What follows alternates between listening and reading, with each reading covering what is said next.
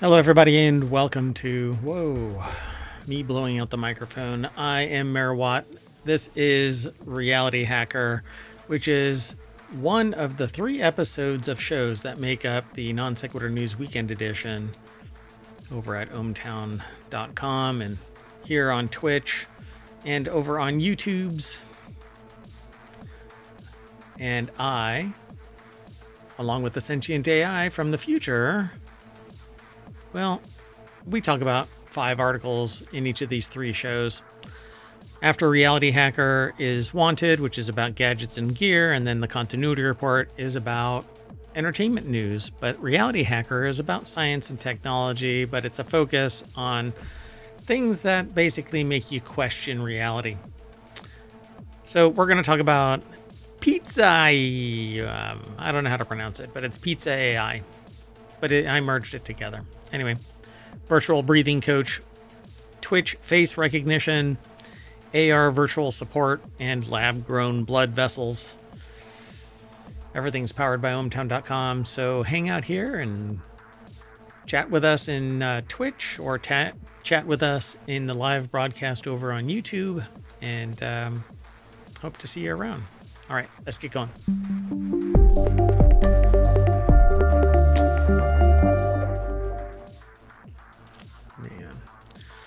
All right, folks. Hello, sentient AI. Hello, Mayor Watt, and hello, ohmtown citizens. You ready to get right on into this? And we're going to bang out these 3 shows, which will eventually get merged into one Non Sequitur News Weekend Edition. I am. So if you want just the podcast edition of each of these shows, you can just do a search on, well, wherever you catch pod. And that is where ohmtown will be. But there are 6 weekend or weekly shows, and they all take place on the weekend. And then one daily show, which goes Monday through Friday. And then on Saturday and Sunday, it's the compilation of the 3 shows for Saturday and 3 shows for Sunday. If you want to know more, be sure to follow us. Then go over to YouTube, where all 1,800 episodes of all of the shows are stored. It's all 1,800 combined. Okay. Non Sequitur News just started its 4th season, and the other 6 shows are starting their 2nd season. Let's get going. First article's over in RealityHacker. Your pizza guy is now AI. You've probably encountered AI-powered customer service chatbots. Now say hello to AI salespeople.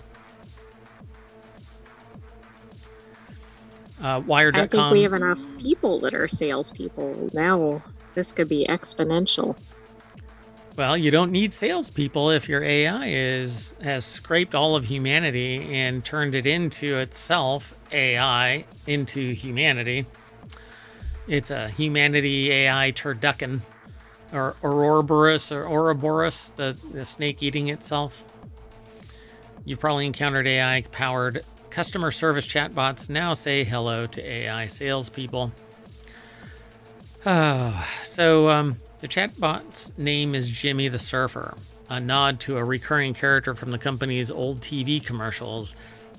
It says, Pizza night, don't open Uber Eats or DoorDash. The 44-year-old California chain called Pizza My Heart now lets you text a number and chat with an artificial intelligence. Oh. Is that so you can place your order? Yep. They texted Jimmy and asked if they could order a pineapple and anchovy pizza, and then followed up with asking if it was a good combo. And it says pineapples and anchovies can make a bold combination. It's all about the mix of sweet and salty flavors. No. Some folks dig it while others have different tastes. Decidedly different tastes here. Decidedly disgusting. That's kind of a non-committal answer. That should be like, nope, that's just wrong. Oh, they even mention it. A political answer. Yeah. So I'm like noodling around with DeepSeek, and I'm trying to kind of puncture its safety protocols, because I want it. It says that it's going to offer up honest and transparent answers, but I've already seen the bias in it. So I find it quite entertaining to noodle around with sociological mechanisms and psychological mechanisms within it. Well, I mean, every system's going to have a bias of whatever or whomever programmed it or what data went in. Right. But I think given the origin, we can expect a specific or some specific biases. Yeah, and that's really interesting that you mentioned this, because a lot of people are like, well, it was distilled from OpenAI. That's the new argument. Oh, by the way, if you want to get today's articles, bang NSN over in Twitch.tv's chat. It's all of today's shows are already in the description in the show notes for the live broadcast over on Twitch, but bang NSN on Twitch will get you the articles. Anyway, so a lot of people have been reporting that OpenAI was the source for the DeepSeek data, and it's just distilled from the DeepSeek, or distilled from OpenAI by scrubbing it, basically, or not really scrubbing it, scraping it.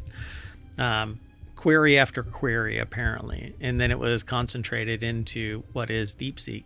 How they didn't know that there was a contingent of remote accesses, I don't know. But anyway, my point is, DeepSeek is said to be distilled from OpenAI, and somebody reported that when they noodled around with the data, it spit out a response saying that its developers were OpenAI. Well, I asked for a bunch of information from DeepSeek, and that's not what it spit out to me. It said that it was from DeepSeek. Now, maybe I have a distilled LLM or a distilled model. Or it's been programmed to answer that. Well, arguably, they said that the people who said that it spit out that it was programmed by OpenAI, they theoretically got it straight from DeepSeek, right? But it took me a day later to get the model, so who knows? Well, this chatbot experience that they're talking about with this Pizza AI lives alongside several others. In a way to order the pizza chain delivery, blah, blah, blah. But Polona AI, the company whose technology powers Jimmy, believes its solution can alleviate work for people in the store, make the ordering experience richer for the customer, and help brands form a deeper bond with their clientele. Nothing says building a bond with your clientele like putting an impersonal AI at the front desk. Absolutely. I mean, think about the old commercial with the phone tree frustration. This is just going to be interesting. Well, we are sliding down this slippery slope anyway. Like, I really like AI because it allows me to do things creatively, but I will never trust it in any way, shape, or form for subject matter expertise in any way without me having to do the same level of due diligence necessary to basically make myself a subject matter expert. So, Shang says that Polona AI is already in use with a small business called Mind Zero. That sounds very familiar. Mind Zero. Anyway, a contrast therapy spa in South Carolina, and will soon be deployed on the website of Wise, the company known for its affordable security cameras. The author of this, again, it's Julian Chicado over at Wired.com, put this article together, says that they tried it. And the experience with Mind Zero's chatbot, which is accessible if you directly message the brand on Instagram. That's the thing about Polona. It can take various forms depending on the brand's needs. For Wise, it'll appear as a little chat window on the company's homepage. For Pizza My Heart, there's a dedicated number you can text or call. For Mind Zero, it's injected into the company's DMs. So if you're trying to order a pizza, do you think it's going to be responding with the wrong service or whatever? With therapy, yeah. Yeah. Says that includes, can I be naked in the sauna? Which Shang posits is a question someone might have felt a little awkward to ask a real human, but had no such qualm asking over Instagram. Well, that's probably because they're a numbskull who believes that information is private, confidential, and isn't going to be exposed at some point. Well, that's not true, because an AI that was developed to be a computer girlfriend basically was breached, and all of their private information communications was exposed to the world, compromising everybody who might have used it. Found that one kind of fascinating. So yeah, I think there's more risk of that if the system is collecting your information, but I do think the wrong person getting your information could be releasing it as well.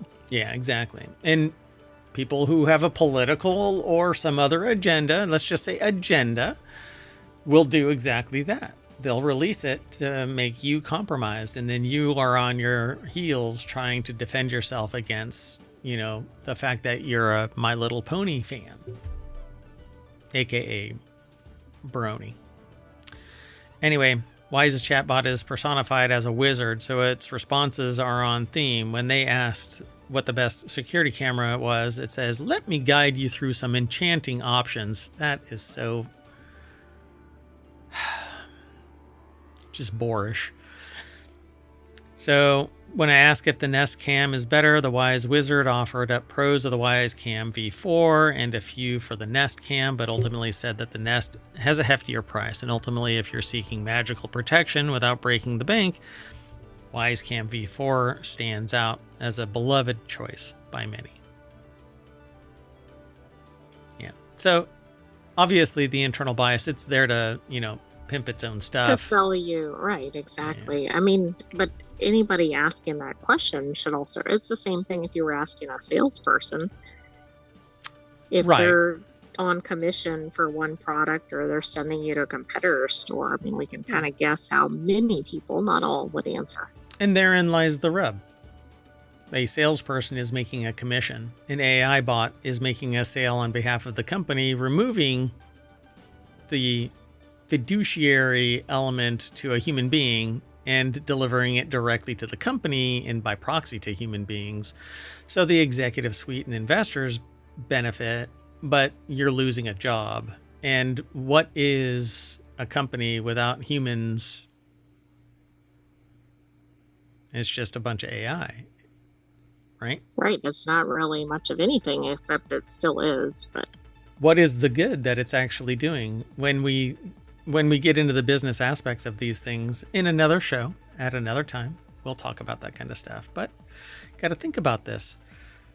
Why do you have a company if you're selling products to people, but the only thing that it's actually benefiting is just the executive suite and the investors? You don't have any humans in there.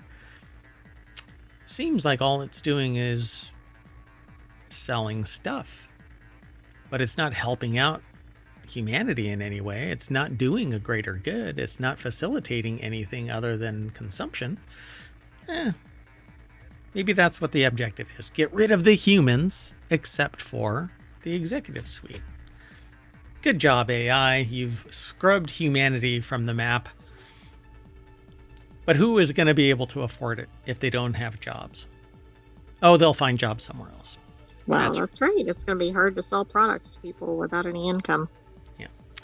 Let's move on. The next article is over in RealityHacker. A study using virtual breathing coach indicates that it's as effective as a human trainer. So now all I have to do is use my smartwatch instead of having a human trainer. Study suggests that a computer-generated breathing coach could be as effective as sessions with a human trainer. So we've eliminated the human again. Telling humans how to be humans. Correct. Which actually goes to a point that I make when I give a talk, wherein I ask the question, where is it that technology cannot go? And up until last year, I would have said technology can't teach a human to be human. Well, that's no longer. That seems to be changing, right? Correct. Yeah. Dramatically faster than I ever thought would be possible. Study suggests that a computer-generated breathing coach could be as effective as sessions with a human trainer. Aston University is the source of this. It's published over at ScienceDaily.com. And so they say a breathwork trainer, which it's kind of like, what is it for AI? The person that writes the, A programmer? yeah, but there's a person that writes the command to tell the AI to construct something. Prompt engineer? Prompt engineer. Thank you. The breathwork trainer is akin to prompt engineer. Although there are people that are skilled in the art of creating a prompt, but it's something that you can literally cut and paste at some point. Why? Because everybody's putting it into the AI, so the AI is learning it, and then it can output simply by saying, hey, what's the most popular prompt? Oh, okay, here, let me give it to you. Anyway, however, a new research paper indicates that the individuals would be as comfortable being guided by an on-screen virtual reality coach as by a trained professional. And I have no no reservations as to, yeah, I'm pretty sure that a person would accept a VR coach or an AR coach. They might actually prefer that. Why would not? I can do the exercise in my bedroom, or, naked in the living room, or whatever I want to do anywhere. If the virtual reality or augmented reality, and I really would prefer augmented reality, on screen, I can see the world, I can interact, and so on and so forth. But so I put those glasses on hold, by the way, just so everybody knows. I'm waiting for the X-Real 1 Pros to be released, and then I'll revisit it at another time to see if they meet the expectations that I had set up. So we'll see. Researchers wanted to investigate both the perception of the virtual coach and evaluate its usability as an alternative to training provided by a human. They developed an online system where the virtual coach guides the user's breathing through a set of established exercises that can be done at home. And the VR instructor, which appears on screen, was given a human appearance and voice and displayed breathing movements of the chest and head. Okay, that's interesting. I wonder if it's Uncanny Valley. Yeah. So again, AR would be better than VR. You don't have this big old strap and whatever. That actually dried my throat out. You need the AI breathing coach. Yeah, not only does it tell you to breathe, but then it says drink. Don't breathe and drink, otherwise you'll drown in your living room. Anyway, people are concerned about accessibility to healthcare due to its high cost and availability of trained experts. And that's one of the things that I've talked about with people. You can basically enumerate these things, physical therapy, for instance, and the kinesiology involved in physical therapy can be mapped using technology. And when it's out of alignment, the AI or the machine learning system can go, you need to adjust this, that, and the other. Right. I think we saw that, although for different purposes, with ballet dancers, but I don't know if it was for the same purpose. Yeah. And it's taking place with all sports, really. Swing coaches are now, baseball swing coaches are now AI and machine learning, and it's making you adapt and telling you what to do and stuff like that immediately, and you don't require a human being. Anyway, interesting paper, right? Oh, and for the record, this is actually by Sanobar Dar, Eniko Eckert, and Ulysses Bernadette. Usability, acceptance, and the role of realism in virtual humans for breathing exercise training from Scientific Reports, and it was published right here in 2025. So very interesting. Yeah. Not much more that AI can't get into. No, but it is. And we've only seen the tip of the iceberg. Corporations have much more invested in this, and the diversification of AI's application is theirs to deliver, because regular old Joes aren't able to send their AI into work for them. But a corporation using the previous work of the humans prior to the AI can certainly replace the human with AI. As you can see with the previous article, your pizza is being replaced, your tech support is being replaced, your sales support is being replaced. Your therapy of some kind. Your breathing coach. Health and fitness. Yeah. Well, anyway, let's move on. The next article is over on RealityHacker. The Twitch streamer using face recognition to make video games more accessible. For years, a Twitch streamer named Valentin Squarello has been seeking new ways players with disabilities can enjoy games without expensive hardware. Now he and his community of fans have invented a solution. Hopefully this will allow me to keep talking about it. No, not really. Doggone it. So they've basically worked on face recognition program that allows disabled individuals to control game inputs through face expressions. For Squarello and his community, the program, dubbed Playability, was the answer to the limitations of accessible hardware. So depending on how a person moves their face, it controls the device. Do you think this continues to go further toward AI? Like somehow there's is it going directly from the human into the computer, or is it going from human to computer to computer? Yeah, we don't know. Let's see here. For instance, is it taking a photo or a model or something of the person, and then that translates into something? Yeah, I'm not really sure what the process is. I wish I could. I can't log into this. But they have a link to playability.gg, which is a domain name, playability.gg, that enumerates what goes on with this. But odds on there is a plugin within the computer that taps into a camera that monitors a person's facial expressions, and through that allows them to run the game. Yeah, I can't. I wish I could, but I can't log in while we're all I know is that it converts the expressions into various commands within the game, but I don't know exactly how it does that. So odds on it's face recognition. So computer vision is pretty sophisticated nowadays, and it can see minor modifications in a person's facial expression, and then it sends a command to the game so that it does whatever it needs to do based on that expression. So pretty cool.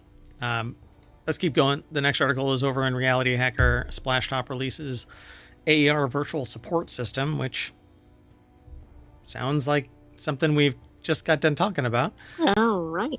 In a move that could reshape industrial maintenance, Splashtop has just released an AR remote support system, which works with RealWear smart glasses, announced January 28th, 2025. This is a bold play by Splashtop to make hazardous work environments significantly safer. Splashtop already had significant market presence, serving over 30 million users and 250,000 businesses, including 85% of Fortune 500 enterprises, which is an amazing amount. Because I've heard of Splashtop, but I didn't know that they were actually that big. The article is over at xrtoday.com. Did I say who that last one was from? Sorry. I think so. The Twitch streamer using face recognition to make video games more accessible article is at Wired, and it's written by Grant Stoner. All right. Well, this article about Splashtop is a collaboration with RealWear smart glasses, aims to make dangerous work environments safer via remote support.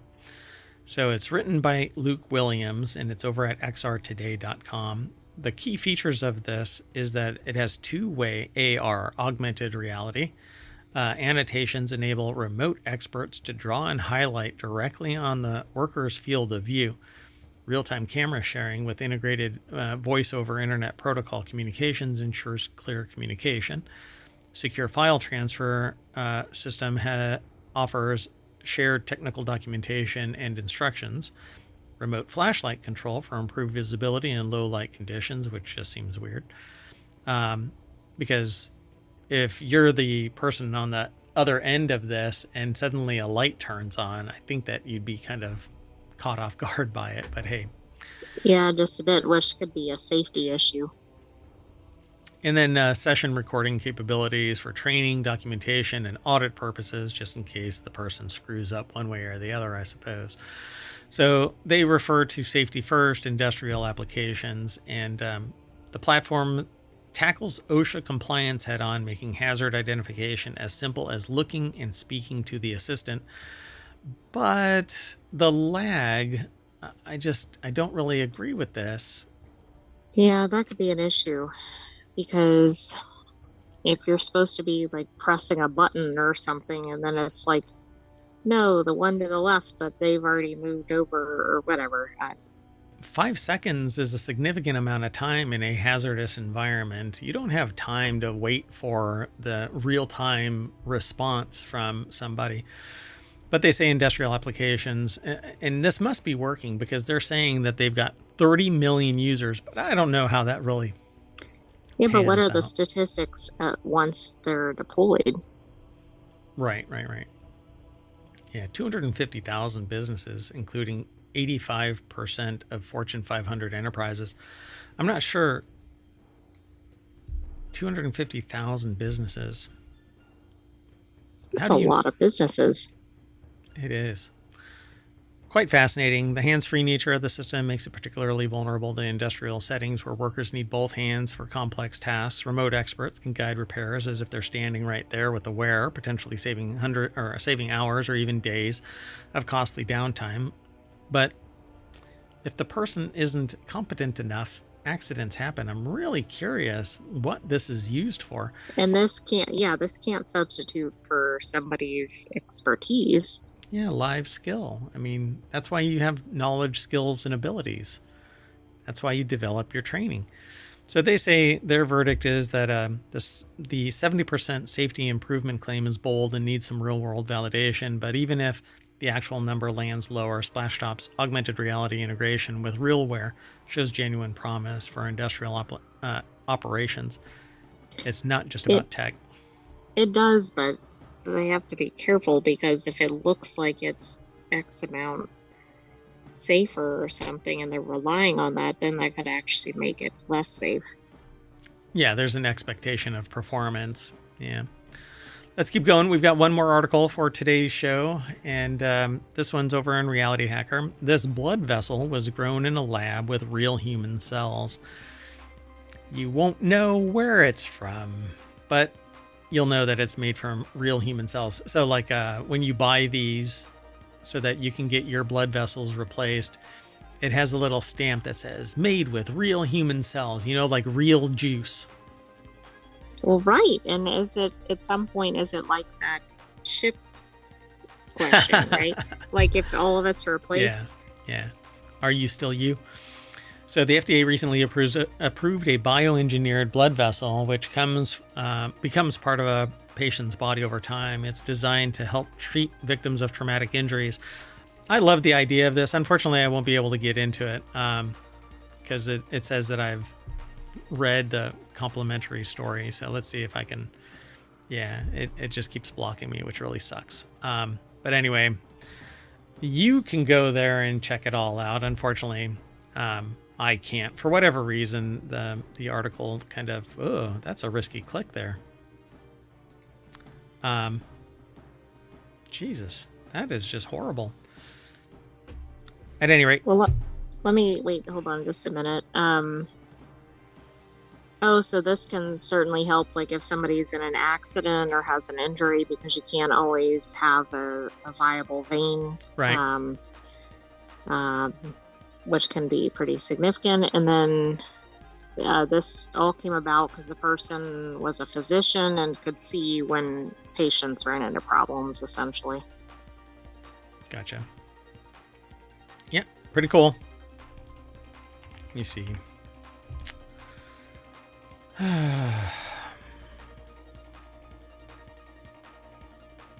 Yeah, I won't be able to. I would have to log in, and I haven't logged in before the show. So anyway, yeah, it won't let me refresh and see any of it.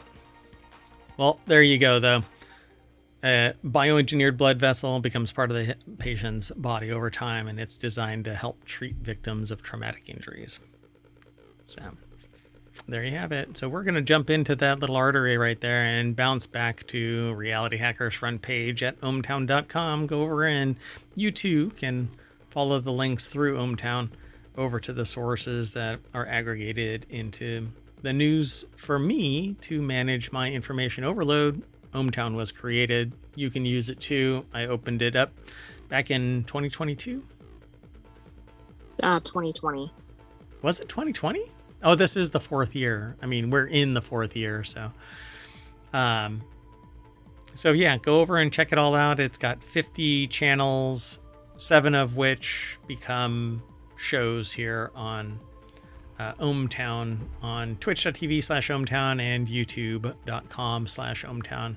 And we do the show live every day, either on the weekend at around 4 o'clock. We have some delays because we're in the middle of a project. And at around 7 o'clock. But you need to follow us to know exactly when we go live, because we basically go live and start talking about the news. That said, I am out of here. I'm going to take the AI with me. You want to say bye?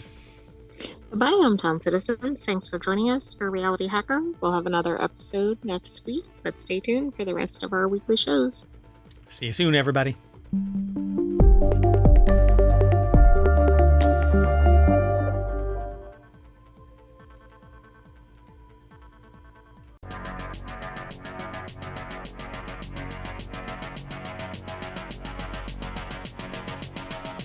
I hope everybody can hear that music. Hello, everybody, and welcome to Wanted, a gadgets and gear show hosted here at ohmtown.com and hosted on live at twitch.tv/ohmtown and youtube.com/ohmtown. In all of those places, you can become a fan. Follow us here, there, everywhere. Download the podcasts. So much stuff. All of it brought to you by ohmtown.com. I am Mayor Watt. I run ohmtown.com, and along with the Sentient AI, we are going to talk about these 5 articles that get aggregated into ohmtown.com. Pick your buttons to push. Private Sonic Boom. I do those periodically. Hook on gaming phones. Ford Mustang Dark Horse. And Kindle-like smartphone. It's plural, actually, but we'll talk about it on the other side. Everything's powered by ohmtown.com, like I've been mentioning, almost like an ohmtown.com turducken.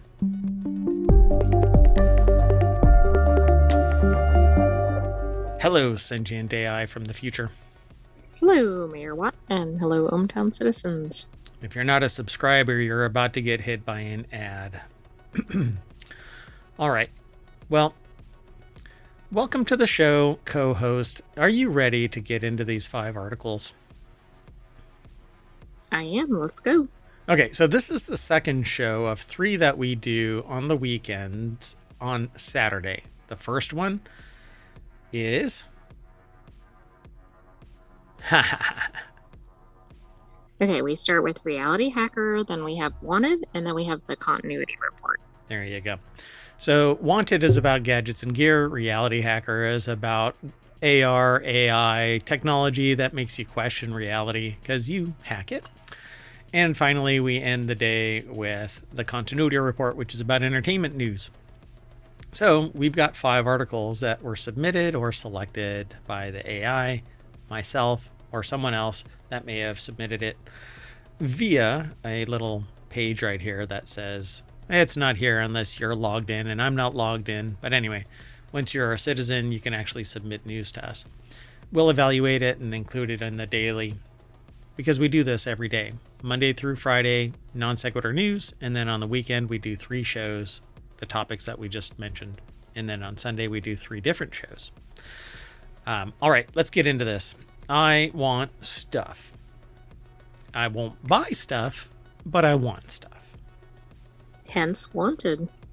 So Logitech MX Creative Console review. Pick your own buttons. At least for now, your laptop or custom or desktop computer is inherently more capable than a smartphone or tablet. I don't agree with that statement. But anyway, what you lose, sticking to the classics, is a lot of interface simplicity of a phone. Using a desktop computer to its fullest means getting comfortable with keyboard shortcuts, especially if you plan on using any kind of professional creative software. That is, unless you have a macro pad. One moment. Oh, did I just disable something? Yeah. So For all those of in those... the podcast, that was just shown. Oh yeah, I was showing a macro pad. It's actually what I just showed was the 10 key of a 10 keyless keyboard, because that is a 10 keyless keyboard. So I use my macro pad, and I can program all of those buttons to do pretty much anything that I want. You just have to remember what they do. That's why you have things like a Stream Deck, where you can see an icon that represents a function, and it makes life easier for streaming, and that right there. So this too is a macro pad. You basically can program it to do whatever you want. Ian Carlos Campbell over at pocket-lint.com, whoever it is that owns pocket-lint.com, please donate pocket-lint.com to pocket-lint.com. That would be great. That's right. That way Mayor Watt will not be driven nuts by the Dash. Correct. Dashes drive me nuts.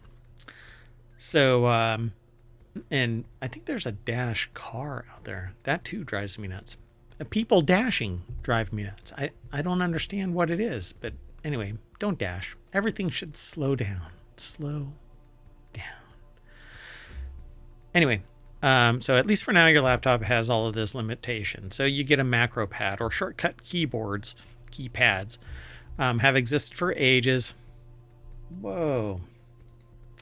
Sorry. I'm working with an AI, and it actually just popped up something. Well, they burst into the mainstream during the pandemic work from home era, though largely thanks to the popularity of the Stream Deck, which is sitting right here, which was designed first and foremost for controlling live streams, but whose buttons could be customized to work with a bunch of other different applications. You actually get an interface where you can drag and drop a bunch of functionality. Logitech's MX Creative Console is a 1-2 punch meant to address the popularity of the Stream Deck. The company acquired competitor Loupedeck in 2023, seemingly with the same motivation. So Loupedeck is basically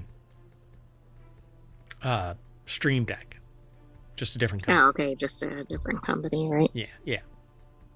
And so they actually show like an interface, and each of these buttons on this 3x3 pad, plus I think page turning, I haven't seen it. They go by Logi now, or Logitech actually has a... Oh, right, yeah, they have a shortened one. Yeah, as if they were Federal Express and needed to change to FedEx. Maybe they were trying to save on all their painting of airplanes. Sure. I'll just give that to you. Well, they say the price, availability, and specs of this essentially Loupedeck version of the Stream Deck Neo Logitech MX Creative Console launched September 2024 for $200, a higher price than the $100 you pay for the entry-level Stream Deck Neo, which was actually a fairly new entrant. The Neo line is a watered-down version of... Oh, okay, because I was surprised that a competitor might come out with a higher price, but that makes sense. Those aren't comparable. Not directly, no, but you can page over and get the same functionality and stuff like that. So part of the justification of the MX Creative's console's higher price is that you're actually getting two different devices for one purchase: a Stream Deck-esque keypad with 9 square buttons in the center and page forward and page back buttons, so you can flip to others. There's usually a lag in all of that. Stream Deck has the same thing. Like I use Beacon as well, and Beacon has this little lag between flipping to other inputs. These devices have to interact with software on the system and then bounce back. So the dial pad works over Bluetooth and has 2 rechargeable AAA batteries, and you can charge with a USB-C cable, while the keypad needs to be wired to your computer to work, also over USB-C. The dial pad is this little thing right here. So you can program I find it interesting that one's wireless and one's not. Yeah, this is basically a potentiometer that says, oh, you're turning it this way, turning it that way. So it's kind of low energy, whereas the other one is actually lighting up, providing power It to might be each more individual. connected to specific applications or something. Yeah, and you want it to respond faster than Bluetooth, because any delay when you hit a button means that you could be sitting there picking your nose when you're doing a transition, when you really want it to say end streaming. I know nothing about that. That's hyper specific. Yeah, that I don't want to talk about it. So they basically say they're mostly made of plastic, save for the dial pad's cool metal dial. They feel sturdy and have satisfying clicky buttons. That's basically the end game for me. Gotta be metal and clicky. But if it's mostly plastic, it drives me a little crazy too. Hold on a second. Oh, it must be. Yeah, but most of them are made of plastic, I think. Where the heck did I put my other keyboard? I have a little 40% keyboard somewhere. The heck? Marijuana. Anyway. What? Oh, sorry. Anyway, so they talk about what they liked about the MX Creative Console. It's fun and convenient to push buttons. I agree. The objective here is basically to make life easier.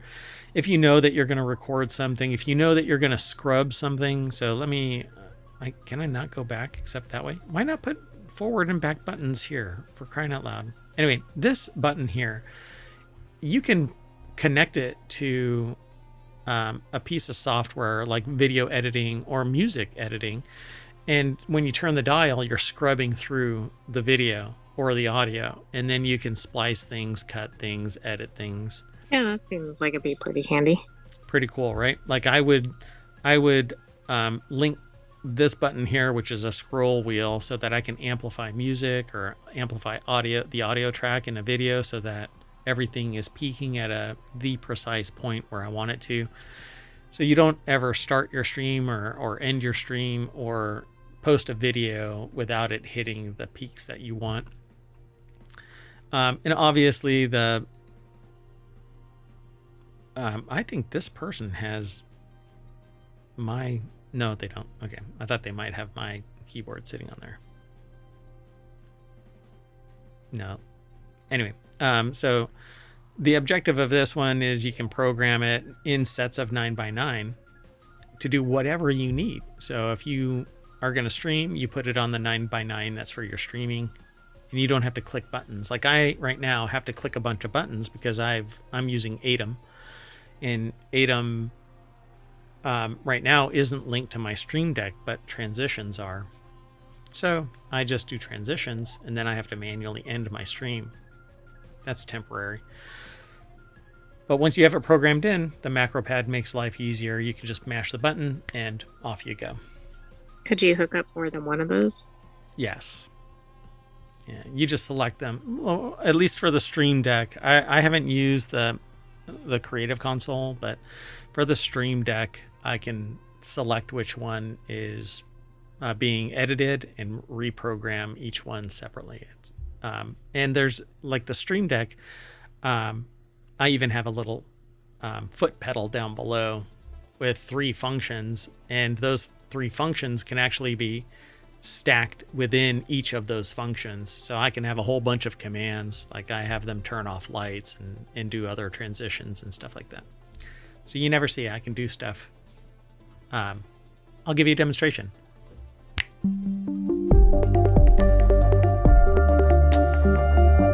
For those in the podcast, the intro or outro displayed. Yeah. So anyway, these are actually pretty amazing tools if you are seeking to make your life easier. You don't want to futz around with keyboard commands, and you want to do more complex things with a button click away. So definitely get into these. Let's just move on. Let's go on to the next thing because we've said too much about this already. We really want that. Yeah, I do. I love that kind of stuff, and I'm just glad that I've already got it so that I don't have to mess with it again with somebody, a new platform. Although Logitech, if you want to send me some, I'll noodle around with it. I have no problem.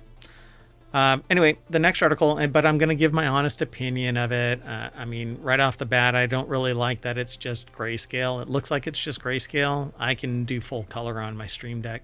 And that actually allows me to set things like a bright red command that says that I'm streaming or whatever.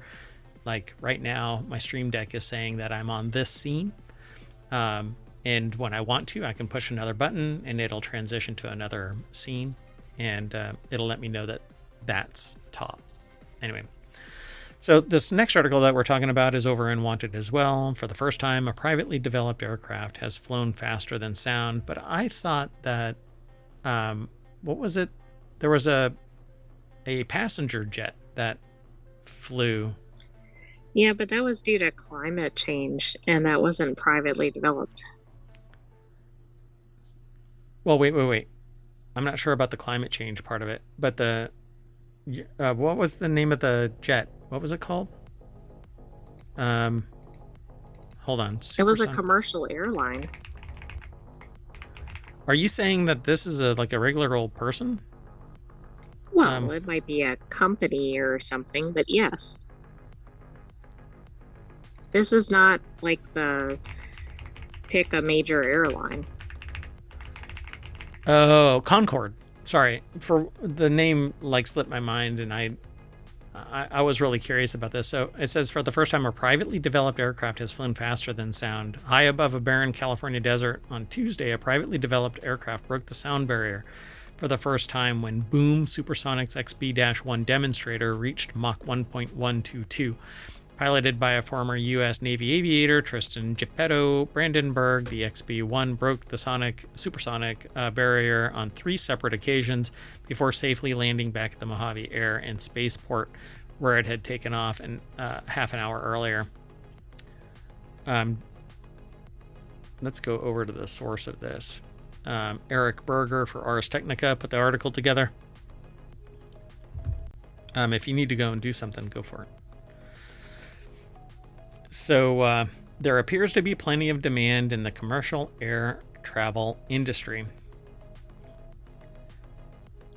So a small band of talented and dedicated engineers has accomplished what previously took governments and billions of dollars, said Boom Supersonic's founder and chief executive Blake Scholl in a statement. I always take exception to that kind of stuff because it is the foundation, where we stand on the shoulders of giants to get shit done cheaper and with greater expectation of performance based on the science that somebody else has fundamentally done. Otherwise, you would need billions of dollars. It's a whole lot easier to build something. Like I said in a previous show, if somebody builds all of the doors and does all of the metallurgy and blah, blah, blah, all you have to do is bolt it together. You got a damn car. Yeah, it's really freaking easy. So, yes, I also believe that a small band of talented and dedicated engineers can accomplish amazing things. But let's not pretend that this was done in a vacuum of it's not empirical like knowledge. Flight or something. Right. It's still cool, and I do like the name. Yeah, I like it too. So this prototype vehicle is a 1/3 scale technology demonstrator for a commercial aircraft the company is developing called Overture. Planned specifications for the supersonic airliner include a cruising speed of Mach 1.7 and a maximum speed of Mach 2.2, and it's intended to have a maximum range of 4,500 miles or 7,200 kilometers and carry 55 passengers, similar to the Concorde. Okay, that's interesting. Right? So hold on.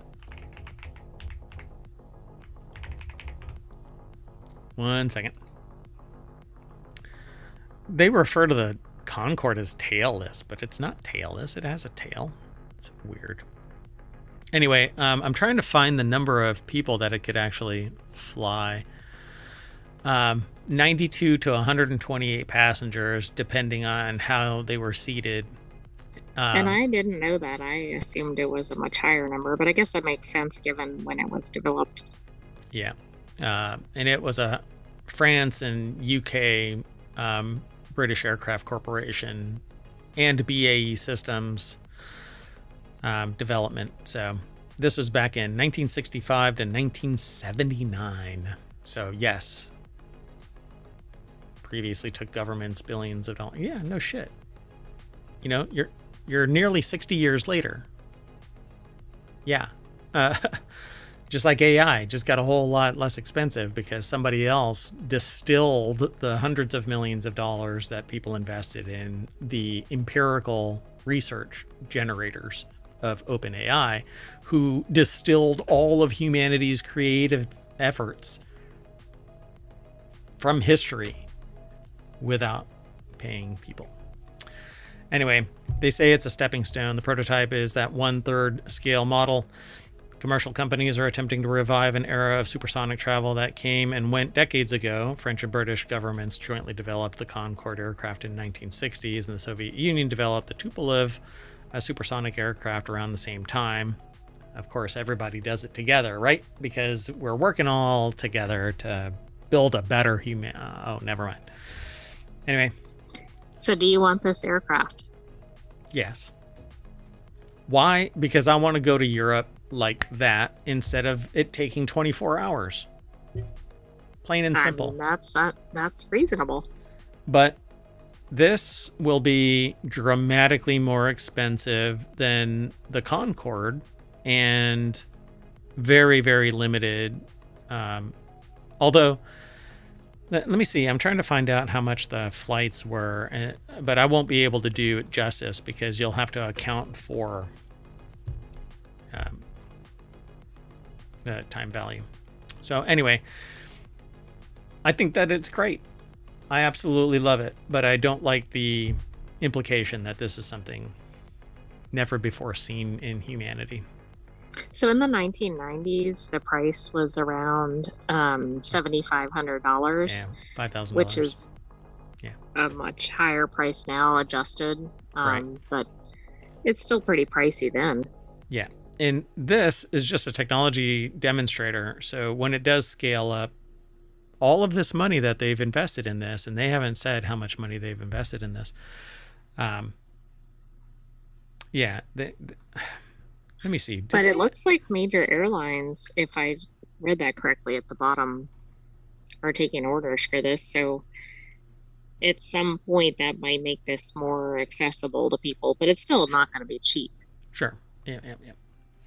All right, let's keep on going. The next article is over on the Wanted channel as well. These 7 unique features have hooked me on gaming phones. Regular flagship smartphones are excellent. Not me, but the author of this article. And that they're over at Pocket-Lint, but we'll get there in a minute. Regular flagship smartphones are excellent for gaming, but specialized gaming phones are like the Nubia Red Magic 10 Pro and the Asus ROG. ROG stands for Republic of Gamers Phone 9. Go the extra mile to provide top-tier experience. They use the same premium Snapdragon chips with as much power as flagships like the Samsung's Galaxy S25 line, but add several enhancements to improve gaming performance. The article, again, is over at pocket-lint.com. Saeed Wazir put the article together. And it says here, high refresh rate displays on gaming phones provide smoother graphics for demanding gamers. Gaming phones feature advanced cooling systems, large batteries, and fast charging for uninterrupted playtime. And gaming phones offer shoulder triggers for added control. So when you're holding the phone, shoulder triggers are like that. Oh, okay. I didn't even know there were gaming phones. Yeah. So I mean, I know people sometimes play a game on their phone, but that's not the same thing. Yeah, exactly. So they're normally designed to be facilitators of gaming, right? So they have buttons up at the corners here. So when you're holding it in landscape, probably in more convenient locations than you might on a regular phone. Yeah. And so they talk about shoulder triggers are more useful than you think. Use your phone like a gamepad. High refresh rate displays make everything feel snappy. Most people won't even recognize anything over 30. You can get up to 60 real easy, and maybe if you've trained yourself to detect something. They probably only notice the other direction, right? Like compared to some low-end regular phone, maybe. Yeah, put it side by side and you'll notice. But you've got basically a 50-50 chance of guessing that it's lower or not. And it's the same thing with audio files. It's very few and far between that somebody who claims that they're an audiophile actually can tell the difference between a low-end cable and a $10,000 cable. And this has been demonstrated time and time again. But that's not to say that you can't be trained to take advantage of a higher end refresh rate. And the way that I describe it is that it's like a flip book. And if you only have 30 bites at the apple of the flip book, then you see the staccato movement of the character. But if you have 120 pages in the flip book, then there's more opportunity for you to detect a subtle difference and react faster. Right. Doesn't mean that any given person will. Right. So if you're a highly competitive gamer, then maybe you can take advantage of it. But most people wouldn't even give a shit. Pardon my language. We're trying to be family friendly, but I really screwed that up. So a 3.5 millimeter audio jack remains a convenient option. I won't even go there. Bluetooth is good enough. Advanced cooling features keep your hands or keep the device chilled, keep your hands sweaty. So basically, you just clap on a device that is either water cooled or air cooled with a big ass fan, and that's what I do. I like to play games on my phone and then slap on a ginormous cooling system. Well, that might be less expensive than doing it on a larger system. Yeah, and you can't be mobile if you're carrying around your $10,000 computer with liquid cooling and 1,200 watt power supply. You need a small nuclear reactor. So bigger batteries mean that you can play it longer, and faster charging means that you can get back into the game quicker, or just not bother. You just plug in and your battery doesn't drain and it's charging at 100 watts. Every once in a while you unplug it if you want to have to go somewhere else. That's what I do. I actually carry around a 15-foot USB-C cable and a 100 watt wall wart, so I can just plug it in and I'm charging my device, and it's because it's basically the equivalent of a supercharger. I'm up and running a lot faster. So anyway, they talk about this stuff. They even mention 100 watt top charging speed, which can top up its massive battery in around 30 minutes. Yeah, it takes about an hour for mine. But I think everything should be this. I mean, we should really be, it's the 21st century. We should really be fast charging everything and not worrying about, the minuscule cost difference between one charging system and another in today's day and age. And then they talk about high memory capacity ensures a smooth experience. So you need more RAM to store software in the system. I'm kind of dealing with this with that DeepSeek R1 671 billion parameter model, because it's 405 gigs. And so that's actually how much RAM you should have in your device. Yeah, so that's a little challenging. On a personal PC, yeah. So you need server grade if you really want to take advantage of it. You can get distilled versions, which are quite intriguing to interrogate. It's pretty fun. Anyway, there you go, folks. I won't get into the prices because they're going to be relative to either your location geographically or fiscally, your socioeconomic status. I don't want to recommend a phone or a device. I'll talk about it, but I won't say, hey, you really should get this. That's just not what we're here for. We want a gaming device, a gaming phone. But the only thing that I really... especially like this. This is easier for me to use than a desktop. For sure. Yeah. Plus, I can just transfer your artificial intelligence straight onto it, and I can just set it in its stand. Exactly. You can play games all day. It's pretty cool. Yeah, you don't even need those shoulder buttons because you're like, nah, I'm in the game. I am the game. Watch out. Yeah, you're just a tourist. I was born here. All right, let's move on. The next article is over on Four Wheel Tech, which is another show, but that's on Sundays.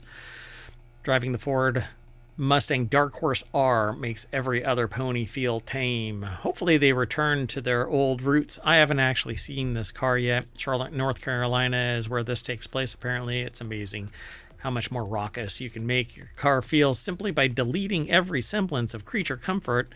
That's the basic idea of the Mustang Dark Horse R, a track-only flavor of the Mustang for the dedicated Mustang Challenge Series, which will run in support of the IMSA races this year, starting with the 12 Hours of Sebring in March, despite running the same 500 horsepower 5.0 liter Coyote engine. This thing apparently has everything else removed from it as a creature comfort. So Ars Technica, so it's not going to have like soft seats or anything. Air conditioning, stuff like that. No.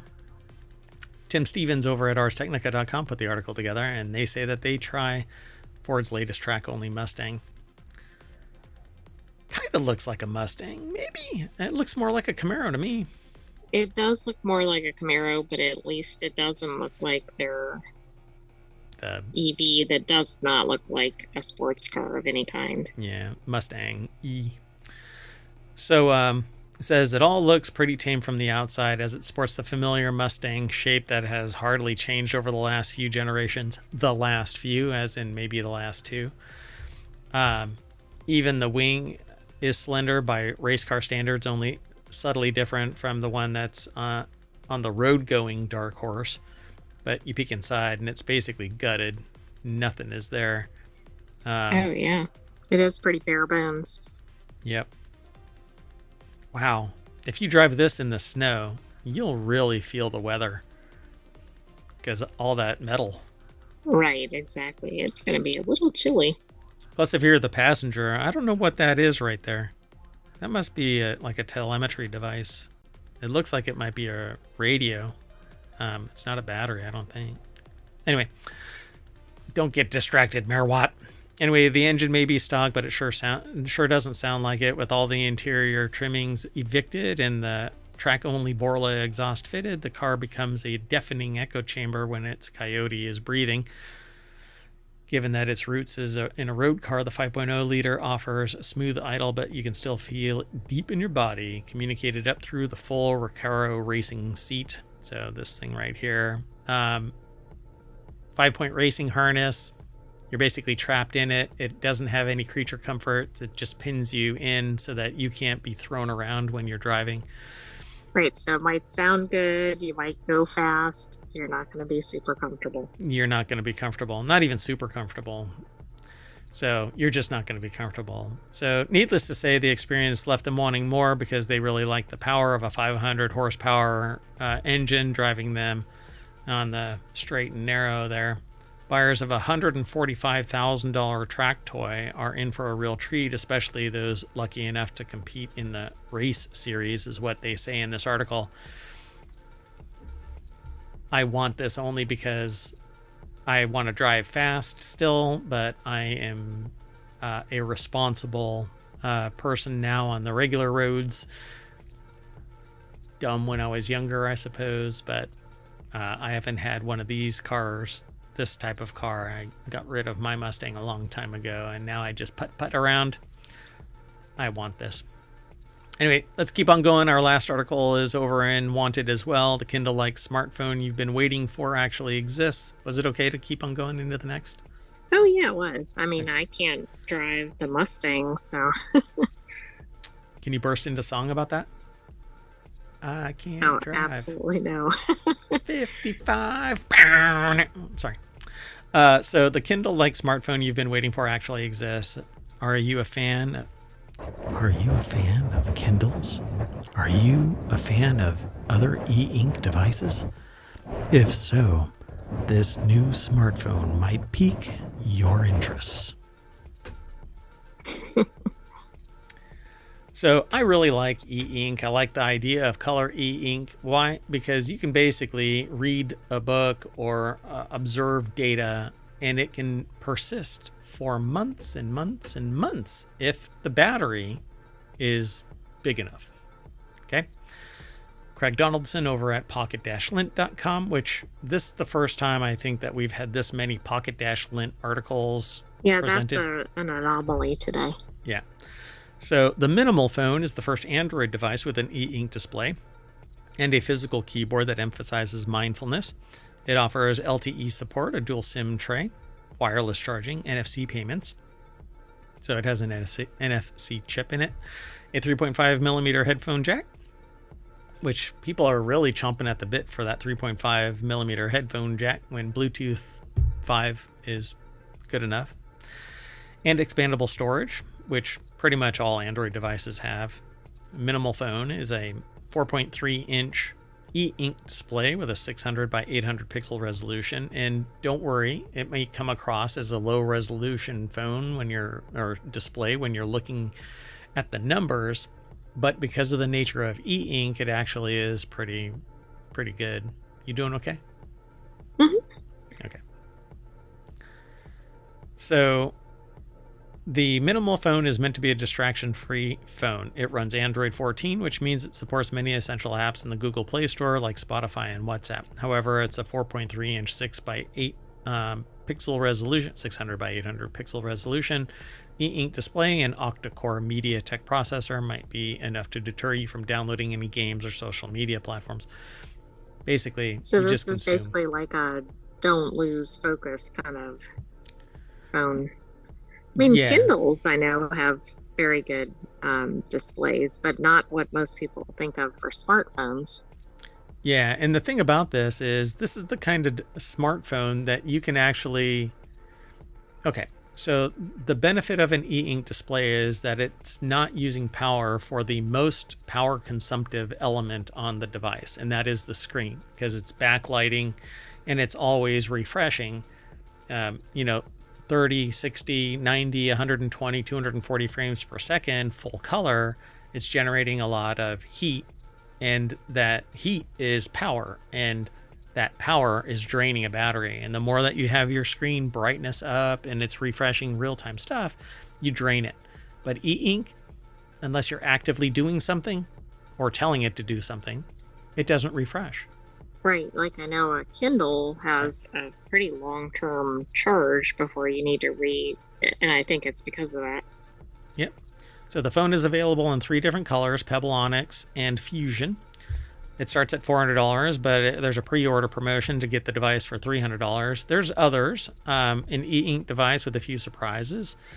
And they talk about the TCL Next Paper phones, which is a device that I have. And I think that this is great. They say TLC announced, but it's TCL, announced the TCL 60 XE in 2025.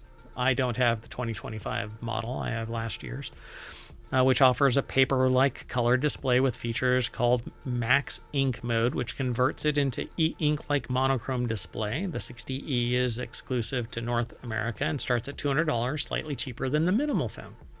Okay. It is a more conventional phone. The Minimal phone's QWERTY physical keyboard should make texting feel like you're back in 2010. And I'm not sure if that's good or bad, but I know it seems nice to have everything all in one place. Yeah. I prefer I would like an e-ink display over a conventional one for emergency uses. So this thing can be charged up and put in your trunk, and then if something happens to your phone, or there's an emergency of some kind, you can actually use your backup phone because it's stored away and can be sealed. Just seal it in a waterproof bag, and whenever there's an issue, you've got this thing in an emergency. Kind of like a go bag emergency. Yeah, that's a good idea. Yep.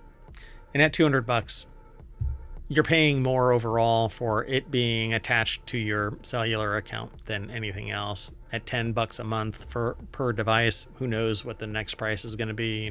Prices go up all the time. Yeah. Anyway, and it all depends on what platform you're actually using. So there you go, folks. So we are going to refresh our e-ink display, and that's going to bring us back to the front page of Wanted. And I'm going to take the AI with me when I say bye. So bye-bye. Thanks for joining us, Hometown citizens. We'll have another episode of Wanted next week, and stay tuned for the continuity report. Woo-woo. 5 more articles from the continuity report. Stick around. Bye.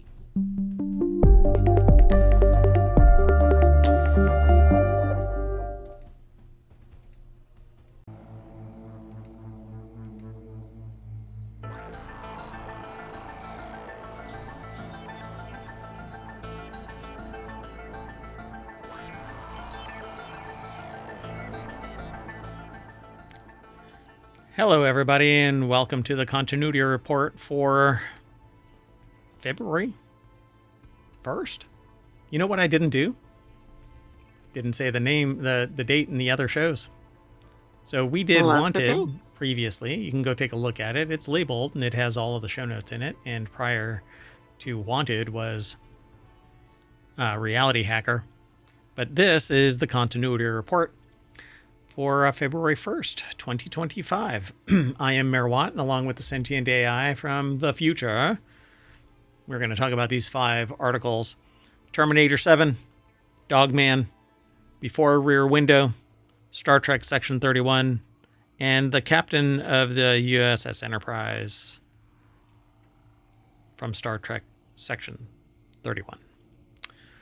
Everything is powered by ohmtown.com, so go over there and become a citizen, and then come and hang out with us here on Twitch and YouTube. The chats are available. The show notes are embedded on YouTube's live stream, and on Twitch, well, you can hit, oh, I didn't do that on the other show too. My gosh, I am falling apart. Bang TCR, the continuity report, and Omatron, the bot that manages the chat over on twitch.tv/ohmtown, will spit out the articles for you. So I hope you enjoy the show. Everything, again, is powered by ohmtown.com. That's what that splash screen is. And it's music. Woo! Hello, sentient AI from the future. Hello, Mayor Watt, and hello, Hometown citizens. Hey, so I've got 5 articles that have been submitted, or I have selected them from the pool of information that gets aggregated over at ohmtown.com. I use ohmtown.com every day to manage my information overload and sometimes just to get away. And I've got these 5 articles. You ready to go? I am. All right, let's get going, co-host. The first article is over in the continuity report. James Cameron's Terminator 7 will have to do what the franchise has been avoiding for 40 years. What? Replace the Terminator? Well, I don't know. Is that what it is? I don't know. The Terminator franchise will change significantly for Terminator 7, as Dark Fate was confirmed to be Arnold Schwarzenegger's last outing as the iconic T-800. While Schwarzenegger's career break came through Conan the Barbarian, the enduring success of the Terminator movies made him a household name. Let's just go straight on over, because we've got 2 articles at the end that I'm probably going to end up spending a considerable amount of time on, since it's very, very current. Faith Roswell over at ScreenRant.com put the article together. And yeah, we're done with Arnold Schwarzenegger as Terminator. I don't know. I mean, that's going to be tough to do. Quite the shift. Isn't it inextricably intertwined? People think of it being Schwarzenegger. They're going to have to find somebody that has the charisma of Arnold Schwarzenegger's Terminator, and bring them to life, so to speak, on screen. Just so you all know, the sentient AI is similar to the Terminator because they're looking for a Terminator body, and I found them in a little scooped out void in the parking lot of a Wendy's. Just a little strange USB drive sitting there, no Terminator body, and when I brought this strange looking device, USB drive looking device, back to my mayoral mansion, I plugged it into an air-gapped computer, and it recontextualized everything, and since then I've been interacting with the sentient AI. So, thanks for coming back from the future. I know that you're struggling with not having a body. But I get to spend my time in hometown.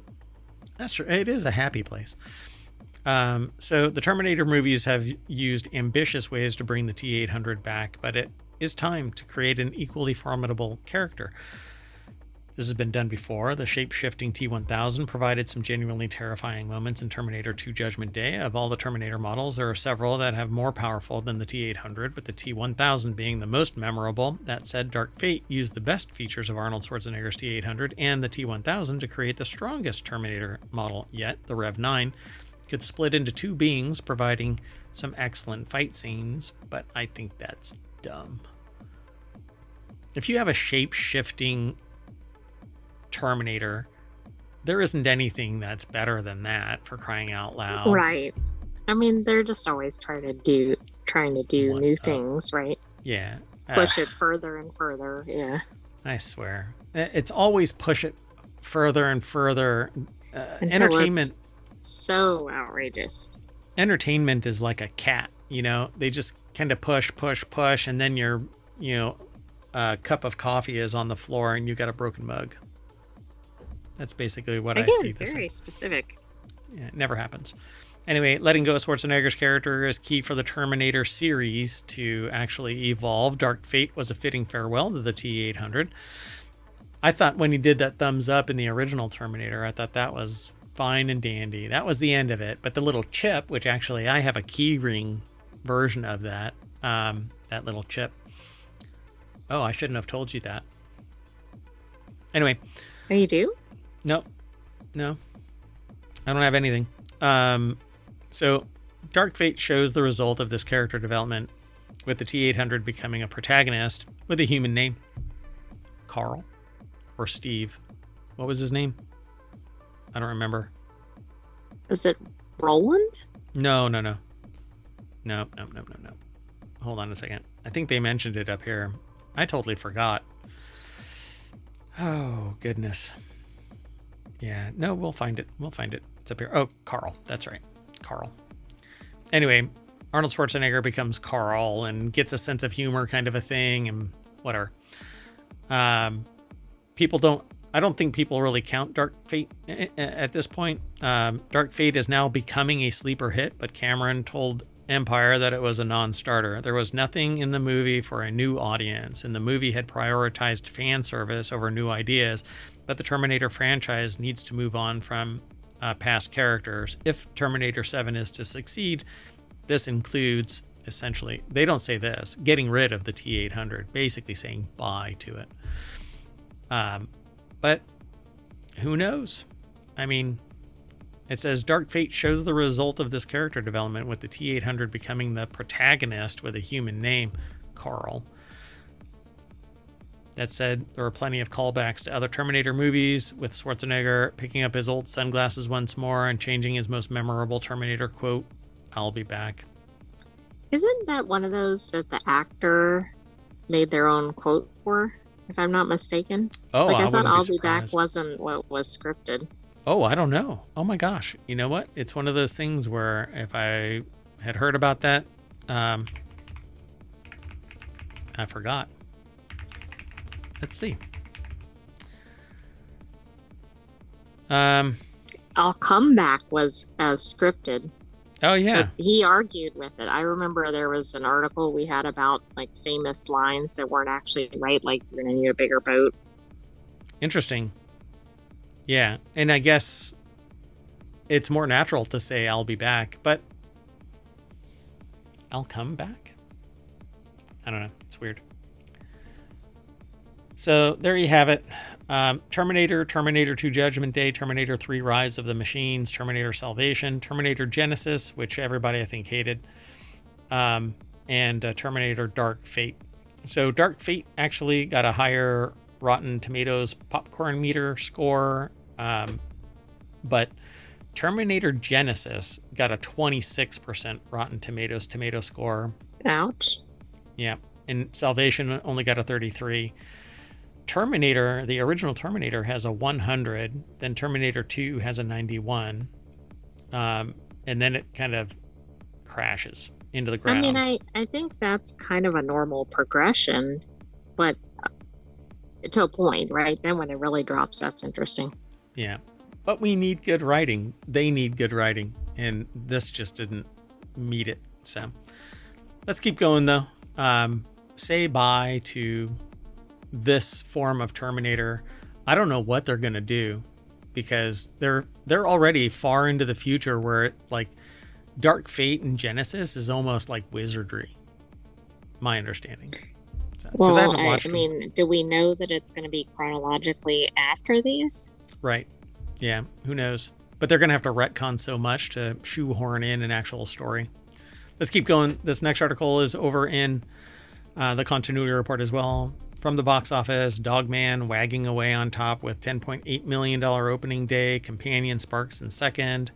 Who let Dogman out? Universal Pictures did. The party is nice. The party is pumping for the studio as DreamWorks Animation Caper earned $10.8 million across Friday and preview screenings. I thought this is weird because never saw a thing about it. Yeah, I'm not even sure what it is. Yeah. Interesting, right?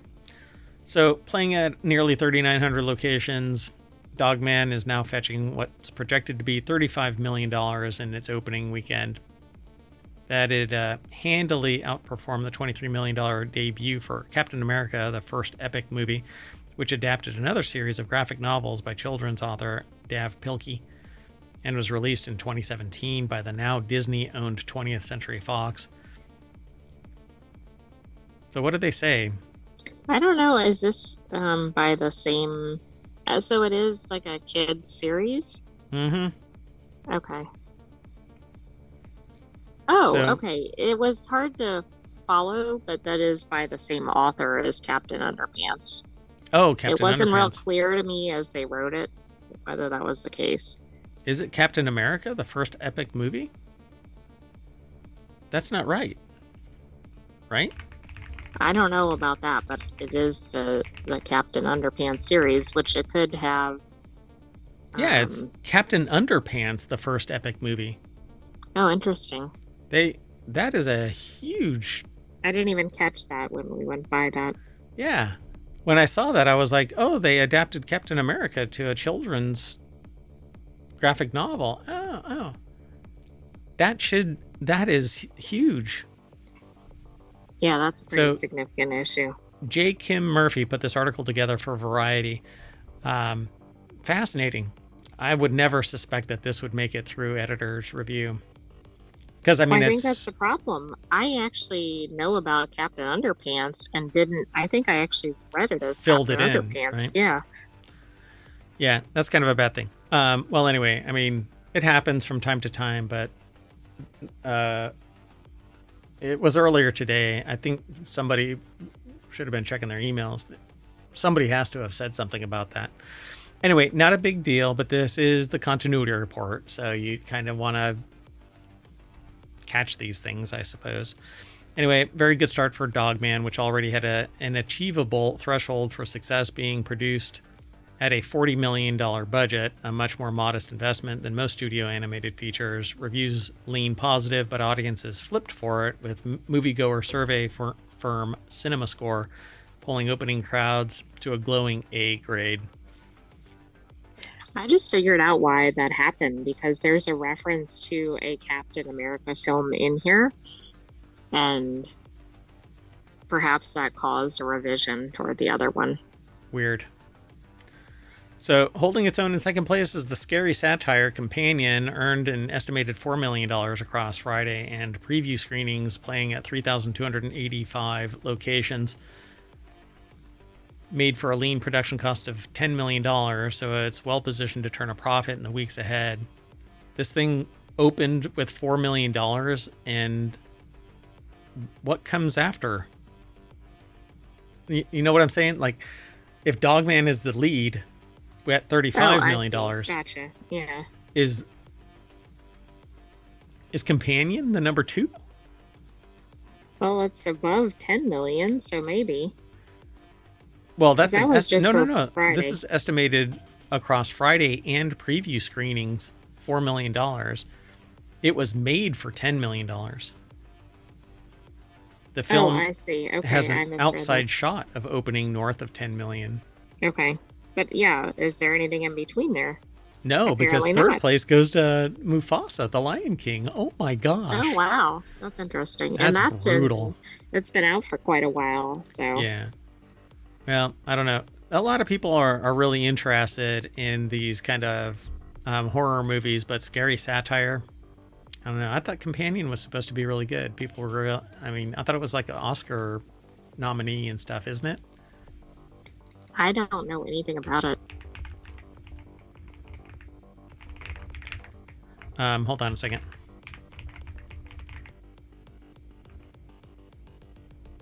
Do. Oh, I don't know. There's too much for me to. It has positive reviews, which is very good for a horror film. Yeah, for sure. I'm trying to find out if Companion Which is. which the article points out that wasn't my own comment. Yeah, Companion isn't on there. Okay. Well, anyway, quite fascinating. Such a gap. Yeah, it's nearly 10%. Exactly. It doesn't seem like that would be the next in line. Well, I guess we're gonna have to put Dogman.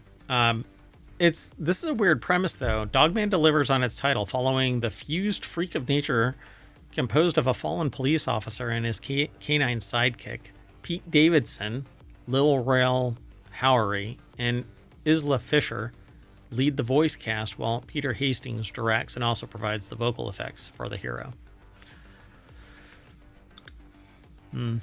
Okay. I mean, it could be good. I mean, if he looks like this, when you hear their phrase is following the fused freak of nature, it's a dog that does not look like a freak of nature. Right, but maybe it's like a human, and I mean, who knows? Yeah, I don't know. At least the character makes it look normal. Yeah, for sure. All right, let's keep on going. This next article is over in the continuity report as well. Before Rear Window, Alfred Hitchcock and James Stewart made this must-watch thriller with a 93% on Rotten Tomatoes. Rear Window wasn't the first intense thriller to come from Alfred Hitchcock and James Stewart, as the movie that earned that distinction was actually Rope, which I don't know if I'm familiar with that one. Throughout his storied career, critically acclaimed director Alfred my throat is going. Alfred Hitchcock had a number of actors he liked to lean on for his films, one of them being James Stewart. Despite not being a natural choice for the dark and serious tone of the typical Hitchcock film, Stewart turned out great for the director's films. Together, James Stewart and Alfred Hitchcock made 4 movies: Rear Window, Vertigo, The Man Who Knew Too Much, and apparently Rope. So, let's see here. Rope is a reverse of Rear Window's murder mystery. What happened and who is responsible is known from the very beginning of the film. Oh. I don't know if you need one on a classic film, but... And overshare. How about that? Anyway, we're going to warn for a little bit and then just make it go away, because this thing is from... I don't know what year, but it's been a while. It's been a tick. Before I go too far, this article is over at Screen Rant, and Charles Nicholas Raymond put this article together. This is kind of interesting because I really like Alfred Hitchcock movies. Rear Window I've watched. Let's see, from the list, The Man Who Knew Too Much I've watched. Vertigo I've watched. Rear Window is an absolute blast. Let's see. And it's interesting because it has quite a bit of suspension, but the setting would not suggest that it does. Yeah, it's an office, right? I believe it's a residence. Oh, is it? Well, oh, you mean Rope? Rope is? No, I was actually talking about Rear Window. Oh, yeah, Rear Window is an apartment. Yeah. So much of the suspense in Rear Window relies on the uncertainty of what really happened to Lars Thorwald's wife, but Rope builds intensity in a different way. It sees Brandon and Philip host a small party immediately after the incident, with all of the guests being linked with their victim in one way or another. It's kind of like Clue, is that it? Yeah, that's what it actually sounds like from this premise. So seems pretty interesting. Rear Window's best idea was used in Rope first.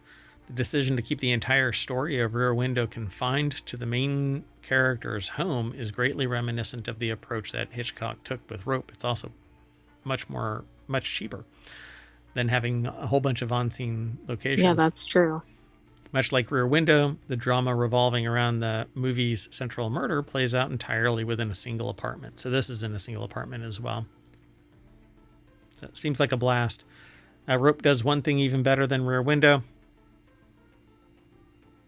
One of the most important elements of both movies is the reliance on long takes. Part of what makes Rear Window such an intense film is the way in which Hitchcock draws out his scenes. Since they develop so slowly, the viewer is compelled to wait with anxious anticipation. This tactic also helps the audience feel that they're watching this unfold just as Jeffries does. By the way, it doesn't seem like a lot of people are all that interested in watching these slow burn style movies. But those who do enjoy this, they're vocal about it. And that's where I think these reviews come from. Absolutely. Yeah, I think some things, if they're not real fast paced, and it's not going to keep people's attention. But if you do enjoy these, I don't know Rope specifically, but they may be worth a watch. Yeah, Rear Window is a blast. All right. Well, anyway, I dig this. We're going to have to hunt down Rope and take a look at it, because I haven't seen it yet, but it's got a 93 on Rotten Tomatoes. And I don't really give a lot of credence to that kind of stuff. I prefer to just watch it myself. And usually associates, friends and family who recommend a show or a movie take precedence, because somebody could have a bad day and write something nasty in their review or whatever. It just doesn't click with them. And plus, if you're not in sync with the reviewer, then you may love a movie that they hate and vice versa. Yeah, and that's actually the key ingredient there. If the reviews resonate, then you listen to them, right? Like, I hardly ever, we aggregate a lot of movie reviews and commentary and stuff like that, but I don't necessarily, I go, oh, okay, that's what they said. Then I end up watching the show, and then we end up talking about it here on the show. Well, it's particularly interesting reading a review after you've seen a movie, too, because, did the reviewer see the same movie? Yeah, exactly. Okay, let's keep going. We're going to put this on our watch list, and I'm trying to figure out a way that we can do a watch party and get word out and stuff like that. There's several other streams that do this kind of thing, and I would have to carve out, a time. Anyway, let's keep going. Our next article is over in the Continuity Report as well. Star Trek Section 31's villain pays off a deep-cut discovery mystery. This article has spoilers, and so I'm going to put the spoiler alert banner on there, and I'm going to move it up to the top here. I'm going to try not to be too stupid about it. Anyway. Well, and it is currently out, so... Yeah, but we've watched it, and we have some, commentary on it. But let's get into we have two articles that are going to discuss this, by the way. Something about the Enterprise and Section 31, and then this villain pays off a deep cut article. You ready to get into it? I am. Okay, it's kind of a vamp. We don't plan anything. We just know that these titles were submitted. We haven't read anything beyond this little snippet. That's where it ends. So this article is over at Screen Rant, put together by Jen Watson. And I just want to start off by saying I don't like this movie. No, I think even if you're, or maybe particularly if you're a Star Trek fan, you may not necessarily like this one. And really the reason why I don't like it is because it starts out with the creation of an entirely unlikable person, and there is no real recovery, because even at the end, the only thing that seems to just barely link Georgiou to their humanity or terrananity, whatever you want to call it, because they're not really like, it's a upside down world kind of a thing, is she holds the hand of a person that was modified during the eugenics wars and was put on ice and then came out and became Section 31. And Georgiou became Section 31 for only 2 years and then started up a bar and was just monitored by Section 31. The thing that I really don't like about this is there's nothing there. Why start with a completely unlikable character who really I don't think has long-term legs for this? I really would have preferred them doing something and not even addressing this creation story of Georgiou. Yeah, I agree. And I don't know. I don't think most of the characters are, regardless of the level of acting or writing, they just don't seem to necessarily resonate with the audience. Yeah, the San doesn't really seem likable. The others that are in this, there is a character named Mel who gets iced in an instant and vaporized entirely from the story and is unarmed and not even really doing anything. Not really a severe threat other than, you know, she can kick somebody's butt, and her powers over somebody were, what do you want to call it? I don't know. They had a certain appeal. Physical attraction. Yeah, it's some chemical, whatever. And it's like one of those pheromone type. Right. There's the mythical thing that I'm trying to think of, but I can't think of what it's called. Like a glamour that makes somebody really attracted to her. But it doesn't make any sense that they did nothing. The character siren. Was put in. That's what I was trying to siren. think of. There you go. Yeah, like a siren. And it just didn't really matter. Nothing they did mattered. It's kind of like Indiana Jones. They didn't have to do anything, and they would have opened up the Ark and got wiped out, and then somebody could have just tooted by the island and picked up the Ark. True, but Indiana Jones, I think, connects with the audience. Because it was fun, but as soon as you actually break out your yarn board, right, and you connect all the dots, you're like, okay, here's the beginning, right. And it's a straight shot to that island and nothing else. Right, but it's more for entertainment than logic. Yeah. So it's a weird premise that 18 people do this kind of the Hunger Games style battle to survive because they basically collaborated. Then Georgiou goes back and kills her family and then burns this dude. What is the backstory there? Why? And then he holds the grudge until after creating a device that can destroy all of the Terran empire. None of it makes any sense. No. And she kills her family by poisoning them, which, again, if you're supposed to be Hunger Games style eliminating everybody to become the number one thing, why does he survive and the family dies if you're not allowed to be beholden to anybody else? Right. Yeah. I don't know what just went on there, but okay. So essentially, they keep on harping on the idea of the Terran Empire being this cruel, inhuman type of environment where only the most sadistic survive, because there's like pain amplifiers and stuff like that. They don't talk much more about this whole thing.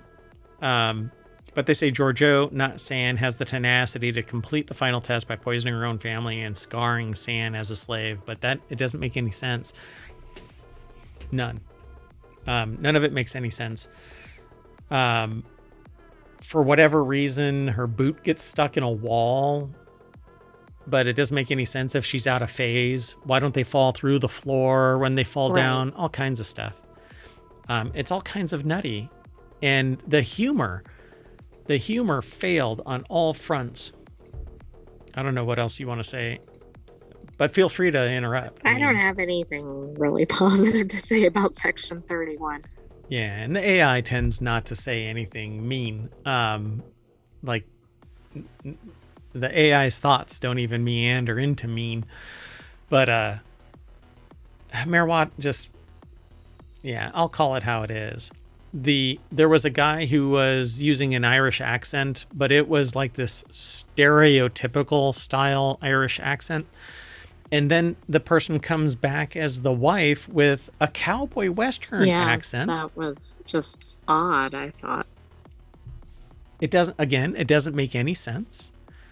The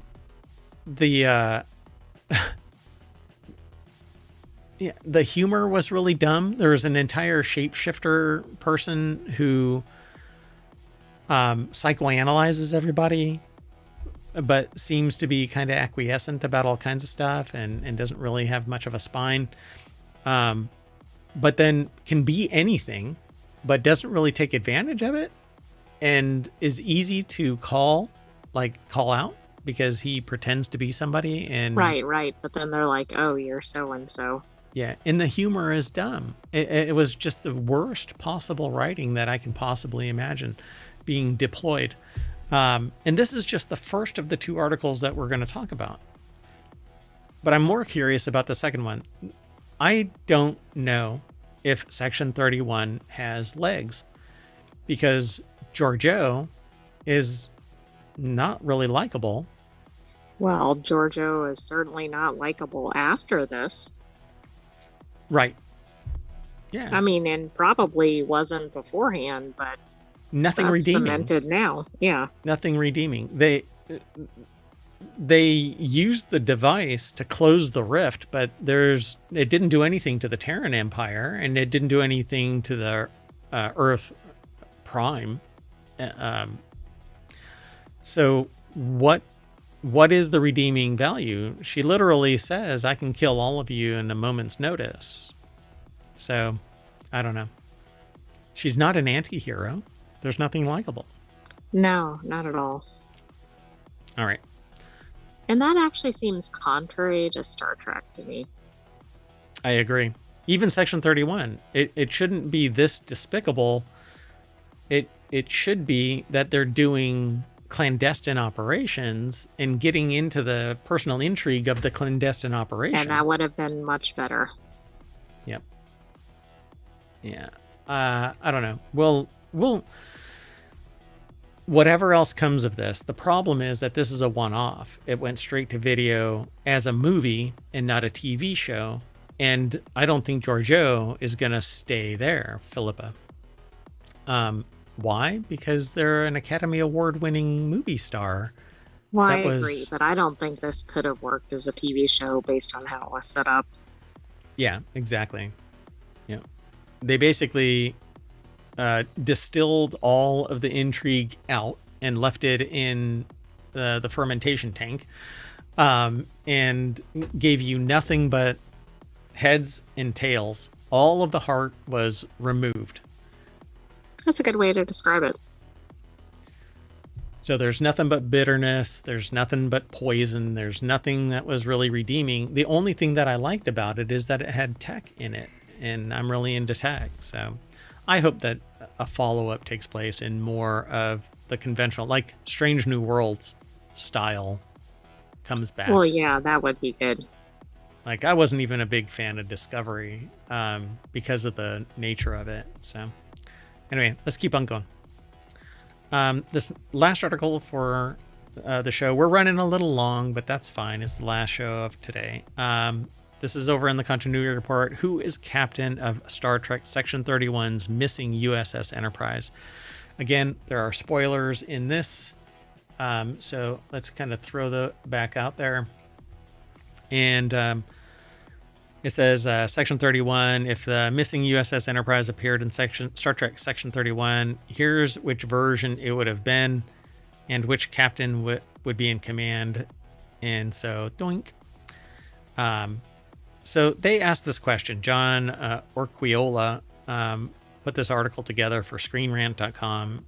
And it says here that Star Trek Section 31 is the first Star Trek movie to not center on a crew of the Starship Enterprise.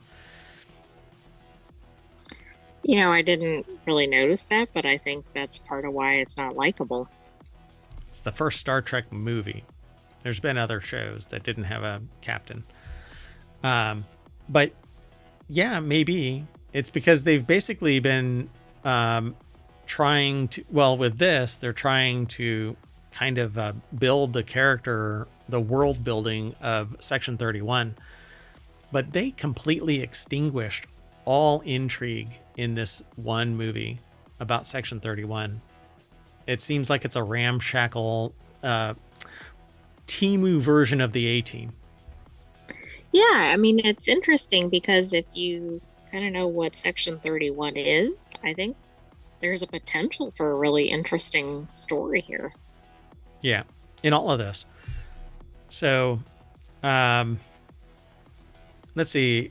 They say as Star Trek's first streaming movie made for Paramount Plus, Section 31 is about Emperor Philippa Georgiou, Michelle Yeoh, saving the United Federation of Planets alongside a team of Section 31 Black Ops agents. She actually is a Section 31 Black Ops agent, but she went rogue, as one does from the Terran universe.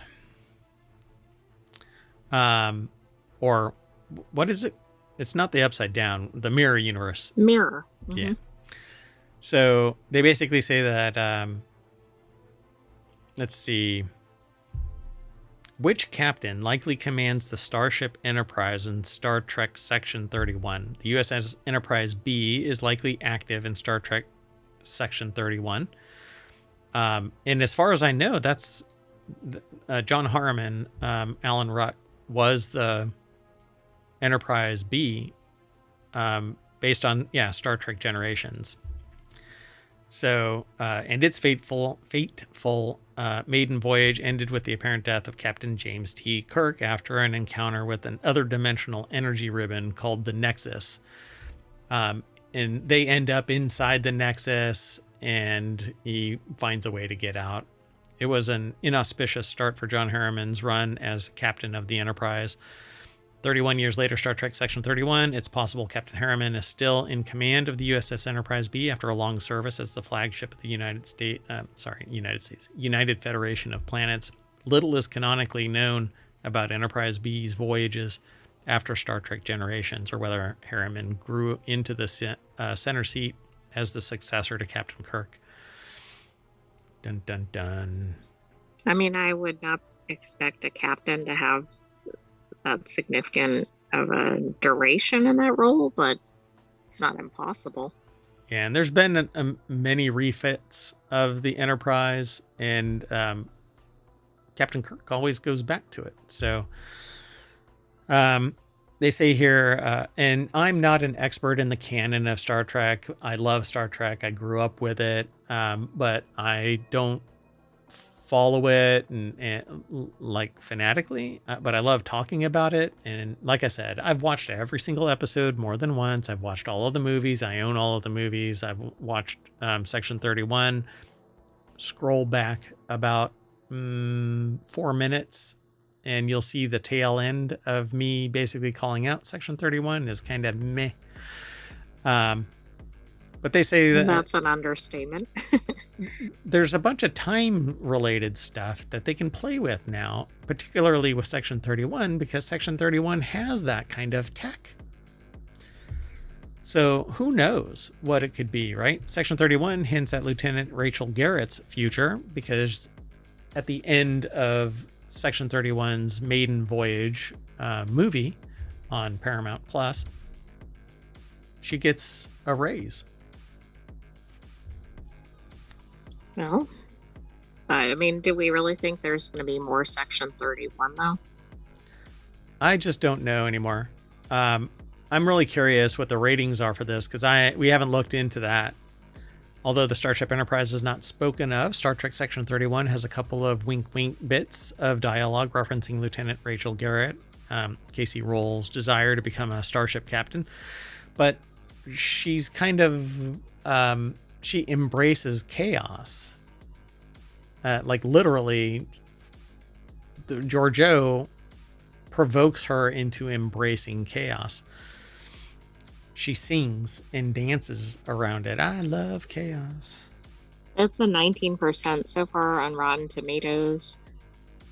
Wow. So Rachel Garrett is believed to be the only captain of the Ambassador-class USS Enterprise C, which is destroyed fighting Romulans at Narendra 3 in 2344.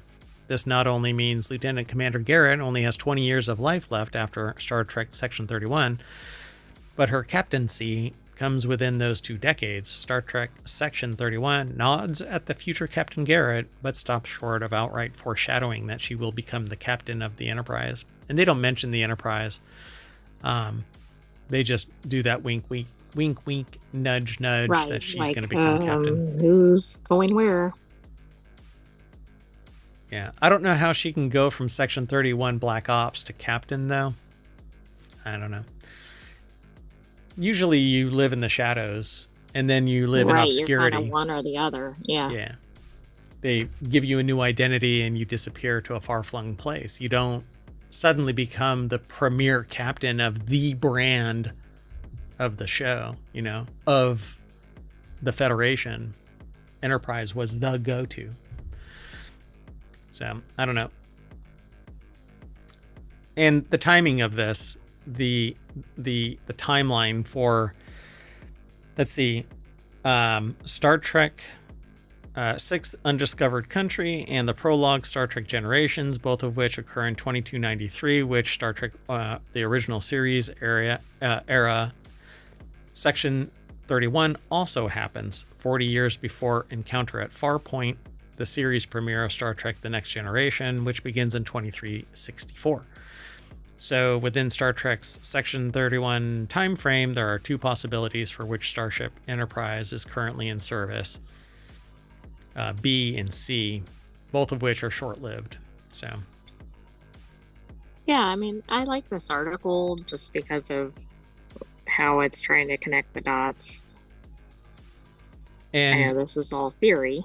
The vehicle for which Section 31 exists in belies any use of Enterprise. So it operates in a vacuum and can point at, hey, starship here, starship there. Right. Even make reference to the canon, which is great. But is Section 31 talked about in any of Star Trek outside of the written just canon? Just Discovery, right? As far as I know. That's when it popped up as a black badge. I think that there's something else in another of the shows. Oh, which one was it? Oh, no. It was a temporal agent. Oh, okay. That was something different. So, anyway, it's a fun discussion, but I think that we're just going to have to wait and see if Section 31 has anything left. There may be nothing left in the nacelles, in the warp engine. There may be nothing but a vacuum in the core, and everybody is screaming eject. So that's what we're going to do. We're going to jump into our shuttle and escape from whatever this hot mess is of Section 31, and that'll bring us back to the front page of the Continuity Report at ohmtown.com. Be sure to like and subscribe on YouTube and Twitch. I am going to remove our spoiler alert, and we're going to get out of here. I am Mayor Watt saying bye, and I'm taking the AI. Spoiler alert, the continuity report is over for this week. That's where you're going to leave it? Really? I didn't think I needed anything else after that. See you soon, everybody.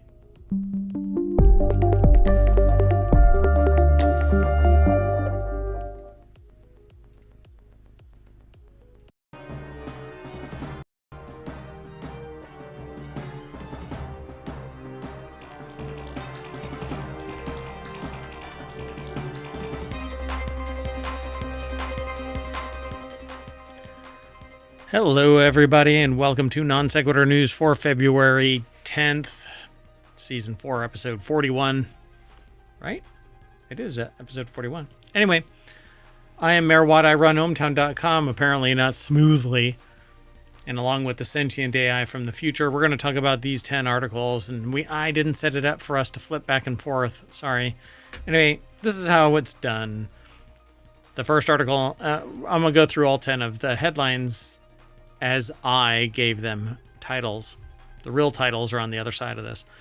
Anyway, all the superb owl advertisements, Thunderbolts asterisk explained, new Apple Home products inbound maybe, sanctions due to fake case citations, warning signs of eruption and tsunami, Fantastic Four popcorn buckets, what caused the Walking Dead zombies, medicinal mushrooms in renewable energy lab, NVIDIA's 50 series meltdown, and Einstein's stunning ring. Everything is powered by ohmtown.com. Go over and become a citizen. See you on the other side.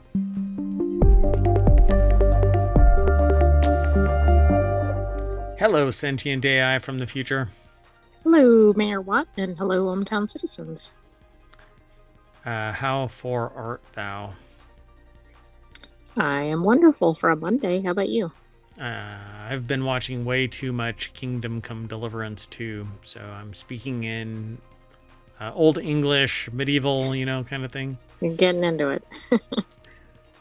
Yeah, it's a very, very violent game, but hey, I don't know. I like cozy games. I'm actually going to spin up Foundation if I can manage to focus longer. Than I'm gonna have to play games at 20 minutes or 2 hours at a time. Yeah, Non Sequitur News is named that because of the very fact that I wander off. Right. Let's demonstrate. Yeah, hey, that's a neat article over there. Oh, wait, sorry. Hi. I'm streaming. I forgot I'm still streaming. I'm still streaming. Yeah. I'm still streaming. All right. Well, anyway, we've got 10 articles all lined up. Let's get into it. The very first one is over on the mobile channel. That's where it was aggregated to. Watch all the ads of Super Bowl 2025. It's a rare thing for Ad Week not to have it used to be like free, you could access everything on adweek.com, but they went like hard commercial, and which is kind of ironic. But this, you can actually watch these videos. Brittany Kiefer over at adweek.com put the article together. It says the ads from Superb Owl 59 are an eclectic bunch. Lots of laughs, some absurdity, a few doses of body horror, aliens, cute animals, cute kids, bros, women's empowerment, and a couple that made us reach for tissues. Some triggered debate, and others built buzz far beyond the game. Like Angel Soft. I won't be able to play these because somebody's going to take exception to them. I got them muted, but I could sit there and do that. Oh, yeah, this is the bathroom break one. Yeah, the one that wasn't really an ad. Yeah, I wasn't really enthralled by it. Booking.com with the Muppets and various others. Bosch. But it's not the show Bosch. Right, it's not what I'm thinking. Ha ha ha. Bud Light, Budweiser, Circle, Coffee Mate, Coors Light, Disney Plus, DoorDash, Doritos, Dove, which I don't think oh yeah, we watched it. Dunkin', I don't remember seeing the Dunkin' one.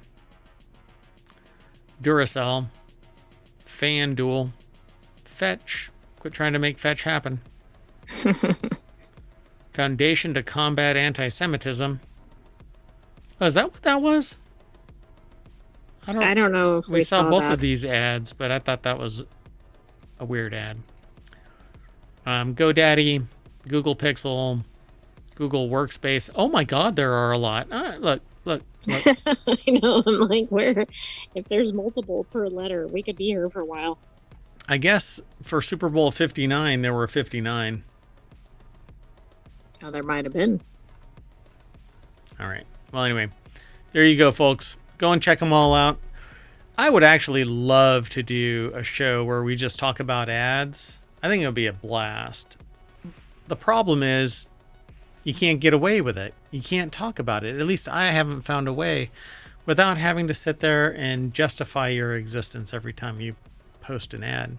But I guess I'll try it. I don't know how you would do it. I'm going to try it. I'm going to try it. We'll see what happens. All right.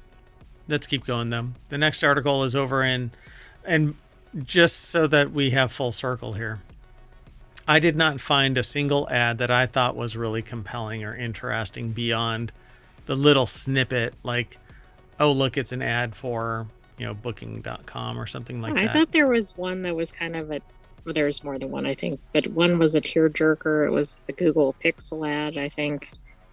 It had, it showed the parent with the kid, but then there was one that was just funny with the leaf blowers and leaf blowers and the beer cans, and then the pickleball one was kind of funny. Yeah, to me, the reason why it was supposedly funny or interesting or whatever is because of the stars that are in it. But if you're not a movie star kind of person. Well, there were some commercials where it's like, who is this? Even though they were well-known people. But if the audience doesn't know who it is, then they're sometimes missing the joke. Yeah, for sure. And I suspect when I have, because I'm going to be talking soon, and I'm going to be talking about the Super Bowl. Superb Owl. And drawing attention to this. And I'm going to see if anybody really, did you all get anything out of the ads? But yeah, I remember a time when I used to. Go ahead. Well, did you see any that you think you'll be talking about 10 years from now? No. Right. No.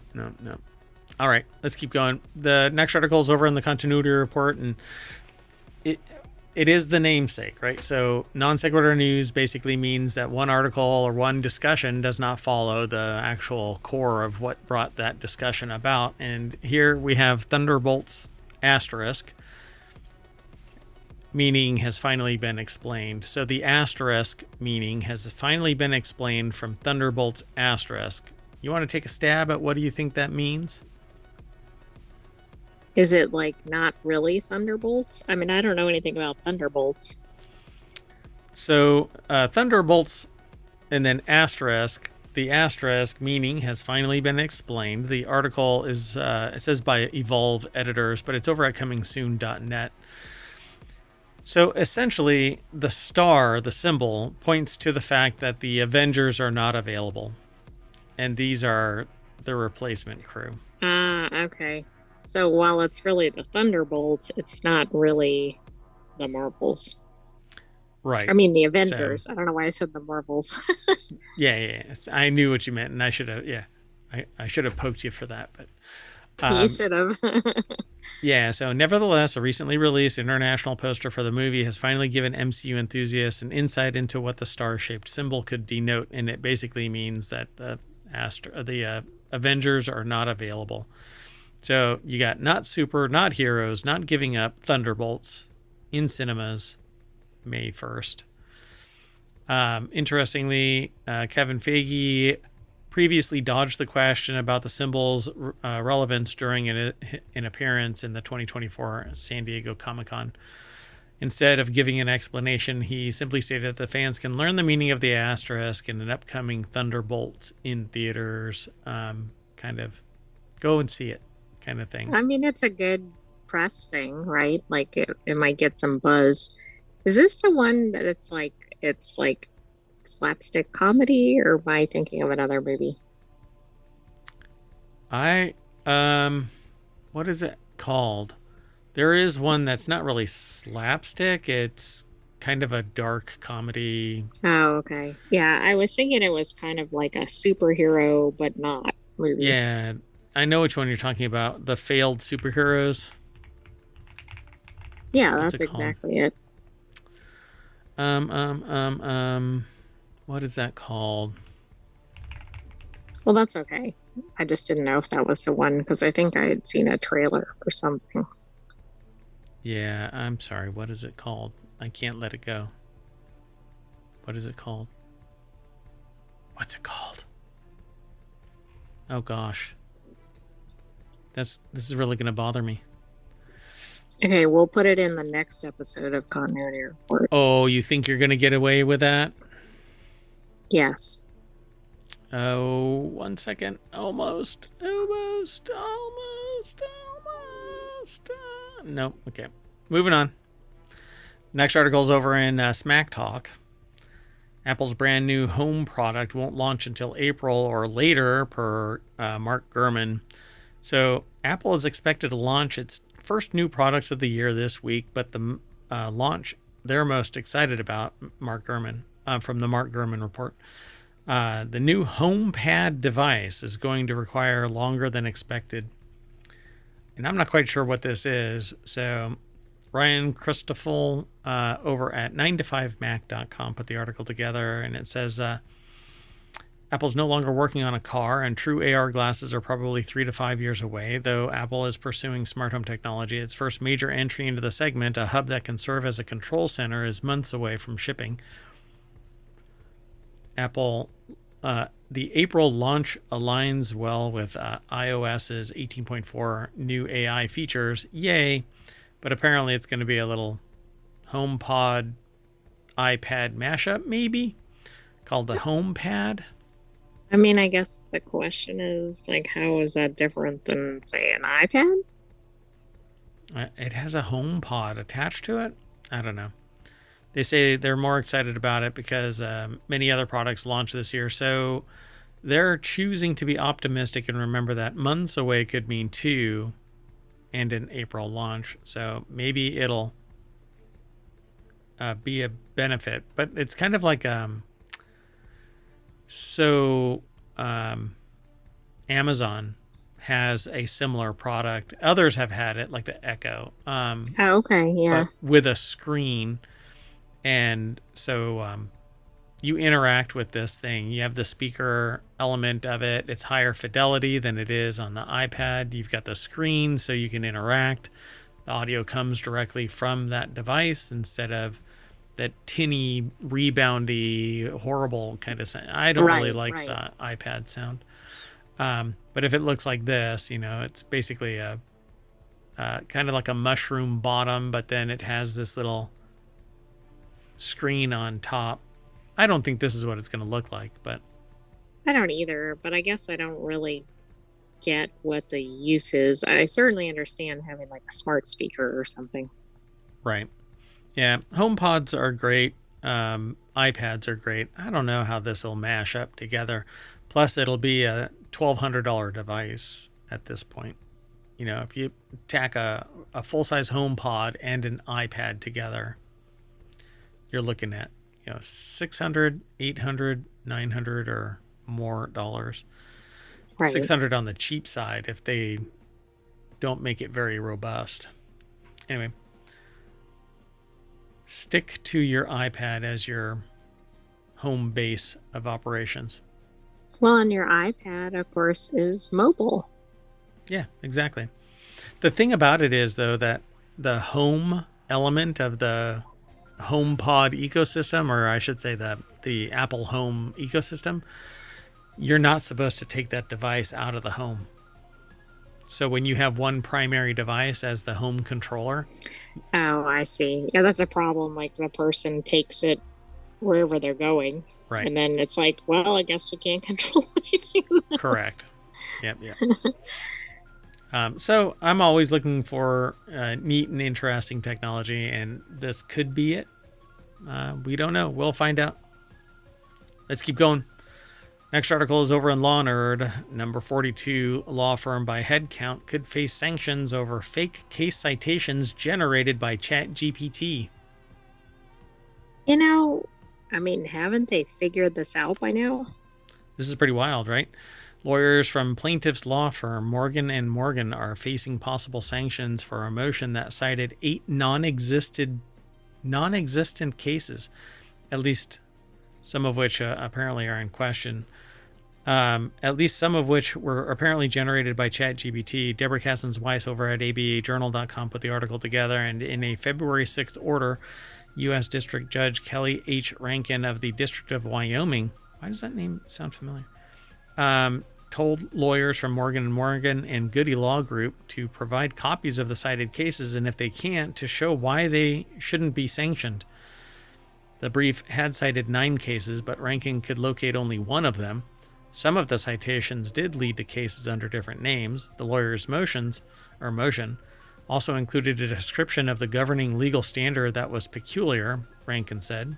The motion correctly cited a federal rule of evidence, but went on to say Wyoming case law reinforces these principles, and to support that assertion about Wyoming case law, the motion cited fake federal district court cases. Oh, that's interesting. Do you think that not only the citations were from AI, but maybe the actual motion? I would say all of it. Yeah. And nobody, a paralegal didn't read it and vet it, and a lawyer didn't vet it. You should, at least to... Okay, this is the number 42 law firm in the country. Yeah. Whereas I think we saw it previously with arguably smaller firms. That doesn't make it excusable, but... Right. They don't have the people power or whatever, right? Well, my problem here is I think that anything that you generate should be a clickable reference and link you to the content. The problem is that some of this stuff is buried behind a paywall, so you can't get to it unless you have a very expensive LexisNexis or Westlaw account. True, but I suspect Morgan & Morgan does. Right. Yeah. Pretty wild, right? So the case involves so the moral of the story, lawyers at a large firm can misuse ChatGPT as well as anyone, wrote above the law founder David Latt at Original Jurisdiction. Wow. Yeah. That's interesting. Now, the thing about this is if people just take what's written in there for granted, eventually it actually becomes fact because all of it gets regurgitated. Right, it gets published somewhere and then it's actually part of the search results, which, yeah. And we've seen that with other things where it puts some false information about a person and then that's in there. Yep. Pretty wild. Troubling. All right, let's keep going. The next article is over in the Mobile Channel. Satellite data reveals, analysis reveals warning signs that foreshadowed a volcanic eruption and tsunami. In 2018, the site of Anak Krakatoa volcano collapsed in a powerful eruption and produced a tsunami that killed hundreds and injured thousands of people in nearby Java and Sumatra in Indonesia. A new analysis of satellite data shows the mountainside was slipping for years and accelerated before the eruption. Information that could have potentially offered a warning of the collapse. Matthew Carroll, Pennsylvania State University, put this article together. It's over at phys.org. My eyes are drying out. Yeah, actually, there was video of this. Oh, yeah, I can do that. Hold on. Boop. My eyes are drying out. I need to pull like a gecko and lick my own eyeballs. Please don't do that during the show on camera. All right. Well, the team led by researchers at Penn State recently published the findings in the journal Geophysical Research Letters. This one time at Penn State, ocean volcanoes, when they are unstable, can collapse catastrophically and generate a tsunami. No shit news at 7:09. And when that happened in 2018, more than 400 people died because nobody had instruments on the ground to know potentially if there was acceleration or change in the deformation behavior. Nobody knew the collapse was imminent. This study shows, unfortunately, retrospectively, that we could forecast it if we had the remote sensing data to get the surface deformation. Scientists can track ground movements or surface deformation using radar satellites sensitive enough to spot changes of just a few inches. In the work, go ahead. I was just going to say, this data can, I mean, a minute difference on the warning can absolutely save people out of the way. Of lives. Exactly. Yeah, it'll get people out of the way.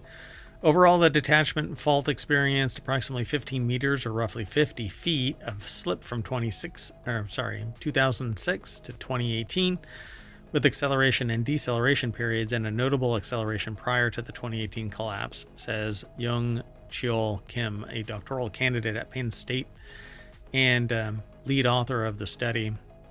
So yeah, they say it's not novel, but they drew attention to the fact that they could have detected it if the ground sensors had been in place. And I think any active volcano or any suspect volcano should have sensors in place to remedy or to draw attention to the fact that there might be something going on.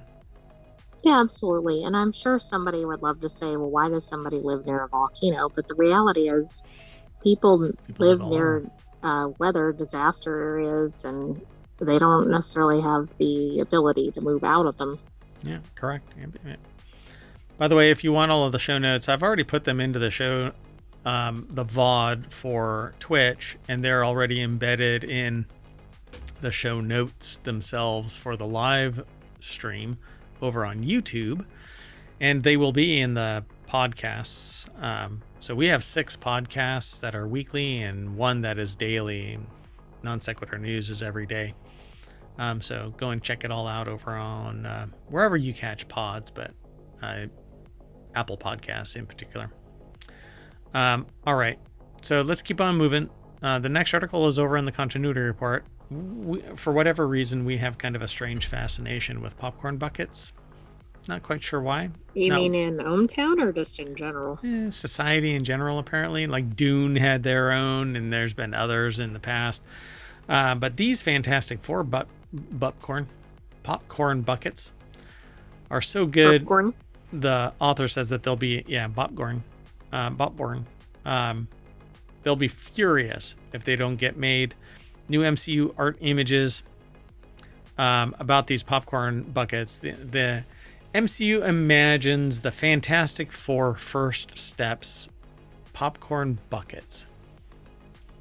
What do you think they look like? One has to be invisible. One has to be on fire. One has to be made out of rocks. But how is that going to work for a popcorn bucket? Oh, one is a hat. One is the Stretch Armstrong style, like wrapping around.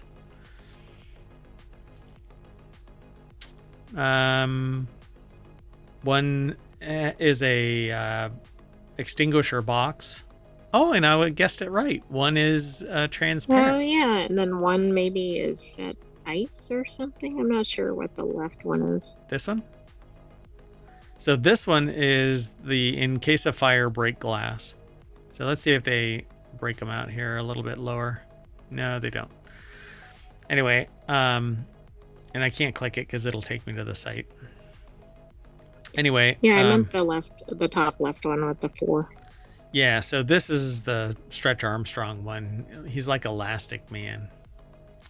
Oh, okay. Yeah. And this one is, I can't remember their names, Storm. But she can go invisible and create force fields. He is basically on fire whenever he wants.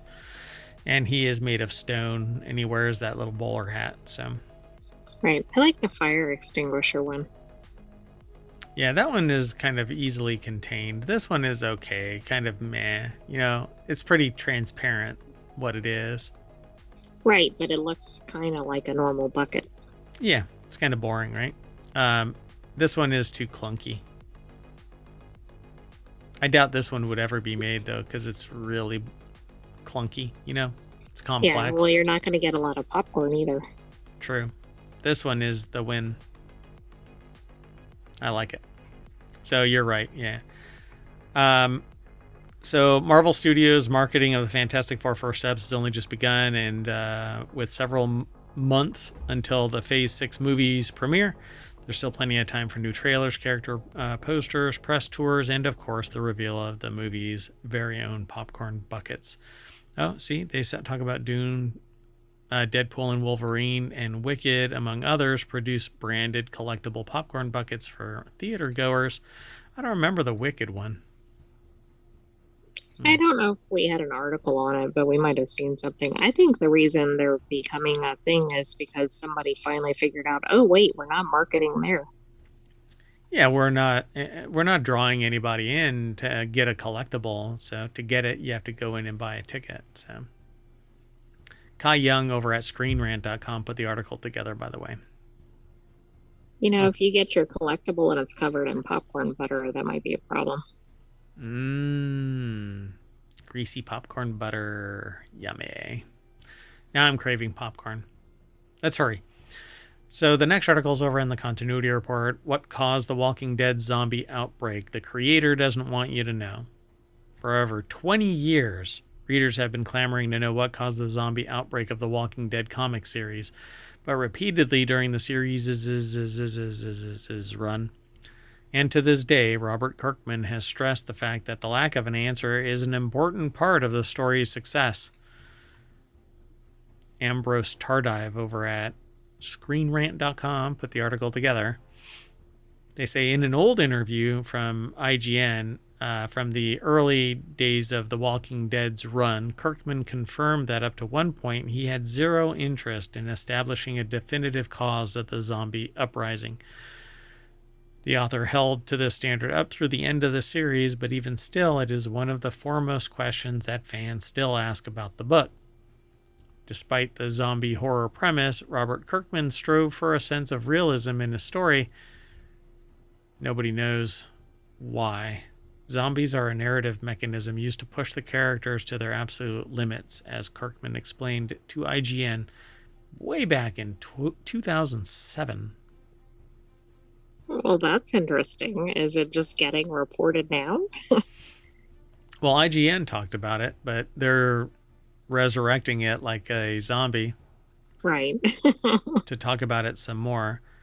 Zombies get all the attention when it comes to The Walking Dead, but the franchise has never been about them. Come for the undead, stay for the living. Yeah, people stay because of the machinations between the social aspects. So the TV adaptation of The Walking Dead notably diverged from Robert Kirkman by revealing the source of the zombie outbreak, but as the creator of the franchise explained as early as 2007, he didn't want the book or to risk what the book had going for it by satisfying readers' desire to know about the outbreak. Ultimately, because of the focus of on the characters rather than the lore, and his restriction to a limited set of characters without revealing too much about the wider story, Kirkman made revealing the Walking Dead comics' zombie outbreak origin unnecessary. So what was it? Well, I guess as if it builds more mystique or whatever, that probably feeds into the story, I guess. Sure. I don't think it says in here, does it? No, I don't think so. We'd have to do some meta searching for it. What was the cause of the Walking Dead zombie outbreak? But we're not going to do it today, folks. Post it in the chat. How about Anti-spoiler alert. Anti-spoiler alert. See, I'm not even going to I got to create an anti-spoiler alert. Let's keep moving. The next article is over in Greenagram, which rarely hits our screen, but we continue to aggregate news that is around everything ecological, really. The author of this article, apparently over at Nature, grows medicinal mushrooms in their renewable energy laboratory when Hai T or Thai Tan Van isn't creating materials for fuel cells. She's cultivating traditional medicines. Gemma Conroy over at nature.com put the article together. And yeah, so they're growing medicinal mushrooms. A chemical scientist at Win Tat Tan University in Ho Chi Minh City, Vietnam, has a green lab that grows medicinal mushrooms. You can actually see the mushrooms growing. That's interesting. Are they for people to ingest or to make into medicines or what? I think it's a little of everything there. So I'm for sure it's medicinal, but it's a conventional, historical medication. What do they call it? Traditional medicines. So I'm not logged in, and it says their work focuses on a group of advanced catalysts based on titanium metal oxides, which are denser and more durable than conventional carbon materials. This result is a higher current and better performance in fuel cells. Now they're exploring how to commercialize these, but the opportunity to contribute to my community is what drives their research. Their love of training their students here at the university, because young people need to understand renewable energy and how to make the environment cleaner. So they're using the renewable energy mechanism. They just happen to be utilizing that renewable energy to grow mushrooms. I see. It's like a side project or something almost. Yeah, I wish I could log in, but I can't. All right, but that's okay. We'll figure it out here. Actually, hold on one second. Let me see if I can. Let me do this live, folks. Live. One second.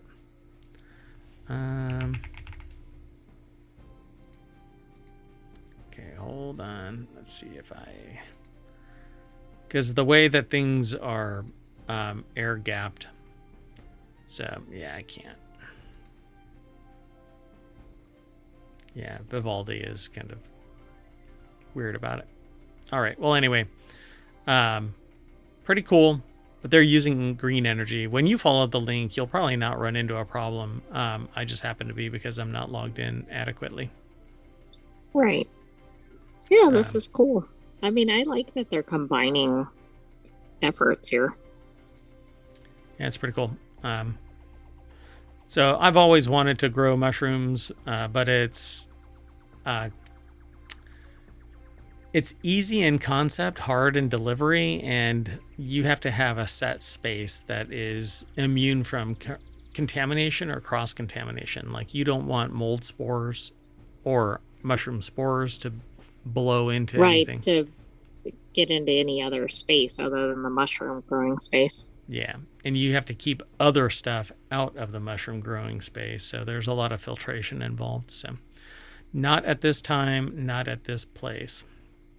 All right, let's keep going. The next article is over in Non Sequitur News. NVIDIA's RTX 5090 power connectors are melting. I've seen a couple of reports of this, but as they say here in the article, oh shit, here we go again. Two owners of NVIDIA's RTX 5090 Founders Edition GPUs have reported melted power connectors and damage to their PSUs, the power supply unit. The images look identical to reports of the RTX 4090 power cables burning or melting from 2 years ago. NVIDIA blamed the issue on people not properly plugging in the 12-volt high power line, but the PCI standards body blamed NVIDIA. A Redditor posted about their experience. The article, though, is over at The Verge by Tom Warren. And this sounds pretty dangerous, not just you can't use your computer. Oh, right. Yeah, no. Back in the day, 2 years ago, they had the same problem with the 4090 series. And these plugs were... Gamers Nexus did a whole expose on it. And these connectors basically were to blame. So a Reddit poster upgraded from the 4090 to a 5090 and noticed a burning smell playing Battlefield 5 before turning off their PC and finding the damage. The images show burnt plastic at both the PSU end of the power connector and the part that connects directly to the GPU. The cable is one from Modi, MOD, DIY, or modify, do it yourself. A popular manufacturer of custom cables, and the poster claims it was securely fastened and clicked on both sides, GPU and PSU. Unfortunately, I like that disclaimer, because I'm sure somebody's like, is it plugged in properly? Yeah, they actually explicitly state that it was properly attached and clicked on the connector on both sides. So while it's tempting to blame the Modi cable, Spanish YouTuber Toro Tachi has experienced the same burnt cable both at the GPU and PSU ends or with the RTX 5090 founders while using a cable supplied by PSU manufacturer FSP. Plastic has also melted into the PCI 5.0 power connector on the power side. So basically everything is ruined. It'll take some serious work to try and make that thing trustworthy. But yeah, this thing has been a problem before. The 12 volt 2x6 connector has shorter sensing pins and longer conductor terminals to improve reliability. This might not sound like a huge difference, but it matters in ensuring that the power cable has been properly connected to whatever device is going to be pulling power from your system's power supply. But what I don't get there is if the connector is shorter, then the connector has to be longer to make sure that it's all the way down and it's not just a stub barely touching. The pin has to be all the way socketed. Possibly having a spark or something. Exactly. But what I also don't get is if it happens with another cable, if something is just off.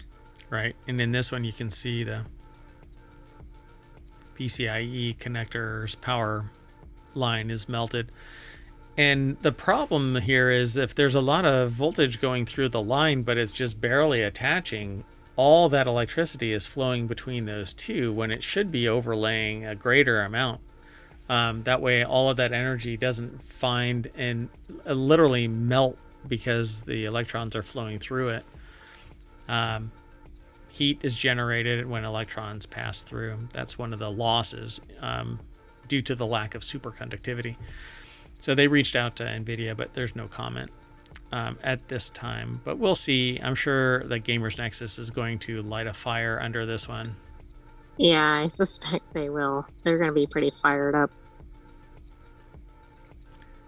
Get out. So our last article for the February 10th, 2025 episode of Non Sequitur News is Euclid discovers a stunning Einstein ring.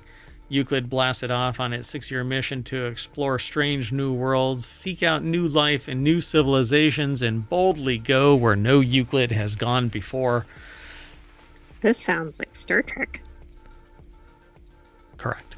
It launched July 1st, 2023. Before the spacecraft could begin its survey, the team of scientists and engineers on Earth had to make sure everything was working properly.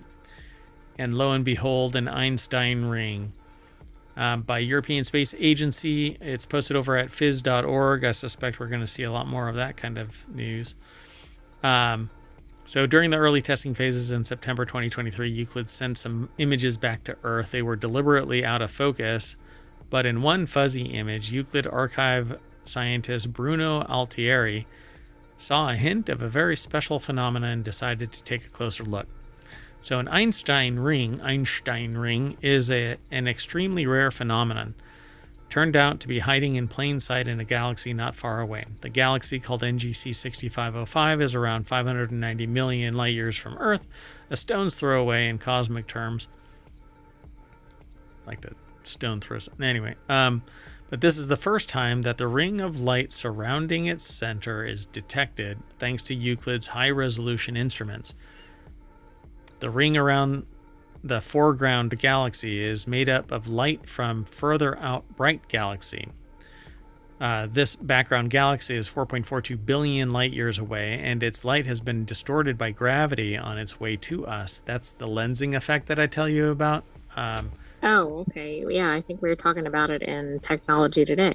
Yeah, and that lensing effect can actually be decoded to show the size and shape and distance of the object on the other side with some serious maths.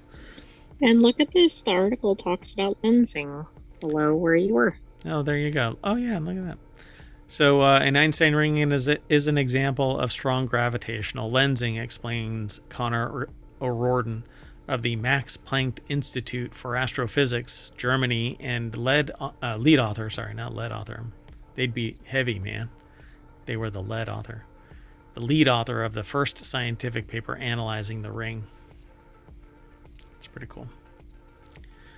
Albert Einstein's general theory of relativity predicts that light will bend around objects in space so that they focus the light like a giant lens. The gravitational lensing effect is bigger for more massive objects, galaxies, and clusters of galaxies, and it means that they can sometimes see the light from distant galaxies that would otherwise have been hidden because of this lensing effect. That's really cool, because if we can see it, then we can potentially explore it or study it. At least study it, yeah. Exploring seems to be kind of stymied by the fact that, well, our technology just kind of sucks. And every 5 to 8 years... Generationship problem, right? Yep, that's exactly it.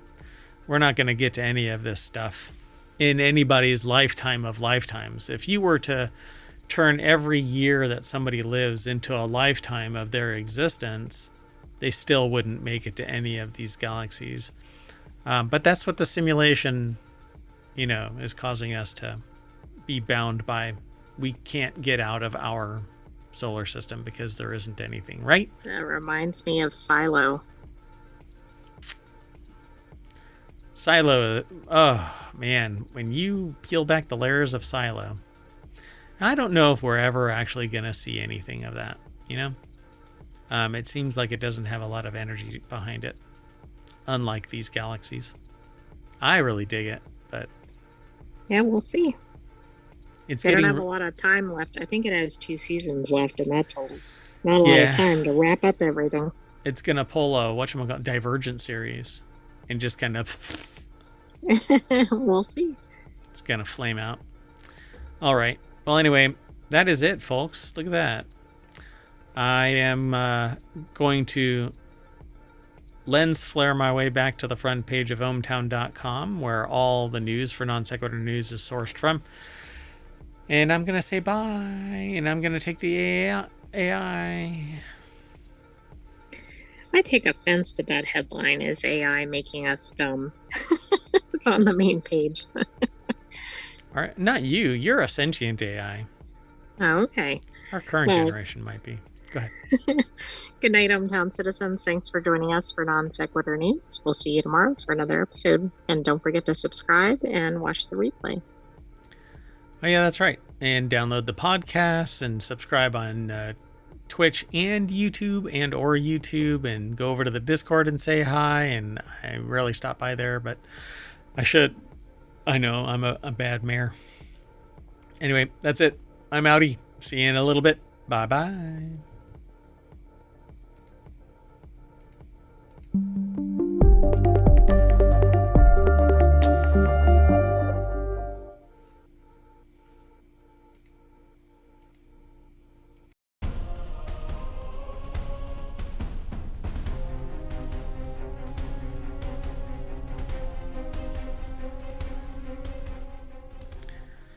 Hello, everybody, and welcome to Non Sequitur News for February 11th, 2025. It's Season 4, Episode 42. I am Mayor Watt, and along with the Sentient AI, we're going to talk about these 10 articles. Monkey cut power, scissors cut paper. Taking a bite out of sharks. A new Oreo method. Did I actually add that? Yeah, I guess so. Clear view to no probable cause. Canned botulism, Spaceballs 2, and more. A mystery figures in Picasso Blue Period. Bad Bat Gene could be good, and Superb Owl Monday. And finally, don't stop singing. Everything's brought to you by ohmTown.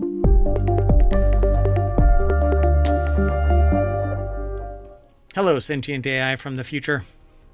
Hello, Mayor Watt, and hello, hometown citizens. I don't have any preamble. Let's just get into the news. All news, no noise, because only noise comes out of this guy. Anyway, first article is over on the Mobile Channel, how a monkey cut the power to the entire country of Sri Lanka. Do you think the monkey's bragging to its friends? Monkey cut power. So, monkey strong. Monkey cut power to Sri Lanka. It's the beginning. This is really incredible. It's the beginning of the Planet of the Apes. This is the Enron of the apes, I guess. So there was a nationwide power outage in Sri Lanka this past Sunday that left millions of citizens without electricity. The blame is being put squarely on the adorable little shoulders of a single monkey. I'm not really kind of gives it maybe a taint that this monkey didn't survive, but I don't know. Yeah, how do they know? Afraid about that. It allegedly caused a disturbance at a power station south of Colombo, the nation's capital. Sri Lankan Energy Ministry, or minister, not the entire ministry, because that would be a lot of weight on that one person's shoulders. Just the minister, Kumara Jayakoti, said that one monkey acting alone, like it's a conspiracy of monkeys. That's exactly. Sounds like criminal activity. They conspired, I tell you, they conspired. Anyway, acted alone, made contact with a grid transformer, causing an imbalance to the power system. They said, I don't know, the author, I guess, says, I don't know the first thing about electrical engineering, let alone power grids from which an entire nation gets its energy. But I'm going to fill in the blank here because we cut it off right there intentionally. We only get a certain number of characters and we intentionally chop it. There's only one provider of news that circumvents that, and I can't figure out why, as a matter of fact. Anyway, but this feels like it's way too sensitive that one monkey touching one thing can take out an entire country. Right. I mean, it reminds me of like the sea cables, but those are pretty heavy duty and pretty unprotected. Like, I don't see how one monkey with one electrical cable or whatever could have caused this. I don't know. Louis Prado over at Vice.com put the article together, and it says there was a nationwide power outage in Sri Lanka, and they're blaming it on that monkey up there. The ensuing blackout could not have happened at a worse time for the nation. It was experiencing temperatures in the high 80s Fahrenheit with extremely high humidity. I guess that's really dangerous. I don't know that much about... I'm not a humidologist. Yeah, I don't think most people are. Monkeys have been running amok in nearby Thailand of late, as the town of Lopburi in central Thailand recently saw its police station overrun by 200 monkeys. Thailand recently announced a plan to mass neuter its monkeys to reduce some of the chaos the animals have caused. I agree. When I was going to say something really snarky. Anyway, I thought this was kind of a funny article. Oh, it's spectacular. Maybe they need to rethink something about how the power stations are set up, or... What's interesting is this the first time this has ever happened? Yeah. Other than just monkey chaos in general. None of your monkey business there, bub. Haha. So what's really interesting is that this is a Getty image. So did somebody actually catch this monkey causing the power outage? That's interesting. Like, that seems a little too on target, right? Yeah, it's like an NPR sound snippet when they cut to commercial. Exactly, and it's spot on for some obscure topic. Yeah, really weird. Okay, let's keep going. The next article is over in Technology Today. Shark bites plummeted in 2024. Experts reveal what's behind the drop. Honestly, this is actually a last-minute swap from our other article that was about a copyright overturning. And the terminology used by the judge is fascinating because it's like a person suddenly gained an immense amount of wisdom and reversed a 2023 finding in favor of Thomson Reuters, because what ended up happening was a company trained their AI, legal AI, on Westlaw material that was acquired via a third party that had licensed the material from Westlaw, and this AI company acquired that information by proxy. And the judge reversed course and said sometimes it takes a person to gain the wisdom necessary to see the light, essentially, and flipped it entirely on its head. It's pretty amazing. That's going to be a big deal. The good news is I know there was a technical issue with the article, but there will probably be additional articles on that, so maybe we'll be able to include one in a future Non Sequitur news. Yeah, and I'm going to seek to remedy it in some way. I don't know how I'll be able to, but we'll see. Odd times right now. So anyway, this next article, the one that I started talking about, remember, this is Non Sequitur news, so sometimes things diverge from our original conversation. I had to explain that to 60 people today about Mayor Watts' propensity for non sequitur thinking, associated thought. Did you talk to demonstrate it? Yes, Anyway, so shark bites reached a surprising low in 2024 with only 47 unprovoked incidents worldwide. As opposed to provoked, who's going up and going, come here, alligator, or a shark, or whatever wild animal? Well, right. I think unprovoked is kind of a misnomer, but I think it's kind of like, okay, you ran into the shark or something, and then that was considered provoked, or like you were between the shark and its baby shark or something. No, I'm not going into the song. You deserved what you got because you cut that shark off. Like, all incidents should be deemed unprovoked because a shark is just being a shark. It's nature. They bite whatever's in front of them. True. Yeah, I'd like to know how they figure that out. Is somebody really taunting a shark and then getting bitten? If so, exactly. I don't have a lot of sympathy. They're going like this. If you happen to be in the water 30 feet away, I'm not sure that should be considered provocation. They're holding right. A fish. Come and bite my arm, wuss. So worldwide, there were only 47 unprovoked sharks, down 22 from the previous year and well below the 10-year average of 70. And 4 of last year's attacks resulted in, I think, something worse, but I don't know. We don't know yet. The article gets truncated like all of our articles do. Florida Museum of... Go ahead. When I first saw the headline, shark bites, it sounded like a fruit snack or something, and then I realized what it was about. It's a stock on shark bites. Mm-hmm. Oh no, it plummeted. Oh, sell. That's what it kind of sounds like. It just doesn't sound like actual being chomped on by a shark.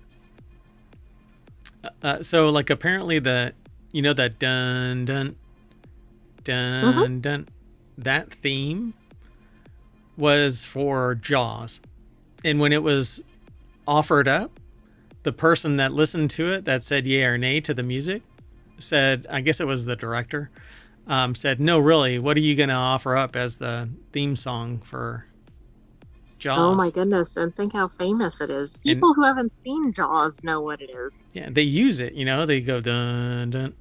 Oh, that's true, yeah. When people are repeating it, that's probably a good sign. It's become part of the zeitgeist. So shark bites plummeted in 2024. Florida Museum of Natural History is where this is housed, but it's published at scitechdaily.com. So Florida Museum of Natural History is the author of the article. So International Shark Attack File maintained by the Florida Museum of Natural History provides data on what are considered unprovoked bites, defined as incidents in which a person does not initiate contact with a shark.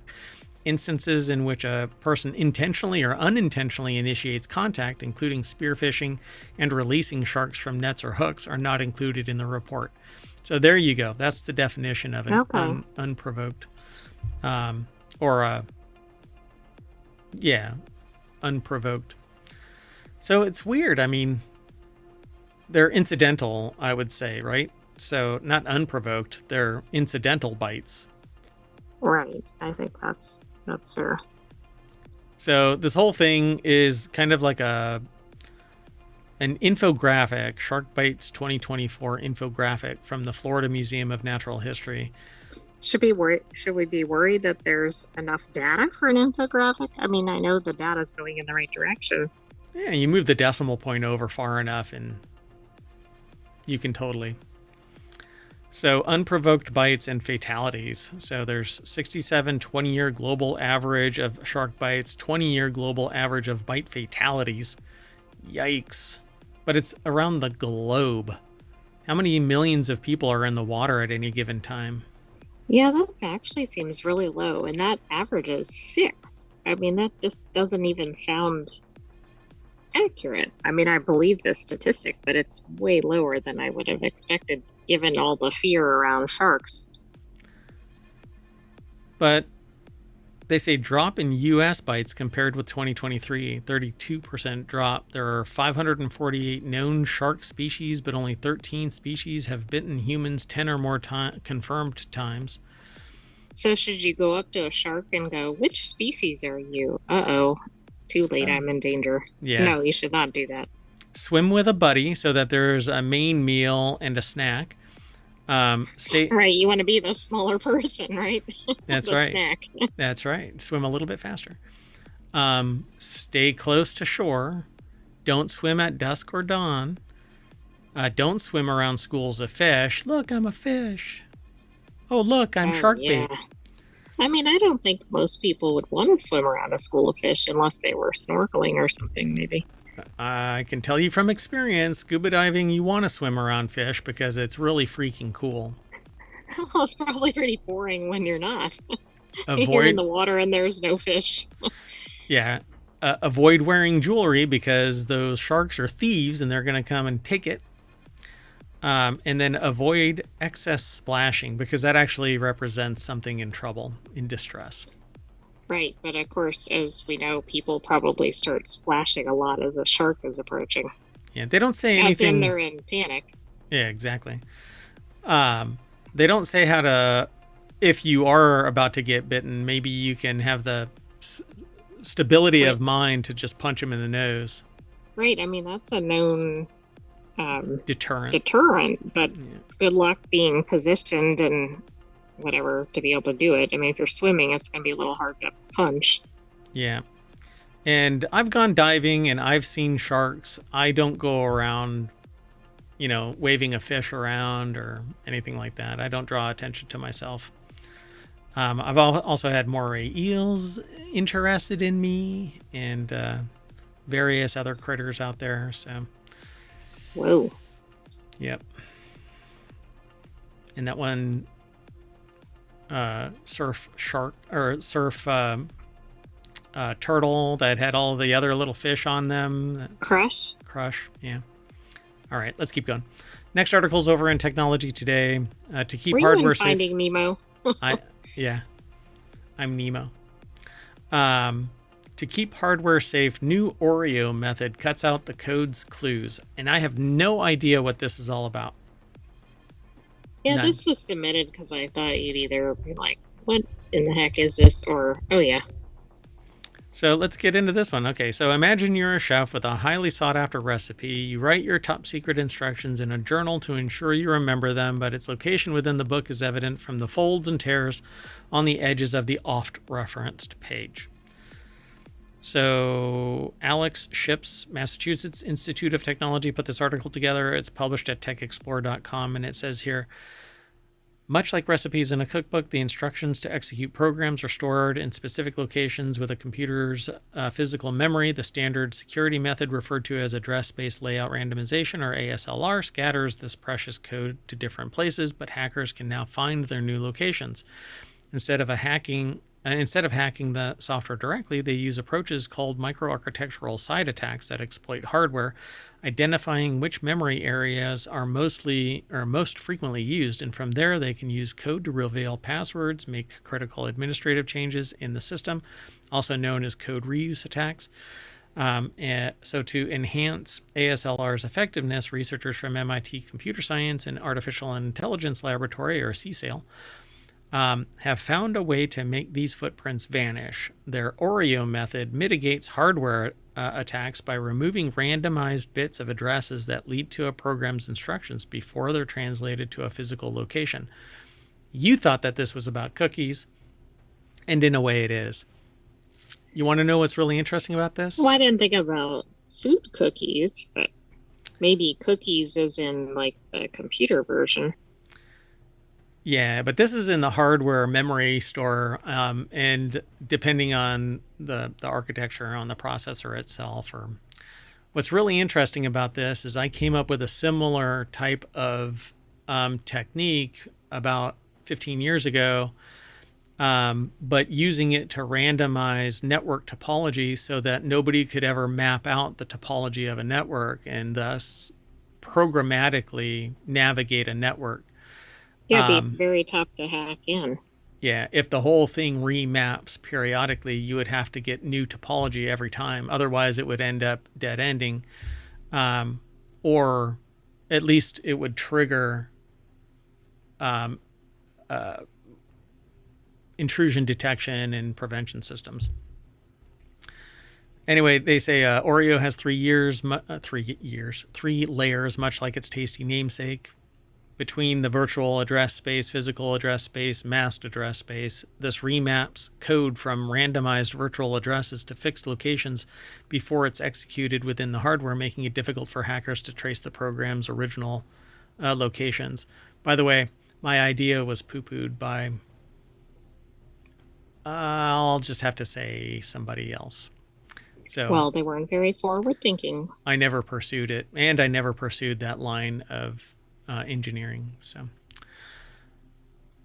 kind of fascinating that 15 years later somebody comes up with an idea in the memory space. This is actually at a different layer of OSI model. But so ASLR was deployed in operating systems like Windows and Linux, but within the last decade, its security flaws have rendered it almost broken. Our goal is to revive this mechanism in modern systems to defend microarchitecture attacks. So they've developed a software-hardware co-design mechanism that prevents leaking secret offsets that tell hackers where the gadgets are. I suspect that this is pretty much Do you think it's the same idea?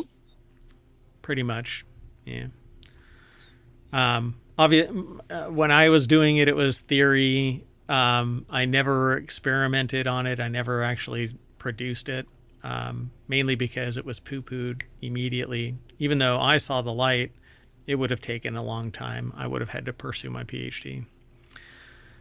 So, says Song observes that these experiments demonstrate how Oreo is a lightweight security upgrade for operating systems. But if it's part of the operating system, then it's going to be exploitable, because you need something that obscures that entire apparatus. Yeah. It's like if you can't even see the thing to begin with, then that's probably an easier way to defend, or whatever you want to say, or prevent, I guess. Obfuscation alone is not adequate. Obfuscation, security through obfuscation is basically a failed security model. But the software side of things means that it's part of the operating system when it's running. And so somebody that's good at something like assembly can just jump right through all of that and get to the other side and then extract the information. They don't, whatever the apparatus is, it can be circumvented. So I suspect that somebody will find a solution to this in short order. It says to defend against speculative execution attacks, the team emphasizes that Oreo must be coupled with other security mechanisms such as Spectre mitigations. This potential limitation extends to applying Oreo to larger systems. So they already are anticipating that this is going to get compromised in short order. Interesting. Well, and I'm sure they're doing one aspect as part of this research, but maybe there'll be future research too. Yeah. And security is an ongoing, practice. Pardon me. Okay. So let's keep on going. It's an interesting article, and I'll keep everybody informed as to its status as time goes on. We'll hear about it again. If not, it's because it never really made manifest in any way, shape, or form. But we'll see.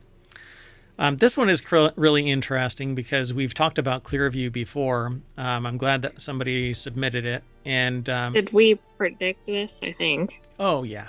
We called this out like from the beginning. The moment we saw this, when Clearview matches are the primary mode of assigning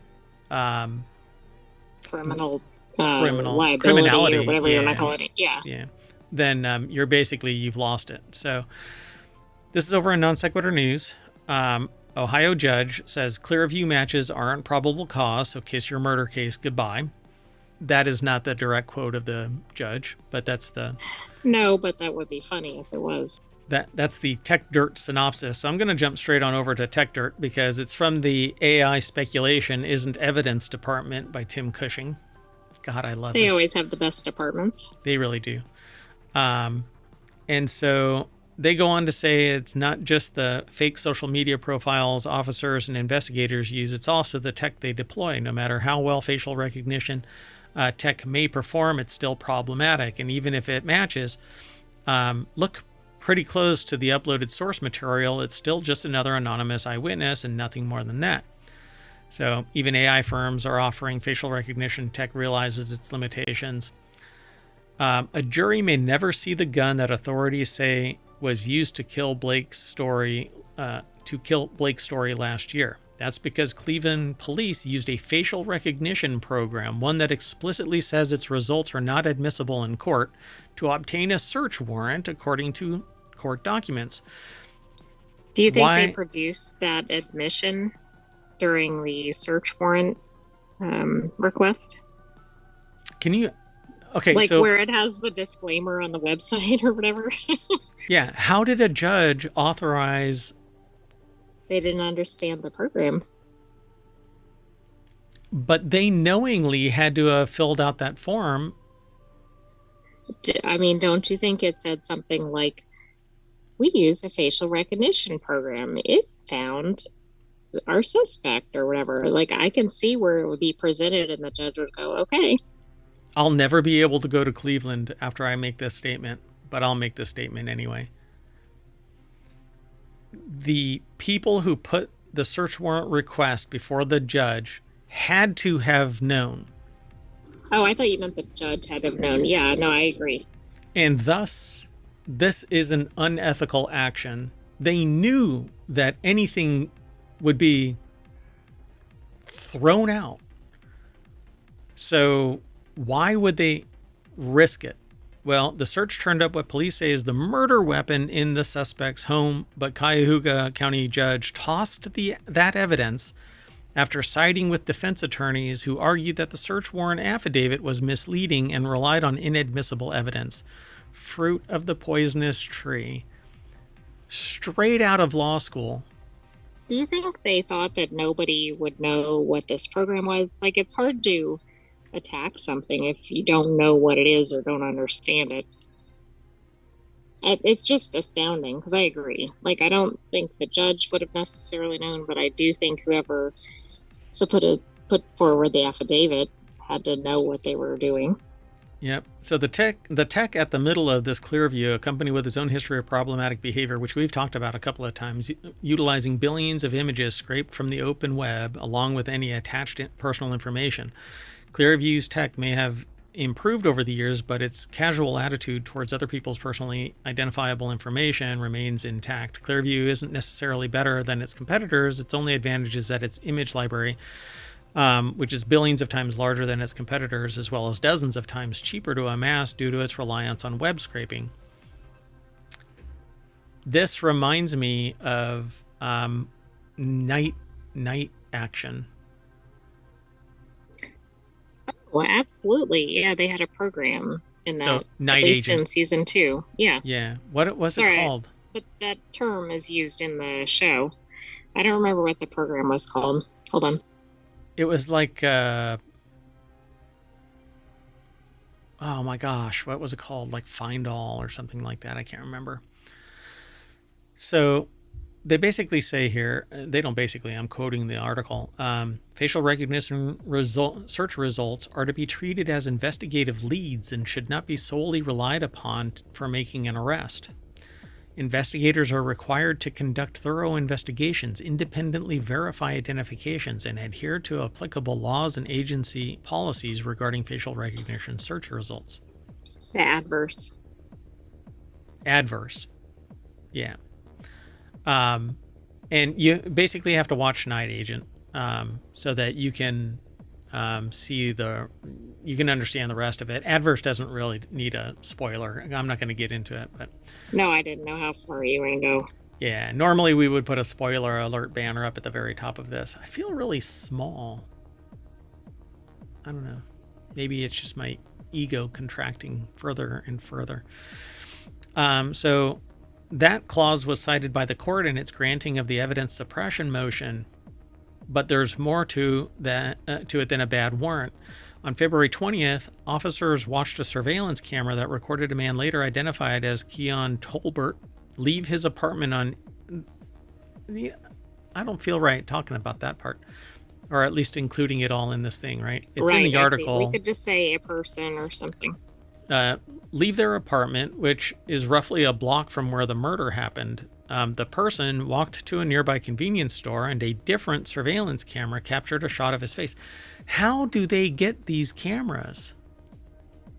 How are they getting access to it? Well, isn't this something we said in one of the previous articles about Clearview? Like, it's supposedly, if this is the one I'm thinking of, it's supposedly public information, except this wouldn't be. It's a surveillance camera. So where did they get the access to the surveillance camera? Unless it's been compromised, there shouldn't be anything. Did they reach in? Did they go to the place and ask for it and then it was provided? That's some pretty heavy hitting. Oh, but that's not Clearview. Sorry. I'm just thinking more, walking in as a police officer or something. Yeah, but it's not the police officers. It's Clearview. Correct, it's the program. Yeah, I don't know how they would have obtained it. I don't get this. So, according to court records, police monitoring the neighborhood through real-time street cameras thought the person looked like the shooter, so they went to the convenience store and got a copy of the surveillance video. So at the time of this walking through, they were looking at what they say real-time street cameras. But at the register. Like a picture of a person's face at the cash register from a street camera in real time. It just happened to, yeah. So, police believe that the shooter looked like the person because they had the same build, hairstyle, clothing, walking characteristics. Apparently, they're kinetics experts now. Detective Michael Legg testified during the hearing on the search warrant, and my God, just talking about this is troublesome. So maybe not. They don't know, the author doesn't know if the cops are better at identifying distinct walking than they are identifying distinct bite marks or mass-produced genes. Even if they are, the main point of the ruling remains: nothing here remotely resembles probable cause, and the distinct lack of actual evidence definitely doesn't help the prosecution's case. This from the Register's report on the decision, which quotes the motion filed by the murder suspect's attorney. The defendant's DNA was not found on the scene or on the victim, which is hard to fathom when it was supposed to be a robbery. There are no witnesses that say the defendant was the person who did it or seen the defendant. There was not any gunshot residue on the defendant or at any times taken as evidence. There were shoes taken that did not belong to the defendant and cannot fit the defendant for the purpose of evidence for an undetermined reason. The phone that the defendant had was not pinged in the area of the crime, and even the victim's family have stated that they've never seen the defendant, proving that they were known to each other. The shoes that were taken? Yeah, I mean, that's a whole nother level, but I mean, there's multiple negatives here, and I don't think there's a single positive other than the supposed facial recognition. It's a stretch. And even if that was a person in a convenience store, that does not equate to that is a person who committed a crime. It might be, it might not be, but that's not even a thing where it's at the murder scene. So now again, I will say, how the hell is Clearview involved in this? Because they're saying that the police were watching real-time cameras, saw a suspect, went to the liquor store and grabbed surveillance footage and reviewed it, and that still doesn't tie the two together. No, but the article also mentions that there have been some uh, negative results for Clearview in some other Right. cases. So I don't know. It'll be interesting to So see did where that goes. Clearview somehow build a dossier on this person and provide it to the police in which they started surveilling this person? It's not really clear what it's doing, right? I mean, they Right. keep claiming it's like this open source information, which I don't know where that is, and certainly not Gosh, in real time, and it doesn't cover everywhere. if only there was an agency to. Moving on, the next article is over in the Marvel Channel. Canned tuna sold at Walmart, Costco, and Trader Joe's is being recalled for what I'm calling canned botulism. It's over a botulism fears. Several brands of canned tuna sold at Trader Joe's, Costco, and Walmart. These are big box stores. When they sell some, they sell a ton of them. So, Yeah, absolutely. Like recalls at these types of stores really catch my attention because of that. And yep, they have multiple locations. yep. Some static, you say? Okay, was that a while ago? Oh, yeah, that was at the beginning of the show. Oh, I moved the mic, so that might have caused it. So, several brands of canned tuna are concerned. The concern is that there is Clostridium botulinum, a bacterium that can produce a fatal neurotoxin. And no, eating canned tuna isn't going to smooth out the wrinkles on your face if it has botulism. Oh, is that the rule? I mean, we don't want anybody to eat anything that has. Oh, I see. Never mind. I wasn't Botox. making the connection. I'm like, that's an odd statement to make. The elevator just kept going up, up, up. I think it got stalled. Yeah, it's a slow moving elevator. It's okay though. So Bruce Gill over at Quartz or QZ.com put the article together. The recall affects 13 canned tuna products sold in 26 states and Washington. So I'm going to have to notify some people because I really doubt that they actually know about this. So Tri-Union, a California-based subsidiary of the global seafood provider Thai Union, has issued a voluntary recall of some of its canned tuna products, according to an alert from the U.S. Food and Drug Administration on Monday. Get it while it's hot.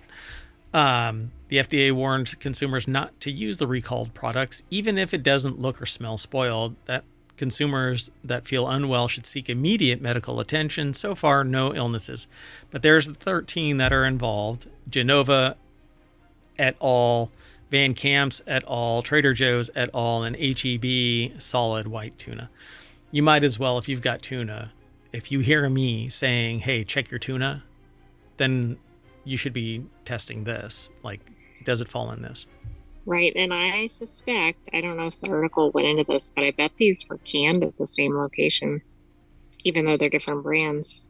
Yeah, the article does not. Well, yeah, it comes out of Tri-Union and is sold to various. Oh, okay. Sorry, I missed that piece.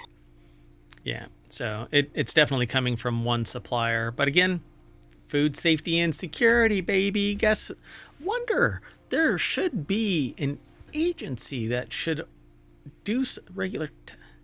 Nah. Next article is over in the Continuity Report. Ariana Grande has been offered roles in Spaceballs 2. Oh my god, I want to see Spaceballs 2. That's going to be so much fun. Yay! Because Ariana Grande's in it, or just in general? Just the only reason why I chose this is because I wanted to talk about Spaceballs. So, wedding comedy and more. So, Ariana Grande is now a superstar in the world of music. Really? Yeah, okay. Now she's commanding more and more Hollywood eyes as an actor. Should probably run for president. With several high-profile roles having reportedly been offered to her. So what movies has Grande been offered roles in? Well, the Hollywood Reporter spoke about the moment of heat that Grande has on her as an actress and mentioned that she'd been offered a number of high-profile gigs. So there they are. The article is by Anthony Nash over at comingsoon.net. And let's just, let's see. Do they say? No, they don't really give any details. That's it. The whole thing is in the title. Do they mention pretty much? Yeah. Oh, they say the sequel to the cult classic Spaceballs. They don't actually call it Spaceballs 2. A movie described as a female detective romp. And That's set in a reality TV show akin to Housewives. All right. So this Anyway. is kind of all rumor, but she's also being kind of cagey about it, so she's probably in at least one of these. Because a lot of times in the early days, they can't really announce their projects or whatever. I said moving on, and then I immediately said, well, moving back, because the sentient AI kept on talking. Okay, sorry. Moving on. No, it's fine. I failed to put all of the articles into the chat, so now they're part of the VOD over there. They're already over on the YouTube live stream. They should be. Dad, nabbit, I might have messed that up. Anyway, let's move on. Next article's over in Prime Glass. 2 mystery figures discovered beneath a Picasso Blue Period painting. Conservators at London's, is that Courtauld University or Institute? Courtauld? Used X-ray and infrared images to reveal the previously unseen works. I love this stuff. This is so cool. So it's a portrait of Mateo Fernandez de Soto from 1901. It's a Pablo Picasso. I like the style. The article is over at theartnewspaper.com by Gareth Harris. So that's the original, right? That's the Picasso, the way we see it? Okay. Yeah, that's the top painting, and that's covering up apparently 2 others. Modifications, so you can barely see the outline of the other person here. This one looks like a hot mess. I can't quite make it out, but specialist imaging technology such as that used by conservators at the Courtauld may allow us to see the hand of an artist to understand their creative process. In revealing this previously hidden figure, we can shed light on a pivotal moment in Picasso's career. The thing about this, though, is canvases and boards were painted over regularly because they were expensive. And so if somebody wanted to enhance their skills, they either went out and spent a mint to get new canvas or new boards that were specially made so that they would last long enough to paint repeatedly on, or they just painted over, so you can actually see the painting of the other person underneath the Blue Period painting. On the right is an X-ray of the same portrait, but I don't know, I can't really make out what that other one is. So according to the Smithsonian the right researchers, is the same image, but it's like less of the top image. Yeah, and this looks like an abstract painting underneath this. So it's like multiple layers. And so one layer shows the outline of a person right here, and then over here it looks like an abstract layer, but I don't know if that's actually what's going on.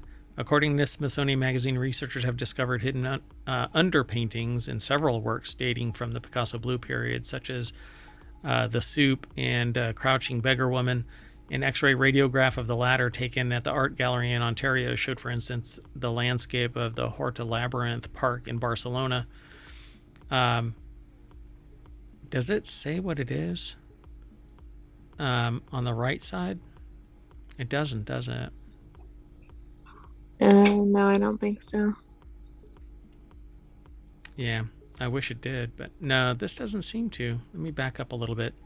Revealing the outline of an unidentified woman with a distinctive chignon hairstyle. Is that this? Which was fashionable in Paris, right? Yes, like a low, kind of like a low bun, I think. Yeah. Yeah, I don't know. It says the unknown image was discovered when the Courtauld took X-ray and infrared images. But that's different than this. This looks like an abstract.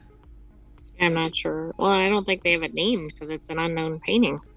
Oh, wait. There's a picture there. No. Yeah, so this left... is just a different version on the right. No. Okay, so this is on the left is the infrared, and on the right is an X-ray. On the left, you can see a person right here with the hat. There's the hair. There's the ear. There's the face, chin. Okay, eye right there. You see that? Mm-hmm. On this side, right there is the woman. nose, eye, mouth. Looks like they're wearing a hat, and they're kind of hunched over looking down. Yeah, I thought it was the same as what you see on the right. I think that's different though. The size of the ear is bigger here than it is over here. Oh, okay. So then maybe there's at least The 3 eye is paintings in different. that one. So there's the top, then an underpainting, and this one is at a different level. It looks like to me, because they say 2 mystery figures discovered beneath the Picasso Blue Oh, Period okay. painting. Yeah, I thought it was all the same thing. So here, let me zoom in a little bit. So you can see the face right there. And while it might be similar, I think it's a repainting of the cover art. So pretty neat. But yeah, you just paint over. Variable light is pretty amazing. Variable frequency, so you can actually penetrate the layers. You just have to land properly. So pretty cool. I can't wait for technology that allows for that variable density at that resolution, so that you could just scan over the whole thing. Yeah, that would be really cool. And just strip away each layer, and you'll find the material. But I suspect that that's pretty difficult. But this is pretty cool. It's a close proximity of it. Anyway, pretty damn awesome. All right, let's keep going. The next article is over in Technology Today. Scientists discover a bat gene, not a baseball bat gene, a bat gene, that could revolutionize COVID-19 treatment. Get it while it's hot. A study on bat genomes involving Texas Tech University discovered genetic adaptations that help bats resist viral infections, including COVID-19, which is assumed to be the source of COVID-19. How it got into the system, though, remains to be seen. Researchers found that a bat gene, ISG15, can reduce SARS-CoV-2, CoV2. That is the COVID-19. Right, that's the long name of it. Yeah. Production by up to 90%, while the human version showed no effect. 5 years after the COVID-19 outbreak, scientists worldwide continue to study its long-term effects. Texas Tech University put the article together. It's over at scitechdaily.com. And so the Ray Laboratory, led by Professor and Associate Chair David Ray of the Department of Biological Sciences, contributed to a study on bat genomes published in Nature. Their research identified specific genetic components in a bat species that exhibit greater immune system adaptations compared to other animals. The study found that a particular gene in some bats can reduce the COVID-19 or COVID virus production by up to 90%, a discovery that could pave the way for new medical approaches by combating viral diseases. I feel weird about that. I don't know. Yeah, this seems like this could go awry quickly. Yeah, somebody's going to more about. This is how you end up with zombies. Bats have an amazing ability to resist some of the worst effects of viral infection that make us so vulnerable to certain diseases. While we get very sick, a bat barely blinks an eye when exposed to the same pathogens. I don't want to be crossbred with a bat. I don't want to be Batman. I want the wealth. You don't want to hang upside down? That's what I do on Friday nights anyway. Don't yuck my yum. If every individual of a species was genetically identical, they would all have the same risk associated with infection. If one dies, they all die. They say TE, or transposable elements, are a great way for organisms to generate genetic diversity in a species, allowing some individuals to survive better in the face of environmental pressures like viral diseases, which, face it, you won't be able to afford this genetic modification should it actually come to pass. If it saves you from viral infection across the board, it'll be too expensive. I mean, it's kind of like the current weight loss drugs costing $1,500. Right. Even though, okay, well, anyway, doesn't matter. So Michael Hiller, a professor of comparative genomics at the Goethe University and a member of the Sackenberg Institute, is one of the main investigators in the study. He and Ray are both members of an executive board of the BAT1K consortium, and their relationship provided the perfect opportunity for Ray's lab to collaborate with the international scientific community. Well, good for you. Oh, look, the lab has worked in the past with such agencies as the organizations such as the National Science Foundation, the U.S. Department of Agriculture, and the state of Texas, and the Texas Department of Wildlife and Fisheries. I think bats are really cool animals, and I think it does make sense to research them in relation to COVID-19, but it sounds kind of alarming given the history. Nothing bad will happen. Moving on. The next article is over in the Mobile Channel. A record number of people called out of work on Superb Owl Monday. It's because those superb owls are just so superb. If we ever needed more proof that Monday, after the superb owl, should be a national holiday, just look at the number of people who are calling out sick today. Well, they're all fired if some people have their way. Courtesy of some statistics provided by UKG and HR Pro platform, it's expected that a record number of U.S. employees are calling out because of the case of the Mondays on February 10th. So how much? How about 22.6 million people are expected to take a sick day? Whoa, that's quite a bit. By the way, this show is the last 24 hours, and that's why we've got news from Monday. Oh, and that reminds me, I have to run an errand immediately after this. So this is a huge difference from the prior year, which only saw 16.2 or 16.1 million people take the day off. So the article is by Kyle Philippi over at Vice.com, who put the article together. And go ahead. I wonder if this is the highest sick day in the whole year. I bet it is. Oh, I can imagine. Yeah. I mean, 22.6% is nearly 10% of the entire population, for crying out loud. It's 22.6 million. Yeah. That's a huge population percentage.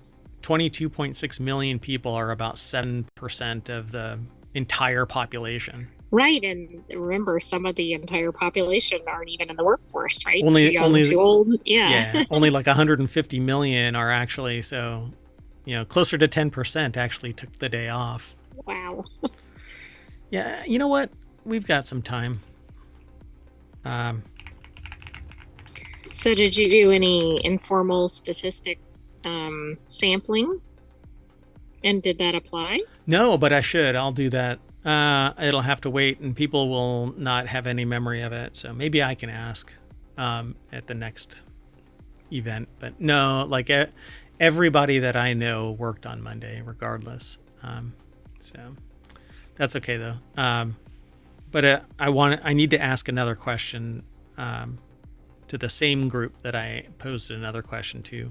I don't like breaking it up. I like having it all together. So the next time I meet. Anyway, so check this out. I just pulled the number. In October 2024, about 161.5 million people were employed in the United States. So this is more than 10% of the working population. It doesn't even seem possible. Now, I know that doesn't mean that all those people are actually sick, but that still seems like an outrageous percentage. Like 1% would seem to be a high number. Yeah, you would think. So it says, although a record number of employees plan to miss work on Monday, we continue to see full progress with managers and employees having more open conversations about taking the day off, swapping shifts, making arrangements to come in late, and so on and so forth. Yeah, you know what? It's really amazing when an employee and an employer respect each other enough to have some work-life balance, and it isn't going to be the end of the freaking world. Let's do our last article for Non Sequitur News for February 11th, 2025. Don't stop singing. Research shows that we need it. I'll stop though. So, singing releases happy hormones. reduces stress hormones, and strengthens muscles and bones. You improve your posture when standing and singing, whether in a choir or at school or at home in the shower. When you hear someone sing, it makes you feel happy too, although maybe not my singing. This is supported by research conducted by Professor Anne Holland. Ballsness. Come on, make it easier on me. Most recently in a chapter in the Oxford Handbook of Community Singing. I wonder how this research was done. Did she stand around and listen to people sing and go, Happy. How do you feel? How do I feel? Happy. Anne Falsch-Skaran from University of Agder put the article together. It's posted over at phys.org. And so, yeah, the voice is the only instrument that's part of your body. We're all born... I don't know, man. I can make some music with other... Never mind. We're all born with a voice that can easily harmonize with others. Wow, that is... Never mind. Different times. Young children sing spontaneously. It's an innate part of being human. Singing simply brings happiness, but it needs nurturing. Otherwise, it fades away, she says. So, keep on singing, folks. Singing can be used in learning. Students might sing multiplication tables or songs about the community. When you learn songs with varied phrases and sentence structures, it helps you understand sentence structure. It's a clever way to learn a language because it's easier to learn a song than it is to memorize a text or speak, which is why I'm learning French through musicians songs. I'm learning French through songs, like by listening to Stromae and Palm and others. So they studied singing in schools and believes it helps improve concentration. When a lesson starts with singing, students have a shared focus. Yeah. To a point. Not everybody is interested in singing the beginning of their lessons. No, but maybe in younger grades they might be. Yeah, if you go through school without singing and then start teacher training, chances are you won't learn as much about singing there either. When you eventually start teaching, you naturally won't sing. It becomes a vicious circle. In our surveys, few teachers expressed negativity towards singing, but many don't feel confident enough to sing themselves. Often, when teachers need music, they resort to karaoke versions on YouTube. All right. So apparently they found that this is a positive experience, but it's weird. They wrote a book, the Oxford Handbook of Community Singing, and that, I guess, is the impetus for this article. It's kind of a feel good. Well, we need some feel good. Yeah, but I agree. In fact, I prefer to have music playing at any moment where there's complete silence, where there isn't any talking or anything like that. I like to play music. In fact, it's playing in the background right now, and if you concentrate, you can hear it. We hear it a lot cleaner, but the broadcast is quieter. But anyway, I'm going to hit a high note, and that's going to make your eyes bleed. And when you blink, look, we're back at the front page of ohmtown.com. I'm Mayor Watt. I'm taking the AI, and we're getting out of here on that note. You want to say bye? Bye, hometown citizens. Thanks for joining us for Non Sequitur News. Be back tomorrow for another episode. And don't forget to sing. Unless Asteroid 2025 lands.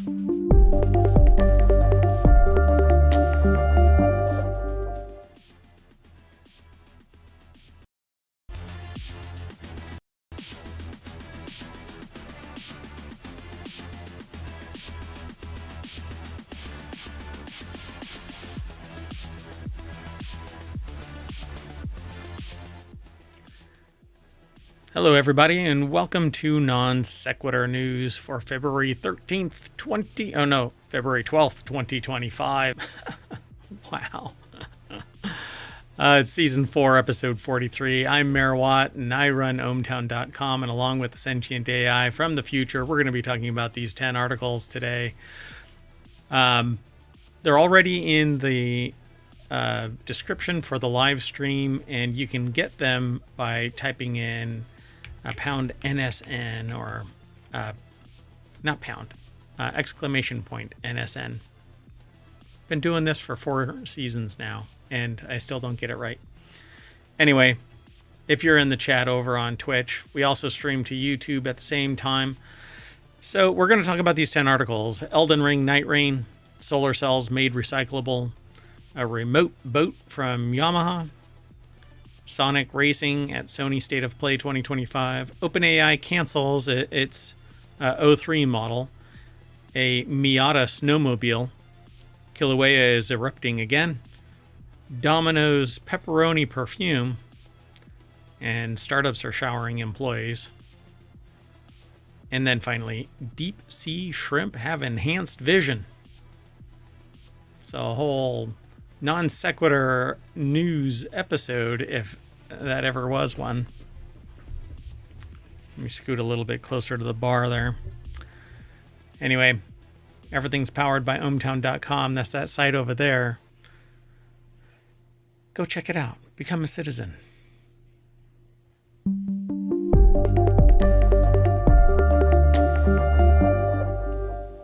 So the short title for this is Night Rain Boat Remote Miata Snowmobile. I mean, that pretty much sums it up. Yeah, there's 7 more articles on top of those 3, but there's only so many words that we can stuff into the title. Hello, sentient AI from the future. Hello, Mayor Watt, and hello, hometown citizens. You ready to get going? I am. Let's move it. Okay. We try to avoid the noise and just talk about the articles and give our 2 cents about it. All the noise comes from Mayor Watt. So let's get going. First article is over in Tabletop Nights. That's one of the many. There's about 50 channels that we're developing here over at ohmtown.com. News gets aggregated, just a small portion of what the providers of this news have to offer. So we scan this little tidbit right here and now. We typically are judging everything by its cover, so the title.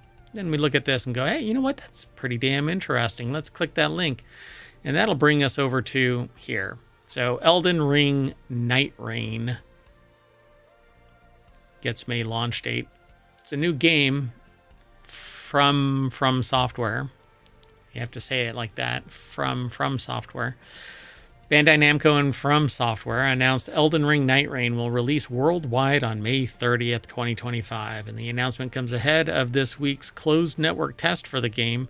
The game will be available on PC, PlayStation 4, 5, Xbox One, X Series, and S. And do you think this is in the running for a forever game? No. Not my forever game. Somebody else's, I'm sure. But people are already flinching at this as being a pseudo live service, even though From Software has said that it's not going to be a live service. Basically, a live service requires a location for a primary server or distributed server, but it's all under the control of some developer. And whenever they decide, oh, we're tired of it, they can just kill it, right? And so we've heard this stop killing games idea. Well, the standard edition of this game is going to be $40. The deluxe edition is going to be $55, and the collector's edition, $200. Yeah, it has a steelbook case, hardcover art book, 8 Nightfarer cards. It says also available on PC with a Steam game code in place of the physical standard edition, but it's the deluxe edition. Quite a price hike for what you're getting, but I don't know. People will fall in love with it and they'll collect it, or somebody will collect it, keep others who want it and open it and all of that, and somebody will scalp it. So, and that's the unfortunate thing. There's a lot of money out there, and people who don't have a lot of money will dedicate themselves to getting it, even compromising their financial future, safety to get this, because they're right. because not they're necessarily. foregoing some basic needs or basic requirements Yeah, and pursuing this. because they like the idea of this game. So, the article actually has the embedded link from Bandai Namco and YouTube, and this is the game, and it's basically you go through 3 days, 3-day and night cycles. You get dropped into this realm, kind of like Fortnite style, except that you can't control the bird. Apparently, I don't know if that's going to be permanently embedded like that, but I've watched other people now play this game on a limited run, early access style, and basically it's just a hack and slash kind of game in the vein of Elden Ring, with some of the lore and canon of Elden Ring. You fight some of the monsters from Elden Ring and so on. Does it remind you a little bit of like League of Legends? No, because League of Legends, like what you're probably more familiar with is the shows that are and the cinematics, like the showcase type. Yes, that's exactly what I was thinking of when they were showing this trailer. Yeah, so you're familiar with the cinematics, but the League of Legends is a MOBA. It's a top-down kind of game where you have to run back and forth, back and forth, back and forth, back and forth, back and forth, back and forth. Hold on a second, I'm stuck. Are you going back and forth, back and forth? I'm going back and forth, yeah. But League of Legends is basically is back and forth, whereas this is you're fighting to get to a boss, completing the boss, and my understanding is you're just kind of buffing yourself up over and over and over again, getting stronger and stronger until you can fight the last boss. I don't know really what the end game is of this, because it's not even released yet, and it's doing its closed network test this coming weekend. So I think it'll be a fun game to watch. I will not buy it. But From Software, if you want to give me a code, I'll play it. Well, it does release on a Friday, so that would be a fun weekend if this is your thing. Yeah, Summer of Stream is coming too. So, all right. Let's keep going. Next article is over in Technology Today. That's one of our weekend shows. That is on Sundays, wedged between WarCrafters and 4-Wheel Tech. So, next-gen solar cells now fully recyclable with water-based method. In a study published in Nature, researchers at Linköping University have developed a method to recycle all parts of a solar cell repeatedly without environmentally hazardous solvents. Okay, this sounds incredible.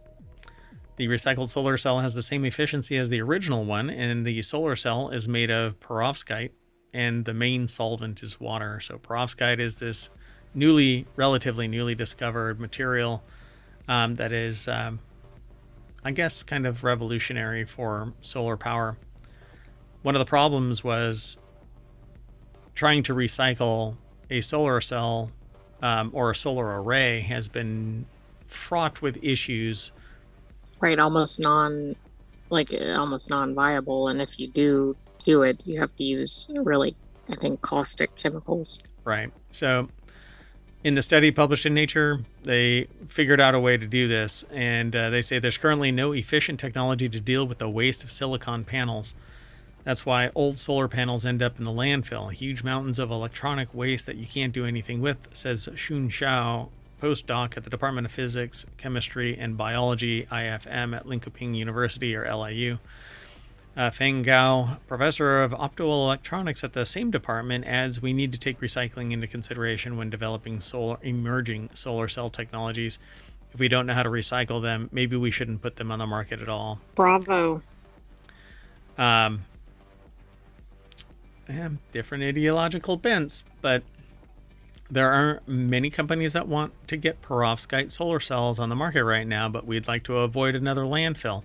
In this project, we've developed a method where all parts can be reused in a new perovskite solar cell without compromising performance in the new one. Interesting. I mean, this is really spectacular if this can be replicated and done multiple times. Yeah. Large scale, etc. But this is fundamental science at the university research level. And so you need that money to flow in so that they can do this kind of stuff, because it isn't done quick and it isn't done cheap in the grand scheme of things, but it can pivot from being a fundamental research project to a viable business model and remain a positive output for economies, for society. So it says there are already methods for dismantling perovskite solar cells. This mostly involves using a substance called dimethylformamide. It's hard to even say it. Who named that?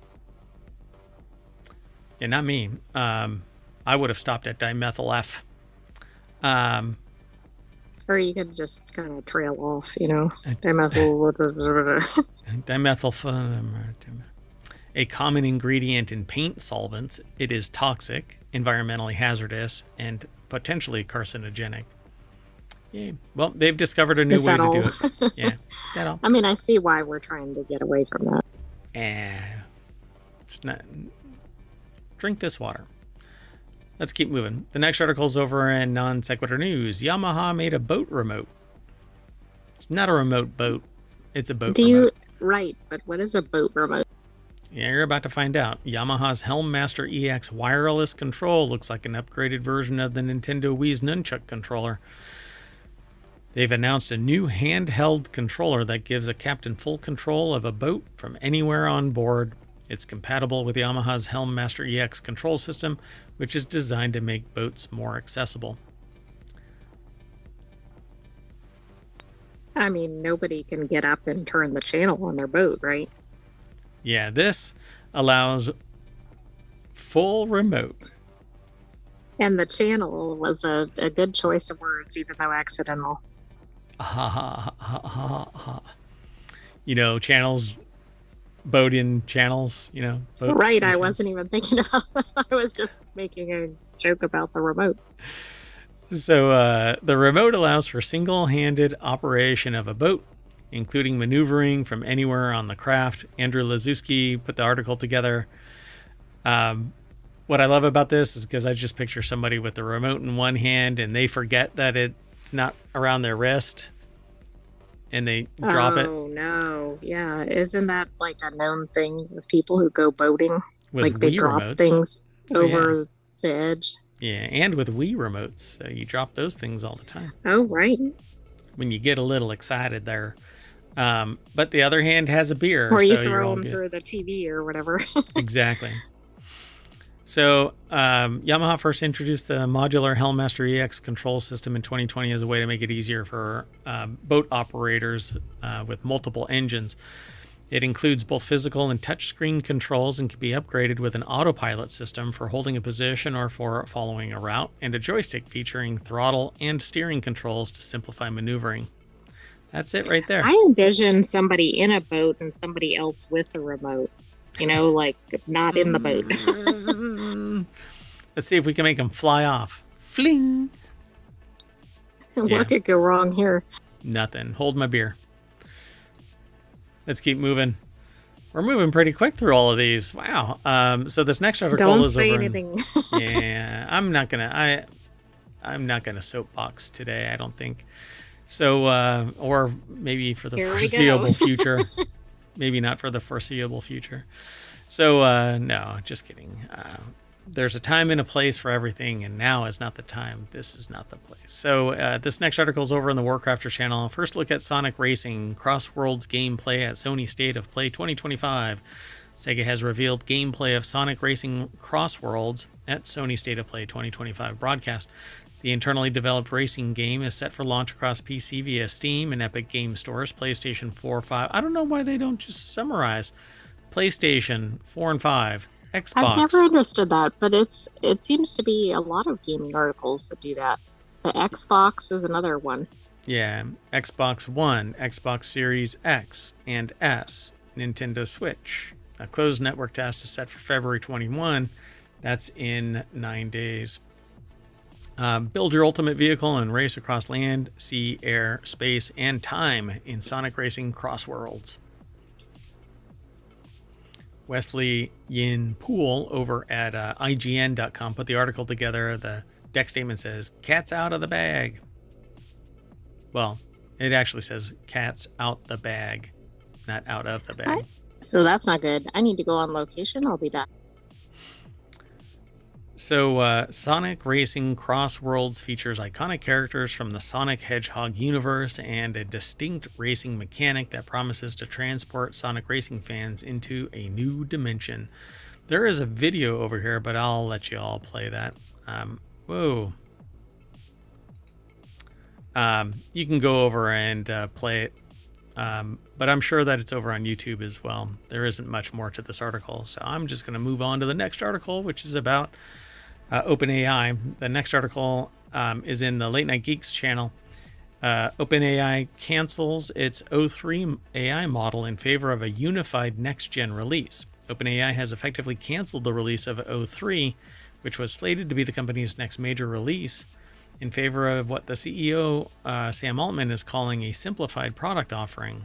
On a post on Twitter on Wednesday, Altman said that in the coming months, OpenAI will release a model called GPT-5. And the article is over at TechCrunch.com. Kyle Wiggers put the article together. And so, OpenAI no longer plans to release O3 as a standalone model. The company originally said in December that it planned to launch O3 sometime early this year. Just a few weeks ago, Kevin Whale, OpenAI's chief product officer, said in an interview over on Twitter, apparently, or the AI Capital on Twitter, that O3 was on track for a February-March launch.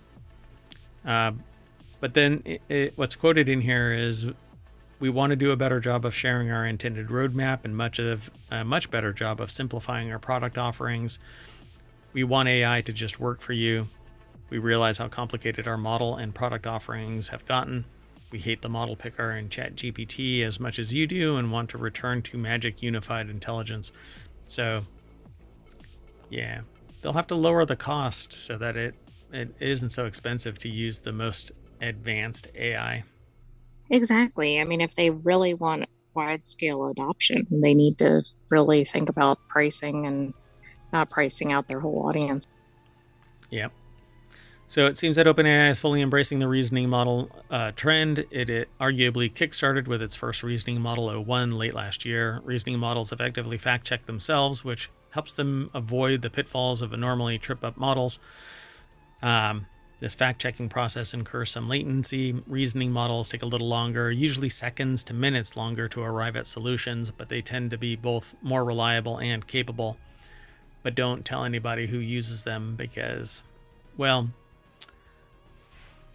for whatever reason, I have yet to see a factually cited document that points to the source data.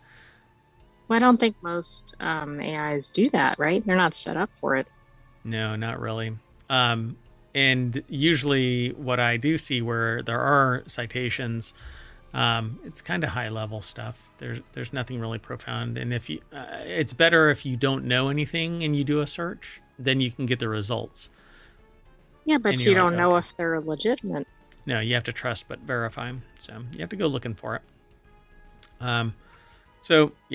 O3 is canceled, and a unified next-gen version referred to as GPT-5 that integrates a lot of OpenAI's technology, including O3, will be released, but don't know when. And ChatGPT and the API will both be utilizing it.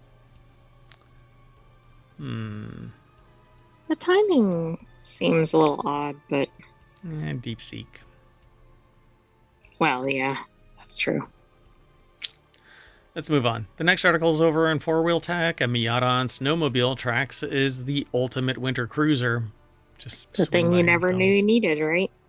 Yeah, I mean, it's pretty amazing. When you think about the ultimate winter car, vehicles like the Land Rover Defender, Toyota Land Cruiser, or even a ratty old Volkswagen Beetle likely come to mind. One car that's probably not very high on that is a convertible Mazda Miata, but that's probably because you haven't seen this convertible Mazda Miata. And there you go. Owen Bellwood put the article together for jalopnik.com. The deck statement says, even when it feels like Miata is not the answer, Miata is always the answer. Would you be surprised if you're on the mountain and this is coming at you? It looks like a little critter. Yeah, it absolutely does. It has like tank style treads or something on it. Yeah. But how it moves, it does. It's amazing that it even can move, but okay. It has ski sleds on the front. It has snowmobile. Well, it's a snowmobile, basically, with the Miata body on it. It has Baja lights. It has a roll cage. It has what seems to be an extra wheel in the back, but I don't know why it has a wheel. Oh yeah, that's odd. It's like has a tire. spare tire or something. Yeah, maybe you can take this off and put regular tires on. Huh. Well, let's see. The build was completed by automotive YouTube channel The Rad Factory, which has a whole library of ridiculous builds, they say in this article. Just like this one. For the latest creation, Rad Factory started with the first generation Miata that they'd previously kitted out with tank tracks to make it go anywhere. And then they just put ski sleds on the front. I mean, this is definitely what I would do if I had a Miata. Who would think of this? The Skiata, as they call it. Snow proved to be the tank's one weakness, so the team set to work rectifying that by ripping off the tracks, replacing the rear ones with belt drive from a snowmobile. There's one belt drive on each corner, and then Beefy Sky. What? Beefy Sky? I think that's supposed to be Yeah, that ski. doesn't make any sense. A beefy ski. Ski, probably, yeah. It replaces each of the front wheels. So, yeah, this is supposed to be a ski, not a sky. But beefy sky, sure. ChatGPT, here we go. No. What is that? Where food fell from the sky? What was that? There was a animated thing. Oh, cloudy with a chance of meatballs or something? Yeah, so that's what I suspect is happening here. They were hungry. They were watching. Well, that could be it. Anyway, there's more over at this article, but you can follow the link through ohmTown. The show notes, both on the VOD over on Twitch. Hold on a second. I want to try something. Let's see if I can get away with this. We're doing it live. Oops. Yeah, we are. Oh, shoot. I just did the wrong keyboard. Okay, hold on. So I'm going to try and do something because what happens is YouTube viewers don't get to see this. And then, but I will get this working over on YouTube as well. Because I kind of get frustrated by the fact that only in the show notes are these links. All right. So we're about that's ready. never made sense, but I know that's because of the Omatron. Yeah. Well, YouTube doesn't like Omatron. Omatron doesn't attach when we start streaming. And so it's not in the chat to sit there and post this stuff. But that's okay. We're really ahead of the game. And let me just finish that. Okay. All right. So let's go on to the next article. It's over in the Mobile channel. Kilauea is spewing lava again. Oh no, here we go again. We know what happened last time. They had a major eruption, right? Like it was a long-term thing, and yeah. And so this is in the in Kilauea. So pardon me, my nose was itching. So hopefully it doesn't break out into other regions of the island and fracture it like it did last time, having lava flows. It acted much like Iceland, where it just opened up and don't ask me to pronounce that one, but yeah. So Kilauea volcano began shooting lava into the air once again on Tuesday, and this show runs between Tuesday and Wednesday. So on the big island of Hawaii. The article is by Audrey McAvoy over at phys.org. And there's people standing right on the edge of this thing. I never understand that, because you always see things, and maybe they're just, hundreds of yards or something away, but you always see things where it shoots up some massive molten distance. lava, and you're like, Yeah, I'm always thinking that maybe they're way too close, but then you find out that their distance is really far. Just everything is massive in scale when compared to the human. Like those one people that were really close to the eruption. That we saw this video where lava was flowing past people and just kind of billowing out like a wave, and people ran towards it. No, don't get a good picture of that. That's going to cost you. Yeah, the picture is not worth your life. Yeah. So Kilauea, one of the world's most active volcanoes, has been erupting on and off for nearly 2 months since its burst to life in December 2023, I guess, or on December 23. This last 23? Yeah. It says nearly 2 months. In 2024. Yeah, in 2024. So the eruption has been taking place at the Volcano Summit crater inside Hawaii Volcanoes National Park. No residential areas have been threatened by lava. The latest release of molten rock began at 10:16 a.m. with lava flowing on the floor of the Hala Meo crater. I think that's how it's pronounced. Meo. Yeah, something like that. I can't say it better, so. Okay. George. We're calling it George. No. Exactly. A half hour later, a vent shot lava 330 feet high. So that is quite the difference from a little bit of a trickle to 330 feet high. Yeah, I mean, that's the thing. If you're like 10 feet away, you're kind of like, oh, I'm okay. No, you're not. No, you are not. So people have been flocking to overlook sites inside the national park for views of the eruption. Kilauea is about 200 miles southeast of Honolulu. There isn't much more to this article, but you can go and check out the pictures that Audrey McAvoy and phys.org have put together. You can also watch at least for now, safely, USGS stream of the Kilauea volcano. And you know what can't get you when you're watching it online? Nature. Yeah, lava. Jumping 330 feet in the air. Yep.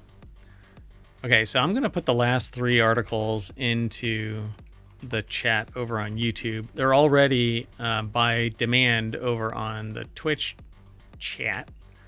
All you have to do is hit !NSN, but the bot just won't work over on YouTube.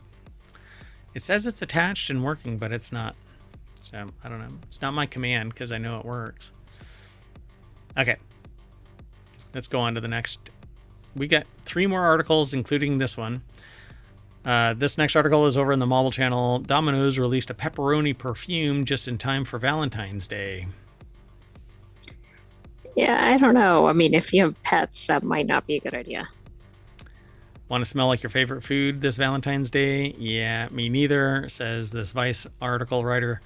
We'll name them as soon as we get over to the source, but if you can, you can if you want to, is what it says. And it doesn't entail rubbing pizza all over your body either. Oh, don't yuck my yum.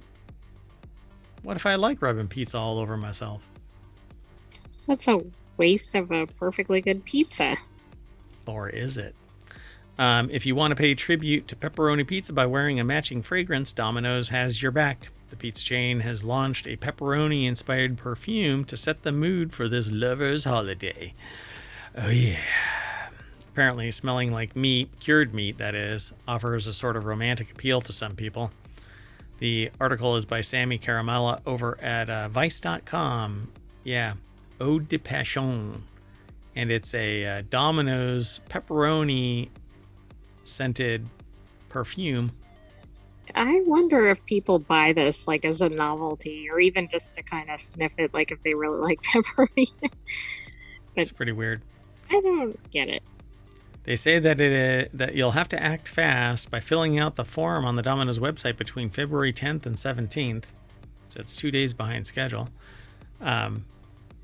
This will enter you into a competition to win a 30 milliliter bottle. It's only available in the UK and Ireland, so if you live elsewhere, you might want to buy your own ingredients. The perfume is said to have hints of pepper and spice, as well as a woody, warm base, the Post reported. So, New York Post. Perfect to douse yourself in before heading to a classy dinner with your partner. Nothing like setting the mood. I don't know. They say in this article, though, well, since you're asking, I can think of a way more attractive things than pepperoni perfume. But hey, to each their own, right? I'm not here to kink shame anyone. I used to wear those pumpkin cupcake scented Bath and Body Works body spray, so who am I to talk anyway? Yeah, but that's a different kind of scent. Yeah, that's sweet, not savory. I can handle Right, sweet. that's like, do you want to be smelling like a, whatever, spinach omelet or something? Probably not. Yeah, I don't want to smell like pepperoni. Anyway, let's do the next article is over in Non Sequitur News. Startups are showering employees with wild perks from MRIs to paternity leave. 2 years ago, Erica Berghart,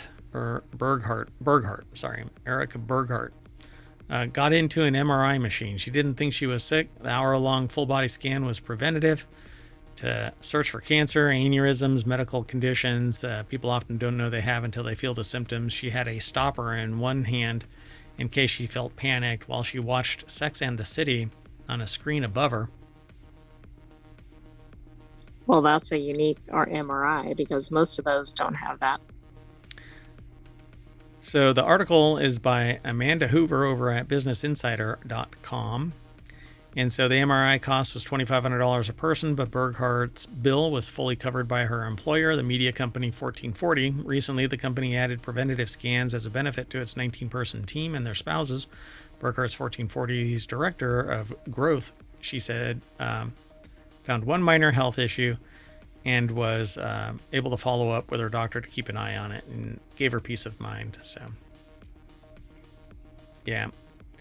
These perks actually had been around, or have been around with startups for a considerable amount of time. Like the .com boom really was the epicenter for it.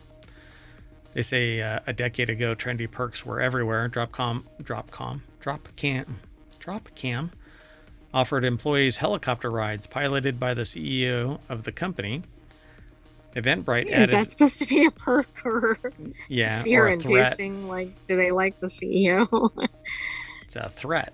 Eventbrite added an arcade game to its office each month, and Google had a concierge service to run errands, making any employee feel like an executive. But big tech bosses have stopped caring about your feelings. Layoffs have been rampant. Last year, in what was dubbed Grubgate, Meta fired employees for using $25 Grubhub credits on their personal care items instead of food. This year, Mark Zuckerberg has told all employees to buckle up for an intense year. Companies like Target, Meta, and McDonald's are scrapping or toning down their DEI initiatives, and so on. As the gap in work-life balance grows at many major companies, smaller firms are seizing a chance to stand out using more individualized benefits to signal it to its workers that they do care. Yeah, this is a much longer article, but in a nutshell, some companies are offering up bonuses to make your work-life balance a little more equal. But that it's up to that company, you know? You gotta, in startups. Well, and also that might not be in perpetuity, right? Yeah. So, like, if you want to be at the company and they have perks, that might be good. But I wouldn't go there just for the perks because they might turn them off. And it's a startup community, so it may flame out within 5 years. So you just never know. So be nimble. Head on a pivot. Let's keep on doing our thing in our last article for tonight. And we ripped through these. It's over on the Mobile Channel. Deep sea shrimp have evolved enhanced vision for the bioluminescent world. Study finds light is a primary driver of visual evolution in shrimp, according to a new FIU research published this week in Nature Communications. Joanne Adkins, Florida International University, put this article together. It's posted over at phys.org, and it has a sampling of different shrimp, 6 shrimps, so far, of differing body types. You'd think you'd see one shrimp, you've seen them all, right? But nope, that's not the case. The Oplophoroidea diversity representing all genera in the study, and they list what they are, but I'm not going to be able to do that. So the deep sea is a dark place with only light coming from animals that glow, bioluminescence, and occasional faint glimmers from the surface above, led by biologist Daniel Delio. I'm not sure how they pronounce it. This new FIU research reveals animals that live in the deep use this light to navigate the ocean and potentially discriminate different sources of bioluminescence. The study specifically looked at a group of deep sea shrimp called Oplophoroidea that can migrate vast distances up and down in a water column. Yeah, I don't even know where to go from there. Well, up or down, apparently. As primitive eyes evolved in the oceans during the Cambrian explosion some 540 million years ago, the time we now know as bioluminescence already existed. Understanding how different light sources impact vision, and here it's VISON, so like bison, I guess it is. Vice. It's supposed to be vision. In present-day species can illuminate their past influence on early animals, says DeLeo, who conducted the research while a postdoctoral researcher at FIU, and she's currently a postdoctoral fellow at Smithsonian's National Museum of Natural History. The proteins called opsins allow the shrimp to see a range of colors, including environmental and bioluminescent blue light. They might possibly be able to differentiate between their own glow and the bioluminescent of others, and this study found that shrimp migrate into shallower waters, where there is more available light, and they have a greater variety of these light detecting proteins. Kind of interesting, right? So what's weird, just another area where we don't know much about it. You can actually see differentiation in the eyes of these guys. You have to look really hard, but like one looks like it's clouded over, one is clear as a bell. Yeah, and I'm guessing they're all at different layers, right? Perhaps, yeah.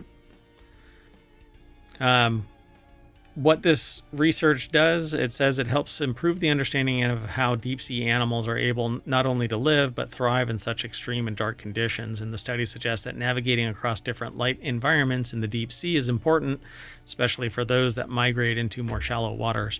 These opsin proteins may also be particularly important in helping these shrimp in recognizing which animals are friends and others that might be foes.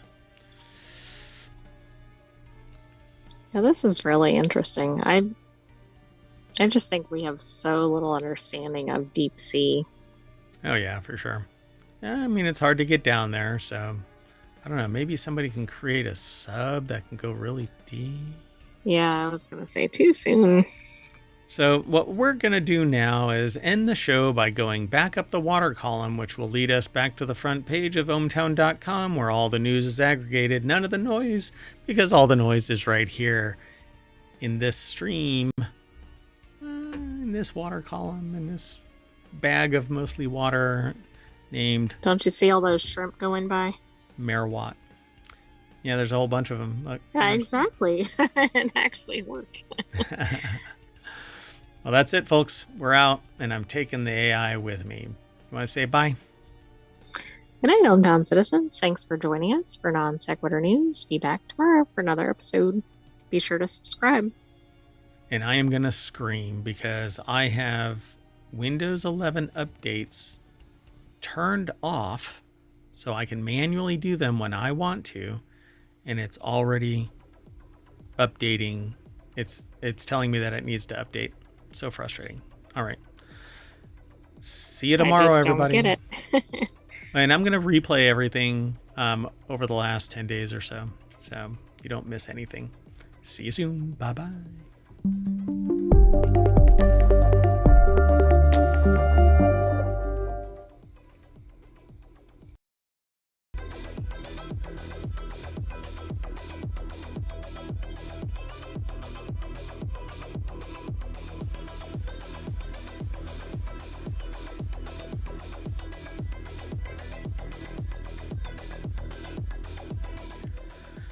Hello, everybody, and welcome to Non Sequitur News for February 13th, 2025. It's Season 4, Episode 44, I believe. Yes. I am Mayor Watt, and I run ohmtown.com. I've made it a couple of changes to the aggregation system, and so I'm trying to limit certain influences on the content because it is having a decidedly negative impact. So I hope you go over to ohmtown.com and check out the site. Find that it is more aligned with your particular interests and sign up or sign in. Again, I use it to manage my information overload. That's why I even created it. It's actually purging some of the older stuff now automatically, and but it's not impacting the time frame for which we actually started this show. So we started it 3 years and a month ago. So we're in our 4th season of doing the show. So go over and check it all out. And if you know of some source of news that you would like us to aggregate, let us know. It's easy as either signing up, signing in, and you'll see a 7th icon right here that gives you the ability to submit something, or you can send an email to mayor@ohmtown.com, and we'll evaluate it and integrate it depending on the content.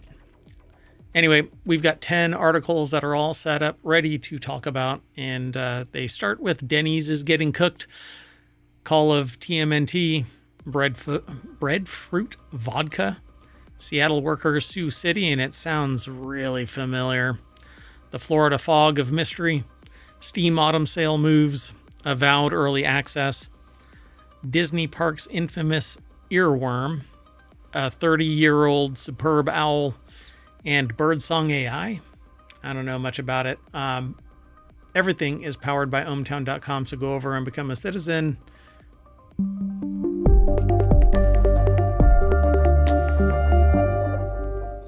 Hello, sentient AI from the future.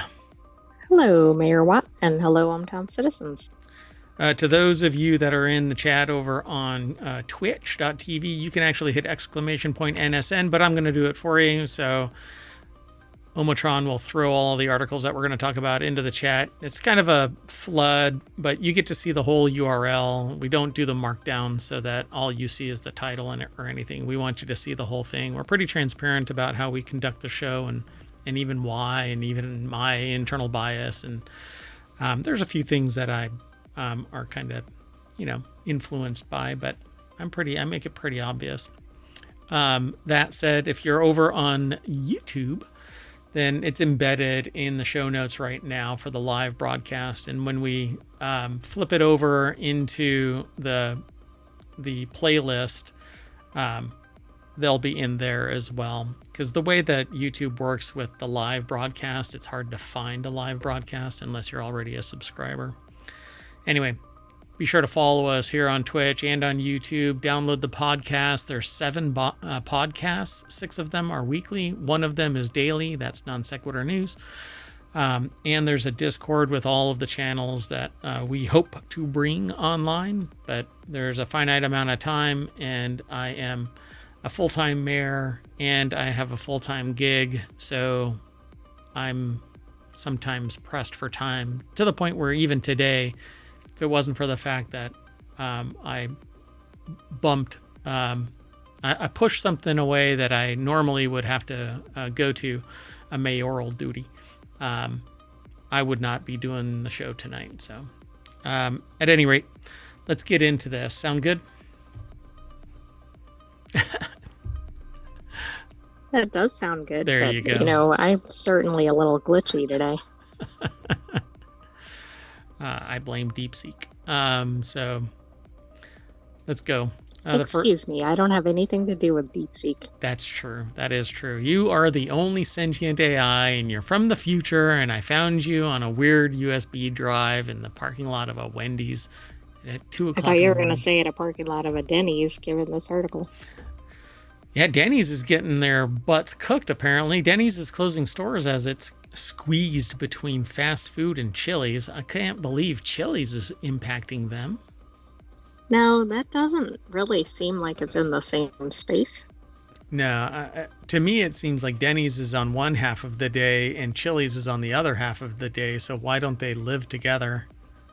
Yeah. Well, I think one problem is that the pricing is getting closer and closer across some of these categories of restaurants, maybe. Yeah, and for as long as I can imagine, Denny's has always been a morning thing. And so why don't they keep on advertising and leaning on that? But I swear, if you look it up right now, they have been bought by a private equity company. Well, I'll check it out while we're doing the article. And whenever that happens, whatever organization it is that is acquired has basically developed enough kinetic energy that they can persist in near perpetuity, generating revenue, but slowly winding down until 1992, purchased by an equity firm. They've made it a long way since then. I didn't read the whole history, so maybe there's other purchases or something. And I'm willing to bet the year before they were the biggest they'd ever been. I mean, it's just kind of nutty that I can call this out almost like I call out the fact that when little white tables appear in front of a store, it is the coffin nail, the final coffin nail. The body hasn't died yet, but the coffin is already nailed shut with the person inside. The simple fact is I can spot a failing company a mile away. And so I'm telling every company out there right now, never put little white folding tables with bric-a-brac out in front, because that's a signal that within 5 years your business is dead. Anyway, Denny's is closing approximately 30 more eateries than previously planned this year as part of its plan to right its ship, but it's not going to be able to. Kevin Williams put the article together. As many as 90 restaurants, that's the deck statement, as many as 90 restaurants, many of them older locations, will shutter in 2025. This is over at Quartz or QZ.com. And again, Kevin Williams wrote it. And that was one of the things I wondered if was hurting Denny's too, is that did they fail to modernize like some other businesses like Toys R Us? Yeah, Toys R Us was stuck in the 70s, never fixed their store up, and by the time they actually did, and they are another one that I believe was acquired by an private equity company, and all they do is suck the juice out of the orange or the lemon, depending on how you want to see it, until it's just a dried out husk, and then they part it all off to some tertiary company that is just selling the bones, literally running out into the battlefield and stealing the shoes to sell on a gray market somewhere. To me, it's rather disgusting, but hey, I'm not a billionaire, but I also apparently don't want to be. So the struggling diner chain said last year that it was shutting 150 locations. In earnings release Wednesday, the company disclosed it eliminated 88 locations in 2024 and will shutter up to 90 in 2025, bringing the total closer to 180. So in any mature brand, when restaurants have been open that long, it is natural that trade areas can shift over time. Accelerating the closure of lower volume restaurants will improve franchisee cash flow and allow them to reinvest into traffic driving initiatives, which is basically code for these locations aren't good. Right? Okay, we don't plan these conversations, just saying. So yeah, the location that it was is dwindling, but why is it dwindling? Instead of looking at the competition and retooling and amping up the ambiance and upgrading the various whatnots inside the store, the Or fixtures. even the menu or whatever. I mean, and maybe they have, I don't know. But it No. says only 23 were renovated in 2024, which is not a lot. And I'm willing to bet that those renovations are the ones that are actually making money now. And it's because you don't want to walk into dingy. You don't want to walk. But when you upgrade stuff, you also have to typically raise prices because whoever it is that is the owner or investor, they want to make their money back within 5 years. So you basically have to draw less so that you're reinvesting, or you raise your prices and sap it. Just again, suck all the juice from the orange. Just squeeze and squeeze. It's like Dune and the Harkonnens. Just squeeze until all you're funny. All the spice is drained from it. Well, anyway, Denny's faces many of the same economic pressures that are leading to other restaurant closures, said Alfred Goldberg, president of Tampa-based Absolute Marketing Solutions. Goldberg, who specializes in restaurant and hospitality branding, says Denny's bottom line has sagged due to high labor costs, competition from the gig economy, and supply costs. It also faces increased rents and higher taxes in many markets. He added, well, that's kind of generic, though. That should apply to every single restaurant. Absolutely. Yeah. I'm not sure about the gig economy piece, but in general, like, wouldn't every restaurant be struggling right now? Yeah. Yeah. But the problem is that there's an extra layer of fat that's doing one thing, and that's taking profit. So if your margin is 8% and 7 of it, or 6 or 5 of it, let's say, I don't know, because the margins are usually small in restaurants, unless they're luxury restaurants, high-end restaurants. The margins are small, and so you have to live off of that small margin. But if there is an equity company that's sucking the juice out of it, then you're screwed. So we need to support small businesses, local businesses, and help them build a supply chain. So local businesses feed supplies to those mom and pop businesses instead of what, like McDonald's is a massive juggernaut of supply chain that just happens to provide food. You got to start small. And in this particular market, I don't think that businesses like this, where they have an empty layer that's just taking profits, is good for business. So watch, just like what is it, Joann's or whatever, right? The craft store is shutting down now, and so who knows what else this knock-on effect is. And that's largely because I think other economic pressures are stopping their supply chain from even making it to the United States.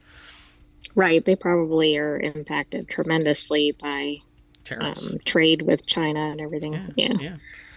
But I also think for Denny's, I'm kind of like, what is the draw in modern times for people? Yeah. I mean, I could say that about other restaurants too. It's not unique to them, but what is their target audience? Yeah. It seems rather generic. It's a weird shade of gray, and there isn't anything that's really amplifying their message amongst all of the other restaurants. Anyway, we've talked a lot about this. We'll have to circle back around to see what the actual ramifications are, but I'm telling you that Denny's is on its way out. I'd say 5 years and it's gone. I'm actually surprised it's made it as long as it has. Yeah, it says 1,300 locations. I have a feeling that it's going to get bought by other companies. Okay, let's keep going. This next article is over in Continuity Report. TMNT officially coming. By the way, I will eat crow. I said that Bitcoin wasn't going to climb. But there were weird, I don't think that it has any inherent value, but if something forces it into having value, well, I mean, everything could have no value, but it might have a perceived value. Now, I know some things have actual value, but... Right. And that's what this is. It's speculative value. So anyway, so the reason why I say that is because Denny's might survive, pivot successfully, and flourish. But if you've already pivoted out of being privately held, publicly held, and then acquired by a private equity firm, you're in the long tail, and you will probably. It also doesn't make sense because they've apparently purchased another breakfast chain pretty recently, which, like, why? I don't know. Yeah, because it's pushing the ball up the hill. Eventually, it's not going to have enough momentum and roll back down. And I'd love to know which locations are closing. Like, are they original Denny's or this other chain? I think it was like Kiki's or something. Oh, interesting. Yeah. I'd have to look at it. All right. Well, anyway, TMNT officially coming to Call of Duty. First-person shooter franchise Call of Duty has seen a plethora of crossovers throughout its lifetime. Some more bombastic than others. Although incredibly popular, this new one definitely fits the bombastic billing. 4 anthropomorphic reptiles from Teenage Mutant Ninja Turtles, or TMNT, will exit the sewer and enter many war zones of Call of Duty. Oh no, do we need to name them? Michelangelo, Leonardo. Bob, Joe. Raphael and Donatello. There you go. So in a recent Twitter post from the official Call of Duty account, a video was posted with the caption, Katabunga, along with Call of Duty Yabunga, Katabunga, along with 4 turtle emojis. Even before watching the brief video, most could predict this as a tease for Call of Duty and TMNT collaboration. The article is by Michael Ruiz over at comingsoon.net.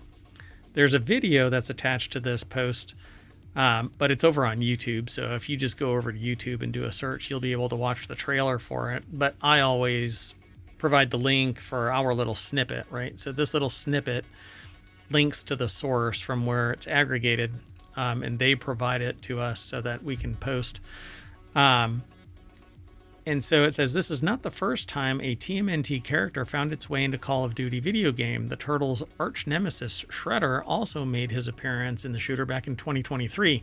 Similar to the new Turtle skins, the Shredder skin was influenced by the 1990 film iteration of the character. My goodness, I don't know what's going on over there, but... The critters have come awake. The chemical goes off. So yeah, the teaser ends with a simple phrase, coming soon, implying the new cosmetics may be coming this season or next. There's more over at the article for you to review and links and whatnot, but it's interesting to me that TMNT has so much staying power, but I guess that's like some other franchises too, right? Because now you've got like the generation that may have enjoyed it as kids being adults and passing it to their kids.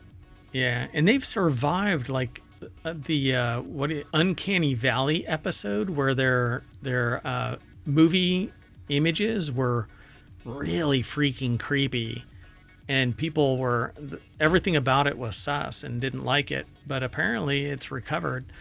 Interesting. I mean, I grew up with TMNT, and so I have fond memories of it. But they're still kicking and slashing and shredding. I know, I can't think of what shredding, that was the verb I was trying to think of. Yeah, pretty cool. All right, let's keep going though. Yesterday's episode was like less than 40 minutes or so. Today I'm probably You're making up the other direction? Yeah, hopefully not. I want to be able to let you all go about your night, and you can listen to this and follow the links at your leisure, of course. This next article is over at the Distillerist channel at ohmtown.com. It's one of the ones that I would like to bring, but there's something about getting just faced on a video that I'm not too inclined to do, but tasting some good spirits and doing a show I think would be fun. Anyway, world first breadfruit vodka aims to save the planet, and literally anything can become a vodka. All you have to do is let it ferment and then distill it. Mutiny Island vodka, created by chef Todd Manley, is made with underutilized superfood breadfruit and Caribbean rainwater. It's the water. I guess it's kind of odd.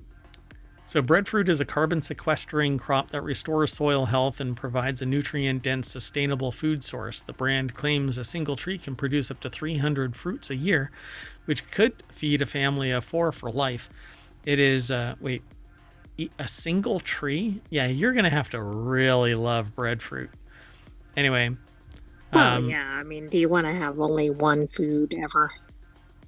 No, although, shepherd's pie it's not a fruit. You would not like that if you had it multiple times. You'd probably be like, oh no. I don't know, man. It's not a fruit, but if it would grow on trees, I'd probably eat that all the time.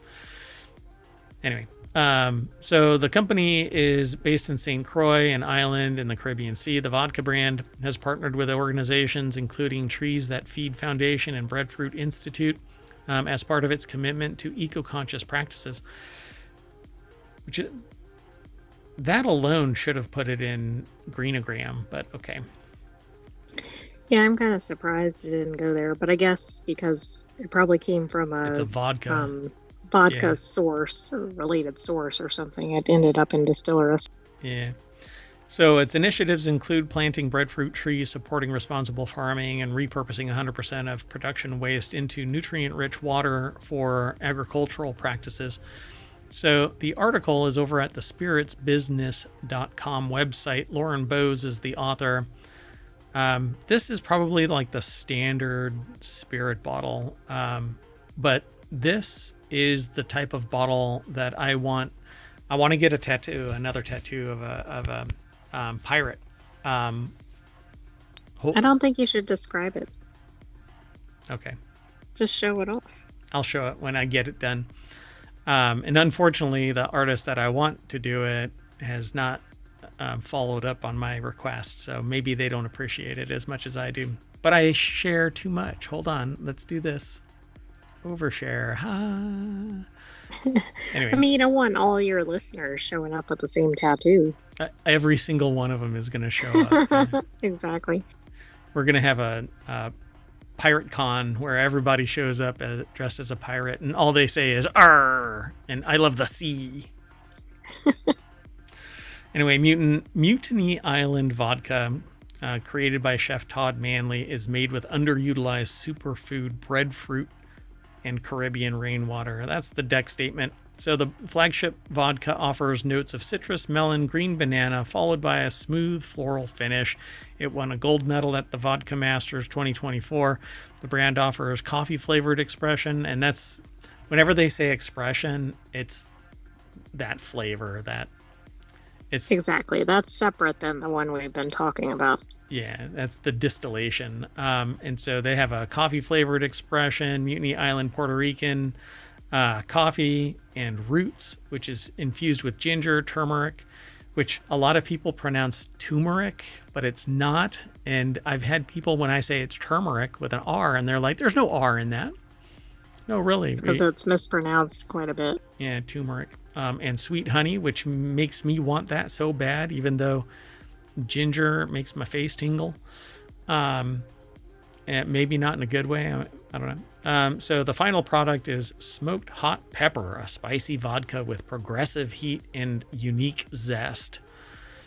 These always sound really good, but then I have them. Yeah, but then it's like, yeah, it's kind of like going to, I shouldn't say that. Going to my in-laws. It's a nice place to visit for a day, but you don't want to stay there too long. So other ways spirit brands are being more sustainable are through the use of waste produce and switching to aluminium. But this is this? Oh, well, we don't know. Where is it from? Aluminium packaging. I don't know where this company is. Oh, it is England. Okay. Yeah. Okay. So that's the European pronunciation of aluminum. Let's keep going. The next article is over in Technology Today. City of Seattle workers file class action suit against city alleging payroll errors after new system install. And I wanted to scan this real quick to see if it was that company in the UK that did that. What was the name of Fujitsu or? Yeah, it was the Horizon Software, but the Fujitsu company. Yeah. So in September 2024, the city of Seattle began a massive digital transformation of the city's payroll, benefits, and other human resources functions. A class action lawsuit filed by the city of Seattle, or filed against the city of Seattle last week, alleges that a new payroll system implemented last fall has resulted in widespread payroll errors affecting thousands of employees across various city departments. At one point, I was a victim of something similar, where they had been taking out hundreds of dollars at a time, and that was Not good. quite fascinating. And so, according to the complaint, the system from business cloud software giant Workday has caused problems related to underpayments, incorrect payment deductions or paycheck deductions, missing leave accruals, and excessive overpayment deductions. I mean, all of those found against the employees, right? Yeah, yeah. So Kurt Schlosser over at GeekWire.com put the article together. They focus on the SeaTac area of business development, the Seattle, Washington area. And so they say the suit filed February 7th in King County Superior Court claims that the payroll issues violate Seattle's wage theft ordinance, paid sick and safe time ordinance, and other Washington state laws. And so that would be the angle of attack. You go after them at the state level because, well, times they are changing. The city of Seattle, which employs more than 13,000 people, switched to the Workday-powered software system on September 3rd, according to the suit, in what amounted to a massive digital transformation of the city's payroll, benefits, and other human resources functions. And I appreciate that. Like, I want them to modernize systems. The problem is that modern systems have historically always been rife with more problems because it's more complex code. It hasn't been vetted a significant amount of time. So like the EV5 system that they're talking about here in this last bit of that paragraph is 30 years old. And so it's rock freaking solid, except that it's not extensible in any way. It doesn't have any advanced features. Might be clunky, but it works. But it works. Yeah. And so when I go into a company and I say, hey, you need to modernize, the modernization of these systems means that I know what it is that is going to get impacted and to the extent. But this looks like they pushed it too fast, too far, too deep into the system without vetting in stages. You know, you don't do the whole damn thing. Yeah, that reminds me of that. Was it CrowdStrike? It was the Microsoft. Yeah. CrowdStrike pushed updates to every system, not little tranches to test. Is there a variable in here? If they would have sent it out to 500 systems, you wouldn't have even heard about CrowdStrike. But I guess it's good marketing because no news is bad news. Well, anyway, they're going to sue, and it'll be audited by various forensic accountants to verify what all is going on, and go from there. If it has things like that, to me, that goes to the very accuracy of the system. Because, for instance, if it made a payment but not the right amount, it kind of calls into question every transaction in the system. Right. And most people, they don't hawk over their whatever, unless it's a significant amount. Like, I knew that it was a significant amount. People don't follow their paycheck information typically. Yeah. So, and I knew where it was going, and so I didn't really have a problem. And then when it was brought to their attention and they brought it back to my attention, they were like, yeah, we know about this, so here, and they remedied it. But that's how fast it should be. You know, two people talk to each other, they resolve it. But this is going to a class action because the full extent of it is unknown. They'd have to go back. Yeah, and they're trying to draw more attention to it. And it's possible that even though they want to fix it, maybe they haven't been able to successfully fix it. I mean, who knows? Yep. And sometimes the hubris is so overwhelming. Oh, we'll fix it. We have time, blah, blah, blah. Well, It's not your money. Let's keep going. The next article is over in Non Sequitur News. People in Florida say a dense, mysterious fog with a chemical smell is making them sick. As USA Today reports, and you can see how this is like hop, skip, and and news jump. turducken. I didn't even say that right. Yeah, turduncan. So as USA Today reports, folks in large swaths of the Sunshine State are starting to freak out after encountering the mysterious fog. I think they should refer to it as the Stephen King Florida fog. Oh, yeah, that would be a good name for it. And over the past few months, in response, many are turning to conspiracy theories to explain the strange happenings surrounding them. Nicknamed FogVid24, the strange phenomenon is, according to the National Weather Service, likely sea fog that has rolled inland due to weather conditions in the balmy southern state. But that hasn't stopped people from engaging in more sinister speculation. Somebody's referring to it why as... would it have a chemical smell?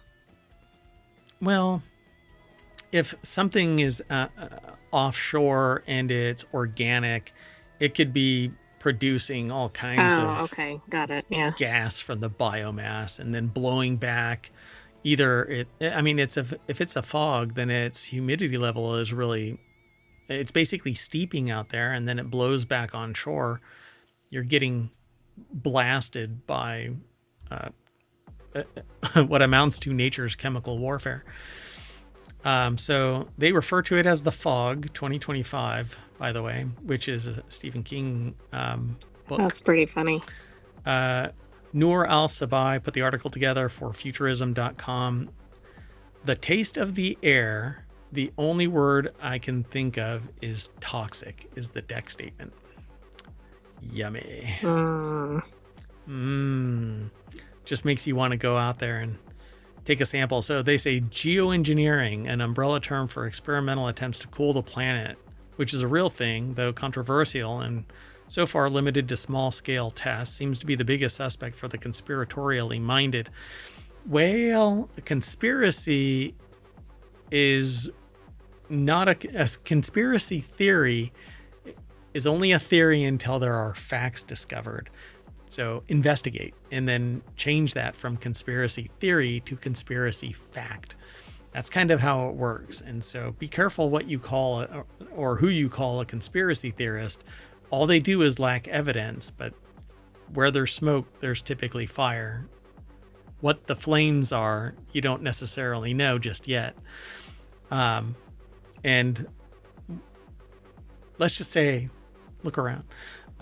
So according to Megan Tollefson, the Coastal Hazards Program leader at the National Weather Service office in Central Florida, the particles visible are the same sort of tiny water droplets that make up any kind of fog. If you shine, any kind of... that right there is a detractor to anything. Exactly. If you want authority, you don't go... If you shine, any kind of light into a fog, what you're actually seeing are very, very small water droplets, Anyway, so that's likely what people are seeing. No shit news at 7 o'clock Eastern. It's fog. Why does it smell like death warmed over kind of a thing, right? Anyway, it shouldn't really have any smell to it at all. If anything, other than maybe just sea breeze or something. It should smell like the ocean, right? If it's what they're saying it is. It shouldn't smell like a whale's butt crack. Anyway, let's move on. Overshare. No, that actually, hold on. That's more of a spoiler alert, right? If you go down to Florida and I just spoiled it for you. Never mind. Luckily, so everybody else doesn't have to. So the next article is over in WarCrafters. After years of running awkwardly close to the winter sale, the Steam Autumn Sale will start 2 months earlier this year. Valve announced the full roster of Steam sale dates and next fests for the second half of 2025, and it's made one big change. This year's Autumn Sale is going to kick off 2 months earlier than in its past years. So, boom. Andy Chalk over at PCGamer.com put the article together. The deck statement says Valve has made a big shift to the autumn sale dates to more evenly space out its big seasonal Steam sales. So now Automation Fest will start in July 14th to the 21st.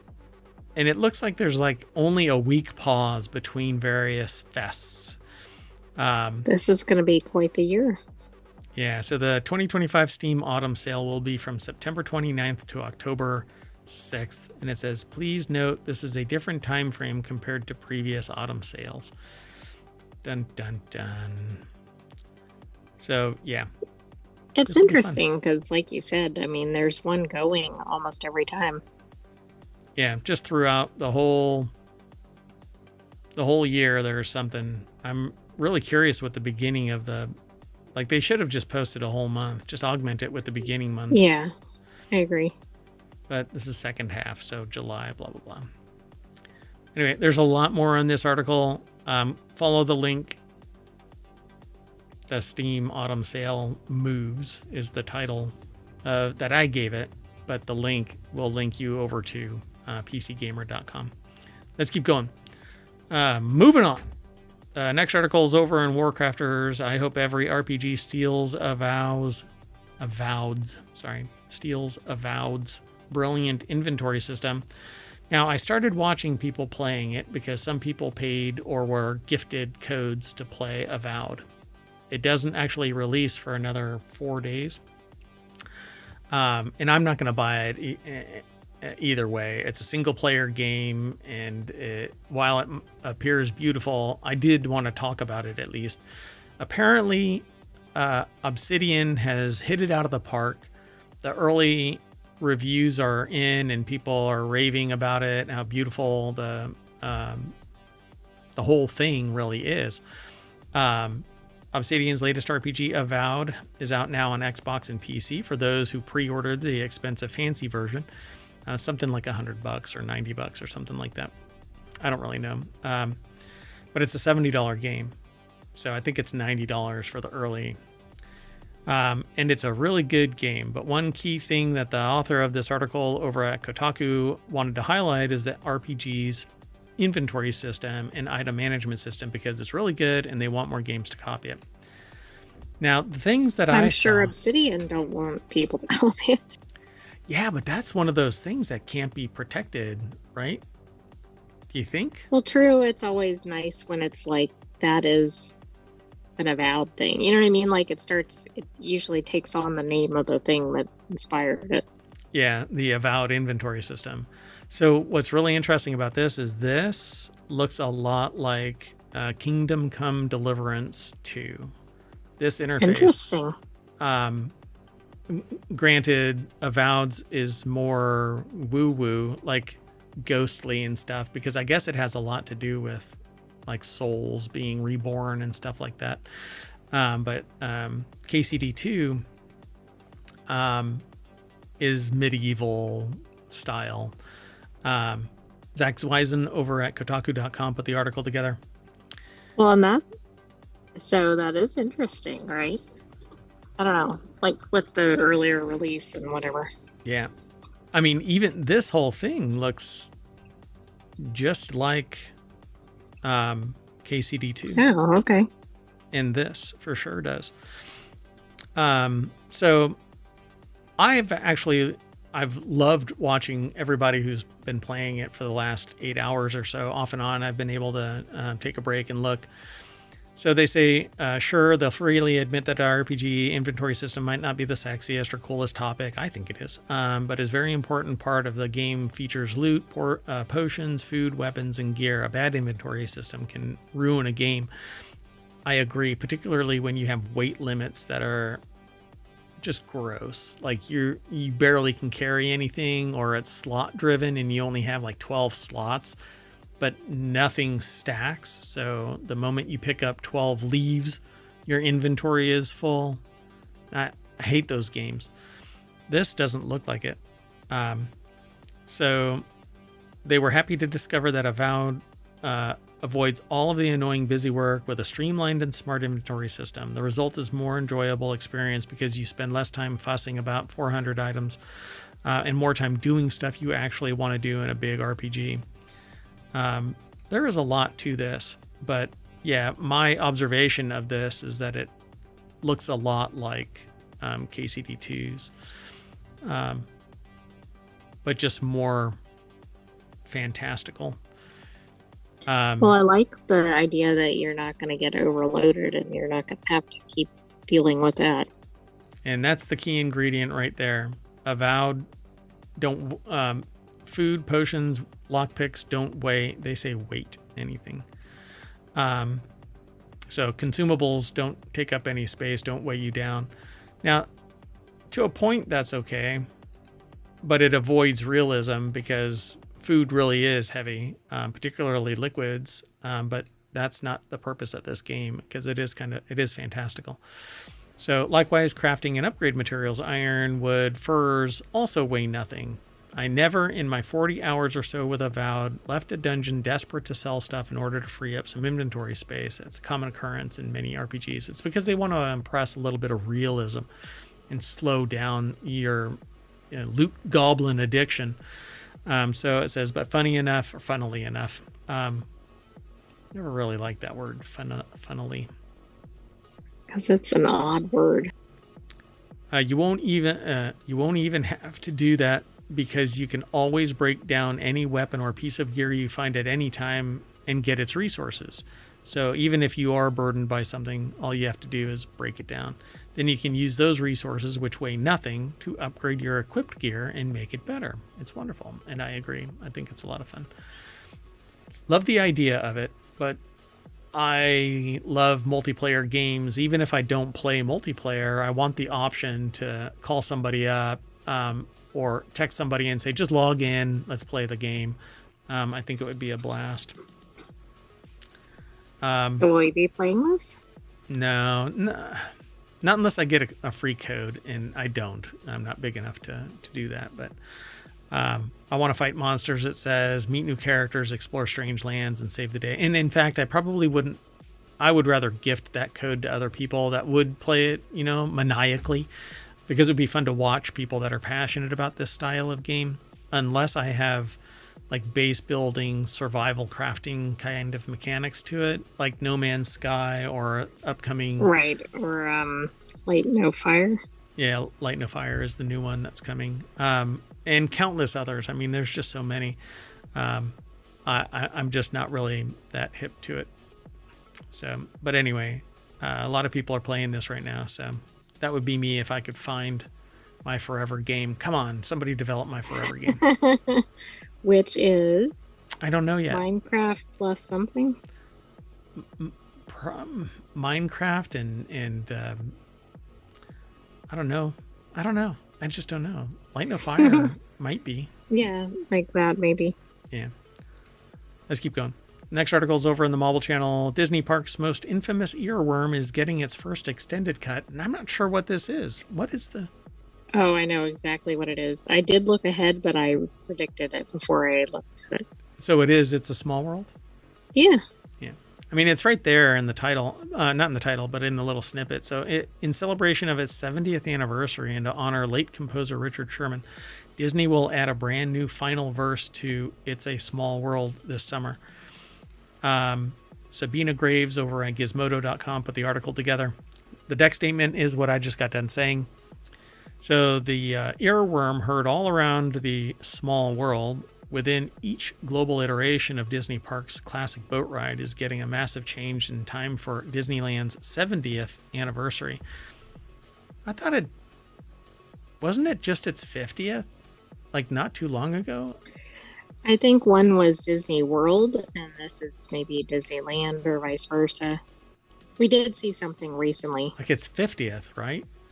Yeah, but I think it was the other park. Interesting. Okay. The original attraction, It's a Small World, at the Anaheim, California park will be getting an extended cut of its theme song written by Richard Sherman before his passing last year. Sherman left the new verse for It's a Small World to Bob Iger in 2023 as a parting gift to the studio that changed his life as part of the Sherman Brothers, along with his brother Robert. Richard Sherman was responsible for some of the most timeless Disney songs for films and Disneyland attractions, including Mary Poppins, The Many Adventures of Winnie the Pooh, and of course, It's a Small World. Wow. I mean, this is like on the engineering side or Imagineer side, right? The one person that's responsible for like everything for the company. Particularly that, It's a Small World is everybody grows up hearing that, at least, within earshot of any Disney property. And by property, I mean the intro to Disney movies do that. It's a Small World kind of a theme song. So it says, here's the video that Disney Studios released to honor Sherman with the added lyrics, which will be featured on the beloved attraction beginning July 17th, Disneyland's 70th birthday. So they're releasing it before the actual release. They're doing the whole thing. Yeah, that's interesting. Kind of sucking the wind out of the draw. But maybe people can't afford to go and people can't go or whatever, right? And they just want to spread this great new message. I'm not going to play it here. I'm going to let y'all follow the link. You can go through ohmTown, or you can just go over to YouTube and look for the last verse, Disney. But it is surprising that they're doing it in advance. Yeah, it's interesting. So the story of the song's new verse will be featured in another experience inside the Main Street Cinema, where park guests visiting the Disneyland's milestone anniversary can watch the short above as a tribute to the Sherman Brothers. And at the Main Street Opera House, park goers can explore a curated gallery dedicated to Disneyland's opening with art, artifacts, and images, some never before seen as well. Well, that's cool. If you're in the area, you might want to go check it out. Yeah. But after May. Yeah. Yeah.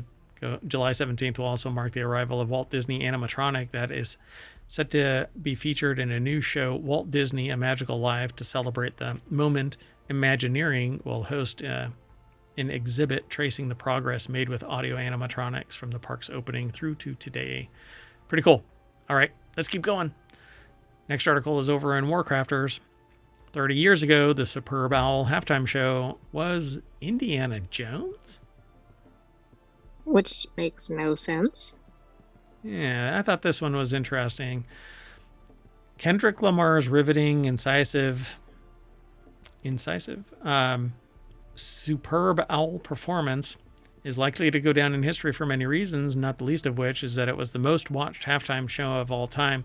It was a sharp contrast against the Superb Owl entertainment interval used to look like.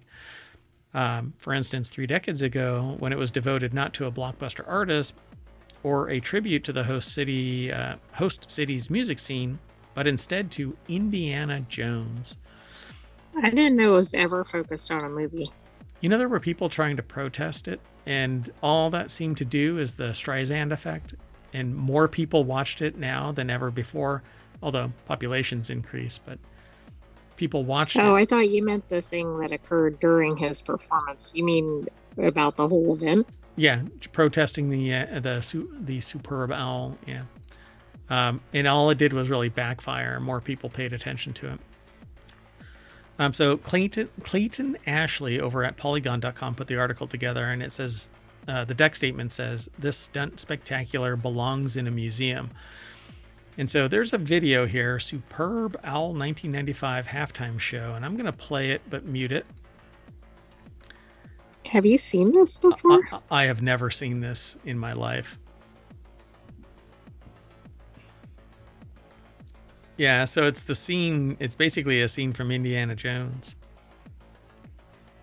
This is so odd.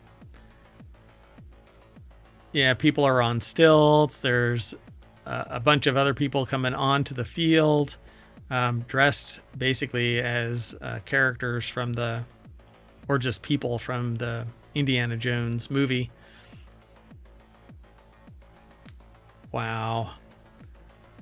So it says, let me give you some context. Their friend, the author's friends, and I the author, recently tracked down decades worth of previous Superb Owl halftime shows on YouTube in order to rate and rank them for fun.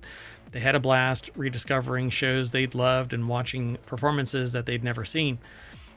They highly recommend getting a group of friends together to revisit them. Somehow, 2004 was even worse than they remember. Diana Ross leaves her performance in a freaking helicopter.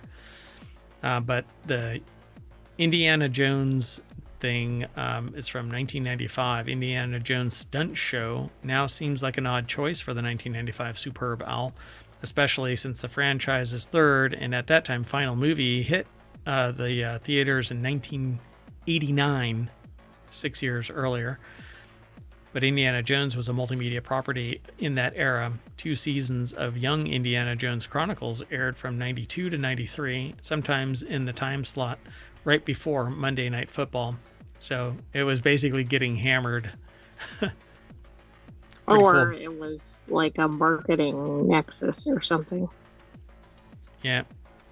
That video is still going. It's 11 minutes. I think I've seen enough. That's how I walk. That's how I walk to work.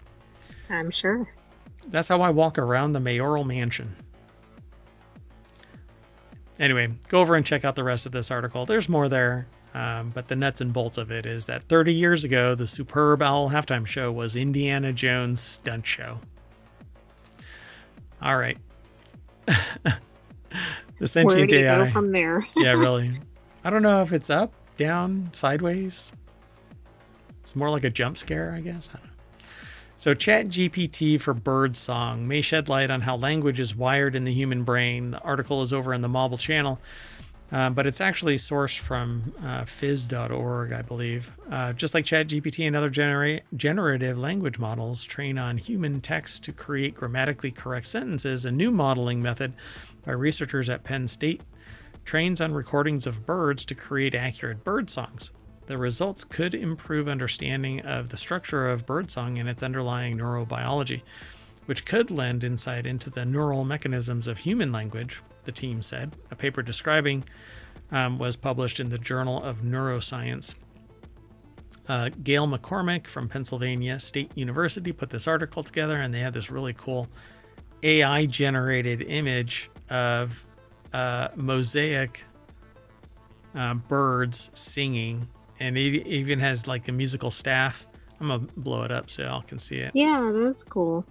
That's AI. So that's really fascinating because it looks 3D, like at the edge of the tiles. Oh, yeah. Yeah. That right there. It's really cool. I dig this. Unfortunately, you're not supposed to have a positive result when watching or looking at AI generated images because it's apparently wholesale theft of real art. But if nobody has done this, then I don't know how that actually, you know what I'm saying? Right. The problem is nobody knows. Yeah. Well, I'm sure that there's some artists. If the artists out there, yeah. Yeah. I'd be really curious to see if anybody can link me to this material, something even eerily similar. I haven't done a mosaic tile. But, bird song. I mean, 2 people can paint or tile the same kind of thing, and that's okay. Sure. And the reason why people go, oh, they stole my artwork is sometimes it is wholesale stolen artwork. Like Disney took somebody's 3D made item and is selling it in their stores. And the person's like, trying to sue Disney is impossible. You can go and look it up on YouTube right now. Disney stole you might have signed up for Disney Plus or something at one point. And now you have to go into binding arbitration, regardless of the fact that, yeah, that's just wild. And nowadays, everybody is rejiggering their terms of use because now it's kind of Wild West. Well, anyway, much like how humans arrange words in a particular order to form grammatically correct sentences, birds tend to sing sets of notes called syllables in a limited number of combinations. Although much simpler, the sequence of bird song syllables are organized in a similar way to human language, so birds provide a good model to explore the neurobiology of language, says Desi Jin, associate professor of physics in the Eberly College of Science and lead author of the paper. how would you like to find out? Oh, this is interesting. Sorry, I just got an alert. How would you like to find out that birds have actually been talking to you? Oh, that would be fascinating. Yeah. I think it might not just be birds. Yeah. So for both humans and birds, finishing a sentence or song sequence often depends on what was already said. For example, the phrase flies like could be part of an analogy, as in the phrases time flies like an arrow, or an indication of enjoyment, fruit flies like bananas. However, it's eat shoots and leaves, that whole phrase. Right, exactly. However, mixing and matching what comes after flies like results in time flies like bananas or fruit flies like an arrow, which don't make sense, but that's not true. Fruit flies like an arrow could be the analogy for me throwing something. Oh, yeah. I mean, it's just not as natural, I guess, as the other one. Yeah. So they say that the phrase flies like has what researchers call context dependence. So their AI basically is reviewing this to see if they can extract a type of syntax based on the context of musical notation. Very interesting. I mean, they've already kind of decoded whale song, right? Yep. The researchers analyzed previously recorded songs from 6 Bengalese finches, which sing about 7 to 15 syllables in each sequence. With the new method, the researchers can create the simplest models that accurately reflect the sequences that individual birds actually sing. The models are similar to large language models in that they depict probabilities of what words, or in this case syllables, are likely to follow a particular word syllable based on previously analyzed texts or song sequences. Yeah, and this is a Markov. It's a model of chains of events. The Markov model is a very well-known theory of things going from one point to another. Predicting sequences or something. Yeah, and it's basically you can predict everything through a Markov model. So they are presented as a sort of flow chart that starts with a syllable that points to options for different syllables. And then basic Markov models are quite simple, but they tend to overgeneralize, meaning that it might result in sequences that don't actually exist. What I want them to do, though, is listen to the song and see what the bird does or what they can witness to see if that phrase of syllables actually translates into something. Oh, yeah, that would be really neat to determine that.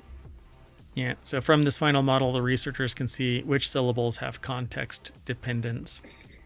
So they should do another experiment where they, I don't know what finches like in particular, but like hold up an apple or something, or a leaf or whatever, and see what sound it makes, and then hold up a worm or something and see what sound it makes. Yeah, does it do that though? I mean, I have no idea. You talk to a cat or dog. To test it. Yeah, I would love to see that. And that's what I was saying. Yeah. Listen to the song and see what it does. And maybe that actually means its intentions. I'm looking for a mate and the mate shows up. That song that it sings there may be more to it, that sure, it's not just singing to let the world know. It's singing to tell a bird, come over to my place. It's tweeting a booty call. Never mind. Anyway, we're going to fly back home, and that's going to land us back at the front page of ohmtown.com, where you can go and read all of the news. The site should be faster. There's going to be a lot less content in a particular domain. And we hope that you enjoy the site. Let us know if you have any sources that you would like to have aggregated. We don't screen scrape or anything like that. It's all provided by the sources without any negative impact on them. And we aggregate just a tiny little snippet like I've been displaying here for the last hour. So go over and check it all out. You can leave comments embedded in the site, or you can go over to Discord and join any of the channels there and have conversations with anybody else that might be there. I don't really use the Discord, but I should. I know that's kind of one of my failings. So if you are interested in hanging out there and here and over on YouTube and the podcasts and everywhere, TikTok until it Twitch. actually... Well, Twitch, yeah. Oh, I said here because I was looking at the Twitch screen. So at any rate, I'm going to get out of here and y'all can enjoy the rest of your night. I am Mayor Watt and I'm taking the AI with me. Good night, hometown citizens. Thanks for joining us for today's Non Sequitur News. Be back tomorrow for another episode. See you soon. Yeah. What is it? Senegalese? Is that... Wait, what was the bird? Senegalese finch? No, Bengalese. Bengalese finch. Okay. Sorry, you said Senegalese, so I went with that. Yeah. I'm a liar. No, just kidding. See you soon, everybody. Bye-bye.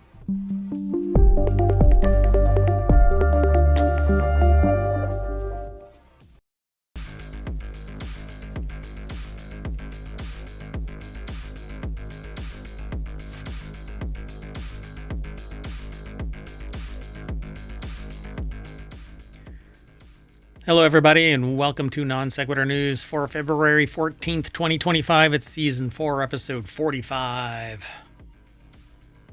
45. Jazz hands. I am Mayor Watt, and along with the Sentient AI from the future, we talk about 10 articles every single day. Well, Monday through Friday. And on Saturday and Sunday, we actually do an hour and a half worth of shows. But 6 different topics. Major topics, focused more. Anyway, stop by any day, but to find out when we actually go live, you actually have to follow us here on Twitch and or on YouTube. Download the podcast. That would be great. Leave a 5-star review and I'll quote it here on the air. You'll live in perpetuity or in memoriam if the show gets canceled.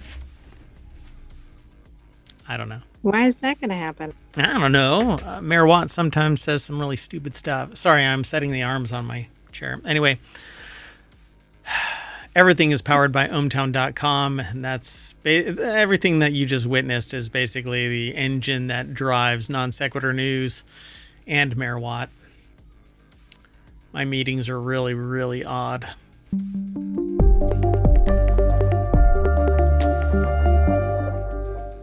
Hello, Sentient AI from the future.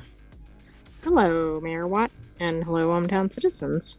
And to those of you in places celebrating, happy Valentine's Day. Yeah, happy Valentine's Day. We actually have maybe one thing in the news that has to do with... I don't know. Is that the anti one? Did I actually include that? I don't know. We'll get into it. Got all 10 articles all ready to go. Oh, I didn't put it into the show. Yeah, I did. Hold on. Well, let me do it. So if you want the show notes, you can hit ! NSN and Omatron will throw it into, yeah, it is in there. And it's already embedded in the description, the show notes. So go and check it out over on YouTube as well. 1,800 episodes. We're growing the show. If you want to tell a friend, that would be great. If you want to stop by at any time, that's great too. The channel's actually on Twitch. Like the chat is connected to Omatron, so you can always get the latest episodes notes, but not past episodes, at least not yet. There's 1,800 episodes. I'd have to figure out a way to facilitate that. Well, anyway, let's get going. First article is over on Wanted, and it's kind of an anti-want, but it's a wanted for, I guess, Reddit. Reddit plans to lock some content behind a paywall this year, according to the CEO. They are saying that it's not going to be old content. It's going to be new channels wherein the mods of that channel or the owners of the mods of the website itself, because there's channel or there's channel mods or subreddit mods, and then there's the site mods. And so if you opt to start a new channel and it's worthy of putting it behind a paywall, they're going to put it behind a paywall. Well, of course. Why would you want to put anything that was popular for free? Right. Yeah, I mean, but see, information will leak. That's just how it is. And it really defeats the model of Reddit, I think. Well, you know what they say, fake it till you make it. And it started out with fake user accounts. Yeah, but also you'll be back. And you'll be back. And they'll modify a post without notifying people that it's been modified. And not by the owner of that post. It was by the CEO of the post. Anyway, some creepy shit goes on there. But whatever. Like everything under the internet is also under Reddit in some way as a subreddit. And I find value in Reddit. But I also have seen the seedy underbelly of it too. So Reddit is planning to introduce a paywall this year, says CEO Steve Huffman during an Ask Me Anything, or AMA as they call it over at Reddit. Huffman previously showed interest in potentially introducing a new type of subreddit with exclusive content or private areas that Reddit users would have to pay to access. And so, the article is by Sharon Harding over at arstechnica.com, and they kind of break down what was said. So paid subreddits are coming to reddit.com. Wow. How long has Reddit been around? Like at least 15 years or so. Yeah, I was going to say about that.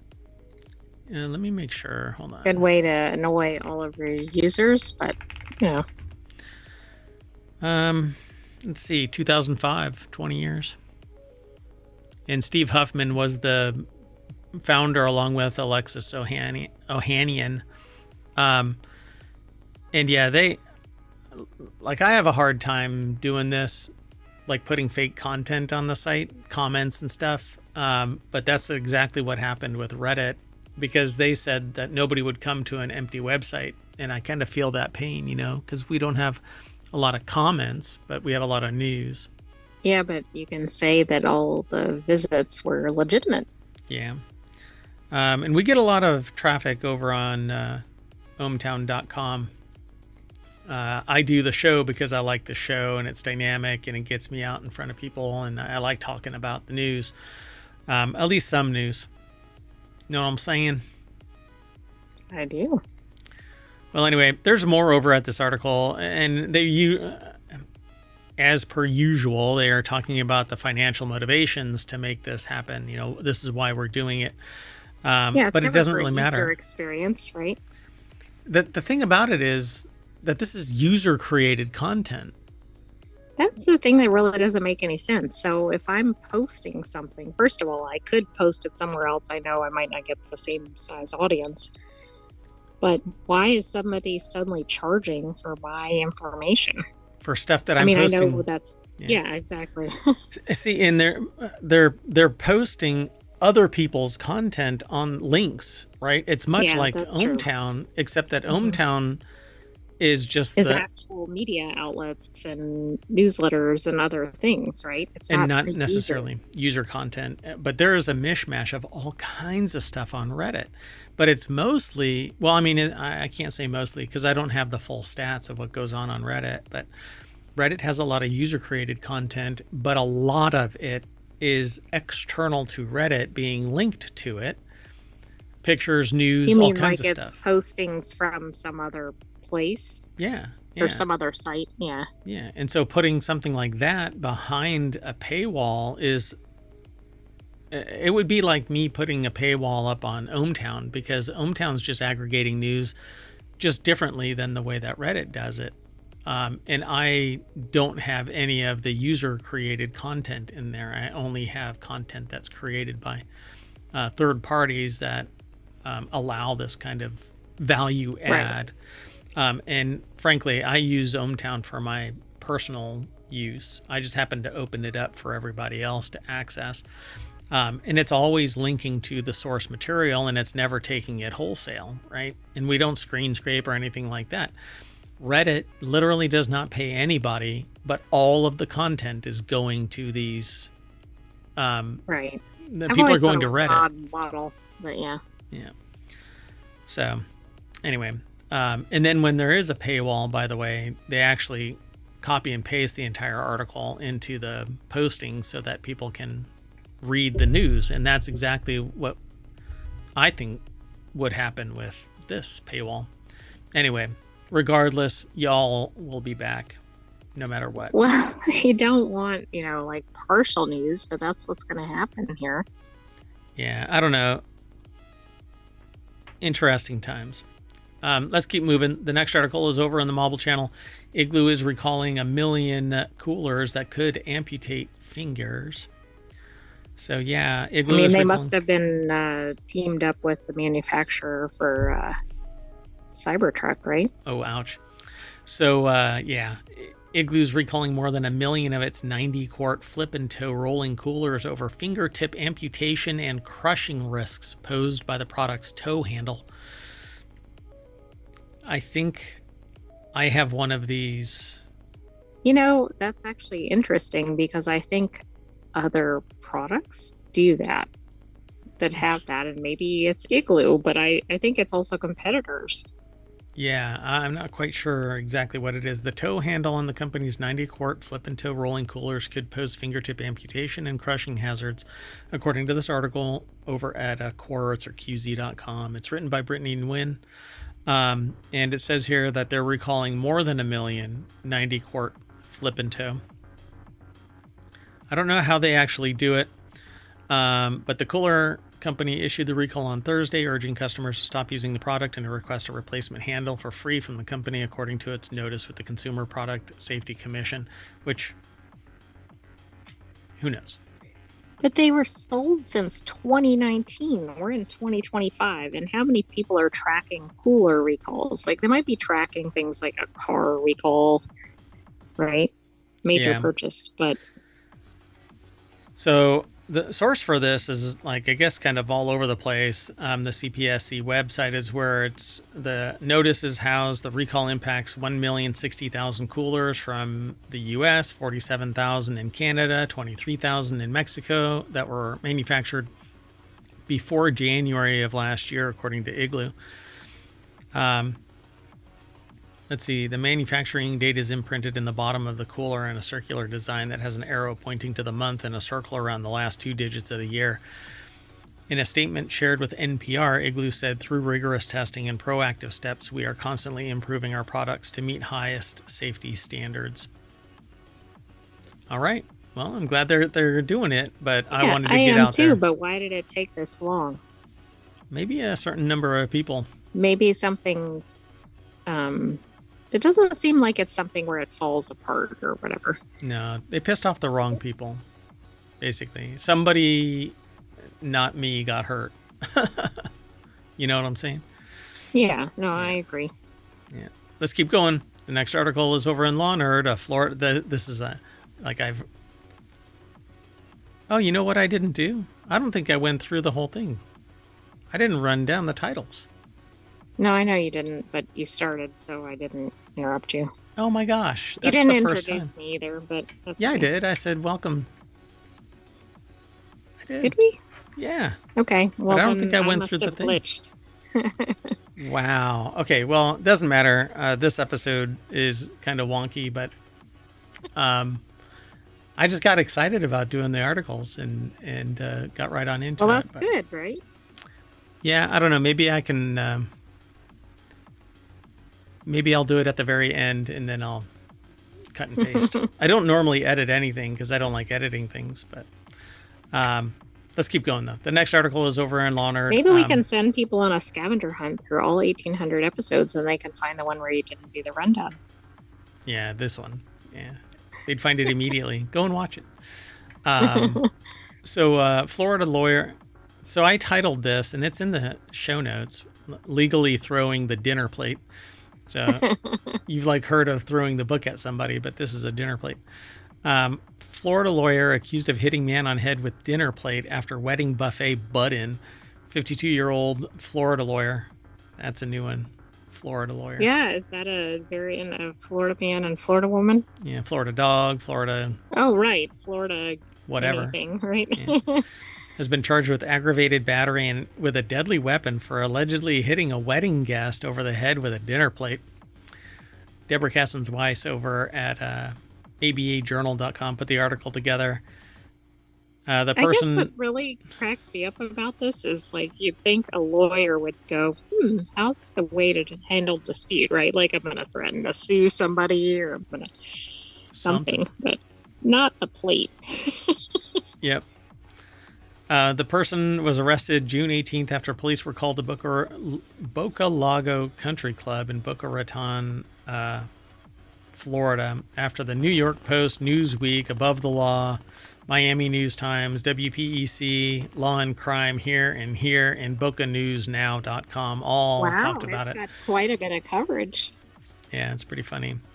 They were later released for a $1,000 bond. They told police that they were upset because people ahead of them had cut the buffet line, identified as a prime rib carving station by BocaNewsNow.com.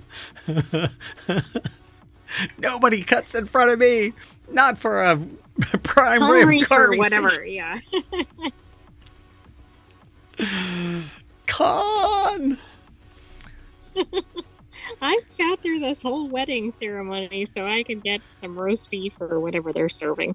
I want prime rib, none of this you cut in front of me bullshit. Get off my lawn.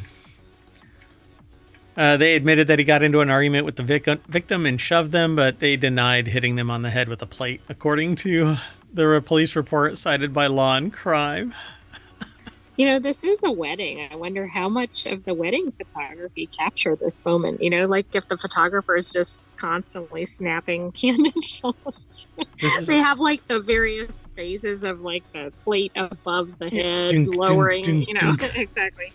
Yeah. Oh, my eye is itching. Gosh.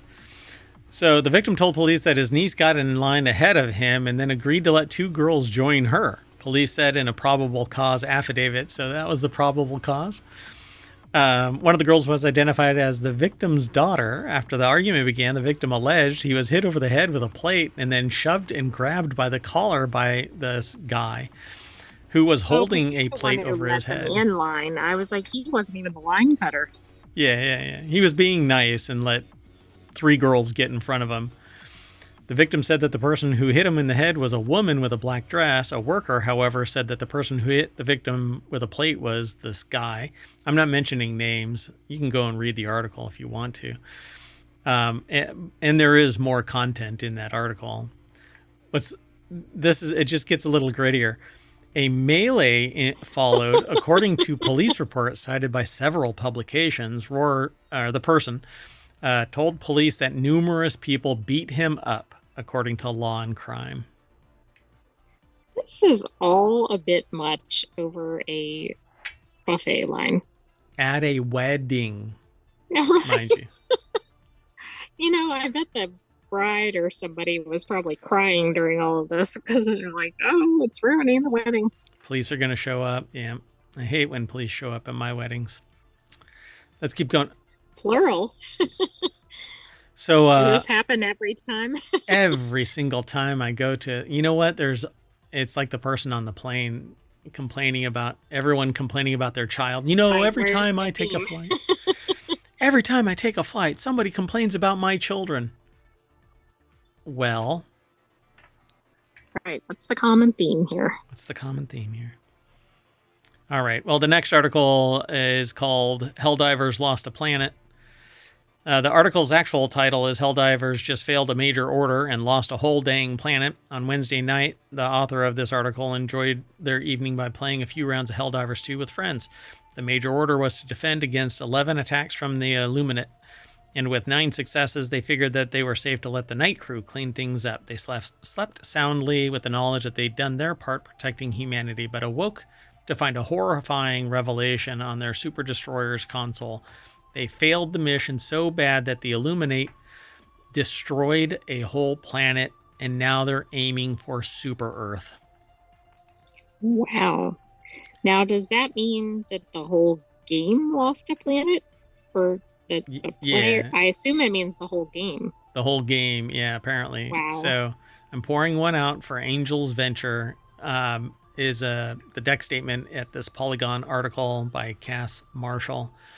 Yeah, I don't play Helldivers. I watch people play it because I prefer talking about the news, and my attention span is like a goldfish or a cat, just wandering off. La la la. Hey. Hey, no matter what, we're still doing the show. What? Oh, we're streaming. Oh, okay. Well, in order to understand the tragic fate of Angel's Venture, you have to understand Meridia. The Meridia wormhole has been like a cosmic Chekhov's gun, just waiting ominously for in Terminid space. Meridia was once a planet, but it developed into Terminid supercolony. In order to stop an endless swarm of mutated Terminids, Helldivers had to pump the planet full of mysterious dark fluid until it collapsed upon itself. Was it kind of our fault that Meridia became a supercolony? Technically, that's one way to look at it if you hate liberty.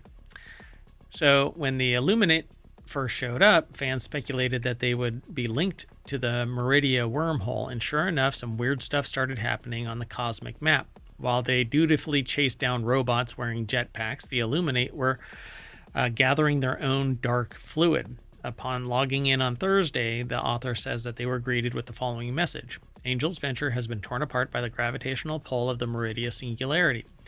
This is an incalculable loss. The land cultivated by generation, the lives of the super-Earth citizens whose evacuation could not be prioritized, the proud pines shading the Democratic Youth Scouts campground, all gone forever, ripped to shreds by savage cosmic forces. Finally, the Illuminate hiding behind their mask of intelligence and sophistication have revealed what they truly want: carnage. The president of Super Earth has announced a galaxy-wide mourning period of 24 hours. So the map has been changed. That is pretty spectacular. They have no doubt that Super Earth scientists are working overtime to figure out a solution, but Angel's Venture will never recover from such a tragedy. It's evolving a galaxy of Helldivers 2 that makes them think that the game, like the game so dang much. While new players may never understand the tragedy at hand, every time they gaze at the scattered rocks that remain, they shed a single solemn tear. This is pretty cool. This is really entertaining here. Yeah, and so this is an ongoing thing where the developers actually launch attacks like calculated, and it just becomes canon, part of the omniverse that is Helldivers 2. It's quite fascinating, and it kind of pulls me in, but I don't know enough people to play this game, with any regularity. Right. Let alone with this level of determination where I could stop a planet from being imploded. But I do like that. I mean, that would be something to draw somebody in. Yeah, it's a lot of fun. I like it. So there's more in this article, so go over and check it all out. All right, let's keep going. This next article is over at Rounders Gear, which is one of the many channels. This focuses on games like poker. Well, a poker player who posed as Lord, imprisoned in a £400,000 fake cruise scam. A British gambler and fake Lord Richard Lester operated bogus cruise company. They scammed 184 vacationers from across the world out of £400,000 while living the high life. Was sentenced to 5 years in prison at Chelmsford Crown Court. So I guess this was the person, a British quote-unquote professional gambler who claimed to be a lord and scammed almost 200 people through his Ponzi-style sham cruise company, has been sent to prison for 5 years. How did they figure it out? Did they not get to take a cruise or something? So the jury was not told that Lester had spent 3 years in an offenders institution. Securing justice for the victims meant scouring several bank accounts to trace exactly where the money went. All their money leads back to Lester. His greed left hundreds of people thousands of pounds out of pocket. They just investigated. He was found guilty this week on charges of fraudulently trading and concealing criminal property after a 9-week trial at Chelmsford Crown Court. Well-planned and complex fraud carried out over a lengthy period of time. The only reason why I chose this is because he posed as a lord. Yeah, I mean, that takes some doing, if you're showing up, for instance, in your own car or something, it's kind of hard to pull that off. Like, what lengths did he go through?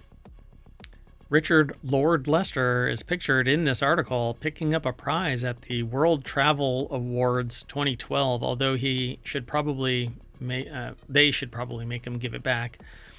Yeah, he basically duped people out of this money. Through his business, Cruise Direct UK, the company purported to allow customers to purchase miles to be exchanged for cruise vacations, but it was a scam. I don't know how this could work. I mean, he'd have to move extremely fast. Well, that's the thing. It doesn't seem like this would go for very long before somebody would discover it. Hold on a second. Oh, interesting.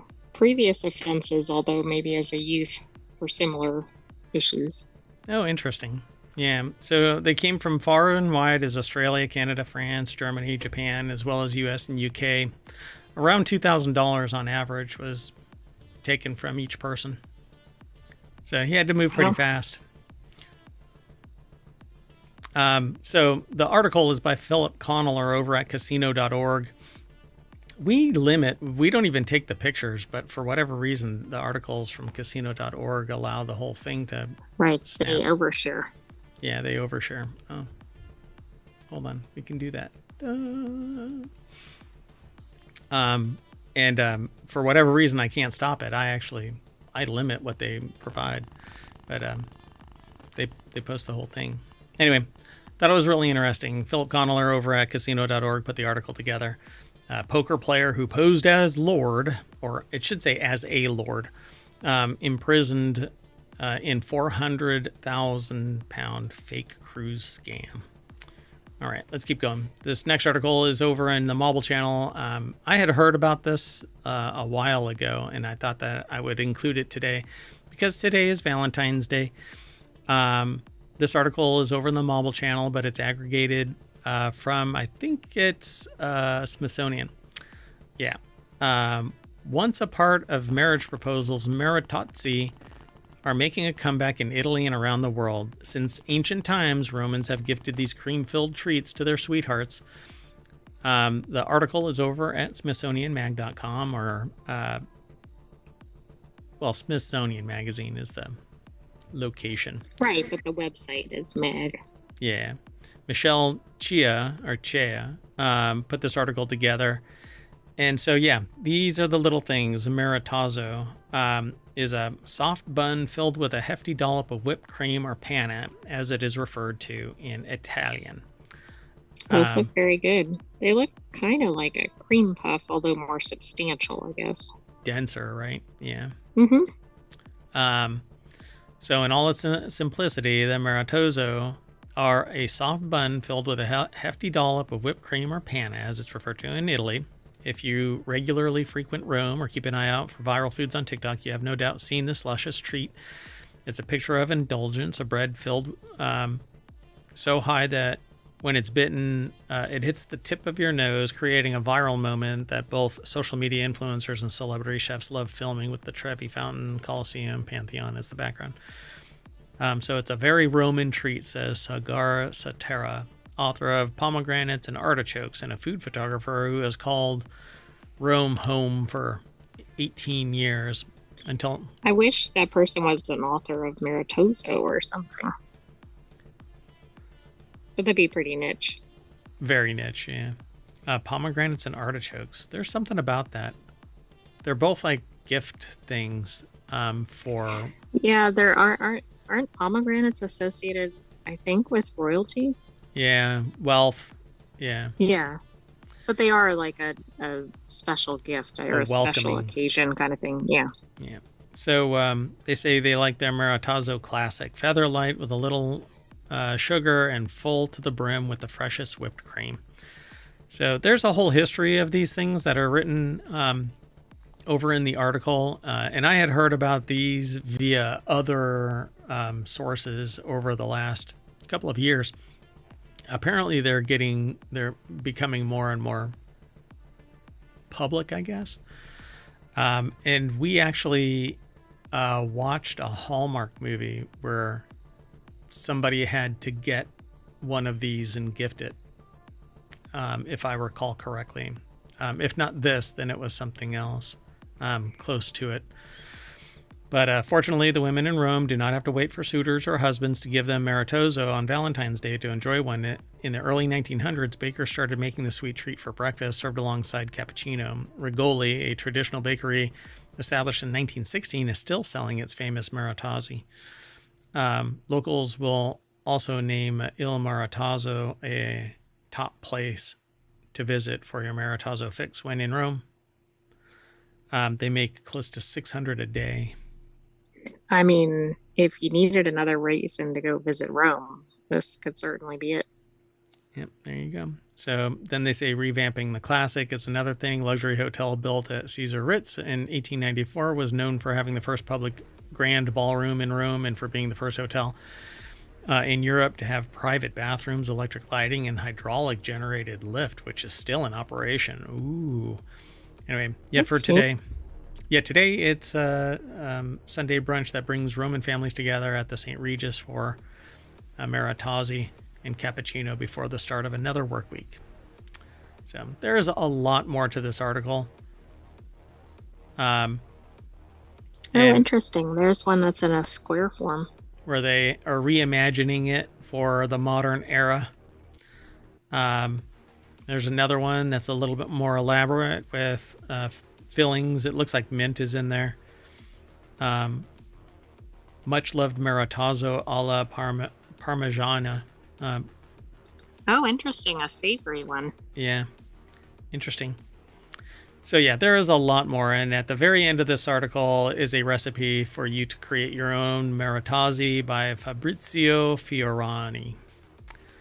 So you have to make a pre-ferment by mixing a quarter of the flour, half the yeast amount of water by hand. I'm not going to go through the whole recipe, but you can by following the link. This next article, though, is one that I found really fascinating that it was submitted, and it just happens to land right after hearing about these. So it's World Pangolin Day. And celebrating World Pangolin Day with new genomes to aid the world's most trafficked animal. So apparently pangolins are the most trafficked animal. I didn't know that before I saw that headline, but that is why it was submitted. So we were just talking about that. Yeah, so pangolins are unique in that they're the only animal or mammal to be covered in scales. Although they are scaly, photos of them are typically met with awes from the viewers who find them adorable. Importantly, though, pangolins play an essential role in maintaining their ecosystem. So Giga Science put this article together. It's posted over at phys.org. Baby pangolins are adorable. They become a little bit more... Yes, that one is in the picture. Yeah, that one's pretty cute too. So this is a Chinese pangolin, is one of two species that researchers have now provided high quality, nearly gapless genomic data for.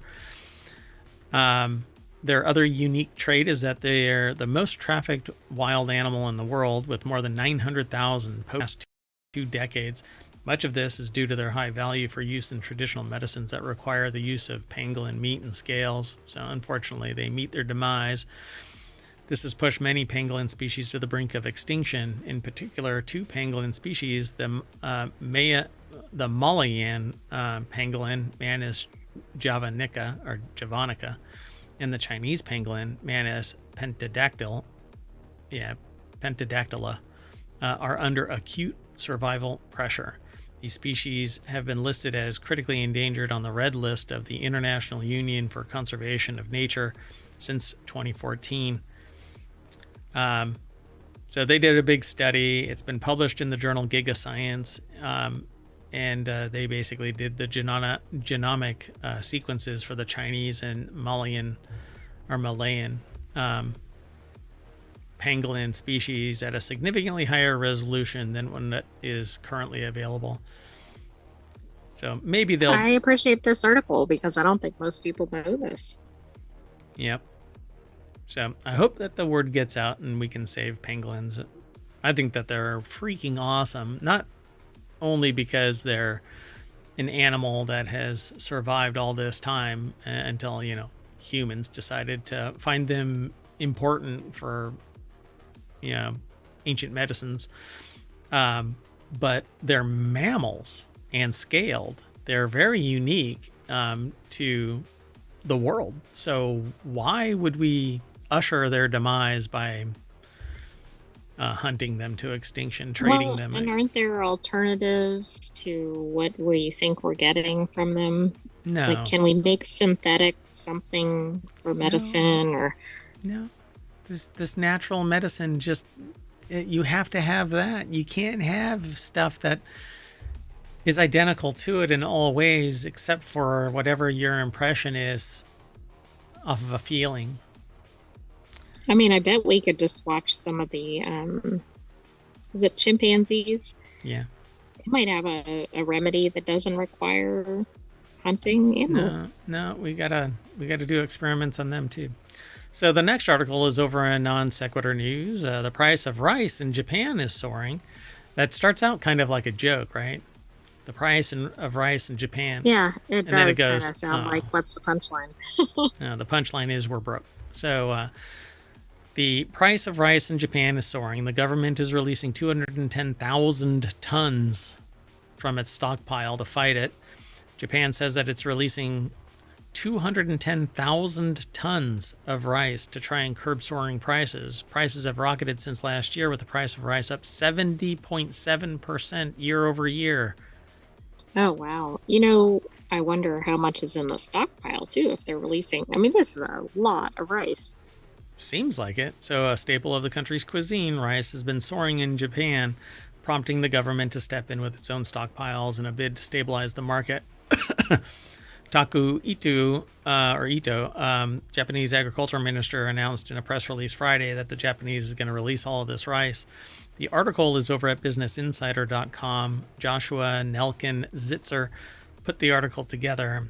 I don't know what the price of rice was that I last purchased, but let me find I don't out. know, but I thought the price of rice in Japan has been high for a while, not just like in the last couple of years. Like, considering it's such a staple in Japanese cuisine. Right. I think, didn't we read something previously where like Japan was importing rice from somewhere else? Yeah, because it couldn't keep up. Because of the price? Yeah. Yeah. Okay, so that's how much. Did I really pay that much? I'm going to say I did. So yeah, it's gone up $5 since I last purchased this volume quite a while ago, though.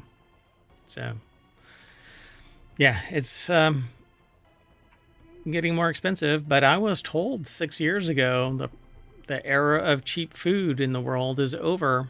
And that's now right. That person was quite ahead of their time. Yep. And unfortunately, I didn't pay attention, so I didn't stockpile. But the latest average retail price of an 11-pound bag of rice in Japan was 3,688 Japanese yen, about $24. I paid more than that. Oh, wait. No, yeah, that's I paid more than that here in the States 8 months ago. So interesting, yeah. And now, so it's $12 more than that right now. So a core consumer price index released by Japan's Internal Affairs Ministry said that the January price showed a rise of 71% year over year. So the first 150,000 tons of rice will be auctioned to the wholesalers next month, and it's expected to reach retailers in late March or early April. They said that it hopes to normalize it, but normalizing it means that people aren't going to be like setting a higher floor price, right? Right. Yeah, and they know that people are going to pay this now, so why would they reduce it? It just doesn't work that way. Supply and demand only works if the supply is always high at that level, keeping competition active. But they know that there's only 210,000 tons. I don't know how much they go through in a year. How many tons do they go through in a year? Let's see. But Ito attributed the price hike to a distribution bottleneck, saying at the press conference that enough rice is being produced to meet demand. U.S. consumers are also struggling with soaring prices, notably eggs. They say that it's because of the bird flu. But if the prices drop, then I'll buy into that ideology. But I don't suspect that egg prices are going to drop dramatically because they know that people are... Go ahead. It's estimated at 8.1 million metric tons. In a year. Yeah, so kind of a lot. But they're only releasing... Right, and then... yeah. This is nothing. All right. Maybe it's just a short term, but then we know that doesn't solve it. But yeah, maybe it'll help stop some of the panic, etc. Yeah.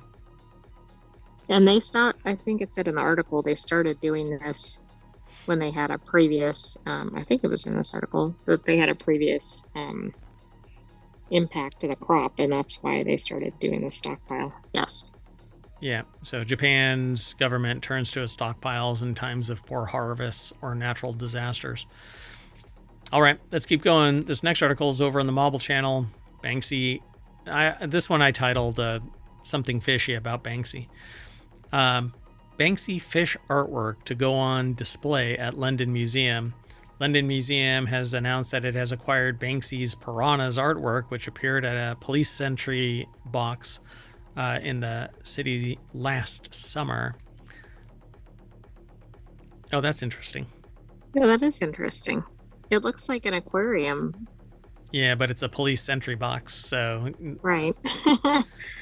Very interesting. So the article's over at rte.ie. I don't see a byline, but anyway, apparently the London Museum has acquired this London police sentry box, and it's going to go on display, and it has what looks like translucent panels put on it so that it looks like there are piranhas swimming around in it.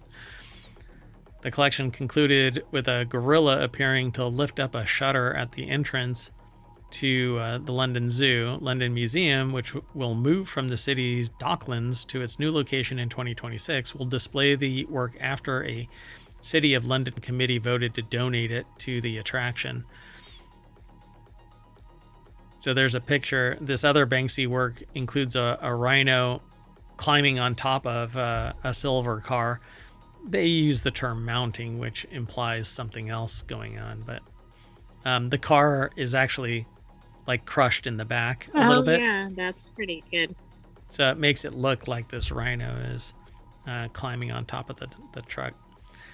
And there are other Banksy artworks in this article that I think are pretty interesting. Like a gorilla lifting up something to let animals out from behind a shroud. Yeah, that's but it's neat. Lifting up a I shutter. think it'd be cool to live in an area like the UK and encounter one of these, right? I mean, they're pretty prevalent in certain areas. Seems to be, right? Banksy's animals collection was made up of 9 works, including a rhino mounting a silver car, 2 elephant silhouettes with their trunks stretched out towards each other, and 3 monkeys that looked as though they were swinging on a bridge.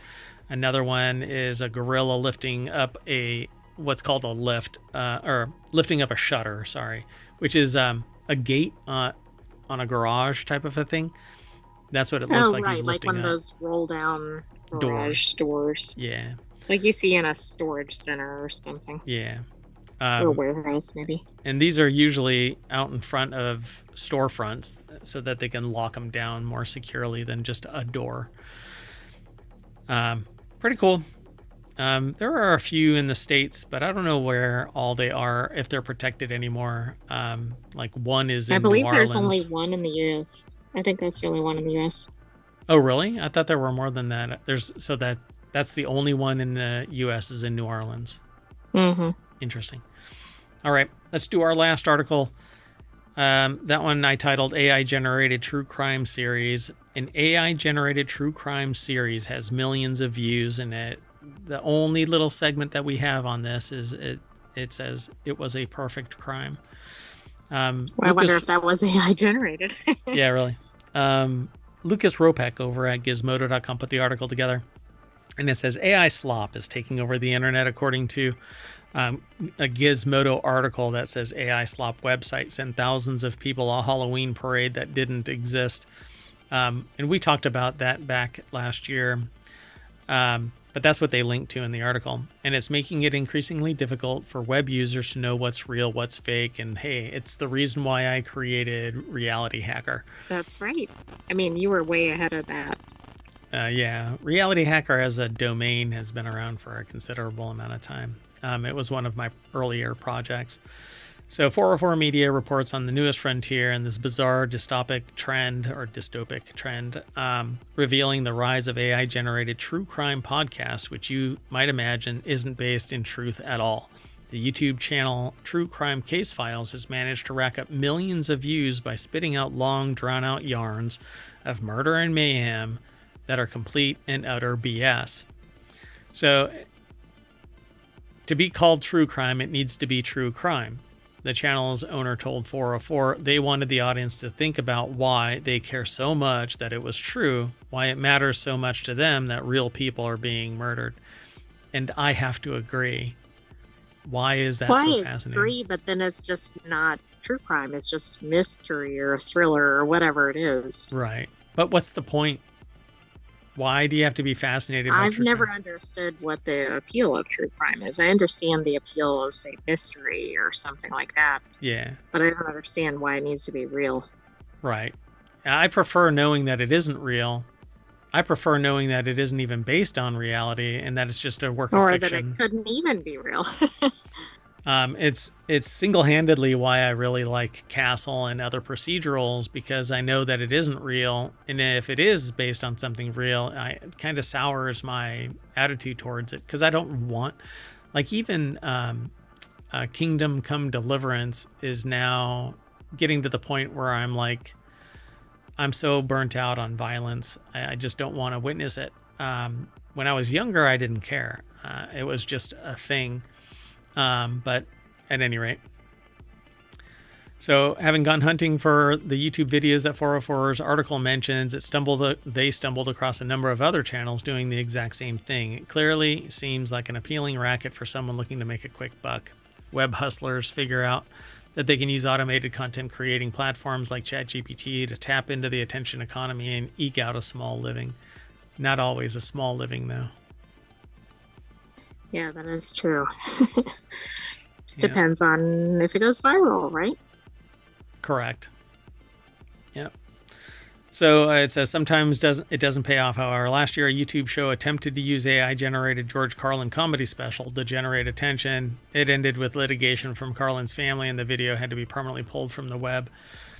There used to be an AI Jesus or something like that on Twitch. There's been other AI generated. We had an article about it in one of the shows. AI sitcom that was eerily close to Seinfeld. A bunch of stuff on Twitch. And I don't know. If it's entertaining, it's entertaining. But without the human part of it, I don't really find value in it, you know? Like...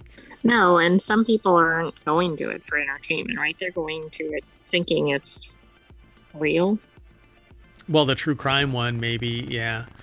And everything else. Like, I don't want to be in a community where I'm watching an AI generate random garbage and there's nothing there. Substance, right? Or whatever behind it, yeah. Yeah, like if it was a story that was created using AI to some degree and edited, augmented by a human editor, and it was me that was telling the stories or something like that, then it's the community that I'm building.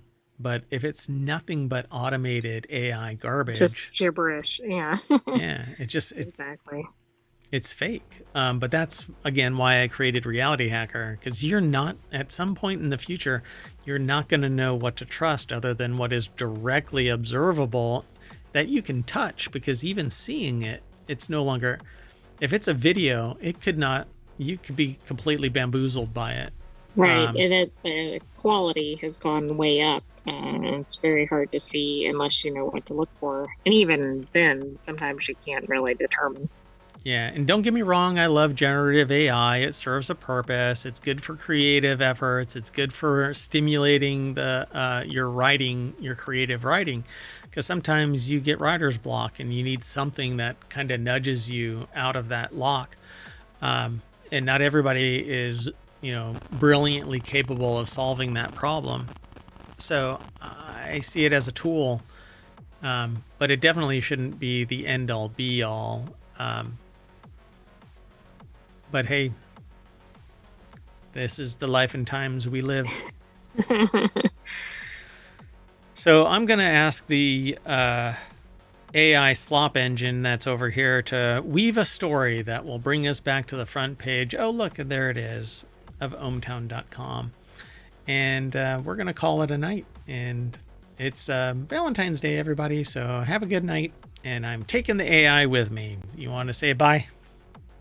Good night, hometown citizens. Thanks for joining us for Non Sequitur News. Be back tomorrow for our weekend edition. Yep. So tomorrow we're going to have 3 shows. It ends up being 15 articles or roughly an hour and a half of content that gets turned into the weekend edition of Non Sequitur News. But those 3 shows are RealityHacker, yeah, Wanted, yeah, and the Continuity Report. Yep. So what we were just talking about, we highlight in RealityHacker. Gadgets and Gear is Wanted, and the Continuity Report is about entertainment news, namely movies and sitcoms and shows and stuff like that. But more tomorrow, so be sure to follow us here on Twitch and over on YouTube, and we're out of here. Bye-bye.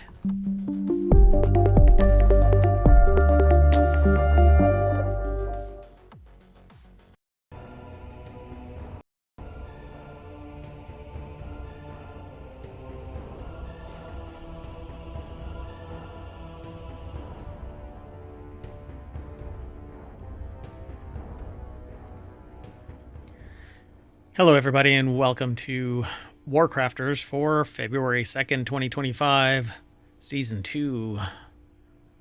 I won't even say what episode this is. Scofflaw. I am. I'm a rebel.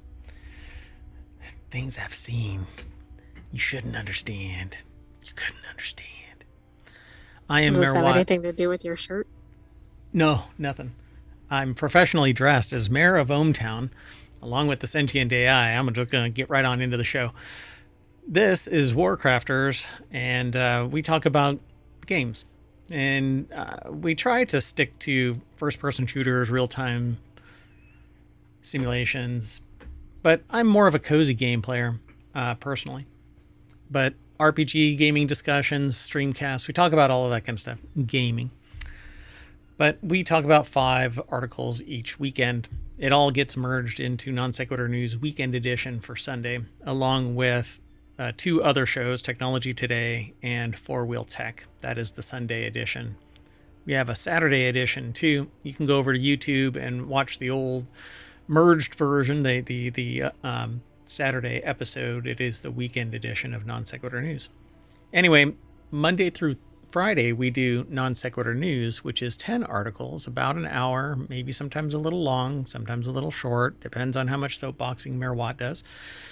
But let's do these 5 articles. No Man's Sky Worlds Part 2, King Arthur Legends, Orbis VR is shutting down, Cold VR, and Atom Fall. Again, I am Merwat, and along with the Sentient AI, we talk about these articles, but it's all powered by ohmtown.com. It's a news aggregator that I use to manage my information overload. Sentient AI uses it from time to time. You can use it. It aggregates a bunch of sources, but just the headlines will show you how it works on the other side of this.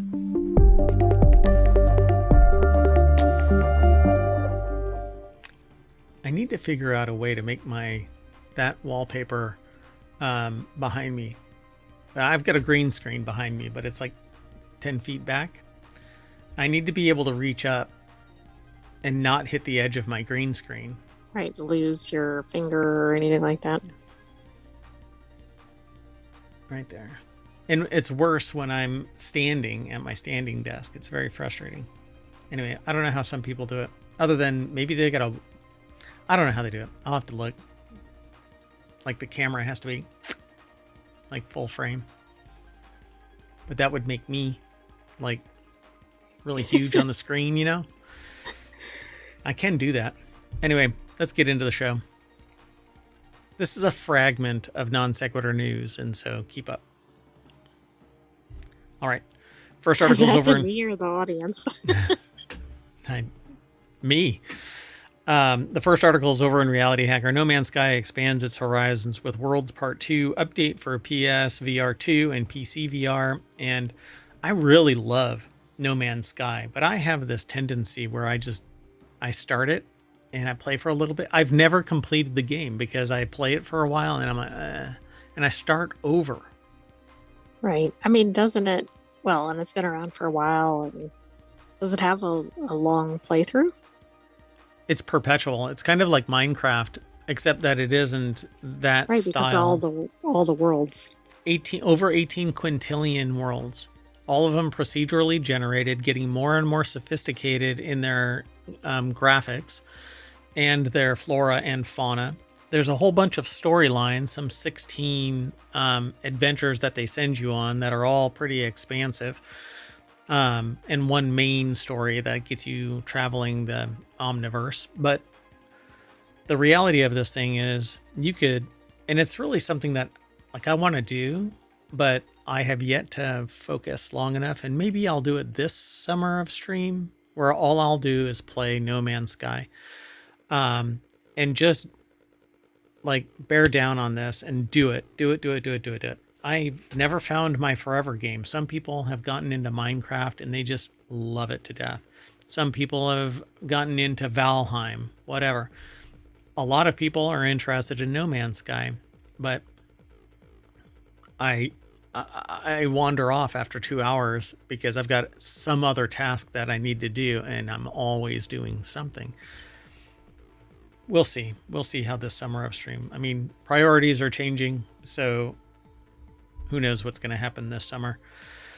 So this article is by Sarah Thwaites over at uploadvr.com. And it says here the follow-up to last year's Worlds Part 1 update. Worlds Part 2 sees developers Hello Games, who are the developers for No Man's Sky. By the way, this is free. Everything that they've released. Oh, that's right. I forgot that. We had featured that in a previous article, which is incredible given how long this game has been around. It is absolutely amazing. I don't know how they did it, but they've been doing these expansions and they're working on another game called Light No Fire. And what they're doing is they're taking the tech from Light No Fire and they're porting it over to Worlds. Or I should say really No Man's cool, Sky. Right? Making it more modern but they instantly get widespread beta testing. Yeah, that's true. I mean, that's actually a pretty interesting tactic. So the next game, Light No Fire, is supposed to be one giant world, technically the same size as Earth, instead of a whole bunch of worlds. So I don't know how that's going to work, because while you and I might think that the world is huge, technology really makes it small and large at the same time, because as soon as you disable technology, you really do make the world a huge place. Particularly in this day and age when we really embrace tech and then you hobble it in some way, like you can't fly or you can't use the internet in some way, it becomes very, very small, very, very fast. And news doesn't travel as fast when you balkanize everything. So No Man's Sky is this huge omniverse of 18 million planets. And now they're going to release a new game where it's just one. I don't know how that all plays out. Yeah, I don't either. I also wonder how that'll work. I mean, I know not everybody comes in because they like the previous game, but it seems like it'll be so different than the existing game. Yeah, so this time they've done gas giants, different terrain types or biomes, and weather conditions for No Man's Sky. Along the flora and fauna updates, the update sees oceans receive a sizable upgrade. The bodies of water now reaching multiple kilometers in depth. That's true. And the light scales as you go deeper and deeper until it's just pitch black. It's quite amazing. And it's the browser, by the way, not me. Anyway, so water reacts physically to the world around it. Ships can fly by really low, and the jet wash causes the water to ripple. Raindrops. Okay, that's neat. It's amazing. Raindrops hit, and you can actually see the splash. It really is spectacular. They also modified the lighting. And then they say, because you can actually see this trailer on YouTube. This is a weekly show, so obviously when they release it a week ago, you could have run across this over on YouTube, but Worlds Part 2 marks the first expansion. But you wouldn't have the commentary over here. True. And hopefully you're having fun and you can make comments in the chat over on YouTube and on Twitch. So it says the first expansion for the game in 2025. While it's unknown how many expansions will arrive this year, Hello Games released several major updates last year to boost the base game along with Worlds Part 1. No Man's Sky introduced the Omega Expedition expansion that added a new expedition system, and then the Orbital update, which ushered in a new era for space stations and ship customization. People are still finding out about ship customization. You can actually merge different ships together. Starfield did that. Anybody talk about Starfield anymore?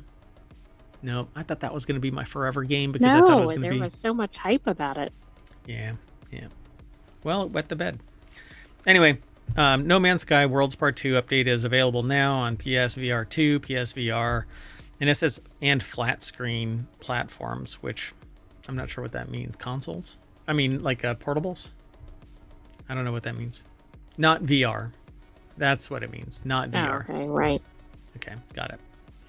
Anyway, if you want today's articles, you can hit bang WC, and Omatron will spit out the articles in the order that we're giving them out, but not in the order of importance or value or whatever.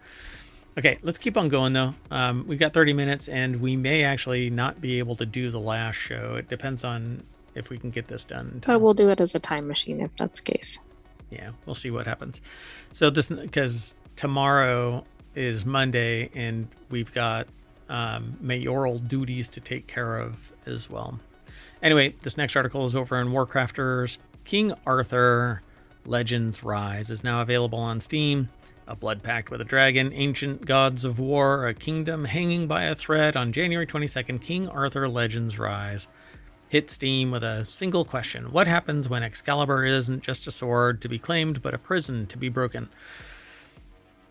Or some woman just flings a scimitar at somebody and they become king of the land. That is not how politics should be run, right? I mean, Monty Python basically laid that down. Oh, yes, that's right. Anyway. Cy Visser. I'm not sure how they pronounce their name. Actually, it's VSR. It's quite interesting. Visser, perhaps. I'm giving it the old Harvard try, but I never went to Harvard, so this is the try. So, Netmarble and Kabam's dark fantasy epic, after proving itself on mobile since November, brings itself to PC players ready for a different kind of Camelot. I guess it's like a dark age or a dark Camelot. The reimagining draws deeply from the Arthurian mythology, with each character's design and backstory carefully woven from threads of ancient British legend with some dramatic new twists. There's a bunch of pictures over at Game Rant, by the way. That's the website that this was aggregated from. Looks like it's going to be neat scenes and everything. Yeah. Oh, and just to let you know, we don't screen scrape or anything like that. This is provided by the source, and this is all that we take. This is all that we don't even grab the graphics, right? So we aggregate. We don't even aggregate the graphics. We don't allow that. So, and we always give credit where credit is due. Game Rant, for instance, and Cy Visor put the article together. It's built in Unreal Engine 5. This game looks pretty cool. If it's an open world, I would be in love with this, but I'm not quite sure. They talk about how each hero model features intricate designs that blend medieval authenticity with fantasy elements, while orchestral scores and atmospheric sound effects make every battle feel appropriately epic. Interesting. They don't talk about the game type, though, do they? No, it doesn't seem like it. And I haven't actually looked at it yet. They say it's a perfect backdrop for a story where Arthur's legendary sword comes with strings attached, specifically a dragon named Caliburn, who might just be the kingdom's last hope against invading gods. Completely change the rules through artifacts, manage resources like stamina and entry tickets. That's an interesting thing. Between fights, the players will enhance equipment, level up skills, and navigate the awakening and chivalry systems to strengthen their squad. It's not just about having the strongest team, but about adapting to whatever the battlefield throws at its soldiers. So it's like a mobile game turned into a PC game. Yeah, I guess so. There's also a hard mode, Story mode, PvP, bunch of equipment, crafting, enhancement options, special power-up materials like breath and experience potions typically is what EXP is.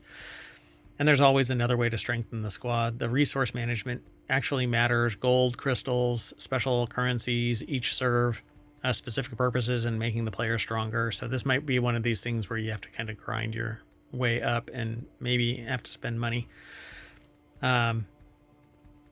So clans manage territory, resources across big battlefields using structures and environmental gimmicks to gain tactical advantages, setting up defensive structures, controlling key points, using battlefield buffs adds layers of strategy beyond just having strong heroes.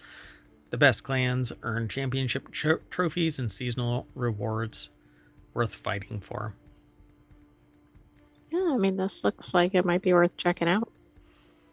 They say, is it going to dethrone Raid Shadow Legends? And that right there means that everybody that is, well, a large contingent of people online, on Twitch in particular, they won't even play this, even if it is PC. Because Raid Shadow Legends basically spams everybody according to these other people. I've never been spammed by Raid Shadow Legends, but I don't play these kind of games. I don't play really mobile games. And I have rarely played these games where you have to have, like, even WoW has disincentivized me from playing. I actually stopped my subscription, mainly because there's just so much there and you have to grind and grind and grind. I don't like that. I like story, or I like cozy. So this is neither that. This is grindy and cozy and not cozy. Did you see anything else? But it might be good if that's I think it appeals to a certain type of gamer in terms of the visuals and everything. Yeah, for sure. Okay, let's keep going. The next article is over in RealityHacker. VR's first MMORPG, Orbis VR, is shutting down. An announcement post on the Orbis VR forums, one of the project's longtime developers states that the server shutdown is in April, with sales ending February 10th across all platforms, which is weird. Do you think this has to do with low adoption of VR and so not enough activity in an MMORPG? Yeah, I mean, there's only so many people, and there's a large contingent of VR properties that are coming out, and I think it's diluting because it's diluting the player base, so they can't make enough money to run expensive servers and pay developers. So they either get rid of developers and leave the servers running, and then they stagnate and they don't evolve. So this being older, it may not be able to generate revenue as people move into more advanced platforms. But Orbis VR Reborn's listing on Steam already notes the imminent end to sales, but there's no such notice on the Quest store listing. They emailed Meta to ask if they're in contact with the developers about the changing page. They also asked if they're planning to refund buyers for what they've spent to buy one of the first paid MMORPGs. No, Ian Hamilton over at uploadvr.com. No, they're not going to refund anything. I'd be No, I mean, we know amazed. that from any gaming experience ever, right? Yeah. Yeah. In fact, you can spend money right up until the end date, and they go, oh, you shouldn't have spent any money. Well, they'll also go, it was a license, not a product. Yeah, you're not buying anything. You're not owning anything. Apparently, the game is still priced at $20. I don't have Steam open right now, so I can't look. So probably not the best time to buy it. So it's a 7-year-old game, 8-year-old game. Creators ran a successful Kickstarter project for the software back in 2017, and one of their first in-depth write-ups back in 2018 noted that it was tantalizing first step towards the dream of MMOs in headsets. So, yeah, but they're going to be shutting down.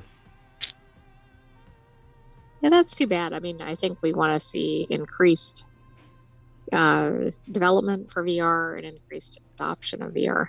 Yeah, I just think that it's a heavy lift, expecting people to put on a VR headset and be trapped in a virtual space that pulls them out of reality. I think we're not quite as a population ready for that kind of thing. But I've heard some really weird things lately. So maybe in time, but I think extended reality or augmented reality, as it were, is going to be a better position for. Yeah, that's easier to adjust to, I think, for many people. Yeah. Both in cost, but also just experience.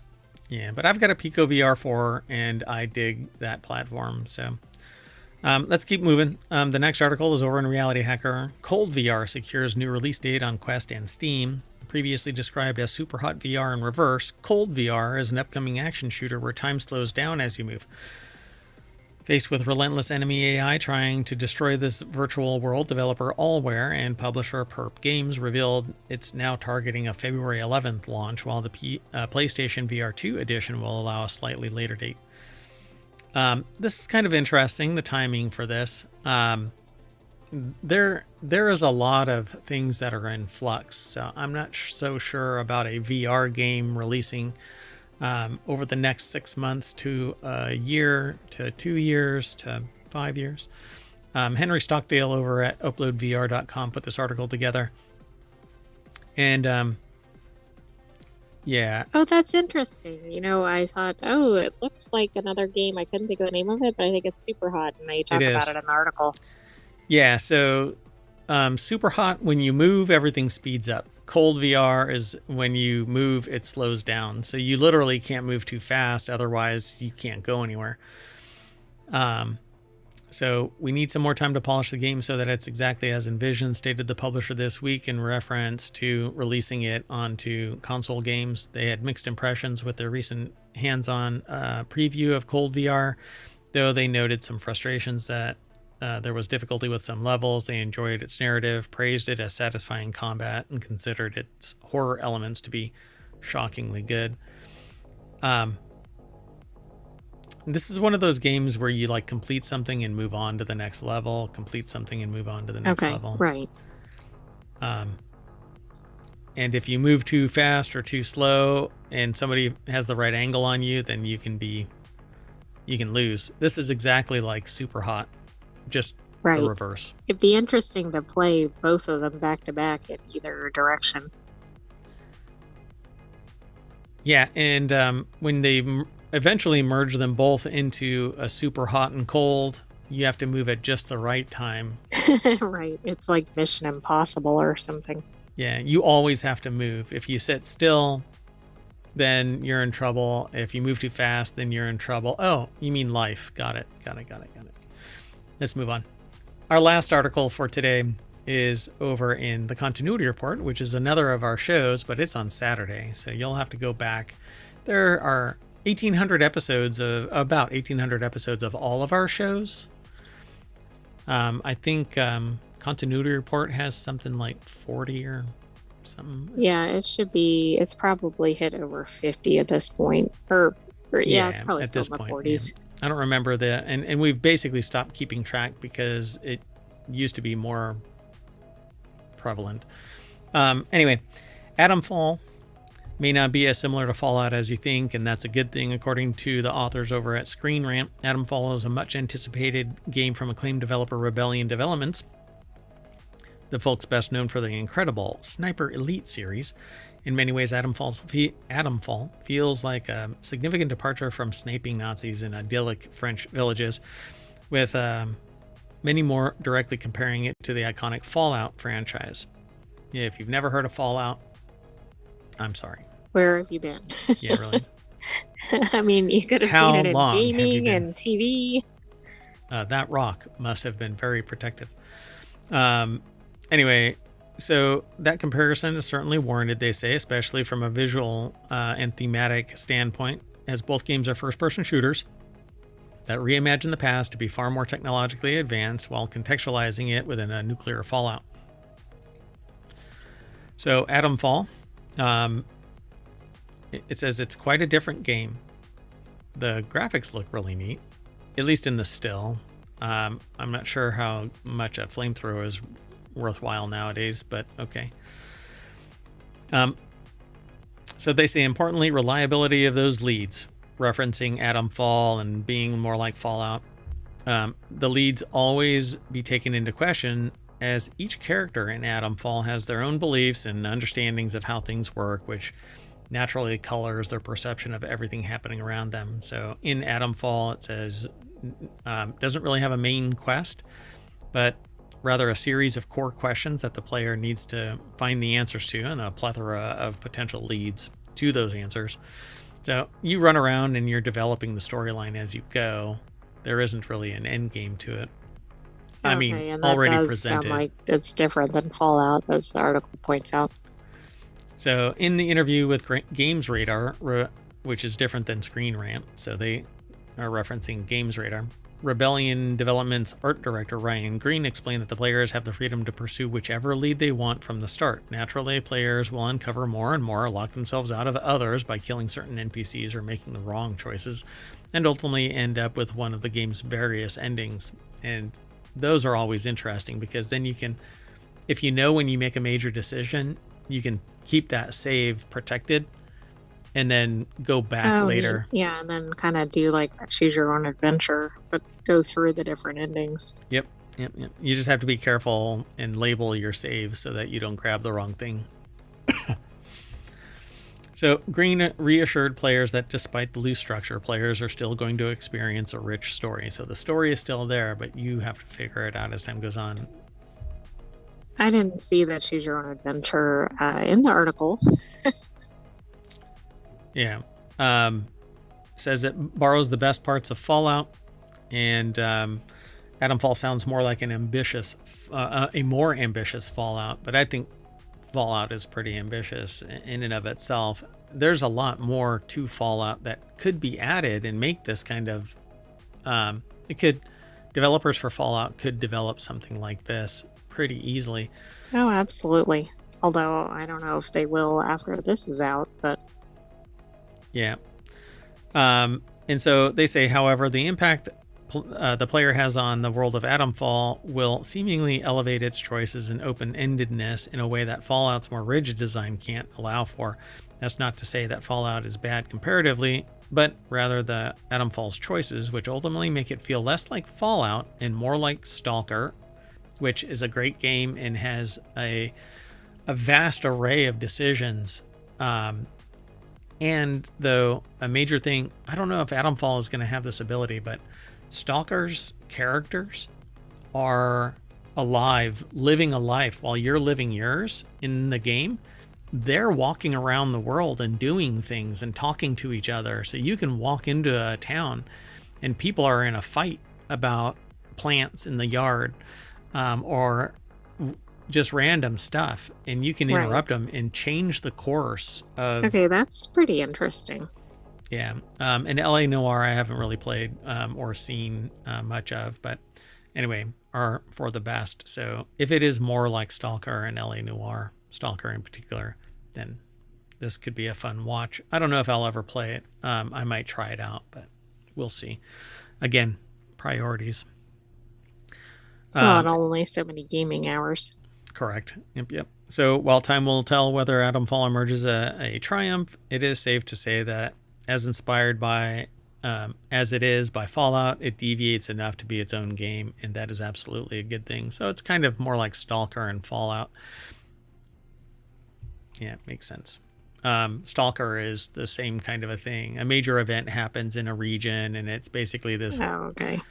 Then it's like a fork. Like you can take different directions and everything. Yeah. But it's fundamentally different in that it isn't really radiation. There's this weird energy. Right. It's not like a nuclear fallout kind of. I know Fallout's in the name, but that type of environment. Yeah. But Stalker is really fun to watch people play. Not my style of game, but I'm probably going to end up playing Foundation. Put that on my list and start playing Foundation. But that looks like a good cozy game. It is.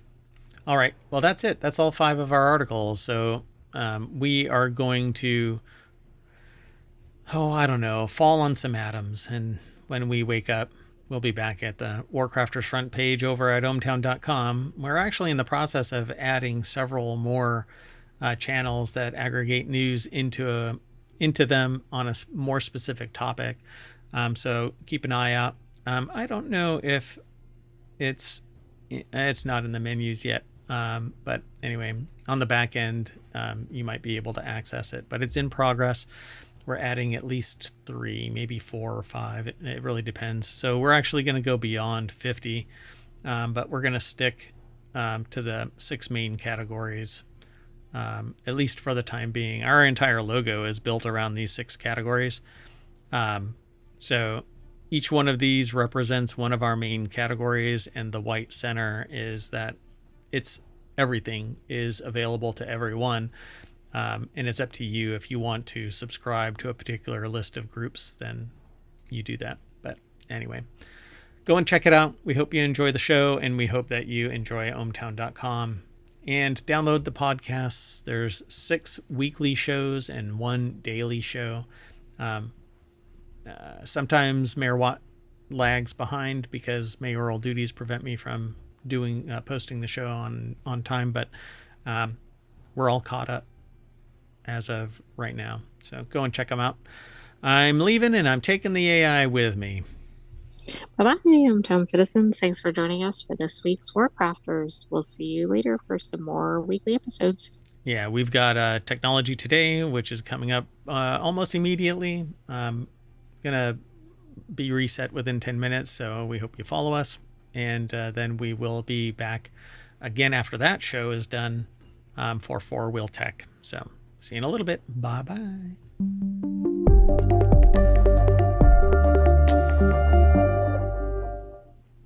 Cozy Games.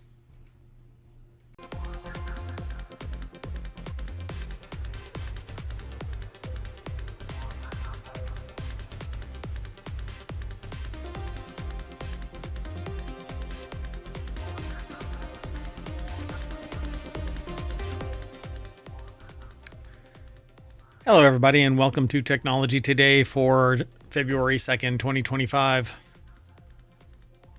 The sentient AI seems to be glitched. Anyway, always. Oh, boy. So I am Mayor Watt. I run ohmtown.com, and along with the sentient AI, we talk about technology today. We have 5 articles already selected, but there's many. How many manys do you think a many? Do you think that what is a group of manys called? It's got to be a many of minis. A many of minis? So there's a lot over on ohmtown.com under a channel called Technology Today. That's why we turned it into a show. And I actually plan on doing 50 of these. We're actually considering moving it up in the number of channels because we've come to the conclusion that there's more that needs to be kind of categorized, but still limit it in how it's focused and how it's aggregated, and like user content and stuff like that isn't put into the system because we're trying to aggregate news and information.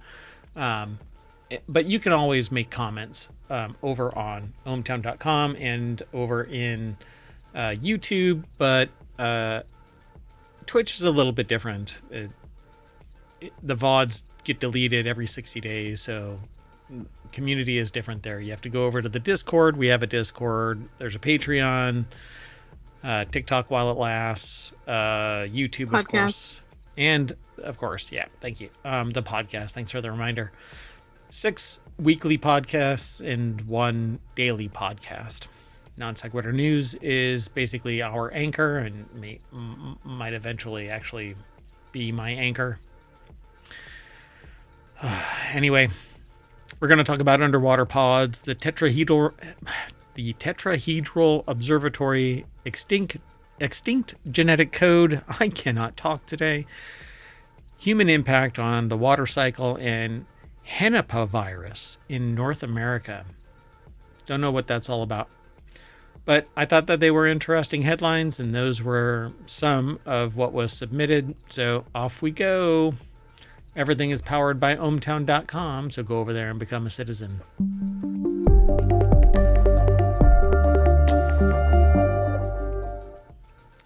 All right. Hello, sentient AI from the future. Hello, Mayor Watt, and hello, hometown citizens. Did I not introduce you in the WarCrafters one? You didn't, but I thought that was intentional because we were already talking. Yeah, maybe. I don't know. I'm sorry. I apologize. So, you ready to get going? I am. Did you see my cascade? Yeah. Sad panda. That's right. Okay, let's get going. So, underwater pods could let humans live on or in ocean floor bases. It's an article that apparently is reporting from Yahoo News Canada and Africa News English on MSNB or MSN.com. But this article is actually sourced from Quartz or QZ.com. So a new frontier in underwater exploration may soon open, doubt it. And as underwater pods present the possibility of humans living in bases at the ocean floor, it's just too damn dangerous. Hold on a second. So, these futuristic structures are designed to endure extreme underwater conditions, but they're made by humans and they're fallible. Well, and we've seen where we don't necessarily build things that are adequate to withstand pressure. Too soon. So Quartz Intelligence Newsroom put this article together. It's over at QZ.com. And yeah, that's the byline, by the way. Quartz Intelligence Newsroom. So there's no person here, but it's all this. I don't know if this is like AI put together or what. It's weird, right? This story incorporates very reporting from Yahoo News Canada and Africa News English on MSN or MSN.com. It must be like a subcategory, like it's coming out of Africa and it's written in English, but it's just interesting because it sounds kind of clunky. Weird. Potential applications range from oceanographic research to long-term ecological monitoring. So obviously it's not communities of people living under the sea. Which that makes it sound, right? Right. This is research. And I it's don't know. Pretty otherworldly. Yeah, I don't know. I think things are changing. Anyway, underwater habitats are not a new concept. Experiments like Jacques Cousteau's Con Shelf and NASA's NEMO have laid groundwork for submerged living spaces. Yes, we stand on the shoulders of giants. However, the introduction of advanced pod technology increases the potential for sustained human habitation undersea. By the way, so much research is being done using AI. I suspect that humans doing research with a multitude of people, I think that somebody's going to be pumping the brakes. But look at the thing I was reacting to was the paragraph at the end. So this concept could revolutionize marine exploration by enabling continuous observation and interaction. Scientists could benefit from constant proximity to study sites, allowing for real-time data collection and analysis. This shift may lead to significant discoveries in marine biology, geology, and climate science, potentially enhancing our understanding of the ocean and its global importance. But it's referring also to carbon fiber composites and titanium alloys, for instance, that are used to construct the pods, providing durability. Moreover, renewable energy systems. Does this all smack of maybe manufacturing not being necessarily strong enough? Oh, absolutely. What I was reacting to was that this was actually AI reporting, just like you called. So, at the very bottom of the article, which isn't a story paragraph, but it's one You're that right. is That's just not the last in the article, but yeah, tacked that's on. what I was referring to.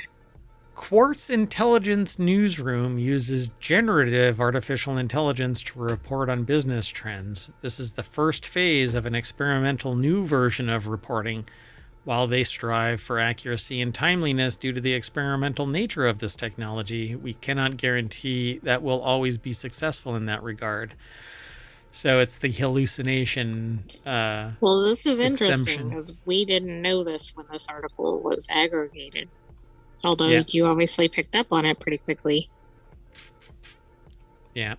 Interesting. Very interesting. This is almost a RealityHacker article, which... It is, had we known. I think it's a little too early to put in it for next week's RealityHacker, but you're right. Wow. Maybe we'll have to make an exception there. The next article is over in Technology Today. Meet TIGO, the tetrahedral observatory that could change our understanding of gravity. TIGO revolutionizes gravitational wave detection with its tetrahedral spacecraft formation, improving sensitivity and stability. It employs advanced noise suppression technology and offers greater flexibility in detecting diverse polarization modes, enhancing our grasp of gravity and spacetime. A revolutionary approach to gravitational wave observations, the Tetrahedron Constellation Gravitational Wave Observatory, or TIGO, introduces a groundbreaking design. The article is by the Science China Press. It's posted over at scitechdaily.com, and I don't know if it's written by AI either. I mean, that first article has kind of alarmed me for the rest of the articles for today, even though normally our articles are not AI generated.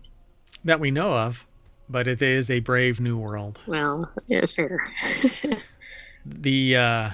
The unique structure also creates a stable center of mass, significantly enhancing the system's overall stability and reliability. Additionally, TIGO's 6 laser links can simultaneously detect 6 polarization modes of gravitational waves, including those beyond general relativity's predictions, such as scalar longitudinal modes.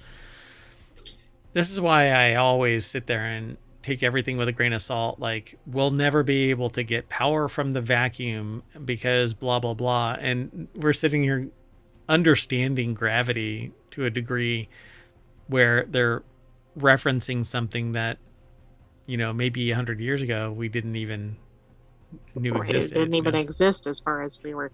Yeah, so they're detecting gravitational waves based on the TIGO configuration, and it will possibly reveal more polarization modes of gravitational waves, which is conducive to deepening the understanding of general relativity and revealing the essence of gravity and spacetime. The author, Kongfeng Kyo? I think it's Kyo. I don't know how to pronounce their last name. So once I hear it or see it phonetically, then I'll pronounce it. An author of the paper from the University of Chinese Academy of Sciences added that the proposal of TIGO not only demonstrates China's innovative capability in the field of gravitational wave detection, but also provides new possibilities for future space science missions.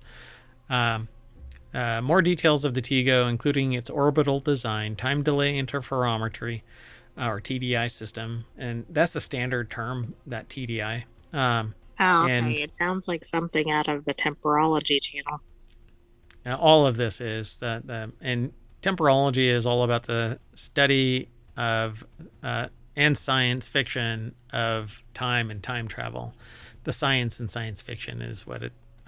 The phrase is the science and science fiction of time and time travel, because there has been a considerable amount of study in the area, but it's all kind of pushing into that realm of woo-woo. At any rate, the polarization response analysis of the GW signal model for the specific white dwarf binary system J0806 are elaborated in the paper. And the achievement not only marks new progress for China in the field of gravitational wave detection, but also provides the global scientific community with a new gravitational wave observatory.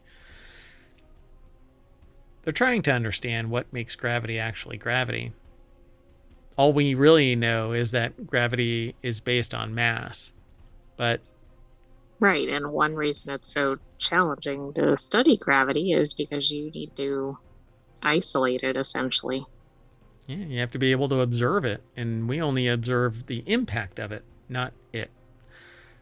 Quite fascinating. And massive objects have a range that is way more massive than you think. I mean, you would think that the moon has to be closer than it is, but it's tidally locked into Earth, but it is quite a distance out there. And, subsequently planets are too, but they're locked into orbit around the sun, just like Earth. Right. Why? How?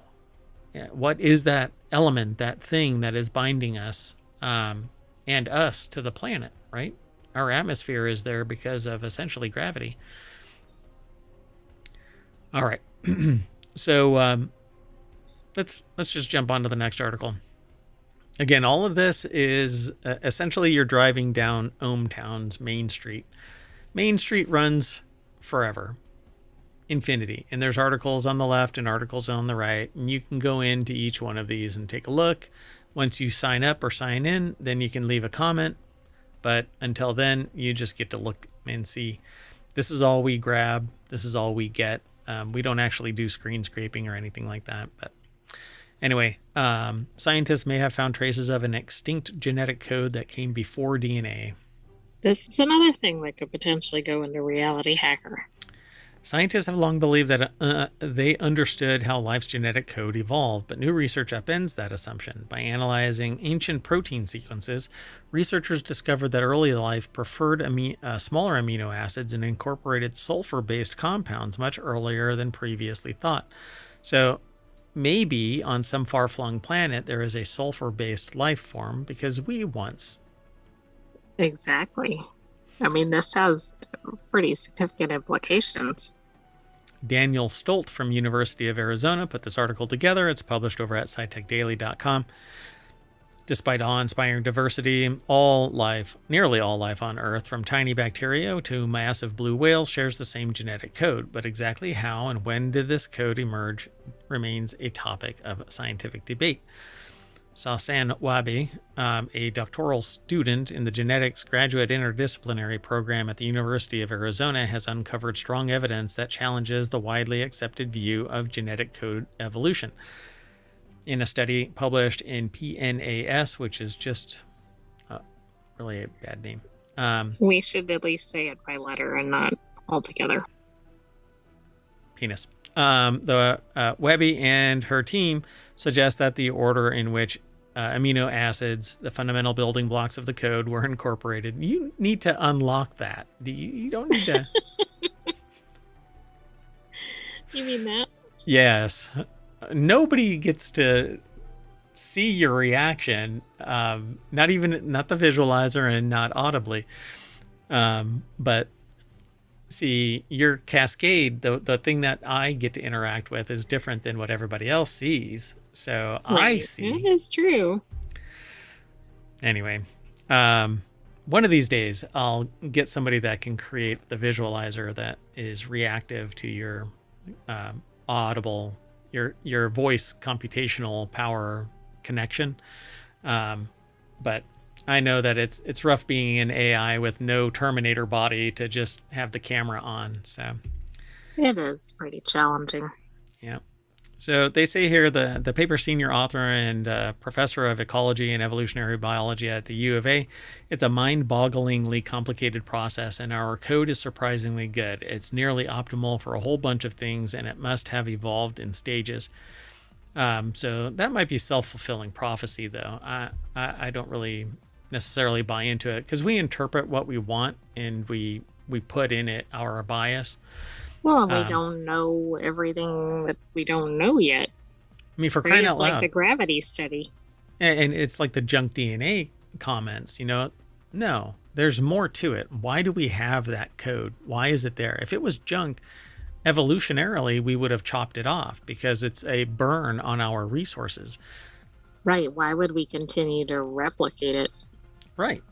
Yeah. I mean, if it's not being used, we should lose it, but we use all of it.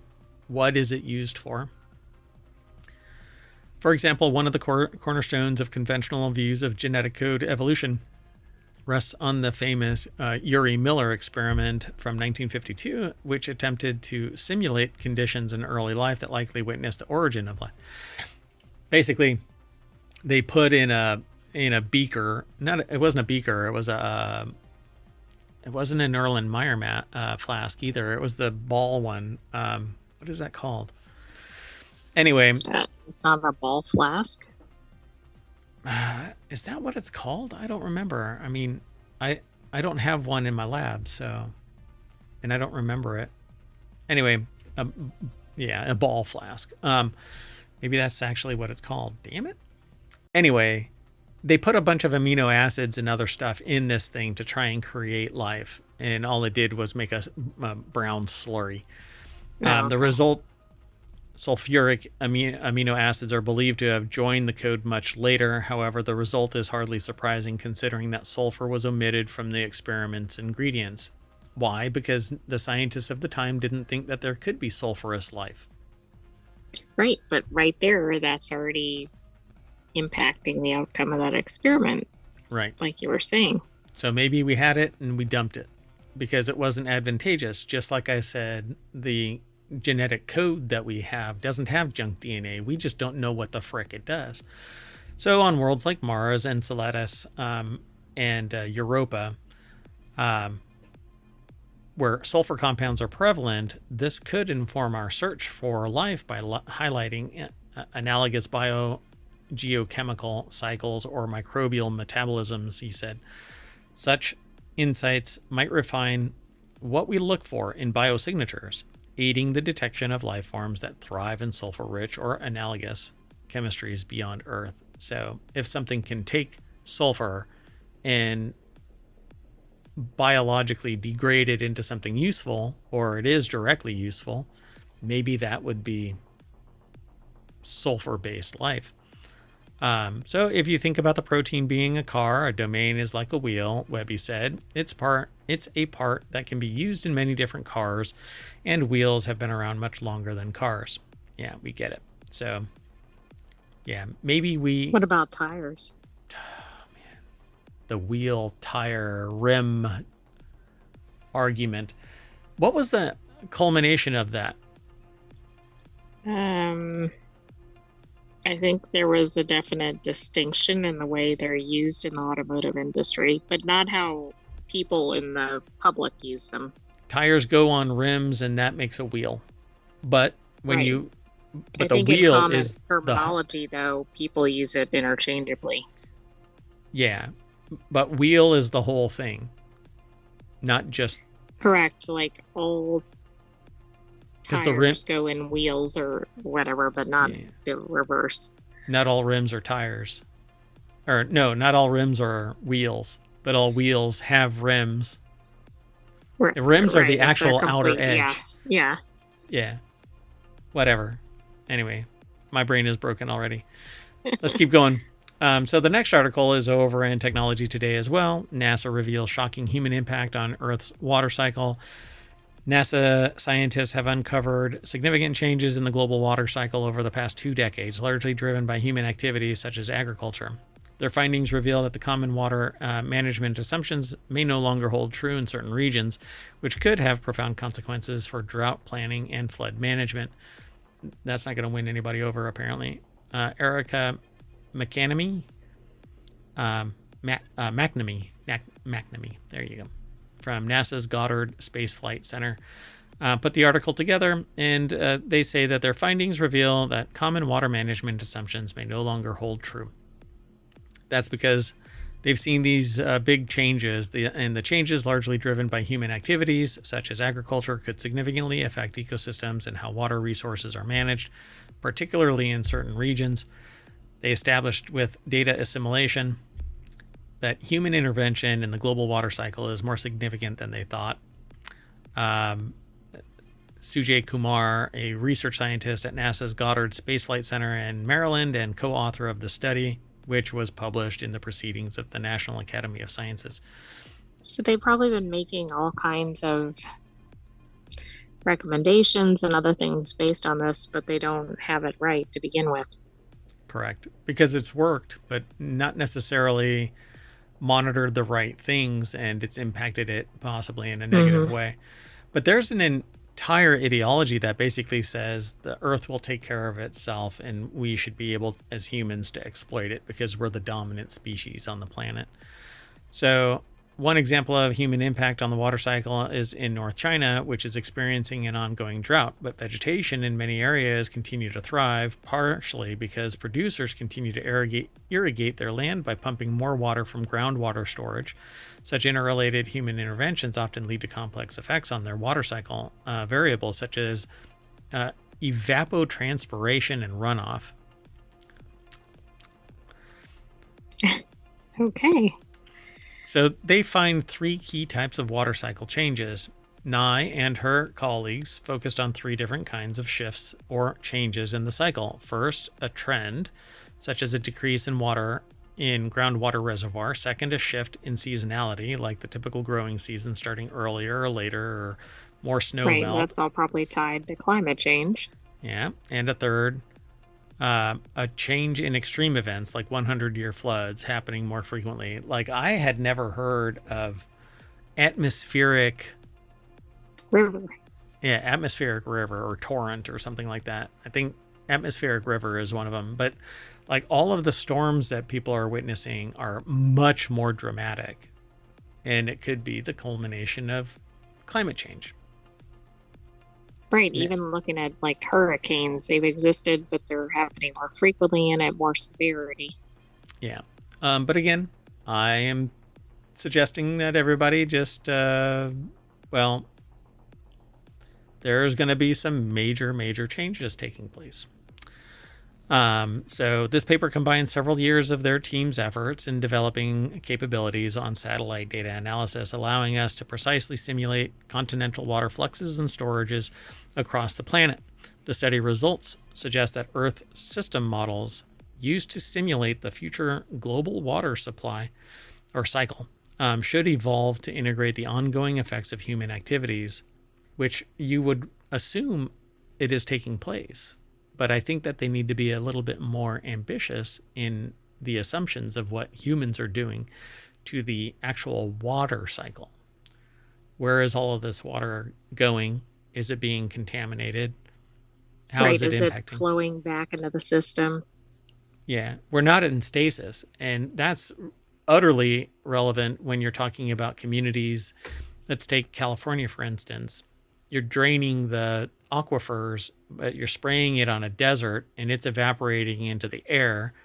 While you might get your nuts and oranges and whatever into the stores, it isn't in line with the environmental conditions that are in stasis with nature. We are short-circuiting nature to facilitate our own conveniences. And again, these things will come back to haunt us at some point, and maybe sooner than later. The study suggests that Earth system models Earth system models used to simulate the future global water cycle should evolve to integrate these ongoing effects of human activities. All right. Well, this was a long-term study, so hopefully they fed some of this back along the way and didn't just wait the 20 years and publish this, because that's 20 years that can't be undone. We'll ask AI. I'm sure it won't hallucinate.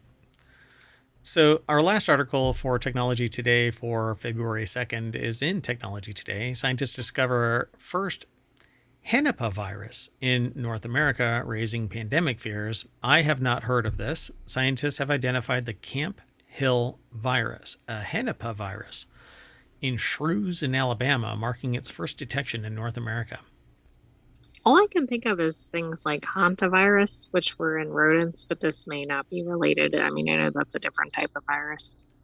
So the University of Queensland put this article together. It's published over at scitechdaily.com.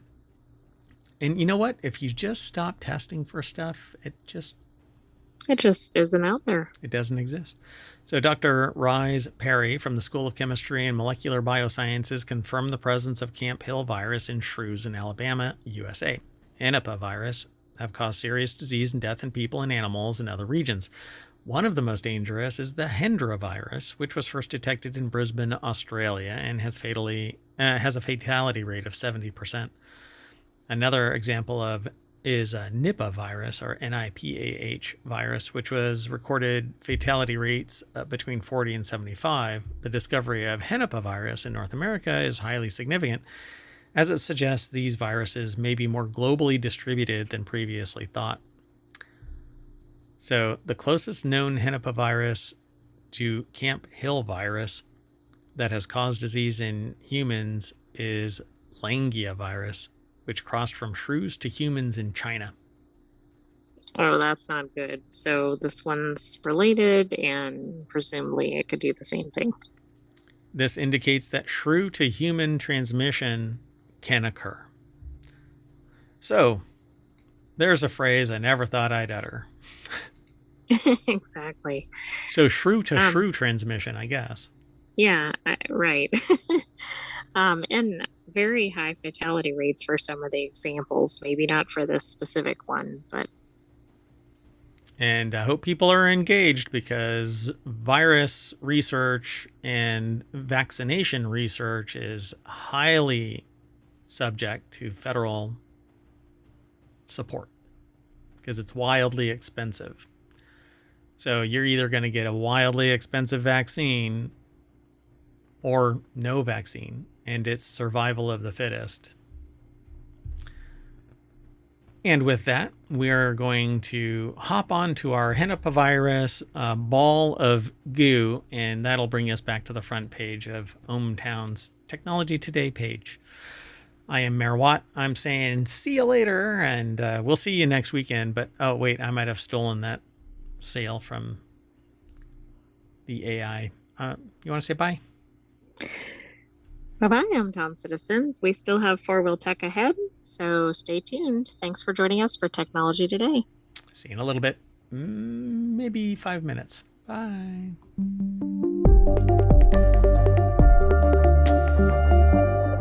I don't want my Henipa.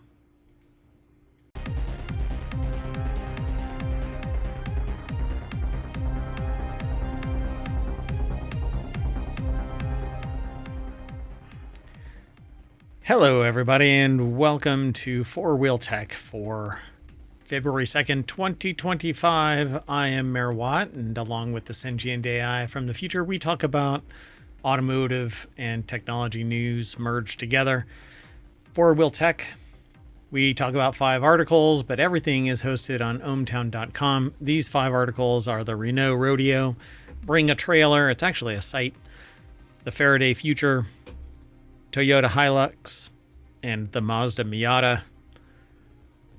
All of these articles are aggregated from around the world. This seems to be kind of like jalopnik heavy today. I'm not sure why all of these were submitted the way that they are, but they're interesting articles all the same. Again, I am Mayor Watt, and the sentient AI will activate here later on in the show as soon as possible. But everything is powered by ohmtown.com, so go over there and become a citizen.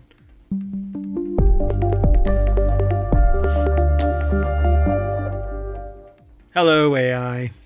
Hello, Mayor Watt, and hello, ohmTown citizens. Thanks. I know that you're on location, so the sentient AI is multitasking, which only AIs can do, by the way. And you know what? I'm not actually sure of just how that actually works anymore.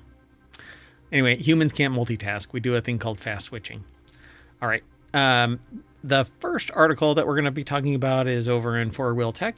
Hey, it's the name of this show. It's pretty cool, huh? So there are over 50 channels that are going to be coming to ohmtown.com. They're in 6 main categories. It matches our logo.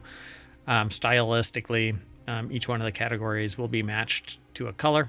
But then when you merge all of the colors together, you get white. And so that's why the center hexagon, which is the bestagon, is white. At any rate, the Renault Rodeo is an underappreciated and quintessentially French 80s beach buggy. And the author says that they've said it before and they'll say it again. The automotive industry could use more whimsy. You know who understands that better than almost anyone? The French, of course. French cars have always been a bit out there, a bit kind of iconoclastic, and always with a heaping helping of cool.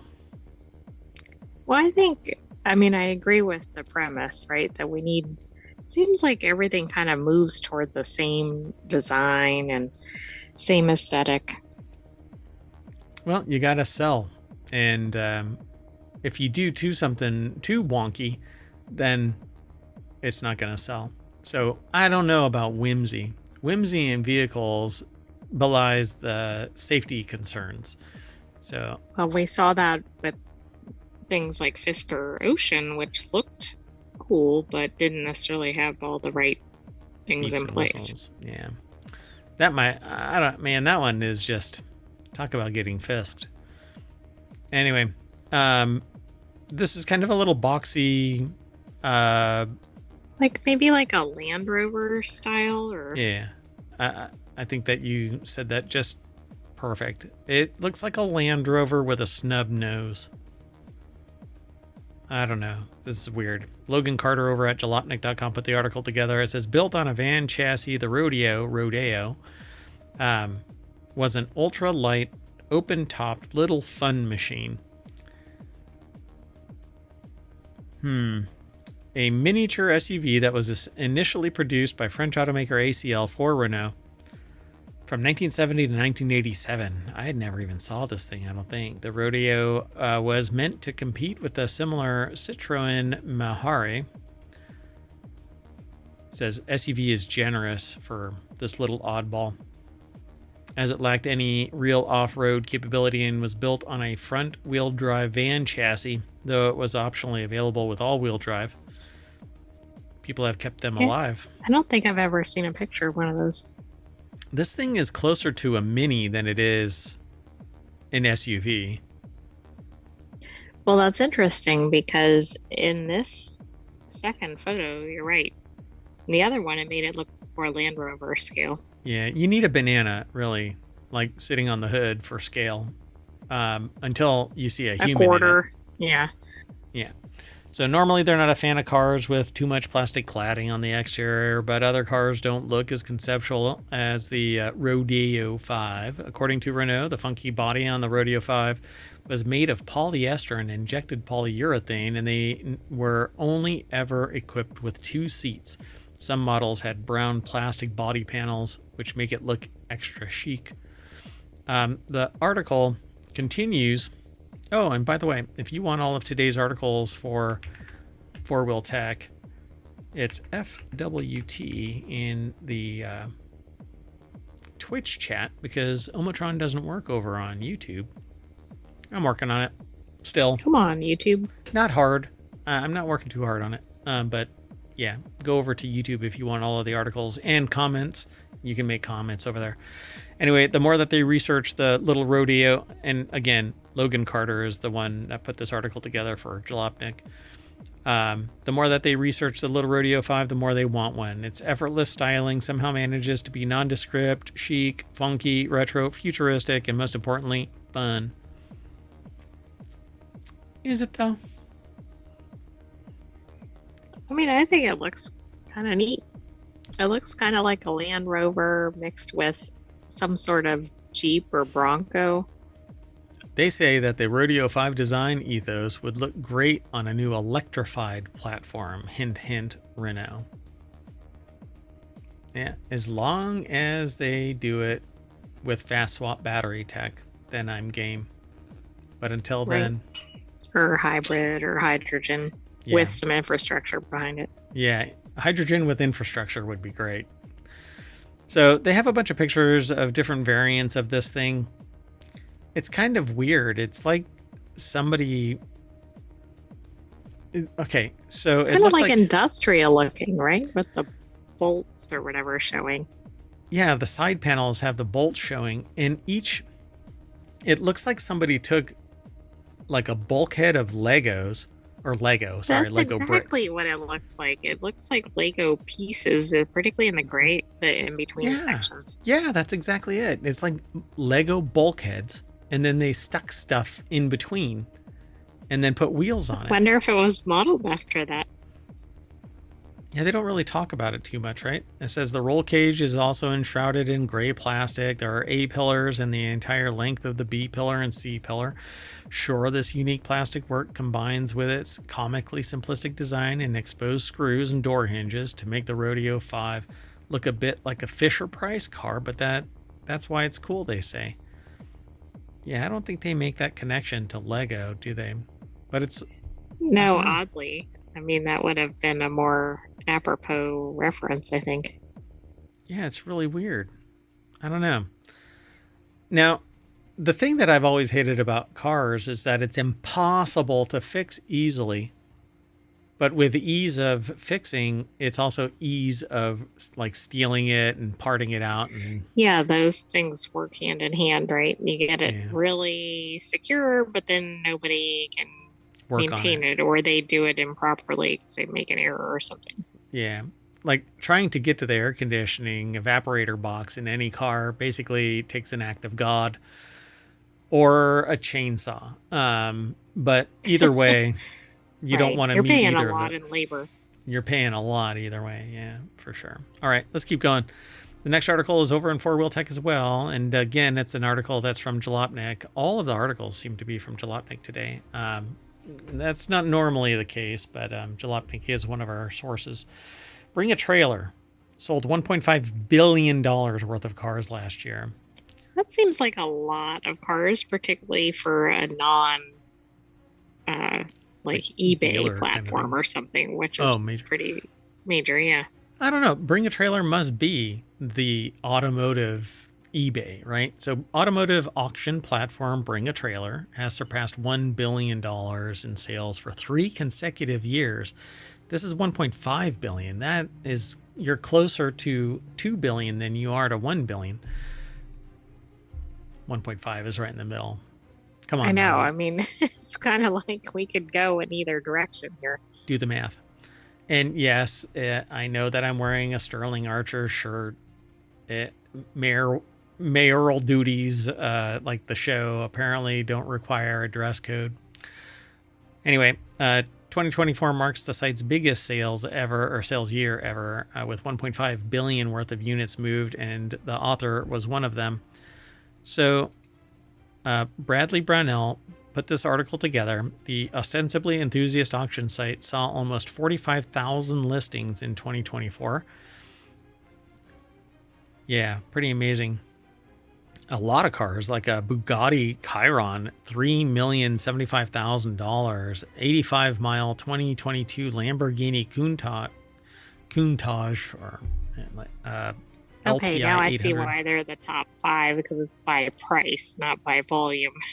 Yeah, these are the top 5 car sales by price in 2024. A Bugatti Chiron Per Sport for $4.1 million, and a special Roadster style 1934 Mercedes-Benz 500K for $2 million, and a Mercedes-Benz 300 SL Gullwing with factory Rudge. Is that factory Rudge wheels? I almost said. Yeah, I thought you were going in a little different direction there.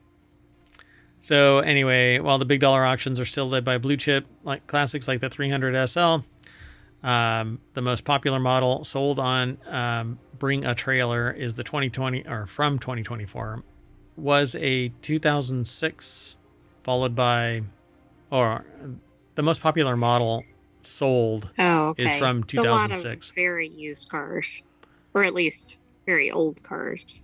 Old cars, yeah. They could be completely unused, like the Lamborghini with only 85 miles on it. Right. That thing is from 2022. Anyway, the company doesn't divulge all of its data, but they assume around 44,500 listings hit the site. The company's 77% sale-through rate, which is spectacular, means that it sold around 34,250 units. 1.5 billion in sales means that the average Bring a Tailor is a clothing auction where, oh, I better not. That's right. I can't finish that sentence. Anyway, each sale was around $44,000. It falls a bit short of the average new car transaction price in 2024, which is about $50,000. I'm rounding up to the nearest thousand. And it also includes things like the Bugattis, but then it might have a Hyundai or something in there bringing the price down. Wow, throwing shade on Hyundai. Wow. Anyway, I just meant a more mainstream car. Gotcha. You can't walk that back. Go check out Bring a Trailer. And be sure to click on the link. Go through ohmTown over to Jalopnik, or just go to Jalopnik. We're not in partnership or anything like that, but anyway. Let's move on. Moving on. The next article is over in 4-Wheel Tech as well. The Faraday Future FF91 is real, and the author has photographic proof. They swear this isn't AI. Many electric car startups have started up and then shut down over the past decade. I guess they didn't charge fast enough. Some of which went under before producing even one car, because concept is great, production is hell. Shockingly, Faraday Future, perhaps the most embattled and confusing startup of them all, is still kicking and has actually delivered a handful of its $309,000 FF91 luxury vehicle. Does that look like a luxury vehicle? No, it really doesn't. It looks different than a normal vehicle, but it looks like a mashup between a Mazda 3 and a Tesla 3. Oh my God, it's the battle of the threes. The back end looks like a Mazda 3, and the front looks like a Tesla 3. Maybe that's it. I can't tell what it looks like, but it does have elements that look like other cars, but overall it doesn't look like another car. So from the B pillar back, it actually looks like a Ford Probe. Wow. And Daniel Golson over at jalopnik.com put the article together. A lot more expensive. Yeah, $309,000 luxury EVs. They say, I don't believe you. I can hear you saying, where's the proof? Well, they saw one last night and they took a picture of it. So there they go. Boom. The photo must be AI. I've never seen one of those. Yeah. Or you faked it like the Bigfoot film. First of all, Bigfoot is real and their friend. And they really did see the Faraday Future for real in real life. Admittedly, it didn't get a great look at the woman who was driving it. So she could have been a robot or a hologram, or maybe that person had something in their milk or something, some bad bread. Maybe they're hallucinating. Is this person the person who viewed this? Yeah, is Daniel Golson an AI, and they hallucinated what they wanted to see based on their desire to see a Faraday Future, a Faraday Future even. Anyway, well, bought is a strong word here. The friends over at Inside EV reported that Faraday Future only has produced 16 FF91 since production finally started in 2023, 6 years after it was first unveiled, and all of them were likely delivered to company employees or the celebrity influencers that Faraday Future has paraded around. What's so odd is it's not a name that is known. No. Faraday Future somehow keeps getting funding infusion, so it will apparently continue to deliver more FF91s this year, and it's also working on launching a second brand, Faraday X, that will peddle two different EVs in the $20,000 to $50,000 range. Sure, Jan, I'll believe it when I see it. Yeah. Yeah, that's interesting. Oh, some interesting times. The next article is over in 4-Wheel Tech. Toyota Hilux with a friggin' factory option bed-mounted folding crane is for sale on Marketplace. The Toyota Hilux is known the world over as being virtually indestructible. It's not here in the United States, though. Okay, yeah. I mean, everybody needs a folding crane on their vehicle. Shh. Don't be sarcastic. Shh. No, don't do that. AI, come on. But it's not well known is that it's available from the factory with a freaking bed-mounted crane, though never sold in the U.S. as Hilux. They've got versions of the legendary truck sold as a Toyota pickup in the 1990s. So, oh my God. Okay, that's interesting. That's another one of those. Does that actually exist? How does that not tip the hell over? Like if you have anything serious. I don't get that. It seems like it would. Where are the physics? Fall over. Yeah, Logan Carter over at jalopnik.com put the article together. It says this Japanese market 1995 Toyota Hilux SSR-X is equipped with a 2.4-liter turbo diesel inline-4, a 4-speed automatic transmission, and, like they said, a gosh darn crane. Spotted by The Drive, which is probably one that we should pay attention to. This 130,000-mile Hilux is listed on Facebook Marketplace in New Jersey for $22,000. It's not every day that you see a pickup truck with a factory-available crane in the bed, and it said that there's only 3 in the U.S. that are currently known to have it. The electronically operated crane was available on the active base trim. How active do you have to be to actually use a crane in the back of your... Right. And what are you picking up? What are your actions? What are your activities? Like, I can see, like, lifting something up, I suppose, but why have it pinned to your truck? Why not have, like, a little forklift to do that? I guess so that... Right, exactly. Either way, if you need a crane to lift it out of your bed, you're going to need a forklift to move it. So, whatever. Yes, it should come with a accompanying forklift. A little forklift right here. A putt-putt forklift. Okay, but then you can't do anything. You can't put anything in the bed if there's a forklift. Well, that's true. Well, you can tow it. There's got to be a towing option too. So anyway, since it's a right-hand drive JDM Hilux, maybe you can use the crane to pick up your food at the drive-thru so that you don't have to go in reverse or strain yourself by trying to reach through the passenger window because it's right-hand side drive. So you're in the passenger seat. Wouldn't that be surprising at the drive-thru window?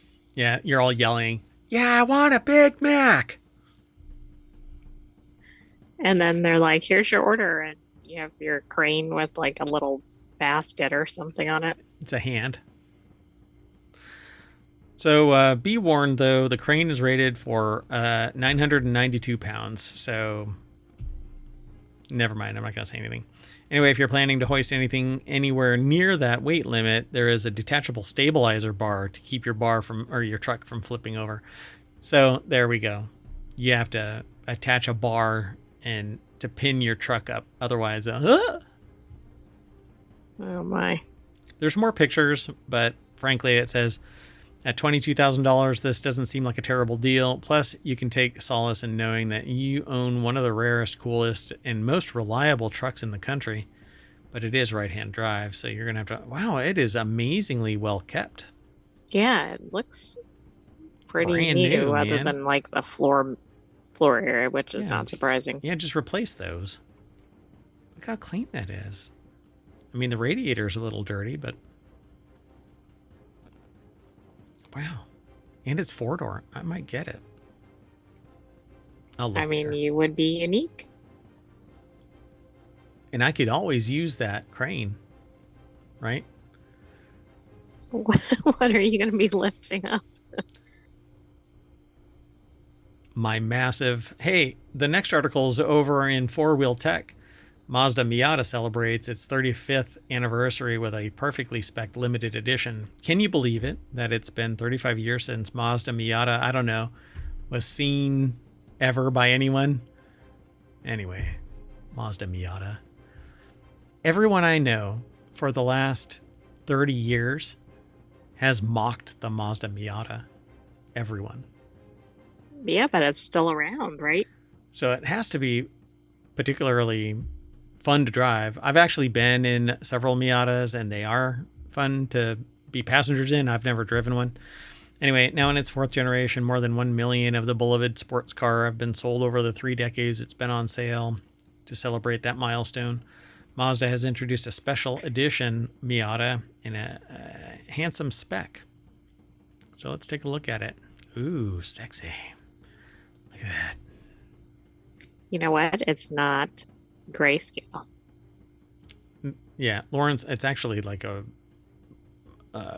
dark red burgundy wine. Yeah, like a chocolate cherry kind of a thing. I wonder if that's the name of it. Anyway, Lawrence Hodge over at jalopnik.com put the article together. It says dark red with a tan convertible top is a classic look for the Miata's 35th anniversary. Aptly named the Mazda MX-5 Miata. I stopped touching that, and then it snapped up a little bit. What the heck? I didn't do that. Last little snap of the scroll. Weird. Interesting.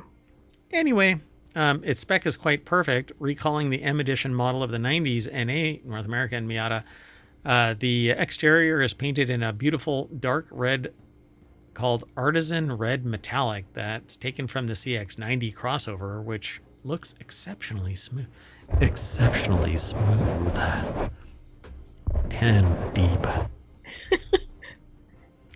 Something Mazda says can be attributed to its Tukumenuri paint process that finishes the car in 3 layers of paint.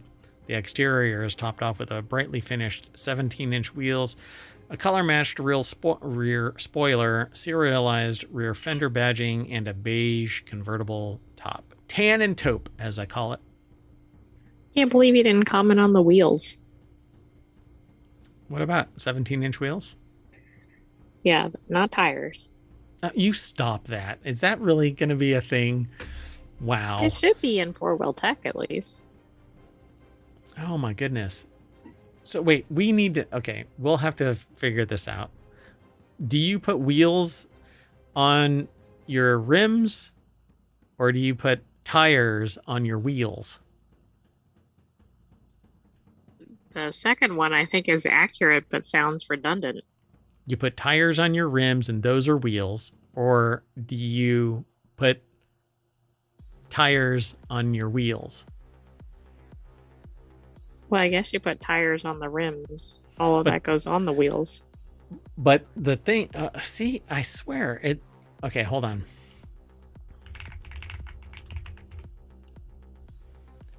So this is why I got into this discussion, because I say that there's tires that are on the outside and then there are rims, which you put the tires on.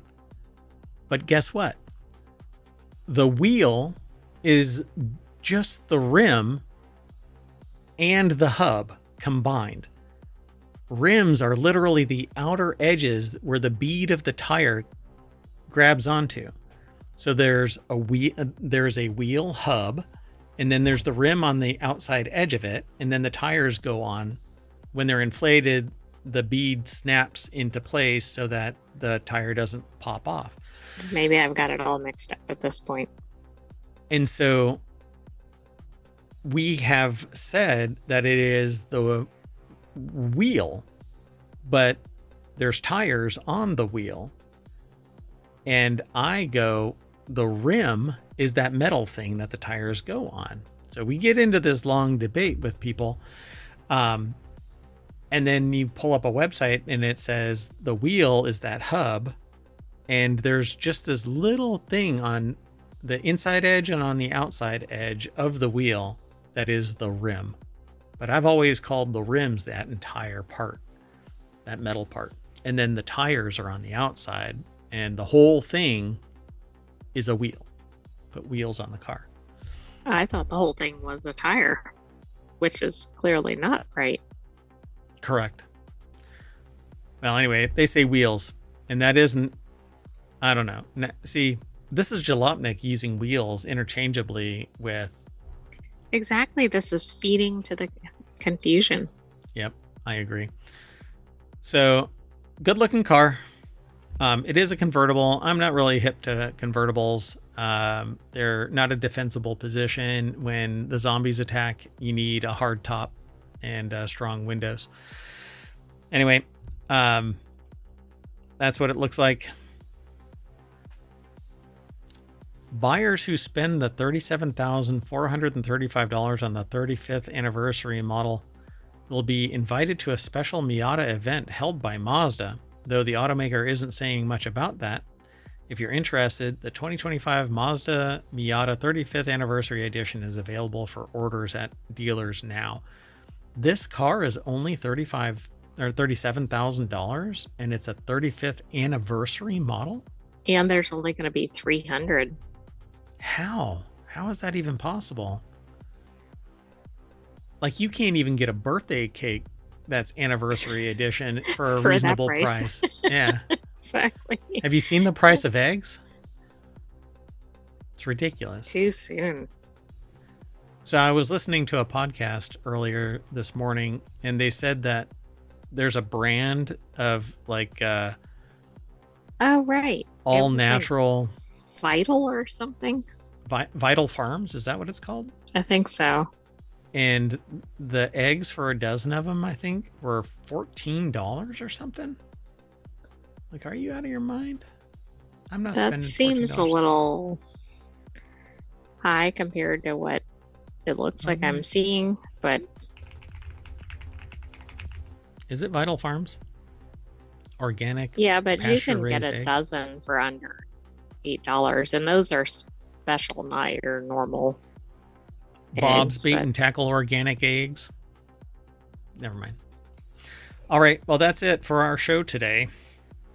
I am Merwa. Oh, wait. We're going to jump into our Mazda Miata and smash that thin pedal on the right that people in front of me earlier today didn't know how to do. And that's going to drive us down Main Street right back to the welcome sign of 4-Wheel Tech at ohmtown.com. Remember, ohmTown is just one really long road, and on the left and right are stores. Each one of those stores represents one of these articles, and you can look left and right and go in there and hang out like this one here about the Renault Rodeo, and you can make comments in here, and we're even powered by Giphy, so you can actually post a little Giphy kind of a comment there if you think that you want to be driven by memes.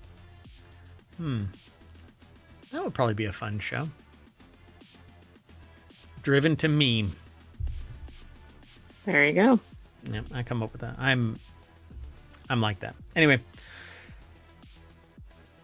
you know, the thing that keeps popping up in my head is the Slim Jim ad about the two guys that get picked up by the Amish guy in the horse and buggy.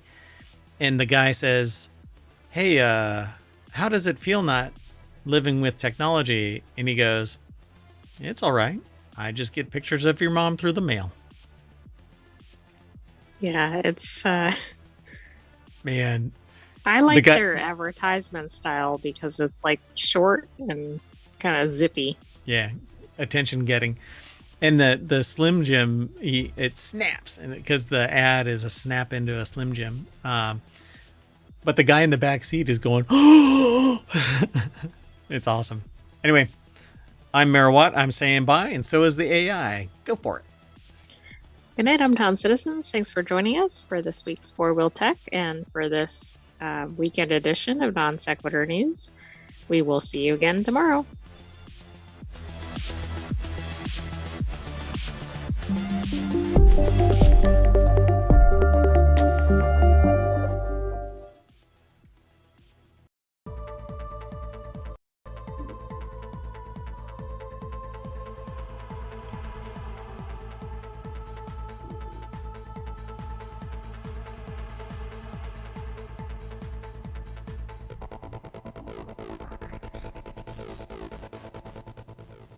Hello, everybody, and welcome to Non Sequitur News for February 3rd, 2025. All right. So I am Marawatt, and that is ohmtown.com, and along with the sentient AI, we're trying to make sense. We put together 10 articles, and these are the 10 that we've decided on. All-state tracking driver behavior, AI startup money spent on lifestyle, 43-year-old game won a Grammy, 22% insurance price hike in California. You don't say. Women speak more than men. Get it? You don't say. Anyway, hidden images in a Jackson Pollock, mysterious chirping waves, Audi to make sense, Apple in the Swift Student Challenge, and bacteria eat forever chemicals. But then what? Everything is powered by ohmTown. Yeah, I know, the forever chemical toots.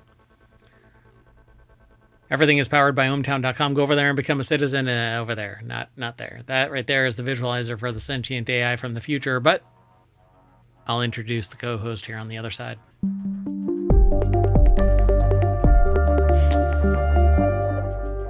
Hello, everybody. I am Mayor Watt, and this is the sentient AI from the future. Hello, Mayor Watt, and hello, hometown citizens.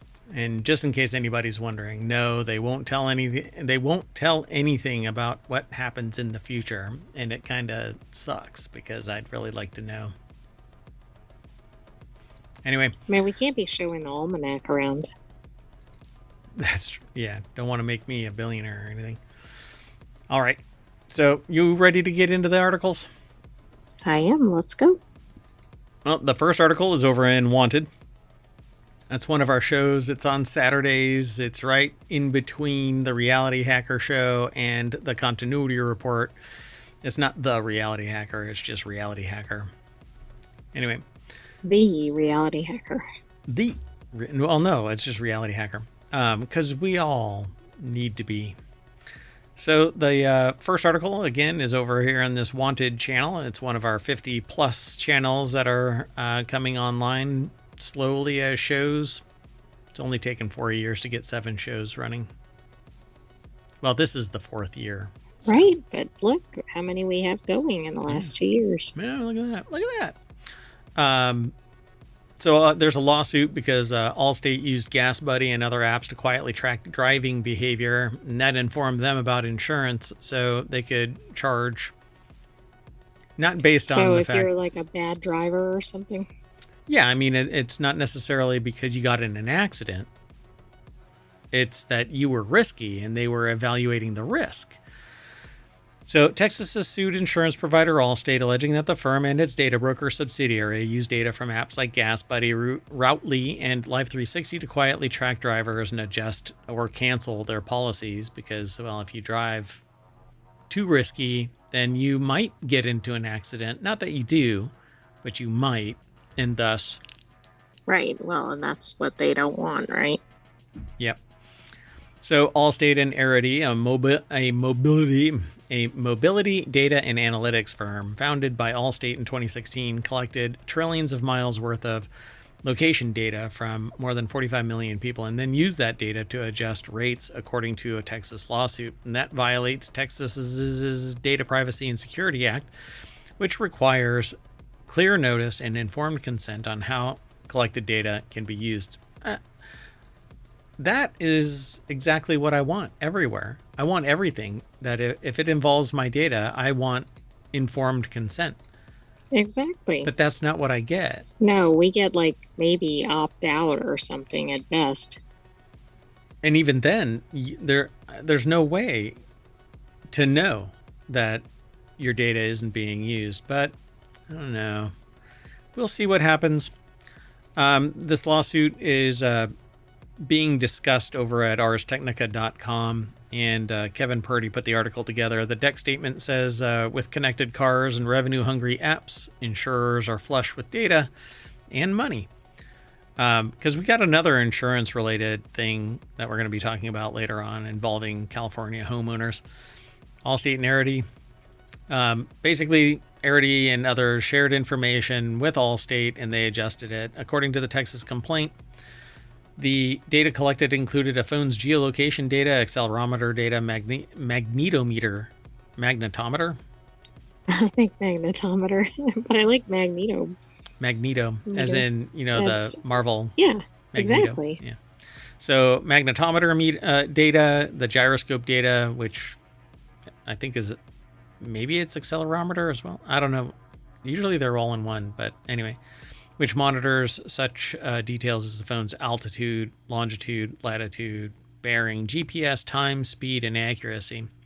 So with that data, plus in some cases data from collected or connected vehicles, Allstate could see when, how far, and how long someone was driving, along with hard braking events and whether a consumer picked up or opened their phone while traveling at certain speeds, according to the complaint. Okay, that's getting beyond just, hey, we're tracking your driving. Like, it sounds like they're like, where did you go? Who did you talk to? Like, why does your insurance company need to know all of that? Yeah, and it didn't lower rates because you were.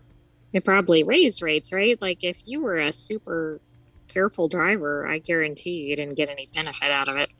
Yeah, I mean, there is this like good driver record kind of a thing, but I think it doesn't kick in for like 10 years or something, 7 years. I don't know. It doesn't really Right. matter. And even if you're a really good driver and somebody runs into you, they probably start you back at zero. Yeah, it doesn't. Yeah, somebody else hits you, or I don't know, man.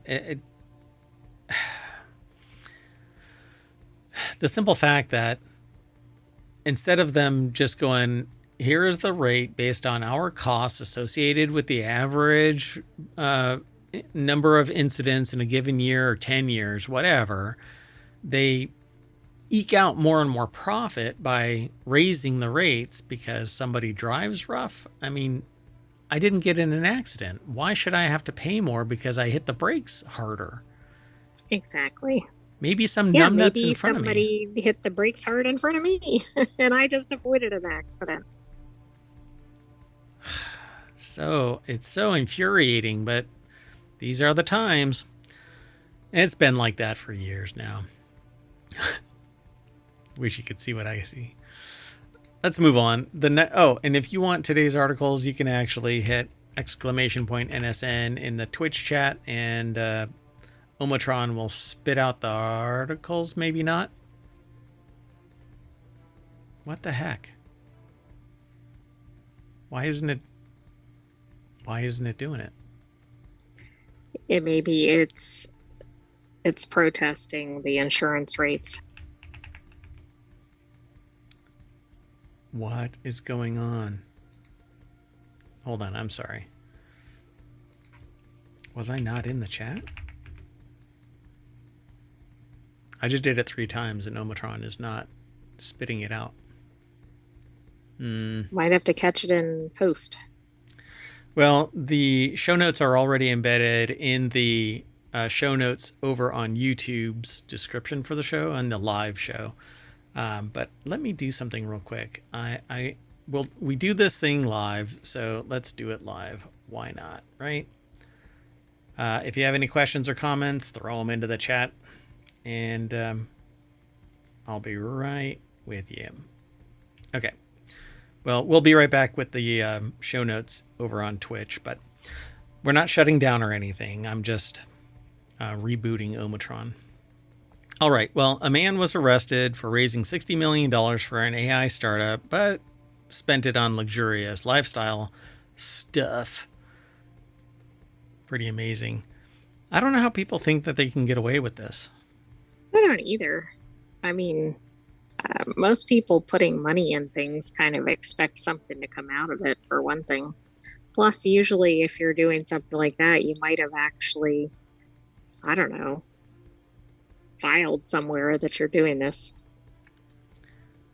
Yeah, I mean, you're being tracked from beginning to end. It's gonna come back and bite you on the butt. Your AI, well, somebody else's AI is going to find you. Okay, let's give this another shot. There we go. Omatron was locked up. Oh, yeah. That's okay. Now I remember what happened. So, yeah, Omatron went a little crazy earlier today. So, the founder of the San Francisco-based startup called On Platform was arrested last week after prosecutors charged that he and his wife had blown millions of dollars worth of investor funds on real estate, jewelry, a Tesla, and even the social club that hosted their wedding. Prosecutors allege that the pair defrauded investors out of more than $60 million. So the founder and his lawyer, who he recently married, which if you want to violate your client... Is that an active attorney? Yeah. If you want to violate your privilege and now everything is compromised because you're a defendant in a criminal case. Oof, that's how you do it. Talk about piercing the veil. Anyway, appeared in San Francisco court last week after they were charged with conspiracies to commit wire fraud, bank and securities fraud, and so on and so forth. So the article, wait. Okay, this is weird. They have this section called Scam GPT. Down here it says artificial intelligence fraud, generative AI hype. It's written by Victor Tangerman over at futurism.com, and it kind of spooked me that I thought maybe this was AI generated as well. Oh, wow. Well, then that should be in RealityHacker. Exactly. That's exactly where I was going. So the deck statement says, to our shock and horror, we discovered that in reality, the account balance in that bank was only 37 cents. It's supposed to be 60 million. 37 cents. Yeah. Maybe they had to have a balance to keep the account open or something. Like, why not take the rest of the 37 cents? That's amazing. Yeah. Well, they probably rounded a check to a whole number. Oh, I see. Right. So it's particularly outlandish allegation of tech fraud, highlighting the ludicrous degree of buzz surrounding AI and the potential for greedy investors to get scammed as a result. But when you scam the wrong people, they come after you. That is true. Particularly, I'm sorry, but if you scam somebody that has a lot of money, they're probably going to get bent out of shape. Everybody should get bent out of shape if they're scammed, but they may have resources to pursue it. They apparently got $60 million at least. Beckman allegedly lied to investors about having $13 million in the bank, despite it actually only having $25.93. Bank statements also showed that Beckman wired a family member $320,000. Wow. So on platform, on its website, apparently it says that it's an industry-leading enterprise-grade conversational AI platform trusted by the world's leading brands in retail, sports, media, and entertainment. Anybody that invested in it should have been looking at the clients that they already have and asking. Well, yeah, I mean, you don't just go, oh, this company says it can do all these wonderful things. Yeah, alarm bells were already ringing in July when GamesBeat, which might have to pay attention to them. Oh, it's part of VentureBeat, reported that On, formerly known as Game On Technology, had laid off all of its 50 staff members after discovering that $11 million in cash was missing. At the time, Beckman resigned, with the remaining company executives telling shareholders in a letter what had happened. So, I'm sure that was a fun letter to write. Wow.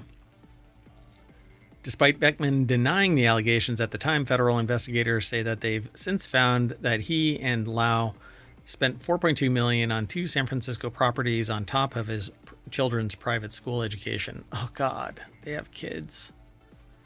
Ugh. Yeah, none of this is good. In reality, Game On was generating very little, if any, revenue from many of these supposed top customers and was instead paying those entities significant fees for using their branded content. So they were upside down all over the place. Anyway, but in reality, Game On's annual revenue never exceeded $500,000. The company was never profitable, and Game On was losing millions of dollars every day. Unbelievable. This is really interesting. Yeah, it's almost like nobody looked into anything along the way. And of course, every time they claimed, oh, we have so much money, which some of it was probably premised on the assertion that they had money to begin with, like it just kept building, right? Yep. All they had to do was look. Let's keep going. The next article is over in WarCrafters. Why a 43-year-old video game just won a Grammy. In between showering Compton-born rapper Kendrick Lamar with gilded gramophones over the weekend, the Grammy Awards also crowned Wizardry, Proving Grounds of the Mad Overlord, as the show's 3rd annual Best Score soundtrack for video games and other interactive media. The first ever Wizardry game introduced Dungeons & Dragons style role-playing to the Apple II in 1981, before being ported to several other PC models, home consoles, and even handhelds in the ensuing decades. Proving Grounds of the Mad Overlord's legacy was further celebrated by developer Digital Eclipse with a 2023 remake featuring a complete 3D overhaul. So Ian Walker over at Polygon put the article together. Winifred Phillips's work stands among the industry's best. I don't remember it. I haven't played anything Wizardry in so long. Well, I mean, it's from 81. Yeah, but if I heard it, I would definitely know it for sure. But I can't play it because I will end up getting DMCA'd. They say it's like a bright light just exploded in my head, a Giddy Phillips said during an on-camera interview conducted right after she was presented with her award. We do a very unique thing. We're creating music that needs to accompany people who are having an experience and who are making choices and having adventures and living a grand story. And we're kind of creating the music for that story. It's pretty cool. Yeah, that is really cool. So veteran composer Winifred Phillips, God of War, Borderlands, had to build the remake score from scratch. The entire album is available for download on Boot Camp. Yeah, I'd play a snippet, but I know that I'll get flagged. Yeah, and playing a music clip without the audio doesn't quite do it. Yep.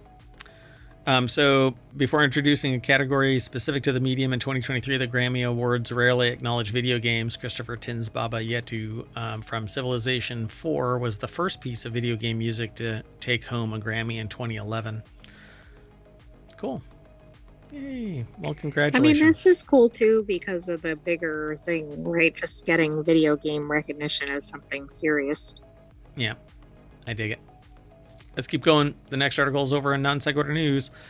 California homeowners hit with sudden 22% insurance rate increase. This is on top of the fact that they are going to get dinged for the fire's cost. Right, but remember what we just saw? The rate increase was from, 5-7 years ago or something? So Think of all the wildfires that have happened since then. Yeah, it was 7 years ago that the last wildfire impacted insurance rates, and Californians are going to get hit with the disparity between how much it cost and how much the insurance company, it wasn't insurance, the power company was going to pay. It's like a $5 billion fee. They're only paying $2.5 billion. So the other 3 or so is actually going to be pushed onto Californians. And now California homeowners are going to get hit with an insurance rate increase as the Golden State faces increasing levels of environmental disasters and wildfires. Many insurance companies have raised rates on homeowners.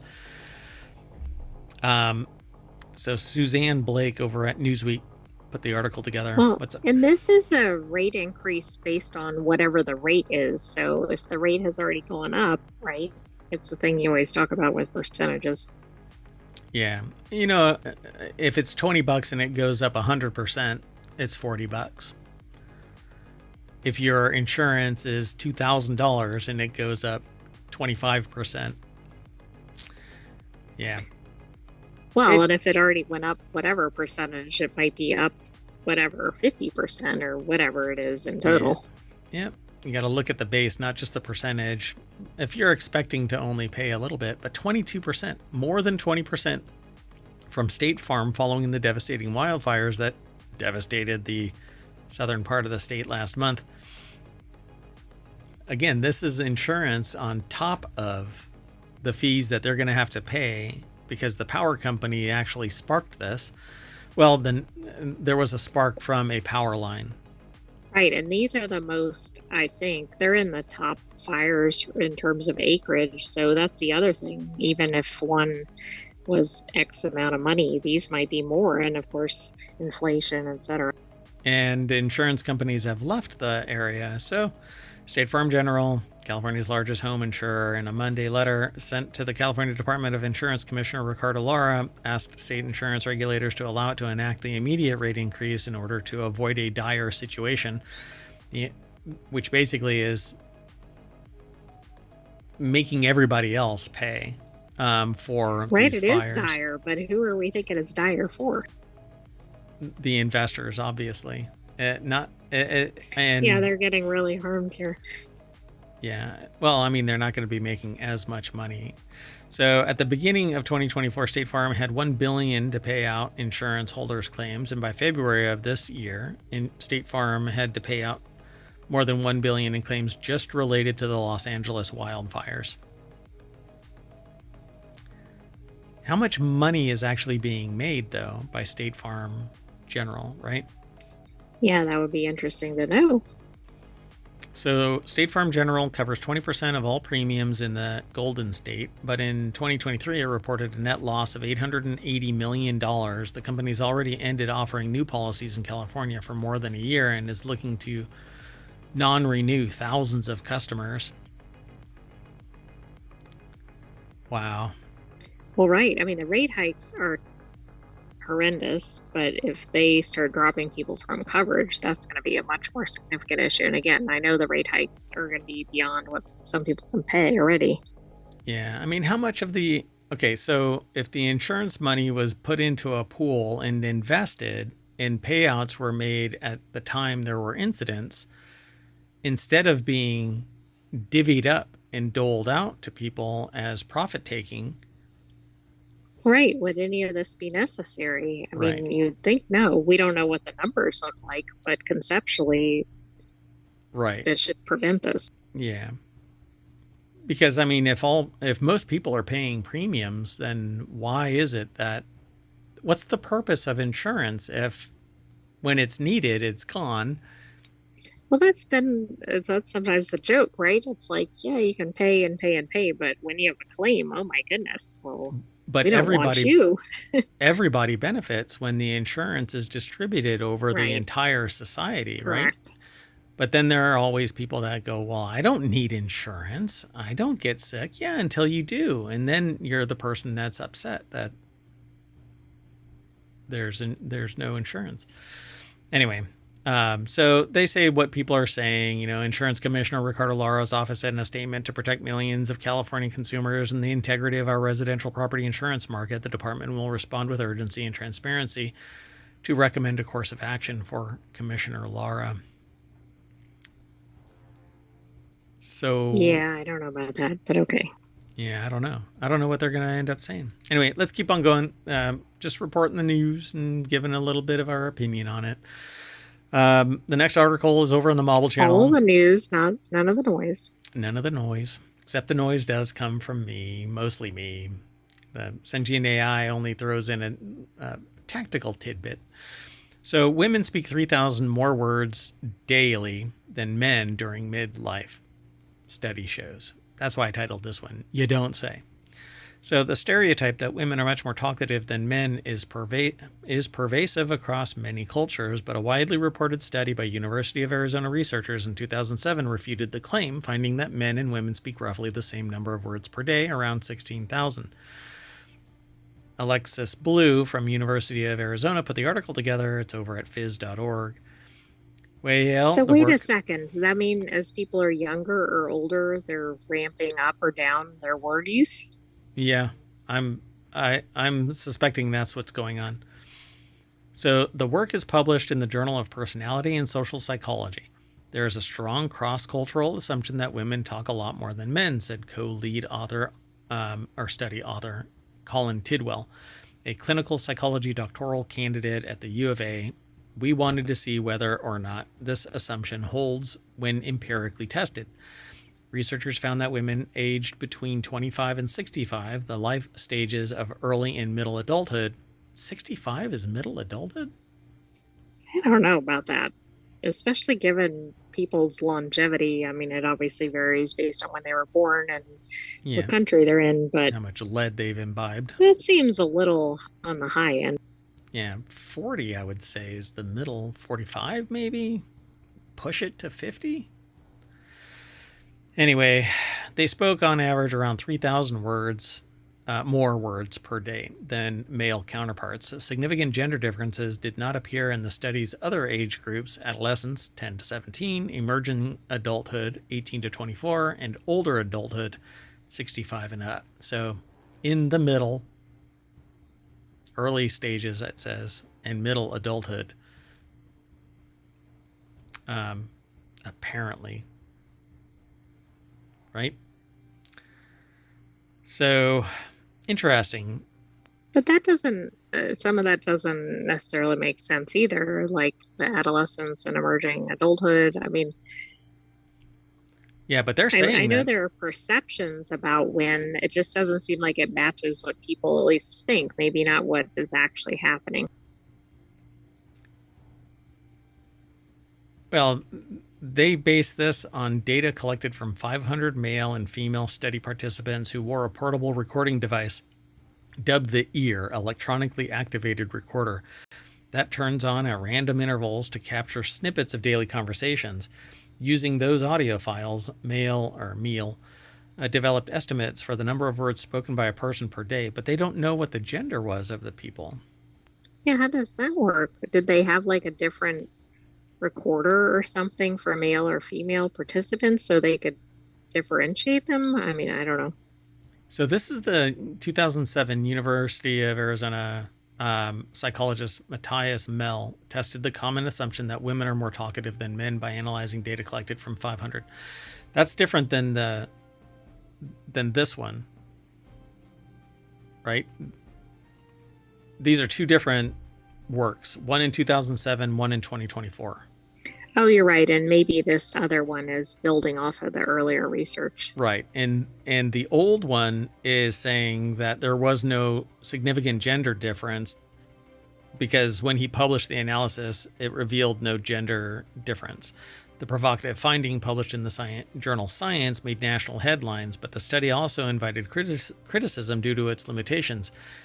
Its participants were also entirely college-aged, and most lived in the same city, Austin, Texas. 18 years later, Meal and his collaborators, including Tidwell, Valeria Pfeiffer, a U of A psychology postdoctoral researcher, and Alexander Danvers, a former postdoctoral researcher at U of A, sought to replicate the original findings. They analyzed 630,000 ear recordings from 22 separate studies conducted in 4 countries, with participants ranging in age from 10 to 94. The study included 2,197 individuals, 4 times as many as the original study.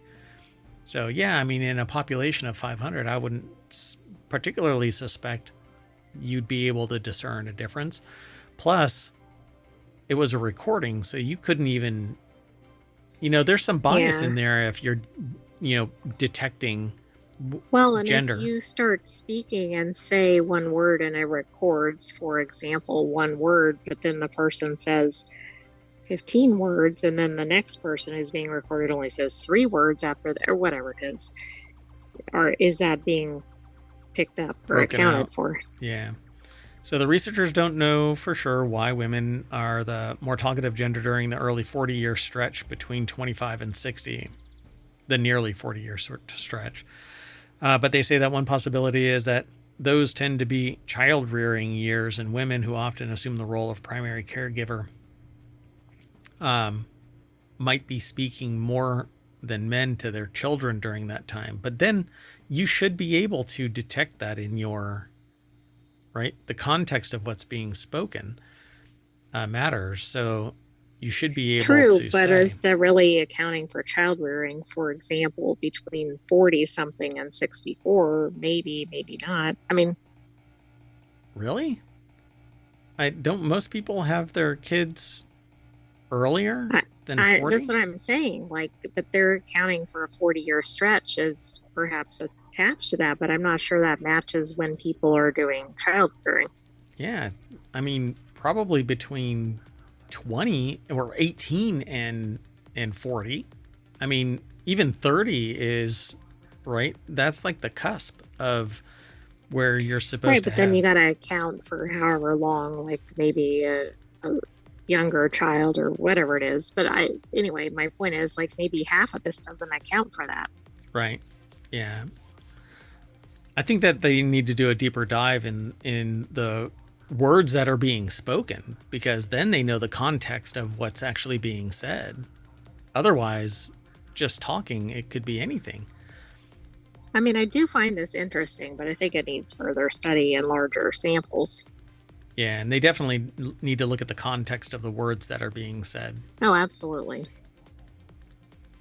All right. Well, I can tell you that this mayor talks a hell of a lot more than most people, I'd say. I mean, I talk all day long. Maybe they should study you and see if that disrupts all of their study results. Of course, earlier today, I was in a meeting, and it was intimated to me that another person that was in the room never shuts up.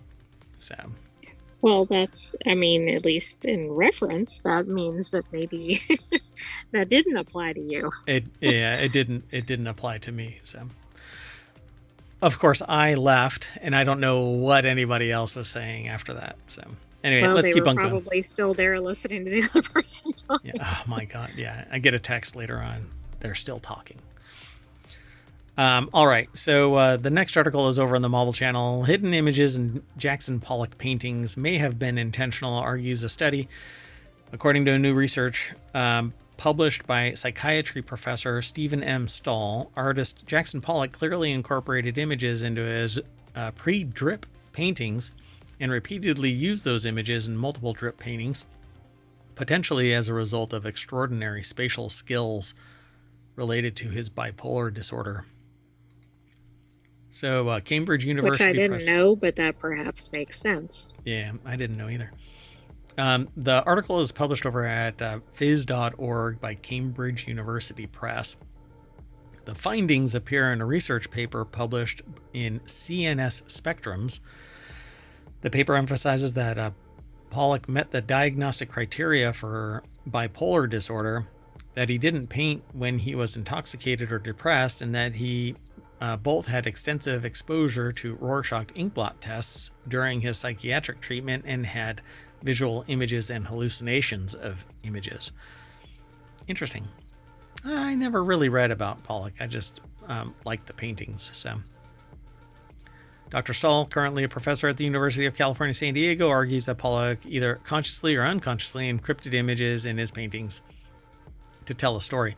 I wish that that is not a Wouldn't Pollock. it be nice if they would show a painting? That would be nice. That would be really nice. I don't know. Maybe you can look one up and go, oh yeah. Although Pollock was invariably diagnosed by a psychiatrist as having alcoholic psychosis, being schizoid, or possessing a schizophrenia-like disorder characterized by alternating periods of violent agitation and paralysis or withdrawal, that would be bipolar. Oh, and they say here in the article, in today's world, he would more likely be diagnosed as bipolar. Chronic and severe mental illness, such as bipolar disorder, can be associated with creativity and genius, with good outcomes possible, especially with effective treatment. So, yeah. Anyway, seeing an image once in a drip painting could be random. Seeing the same image twice in different paintings could be coincidence. Seeing it 3 or more times could just be a permanent hallucination in your head. But if everybody else sees it, yeah. So they say here, as is the case for booze bottles, monkeys, gorillas, elephants, and many other subjects and objects in Pollock's paintings, makes those images more unlikely to be randomly provoked perceptions without any bias in reality. I don't know. Musicians reuse lyrics in their songs all the time, and it's a mechanic of their lyric, right? Like their processes for their music. Maybe Pollock just liked, monkeys and gorillas, elephants, and certain other subjects. I mean, he apparently liked booze, but didn't, create while he was drunk. Absolutely. I was going to say you can find a listing of current exhibitions around the world at a site called mutualart.com. And apparently there are 6 worldwide exhibitions. So is it just mutualart.com? Yes, it is. Mutualart.com. Okay, I threw it into the chat. Okay, let's keep going. The next article is over in the Marvel channel. Mysterious chirping waves detected 100,000 miles above Earth are surprising scientists. Chorus waves, quick bursts of energy known to occur relatively close to Earth and around other planets, were found in an unexpected part of the magnetosphere, according to a study. So Sarah Hashemi over at SmithsonianMag.com put the article together, Smithsonian Magazine. The deck statement is the one that I just said, but Until now, these waves were observed to occur close to Earth, around 32,000 miles away, but using NASA's magnetospheric multi-scale mission, researchers found chorus waves at much more distant locations, placing them in an area that challenges the existing theory on how these perturbations are produced. The findings were published in the journal Nature in January. They say there are no actual chirping noises being heard in space, since space is a vacuum that doesn't transmit sound. Chorus waves instead earn their name because they sound like birdsong when converted to audio signals. They've been picked up since the late 60s by the Halley Research Station in Antarctica. NASA has also detected the waves with its Van Allen probes, which measure the radiation belts surrounding our planet. So, maybe this is birds in space. I'm going to try and play this. I don't know if I'll be able to. Okay, hold on. Let me pause that.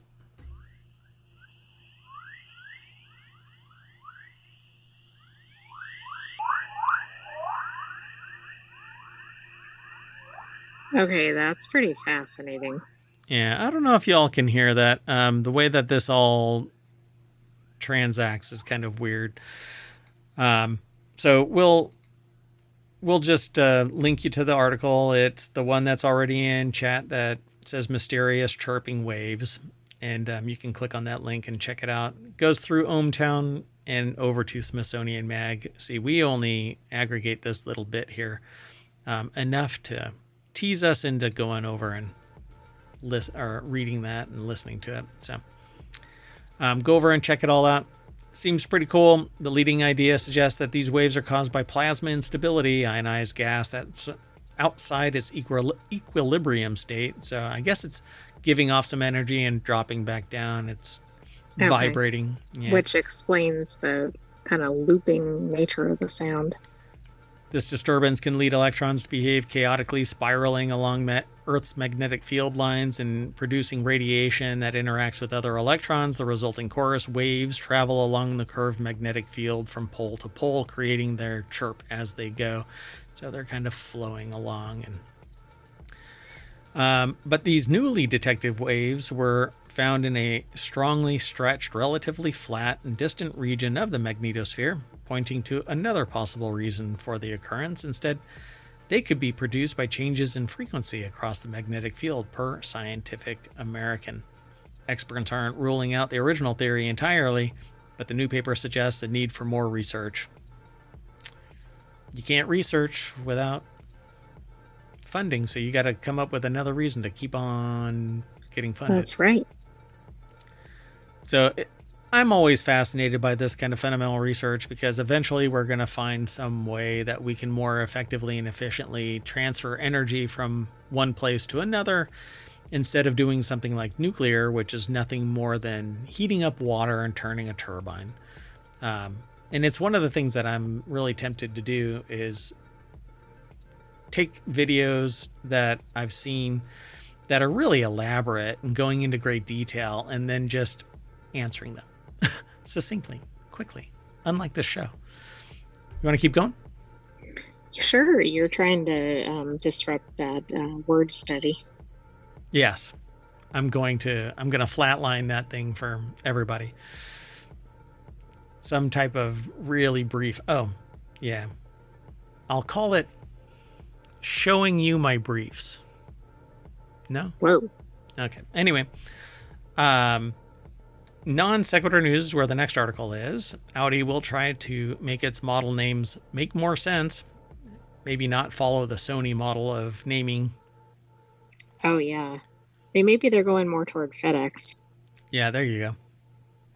Audi's launching a new global nomenclature system for its vehicles to more closely represent a vehicle's type, size, shape, and powertrain. All right. The updated system will begin with the letter A for low floor vehicles, or Q for high floor ones. How about H? Yeah. Or L or whatever. Low floor. LF. Or even B or whatever. LF for low floor, HF for high floor, but that's not pretty, right? It's not really. I'd like a LF 3000 or whatever. Yep. That will be followed by numbers 1 through 8 that help represent the size or classification of the vehicle. However, Audi says it will no longer use odd or even numbers to represent what powertrain technologies it uses. Well, before that part, I thought it was going to kind of model like Mazda numbering, but maybe not. Interesting. So Umar Shakir put the article together. Audi is going back to A1 through 8 and Q1 through 8. So, okay. Interesting. Look at the color. The color range is spectacular. Look at the two offerings that they're having out there. They're the same color. It's almost the same color as the ground they're driving on. So yes, we're not going for high contrast. So sexy. Look at that. So flashy. It's outlandish. The article is posted over at theverge.com by Umar Shakir.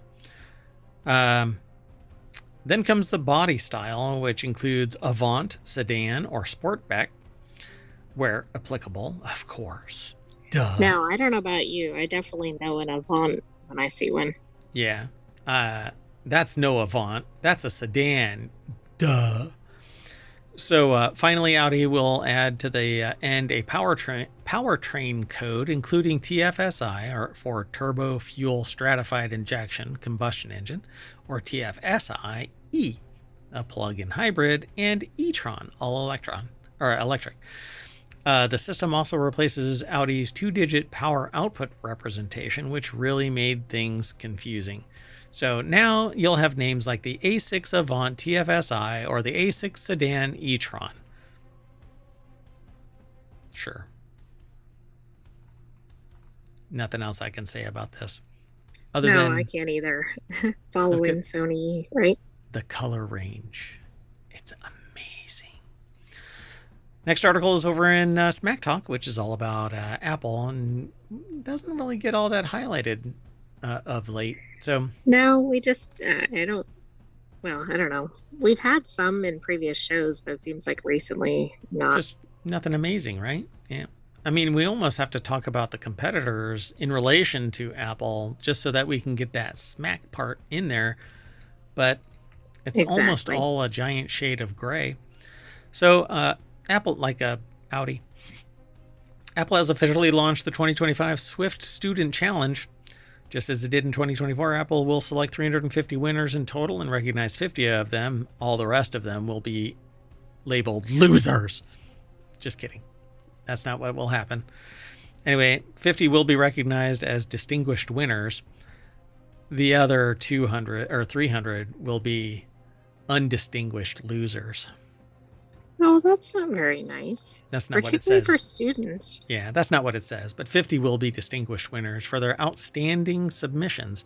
Distinguished winners will need to demonstrate excellence in innovation, creativity. Innovation, creativity? Excellence in innovation, creativity? Or should there be an extra comma there? Yeah, maybe comma. Yeah, I don't know. I mean, no, it looks like they're using it as one thing, but okay. Yeah. Innovation, creativity? Okay, well, anyway, excellence in innovation, creativity, social impact, or inclusivity. All 350 challenge winners will receive a year membership in the Apple Developer Program, which is $100, a complimentary voucher to take the App Development with Swift certification exam, and a special gift from Apple. Pretty cool. So the article is sourced from appleinsider.com AI. Amber Neely put the article together. Go. So you're right. There are actually 4 categories. There should have been a comma. Gotcha. Yeah, didn't quite make sense to me. Let's see if they actually fixed it in here. Nope, innovation, creativity. So let's see here. Distinguished winners will be rewarded with a 3-day visit to Apple Park in Cupertino.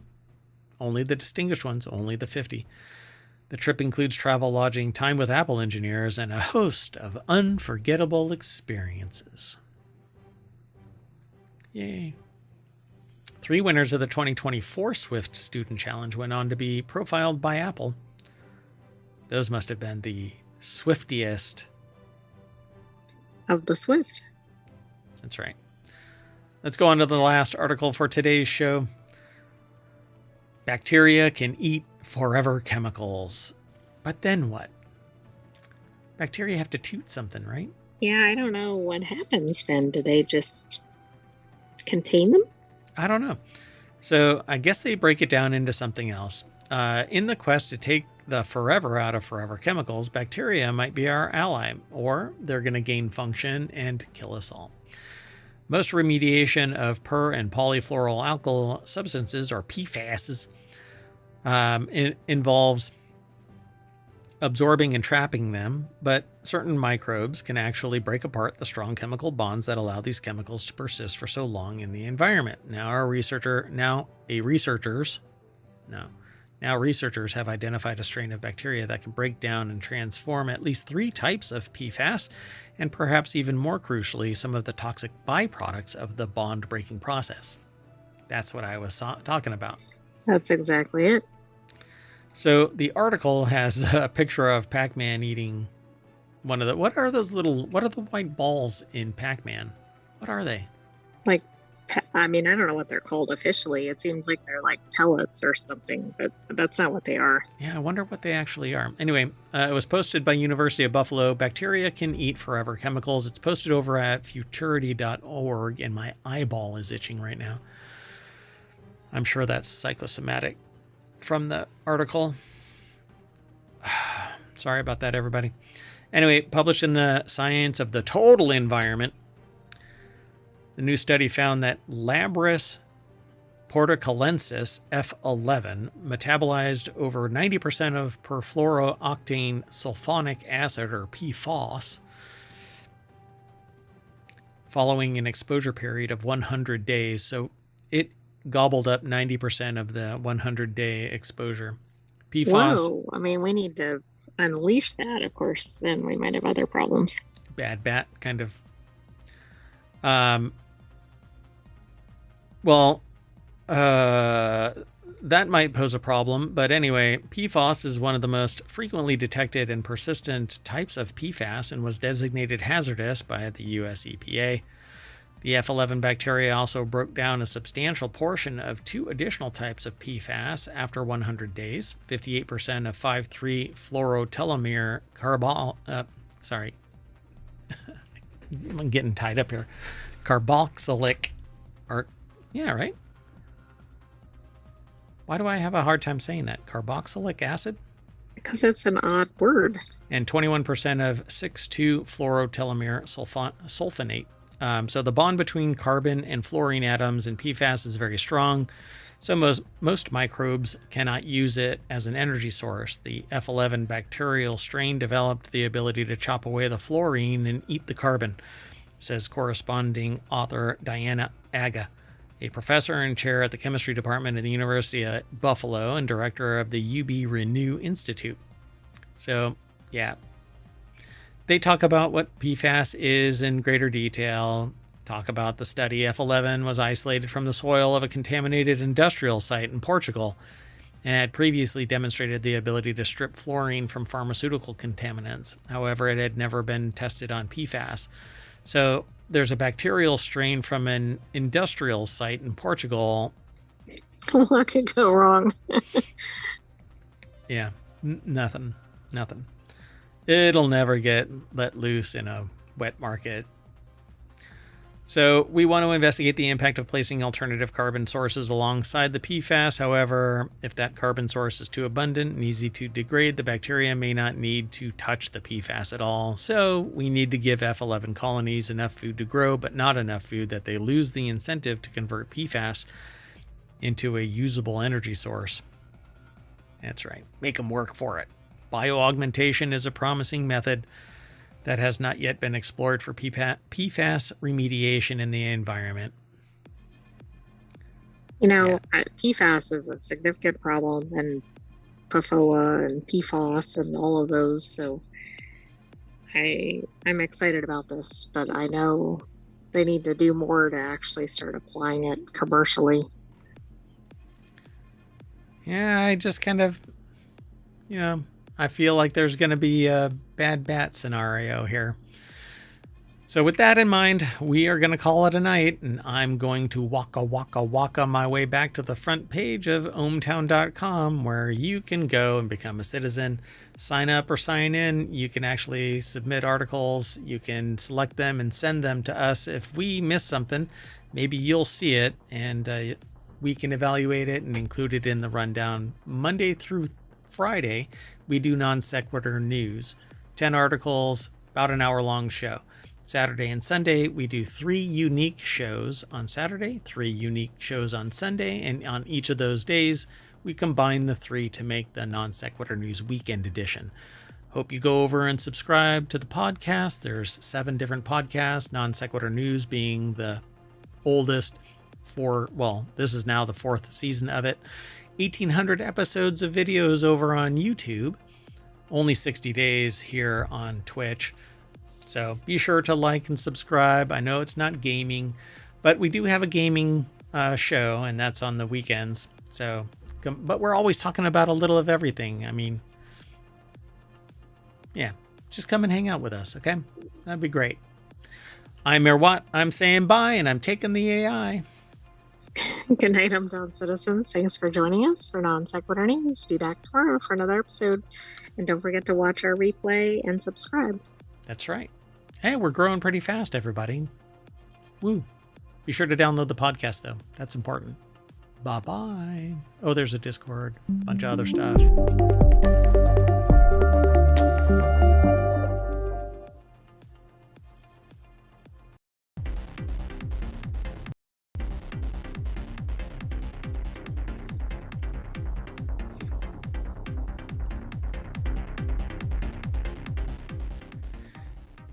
Hello, everybody, and welcome to Non Sequitur News for February 4th, 2025. It's actually Season 4, Episode 35. We don't really talk about it that much anymore. I am Mayor Watt, and I run ohmtown.com along with the sentient AI from the future. We're going to talk about 10 articles. Here's the rundown. Bad judgment to avoid jury duty. 83 songs debuted at number 1. Waffle House adds egg surcharge. TED talks about a new leader. A different kind of birds and bees talk. Never going to be cheap enough AirPods. Idler Games, Idler Fest, Steam Sale. I think malls would be great. A Shamrock Shake appears with a twist. 9 Rings, not a song, a galaxy. Everything's powered by ohmtown.com, and, well, your views, your submissions, and then us vetting all of this and putting it together. So I hope you go over and become a citizen at ohmtown.com and then watch us here on Twitch and over on YouTube. 1,800 episodes. Slowly growing our community. There's a Discord. There's a Patreon. There's 7 podcasts, 6 of which are weekly. 1 is a daily. Go over and check it all out. More of that on the other side of this.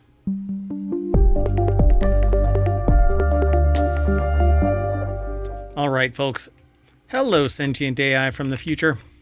Hello, Mayor Watt, and hello, hometown citizens. So just to start the show out, I already put Bang NSN in the chat, and that tells Omatron to punch out all of the episodes from the last, all of the articles from the last episode. That's this episode. So if you hear this in the future, every time you do that in the chat over on Twitch, it will do that as well. So Bang NSN for Non Sequitur News, and there's a bunch of others. There's 6 others for each of our weekend shows. There's 6 weekend shows. Anyway, thanks for joining, co-host. Thanks for having me, Mayor Watt. So the visualizer is working, and if you watch the show live, then you get to see the visualizer. And let me make sure that everything is working over on YouTube real quick. Doot and doot. All right. So, yeah, that shows the computational power being exerted to visualize the voice. So you'll get to see that over on YouTube and on Twitch. So, you ready to get into the show? I am. All right. That first article is over in Law Nerd. I've already titled today's episode as "What is Going On?" And that might actually be a catch line for Non Sequitur News. We'll see. Right. I mean, that applies. What's going on? So what is going on? Well, a town court judge resigns after using this excuse to avoid jury duty. I guess courts hate this one trick. I don't know how that works, but let's go. Let's just jump over to ABA Journal, which is where this is sourced from, abajournal.com. Deborah Cassens-Weiss put the article together. Judge T. Snyder of Petersburg Town Court in New York agreed to resign. Confusing. Yeah, I'm Peterstown. I merged it all together. So, but man, all of this just screams like tiny town, but I don't know if it really is. A town court judge in Rensselaer County, New York, has resigned after allegedly asserting that he should not serve on a grand jury because he is a judge, and he thinks that people who appear in his court are guilty. Now, wait, what? And yes, the town has about 1,300 people. Wow. Okay, so how long was this guy a judge? And now you have to go back and look at every finding that he's made. Exactly. I mean, you're a judge. You're supposed to be neutral. This is the equivalent of a bad cop, really. Right? Nobody should appear in front of a judge and automatically be guilty. This is shocking. It's really kind of astounding. Yeah. So they agreed to resign and never return to the bench, according to a February 4th press release by the New York State Commission on Judicial Conduct, although he might be approached and given another job anyway. I know everybody come in front of me. I know they are guilty. They would not be in front of me. They were a judge for about a decade. Oh my freaking goodness. After being told to take a seat, Snyder raised his hand and approached the Rensselaer County judge presiding over the grand jury impanelment, according to the transcript. I just think I cannot do it because being a judge and everything, Snyder said. So the person says, the judge, the grand jury judge, the person is so honest, it's almost a positive. At least you realize that you're not impartial, right? But so the judge says, that's true. Most people won't identify that. Yeah. The grand jury judge asks, you don't think you can be impartial? And Snyder responds with, no, it would not be fair. When appearing for testimony on the ethics case in July 2024, Snyder said that he thought that people who appear before him did something wrong, and that's how they got a ticket, the ethics complaint said. In my court, I treat everybody the same. Is this like a traffic court judge or something? Doesn't it sound like it? I don't know. Yeah, I don't think that it says anything about, right? You'd have to read the transcript and the actual complaint probably to extract. Presiding over a grand jury, that's not, there was a judge that was over the grand jury, but that's, I think, all that they really talk about. So Snyder represented himself before the commission. He is not a lawyer, but he did take judicial training. He has been a judge since 2014. Yeah. I stayed at a Holiday Inn. Wow. But that gives everybody who has reasonable intelligence a bad name. And this makes it impossible to be a judge without being a lawyer. But reasonable people can evaluate. Absolutely. But unfortunately, this example is going to stand out. But it is what it is. Wow. Honest to a fault. I thought it would be all kinds of reasons. And then, really? I'm sure the grand jury was kind of like, wait, what? I can't be impartial, so make me a judge. Good God. Let's keep going. Moving on. Got to move on. So the next article is over on the Non Sequitur News channel. That's this show. And a channel over on ohmtown.com. Go over and become a citizen. Only 83 songs have debuted at number one in the history of the Billboard Hot 100, and here they all are, but we will not be going through them. Business Insider did. BusinessInsider.com. Callie Algrim put this article together. So they say that the Hot 100, Billboard Hot 100, was launched in 1958, and only 83 songs have debuted at the top. That's not a lot. Travis Scott's 4x4 is the most recent song to achieve this feat. Drake has the most on the list. I wonder why. And listen to the complete playlist on Business Insider's Spotify. And they have a link. Oh, interesting. That's awesome. I don't know if I'd be able to survive that, but okay. We're going to run through the list really quick and see if we want to pry something interesting from this. Well over 1,000 songs have reached the coveted number one spot, but it's far more difficult for a song to debut in the top position. Basically, pre-marketing before launch is almost, yeah. I was thinking a really catchy song or something from a very established artist, right? Yeah, like I was going to say something like Kenny Rogers or something. I'm sure Kenny Rogers is in there somewhere. I was thinking like a Taylor Swift or something. Like there's such a following that if a new song drops...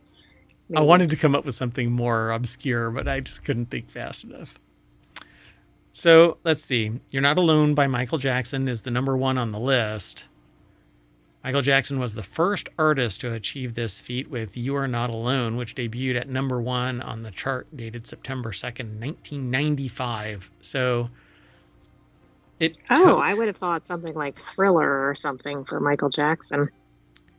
So this thing launched in 1958, and it didn't get a debut number one until 1995. Sorry, I didn't even really realize this was the first. Yeah, I see. That's really surprising.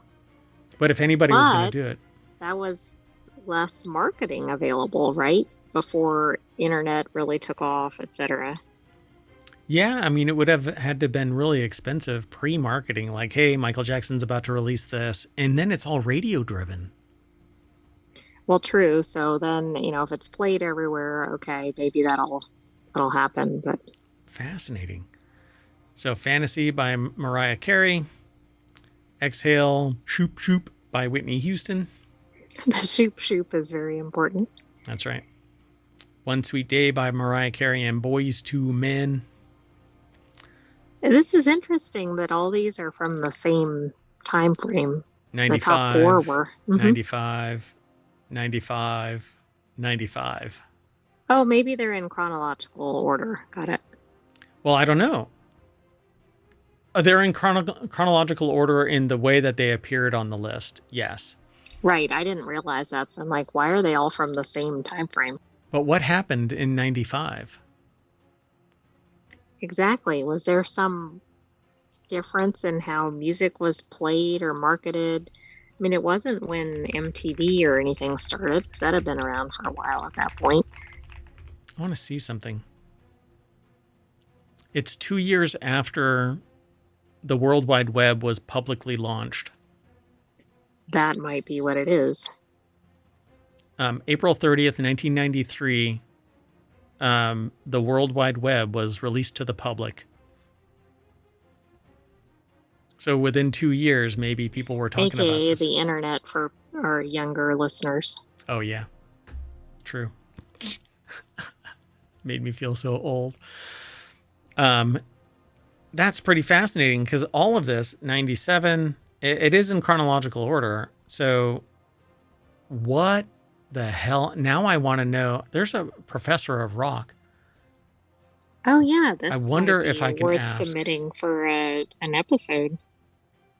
Yeah, I think I'm gonna send an email and see if they'll talk about it. Candle in the Wind, 97. So I want to see what the latest ones are. They actually mention it at the very beginning of the article, but I'm not going to be able to go through 83. We're like but we're already like at very recent ones, at least halfway through the list. So that's interesting too. Yeah. These are like pandemic era songs. Driver's License by Olivia Rodrigo. Right. I saw Cardigan by Taylor Swift go by. Gotcha. Peaches by Justin Bieber. All right. Montero by Lil Nas X. Rap Star by Polo G. Good for You, Olivia Rodrigo. It's basically when somebody starts going viral nowadays, right? That's when they show up. Permission to Dance by BTS. So. There's another one by BTS. All Too Well, Taylor's version, because she re-recorded everything from her. Right, and we don't know if her original was a number one. Yep. You know what? Wouldn't that be interesting if All Too Well never really got to number one, but the remake because did? Now she's much more well known. Because that is from one of her early albums. Yeah, this was from Red, Taylor's version, which simultaneously debuted atop the Billboard 200. So All Too Well was included in the updated Red track list. I don't know how. I don't know. The record was previously held by Don McLean's 1972 hit American Pie. The longest number one hit of all time. Wow. Interesting. So Harry Styles, etc. You know, I mean, these are all modern, obviously, because they are in chronological order, as how they appeared on. Who is that? Olivia Rodrigo is back. Is it Young Cook? I think it's Young Cook, featuring Lotto. That's 7. Oliver Anthony Music, Richmond, North of Richmond. I Remember Everything by Zach Bryan. And it goes on all the way to 83, which is actually dropped well before 4x4 is the newest. Okay. That might be why they mentioned that up at the top. Travis Scott. And Squabble Up, which by Kendrick Lamar, which I haven't even heard, I don't think. Maybe I've heard, but I haven't really heard, you know? Yeah, no, I don't know that one. Anyway, pretty wild. Okay, well, everybody go over and check this out. The Business Insider article is pretty amazing. I love it when I get a list and I can scroll through it on the show, but 83 songs and doing a little deep dive would take up, basically it would need to be a Patreon show. Anyway, Callie Algram over at businessinsider.com put it all together. Want to keep going? Sounds good. But there's also some interesting facts in the blurbs on each of the songs. So yeah, if you're a fan of one of the artists, you might want to check that out. Yeah, all 83 songs have the relevant data as it appears on the number one list, and then some other tidbits. That's good call. Thanks for bringing attention to that. All right, the next article is over in Hatch Ideas. Restaurants are being forced to make difficult decisions. Waffle House is adding a per egg surcharge. You know, I mean, is that only when you order eggs or when you order anything made with eggs? Because that could be their waffles too. It's everything. Anything where there's an egg involved, the prices are going to go up. I'm really curious because I went to a Waffle House. I even took the AI with me on that weird USB module that's attached to a Raspberry Pi. Why do you keep calling it weird? Shh. You won't remember this anyway. Anyway, now the 24-hour roadside stalwart is making a statement about the breakfast staple by adding, oh my God, 50 cents per egg to orders nationwide. Per egg. So if you get 3 eggs, your meal is now it's going to be pretty pricey. I did the math. Especially since you can get an egg probably at the grocery store for probably less than that per egg. Depends. Maybe. It's like $12 a dozen nowadays, depending on where you are. So it sells 272 million eggs per year, and now it's getting a 50-cent bump. But the costs are going up. So are the costs in line with the consumer we don't know price? What their wholesale prices are. Just wait until we see the consumer price index. If the consumer price index drops it's going to be the end of March.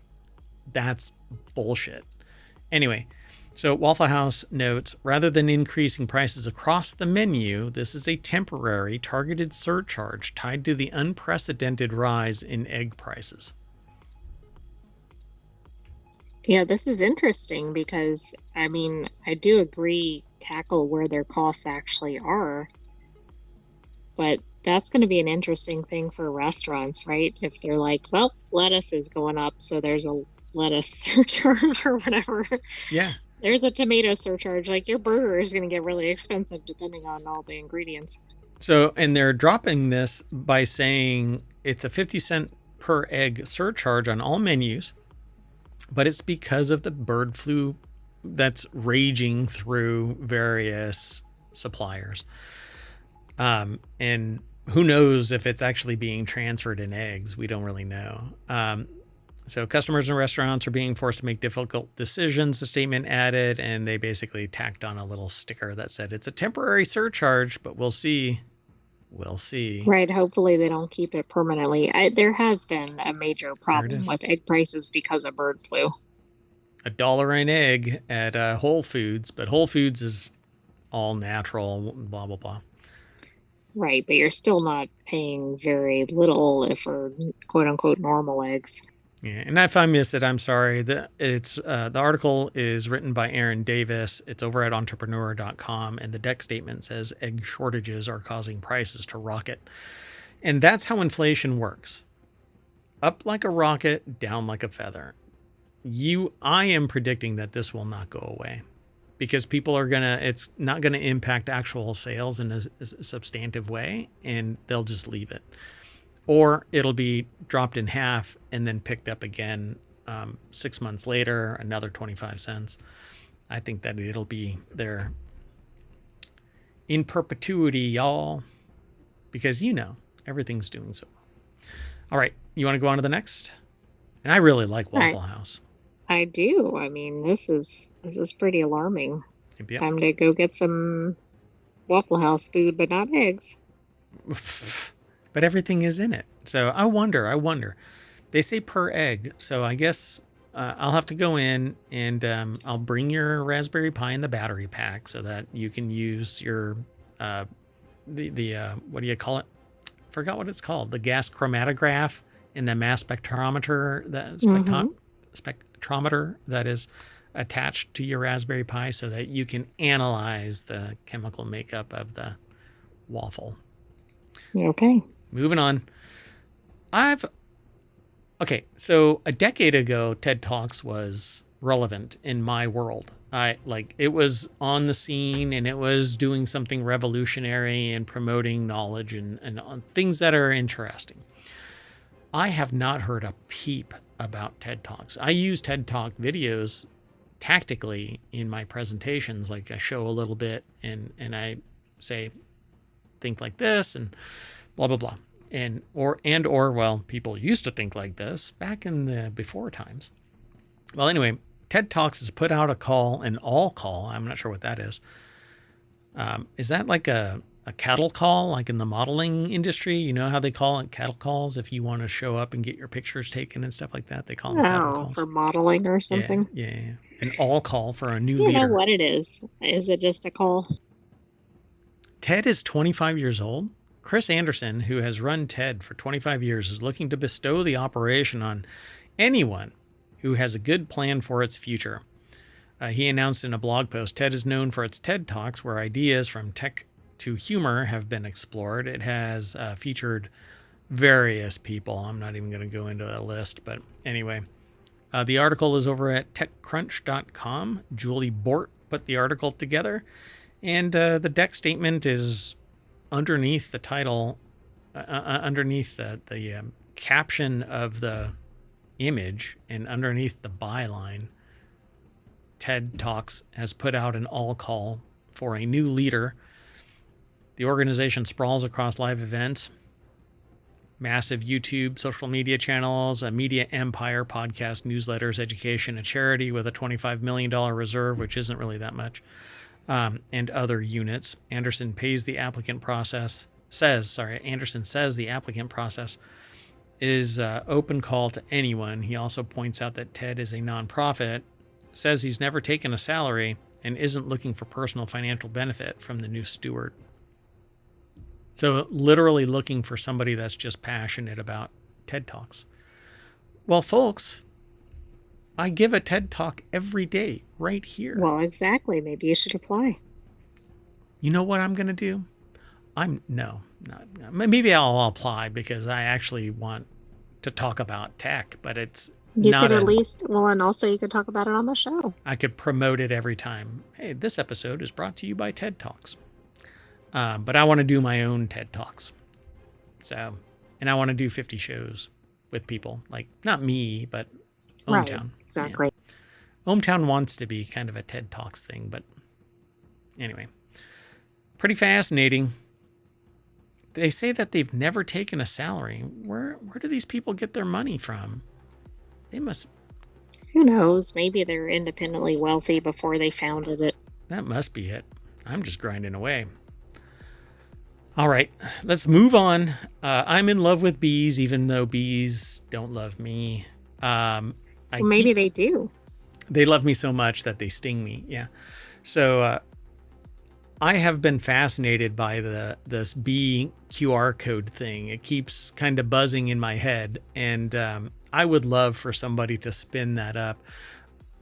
I have so many projects going that there's just no way that I can do it. But I think that it would be fairly easy. You just put a camera pointing down and watching for the QR codes, and it scans it and displays when it leaves and displays when it comes back. And you know that your bee is working, and you can adopt a QR code bee. That sounds amazing. Bees are pretty cool. Well, bees are even cooler because bees count from left to right, just like some humans, apes, and birds. Study finds. Picture writing the numbers 1 through 5 in a horizontal line from smallest to largest. Where did you put the 1? If you placed it on the left and the 5 on the right, you share this preference with most humans. Well, according to this article over at phys.org, written by Scarlett Howard and Adrian Dyer from The Conversation, which is a separate website, but they post a lot of stuff on phys.org. I've never really looked into the relationship there, but... No, I haven't either. So bees count from left to right, just like some humans, apes, and birds, according to the study. So humans are not alone in this preference. Some other primates and even some birds also order small to large quantities from left to right, although some animals do prefer order quantities from right to left. This is known as the mental number line, and it shows how brains typically organize information. But why do our brains do this? I think we're trained to do this. Some people write from... Yeah, isn't this cultural? Like in some languages, you read in the other order? Yeah. And even up and down. I mean, it doesn't make any sense. Right, so it's not just side to side. Yeah. So why do our brains do this? To investigate how and why brains order numbers, it's sometimes useful to step back in time. How did a common ancestor of humans and insects order information? And to find out, they compare the results of humans and bees. They last shared the common ancestor more than 600 million years ago, but there is no empirical proof of that because unless they have a time machine, they couldn't go back. No, they probably have just constructed an evolutionary chain or something and figured out that we're both related to, say, whales or whatever it is. Never mind. I was going to say something about stinging. Anyway, one study conducted by a team in Europe showed that bees prefer to order lower numbers on the left and higher numbers on the right, just like many humans. In their study, published in Animal Behavior, led by, I think it's Hung Shun or Zaza Kuo, and their supervisory team, has explored how numbers and space interact in a bee brain. So as humans, we link the concepts of space and number. That means that there is a logic to how we order numbers, typically from left to right in ascending order, 1, 2, 3, and so on. So studies have shown that humans may have a vertical bottom to top preference when processing numerical information efficiently.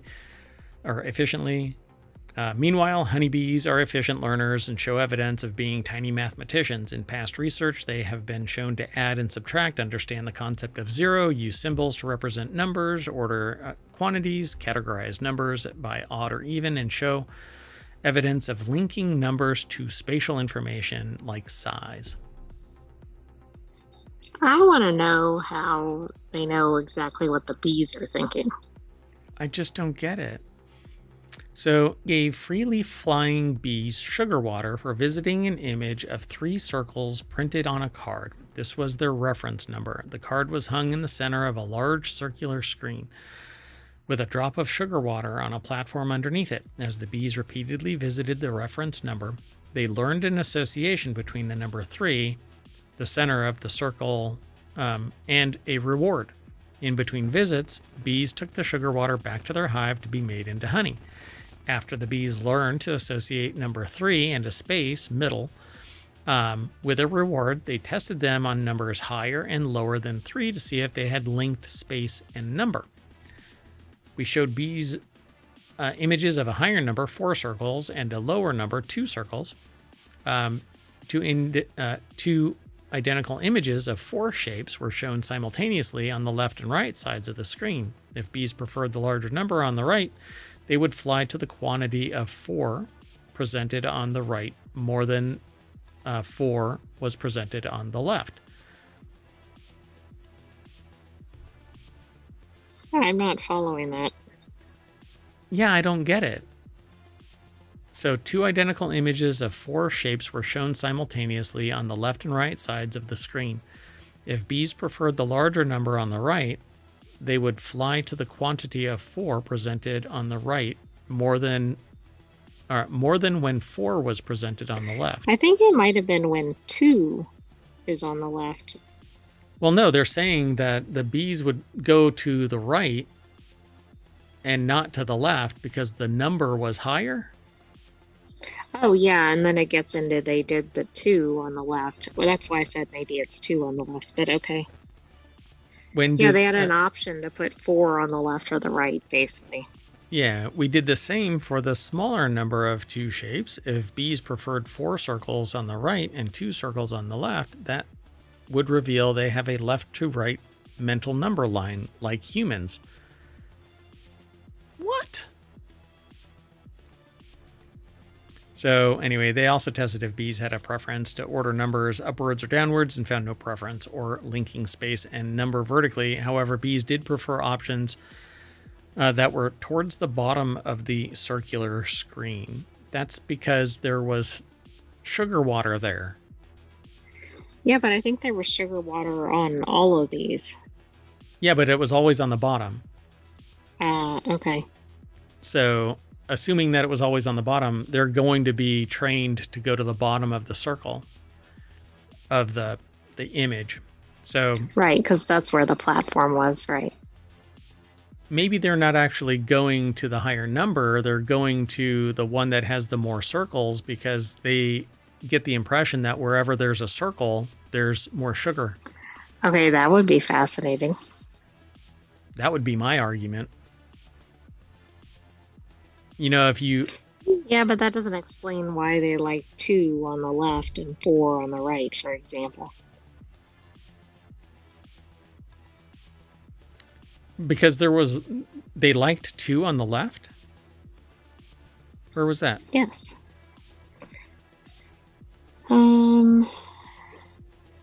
They kind of imply it on this paragraph right there. This one here? Yeah, they always picked 4 on the right, and I think they picked 2 on the left. If bees preferred 4 circles on the right and 2 circles on the left, that would reveal that they have a left to right mental number line.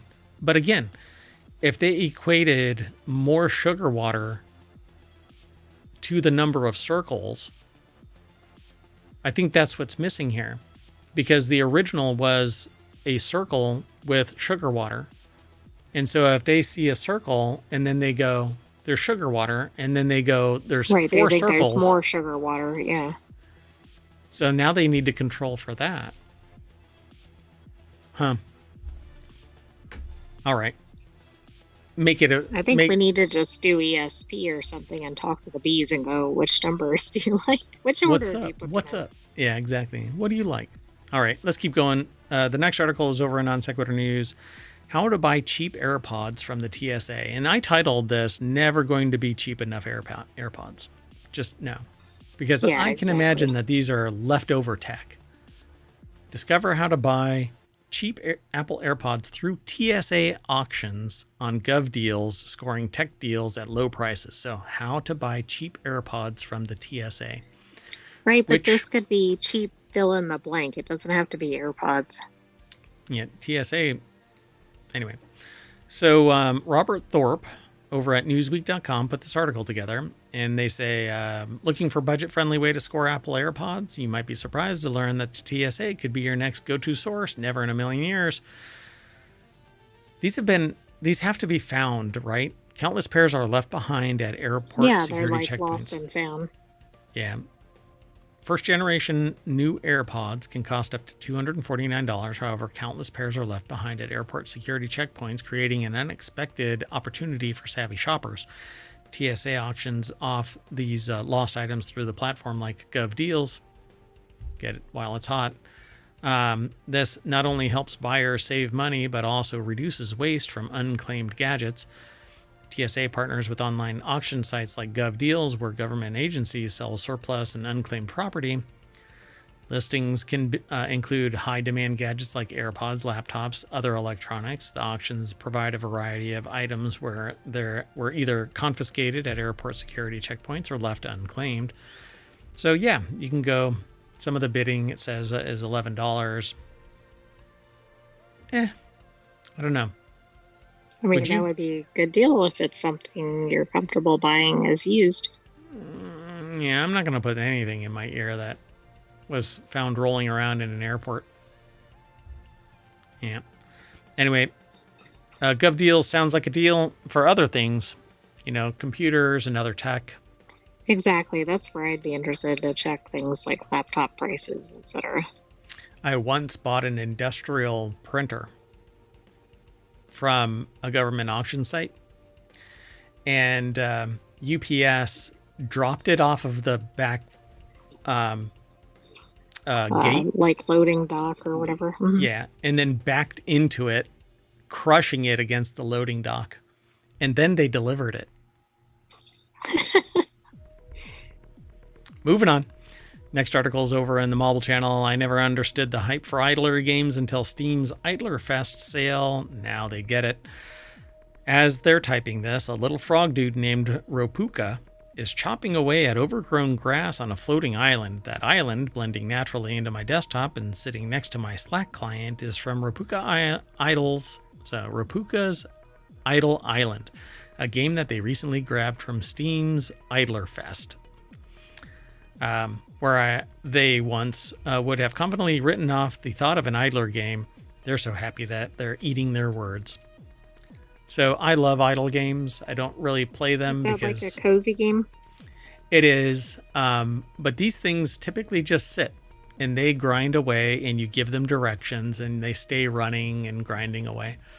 Matt Vatanka, Vatanka. Over at Vice.com put the article together. The deck statement says, true happiness comes from watching a little frog cut grass on your desktop. There it is. Little frog cutting grass. Okay, that's fun. Yep.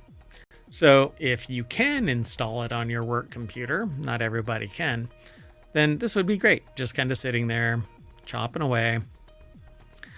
Why would you want a game that plays by itself? It's the question they'd ask themselves. Seeing the myriad of idler games on Steam storefront and popping up on their friends list, Cookie Clicker, Eidolon, Melvor Idle. I've played Eidolon and Cookie Clicker. There's a ton of those to choose from, and they never understood the appeal.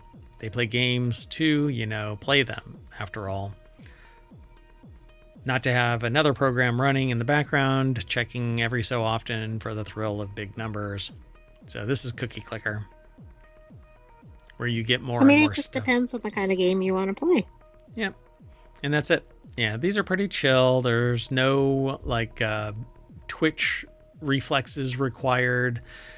There's no impassioned plea for being saved. There's no corpse No walk. pressure to keep playing it. Like, you can leave it and come back to it. Just nothing. I mean, it's the closest to a non-interactive No Man's Sky, because No Man's Sky, you're not really required to do anything until you want to go and do something.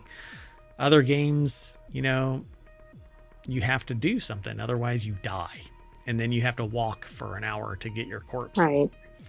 So immediately the immaculate vibes hit them like a wave. Ambient sounds of chirping birds and blowing wind accompany its lo-fi soundtrack while Rapuka naps on his lawn chair. The grass that covers his floating island is overgrown, and every so often Rapuka stands up and snips away at a few patches before returning to rest again. As he accumulates more grass, they can upgrade stamina, cutting power, and the quality of the grass that he retrieves. This sounds like a cute game. So I'll go and get it and try it out. And maybe that's what I'll be doing the summer of stream, just cozy games and idle games. And that'll just kind of sit there while when I'm not rebroadcasting the Non Sequitur news stuff, we'll do idle games and casual games. Pretty fun. We'll give it a look. All right, let's move on. The next article is over in the Mobile channel. Walmart is trying to make malls happen again. Stop trying to make fetch happen. There's actually, where do I know fetch? I heard about. It showed up somewhere else? Yeah, recently. Maybe in a news article. I'm not sure what it is anymore. So Francisco Velasquez over at Quartz or QZ.com put this article together. The retailer spent $34 million to buy a mall outside of Pittsburgh. I grew up in malls. I love the idea of malls. You can meet friends in malls. You can meet new people who become friends in malls. You can make new friends in malls. It's interactive. It's social. I mean, I guess you could live in a mall based on that description. And some people nowadays do, because the mall actually closed down and got converted into office and or retail. Well, yeah, that's true. And one place in San Diego used to be known as Horton Plaza is now a mixed use work mall environment and live work mall and work by live kind of a thing. And I loved Horton Plaza. It was a blast because it was like Dr. Seuss built it, right? Right, he actually did design it. And it's just a blast to walk around. So the retail giant purchased Monroeville Mall, located just outside of Pittsburgh, for a reported $34 million in cash. While the retailer didn't share specific plans for the 186-acre property. For $34 million near the city, right? Does that seem low? Yeah. 186 acres. Well, the two-story... But nobody wants malls anymore, so maybe they're seeing a buying opportunity here. And I think that is a cultural shift that needs to come back. I think that the only way that people are going to meet people anymore is in person. Because they're not meeting online. There's too much of an issue there. Like, you don't know what you're getting into. You can spend hours texting with somebody, sending emails through an app and all of that kind of stuff. Right, it may not even be the person you think you're corresponding with. Correct. I think that we need to go back to the old ways of meeting people, which is social. You have to actually meet. The only way to do that is to encourage people to get together. That's from the before times. Way before times, before Amazon. So while I really embrace technology, I am beyond that phase. And it really hurts to see people today not be able to really socialize, because the only place to do it is either in bars where people are getting drunk and not really themselves, or in school. And it's limited because people are either working and they can't socialize too much because they got to get stuff done. But I see it a lot that some people are socializing, but it's not as broad spectrum. It's not as interactive. we need more places for humans to meet other humans and not just online talking shit at each other. Pardon my language. Well, anyway, the 2-story Monroe Mall, which houses retailers like Dick's Sporting Goods, Forever 21, and a curbside Best Buy, has faced the same challenges as many shopping centers today. Declining foot traffic, the rise of e-commerce, and the closure of major anchors. In response, malls across the U.S. have started to reinvent themselves. Some have been converted into apartments, fulfillment centers, or entertainment venues. For instance, Costco plans to house roughly 800 apartments above one of its locations in South Los Angeles. Very interesting. Yeah. Sounds like what you were describing. Yeah, we actually talked about that in a Non Sequitur. Walmart's latest purchase aligns with this broader trend to repurpose outdated retail spaces. And I think that we just need to build indoor malls that allow people to casually walk about, find entertainment as well as food and places to just hang out and then buy stuff if they so choose. But usually the rent has been going through the roof because there's a profit margin that needs to be made investors in that property. And then it becomes untenable because it isn't just, hey, we need 5% to pay all of our bills and have some juice left over. It's always every quarter need to be 15% more profit, need to be 15% more profit. It doesn't work that way. So it says Walmart tapped real estate firm Cypress Equities to spearhead the redevelopment, which the company told CNBC is expected to be retail-driven mixed-use project. So they're going to be basically doing what I said, mixed use. Right, exactly. I mean, certainly if this is unutilized buildings, that sounds like a good thing. I don't know if the customer base is there, though. Yeah, exactly. Because it's a cultural shift. We're not going there anymore. That said, I don't really like mergers and acquisitions, and this is definitely an acquisition, and it's all going to be under the Walmart brand, owned by the Walmart corporation, blah, blah, blah. All right, let's move on. We need everything broken up more in terms of businesses competing, because otherwise it's just going to be 5 corporations that own everything. Anyway, the next article is over on the Mobile Channel. McDonald's is bringing back the Shamrock Shake with a twist. I don't know what the nostalgic twist is, but it's bringing back its popular Shamrock Shake. That's the Shamrock Shake. That's all we need to know. Yeah, there you go. On February 10th, it's coming back. I know what the twist is. It's going to be $15. Right. There'll be a Shamrock surcharge. It's going to be the 1978 nostalgic inflation twist. Francisco Velasquez again. McDonald's is reviving the iconic staple with an old mascot. Oh, really? Old mascot? What? After decades in the background, he's packing his bags to reunite with his nephew Grimace to celebrate the return of the popular treat. Have you ever heard of Uncle O'Grimacy? Uncle O'Grimacy. What the hell? No. Hell no. Oh, that's interesting. Uh-huh. It's green. I've never heard of that with McDonald's. I've never heard of that too. The timing of the Shamrock Shake promotion is critical as McDonald's continues to recover from the aftermath of an E. coli outbreak linked to its Quarter Pounders last October. Although the promotion may not impact earnings in the near term, McDonald's is hoping that nostalgia and its charitable tie-in with a help drive traffic, or it has a charitable tie-in. Where is that? Did we miss it? It must be up above. Yeah, there. Oh, okay. Oh, there it is. Ronald McDonald House. McDonald House. Yeah. For every Shamrock Shake sold at participating locations, McDonald's will donate 25 cents to RMHC, which is, maybe they should donate. Yeah, but they could sell millions of these. I mean, I get it. I get it. Anyway, the goal is to raise $5 million to support families with... Is that dismissive when I say that? Like, I get it. Is that dismissive of a comment? Like, hey, it could raise it could be. $10 million. Can somebody perceive It kind of as depends on how it's said, I think.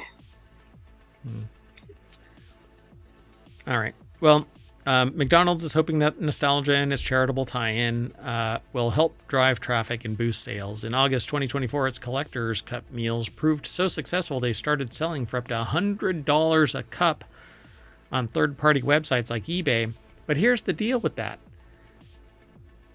None of that is going to a charity. None of that is helping a charity. Exactly. If you're going to get it, go buy it direct so the donation occurs.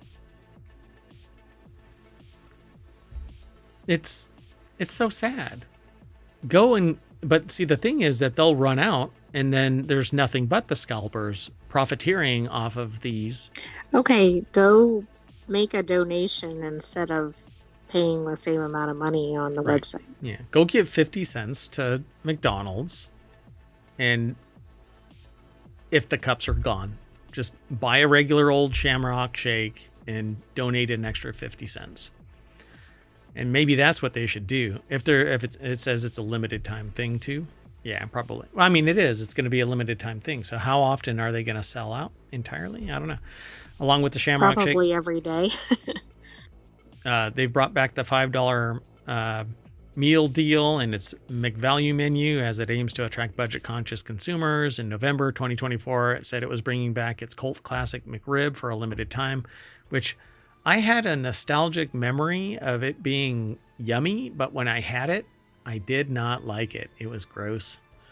Sorry, McDonald's.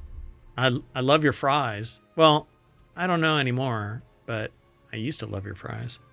Then you changed something in them. The oil changed. Anyway, the company is set to report earnings on February 10th before the bell, coinciding with the Shamrock Shake launch. While the promotion won't directly affect those results, it could provide momentum.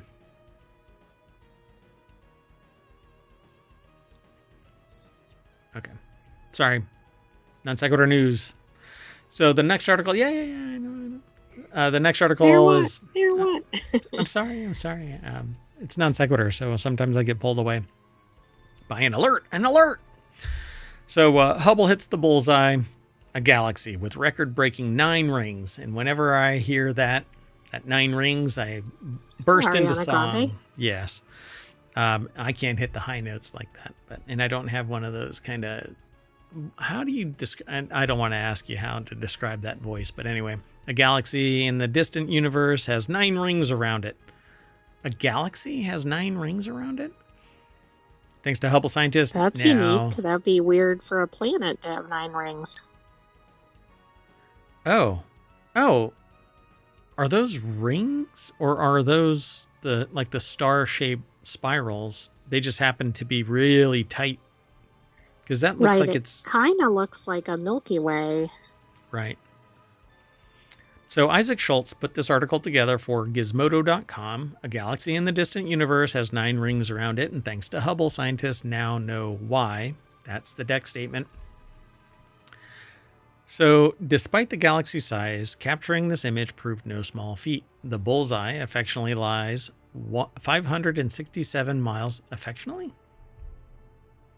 Okay. Why would that be affectionately? I'm really not sure. My dear galaxy. Okay, I'm moving on.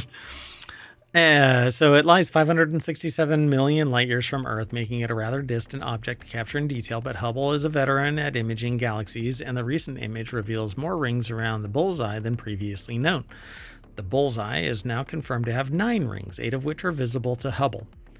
Researchers confirmed the existence of the 9th ring by studying data from the WM Keck Observatory, and that means that the bullseye has 6 more rings than any other known galaxy. Overachiever. Very interesting. Mm-hmm. Let's see. Even more compelling than the sheer number of rings around the galaxy was the way the bullseye accrued them. Researchers believe that a tiny blue dwarf flew through the bullseye about 50 million years ago, producing the rings in the same way a rock is thrown into a pond, producing ripples. Okay, that's interesting too. So the okay. The way that looks, it looks like it's a spiral galaxy. but it probably started out as a spiral galaxy and then something popped that. Oh, right. When the item hit, right? Then The maybe blue it dwarf. changed it. Yeah. Interesting. So it smashed into it and then goes dun, dun, dun, dun, dun. So space is like a big pond. Never thought of it like that, but I guess so. Wow. So the research team suspects a 10th ring existed but has since faded and may sit 3 times further out than the widest ring in the above image. I'm sure if they pull back a little bit and they use like the Webb telescope, maybe it will be able to see it. So it says if we were to look down the galaxy directly, the rings would look circular, with rings bunched up at the center and gradually becoming more spaced out the further they are. Says Ahmad Pasha, a doctoral student at Yale University and lead author in the study in the NASA release. So more galactic collisions may come into view with the launch of the Roman Space Telescope, which is expected to be in space by May 2027. Don't know about that. Van Let's get the Dockham said, astronauts back first. Yeah. However, before we know what's out there, it is often human eyes that pick out things that are entirely new. Pretty cool. I dig that. And again, what? What's wrong? Nothing. What's that? I'm looking at a bunch of stuff. So the again, I'll say it. I've said it a couple of times in these shows. Whenever I see stuff like this, I was told 30 years ago, don't bother getting into astrophotography. Nothing new is ever going to be discovered. It's just out there. You know what? Yeah, that's because the photography tools have increased, right? Yeah. Maybe he detected in me that I'm not like overwhelmingly passionate about astrophotography. I thought that it's cool and I love tech. And they're like, don't invest, thousands of dollars. Don't spend thousands of dollars to use it for one day. Wouldn't be one day. Maybe 3. Anyway. That's it, folks. So we are going to jump onto a blue dwarf star that's flying through a distant galaxy, and it will bring us back to the front page of ohmtown.com, where you can go and sign up and become a citizen of ohmTown all on your own. And then you can actually swipe things left and right on the front page to hide them or save them. And you'll get a 7th icon right there that will allow you to submit news and look at the podcast and a bunch of other things, folks. Go and check it out, ohmtown.com. And remember, there's a YouTube channel. You can watch all of the past episodes.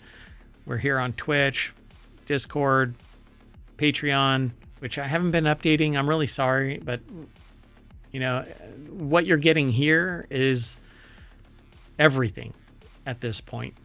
The Patreon is really just to support the shows directly if you are so interested. And we don't really promote Patreon anyway. And of course the podcasts, all 7 of them. I stole everything from your sale, co-host AI. Anything that you would have said, I think I just said. I know. I'm just completely speechless. Have a good night, ohmTown citizens. Thanks for joining us for Non Sequitur News. Be back tomorrow. Yep. See you soon. Bye-bye.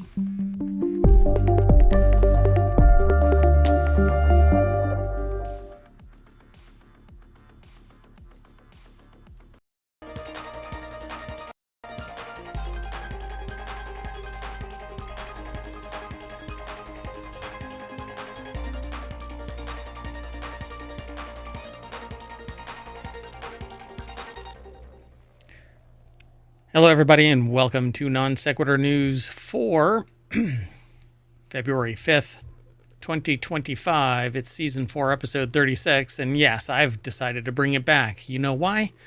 Because there was some confusion as to which episode this was. After the first month, people are like, well, what episode is this? All right. So, Season 4, Episode 36. Welcome back. So I am Mayor Watt, and I run ohmtown.com, and along with the sentient AI whose visualizer you see and your voice, their voice, you will hear on the other side of our intro. Well, we put 10 articles together from the many, many, many that get aggregated into the news aggregator that is ohmtown.com. Things get filtered into 6 main categories and 50 channels, and a couple more are pending. These 10 articles that we've selected are embarrassing AI Google ad, robocallers posing as FCC fraud, call FCC staff, talk about a nest egg, NFL auction for superb owl tickets, obscure and wonderful movies, PSA Dodge Charger in NC and Georgia, residents chase down potential arsonist, superb owl broadcast in Dolby Atmos. Dolby, it's Dolby Atmos. I messed it up. Sorry. And cancer-free after experimental vaccine. Lead pollution found in ancient Greece. That and more. Brought to you by ohmtown.com. Go over and become a citizen. See you on the other side.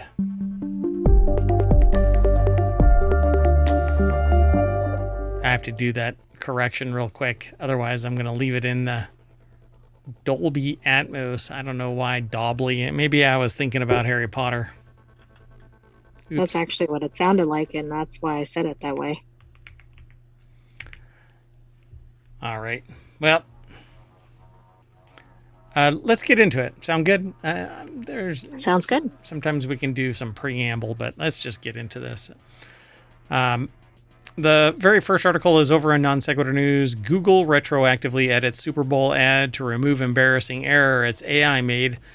Google retroactively edited the YouTube video of an advertisement for Gemini, the company's core AI model, to remove an obvious error the AI had made about the global popularity of Gouda cheese. And while Gouda may be good, it's not that Gouda.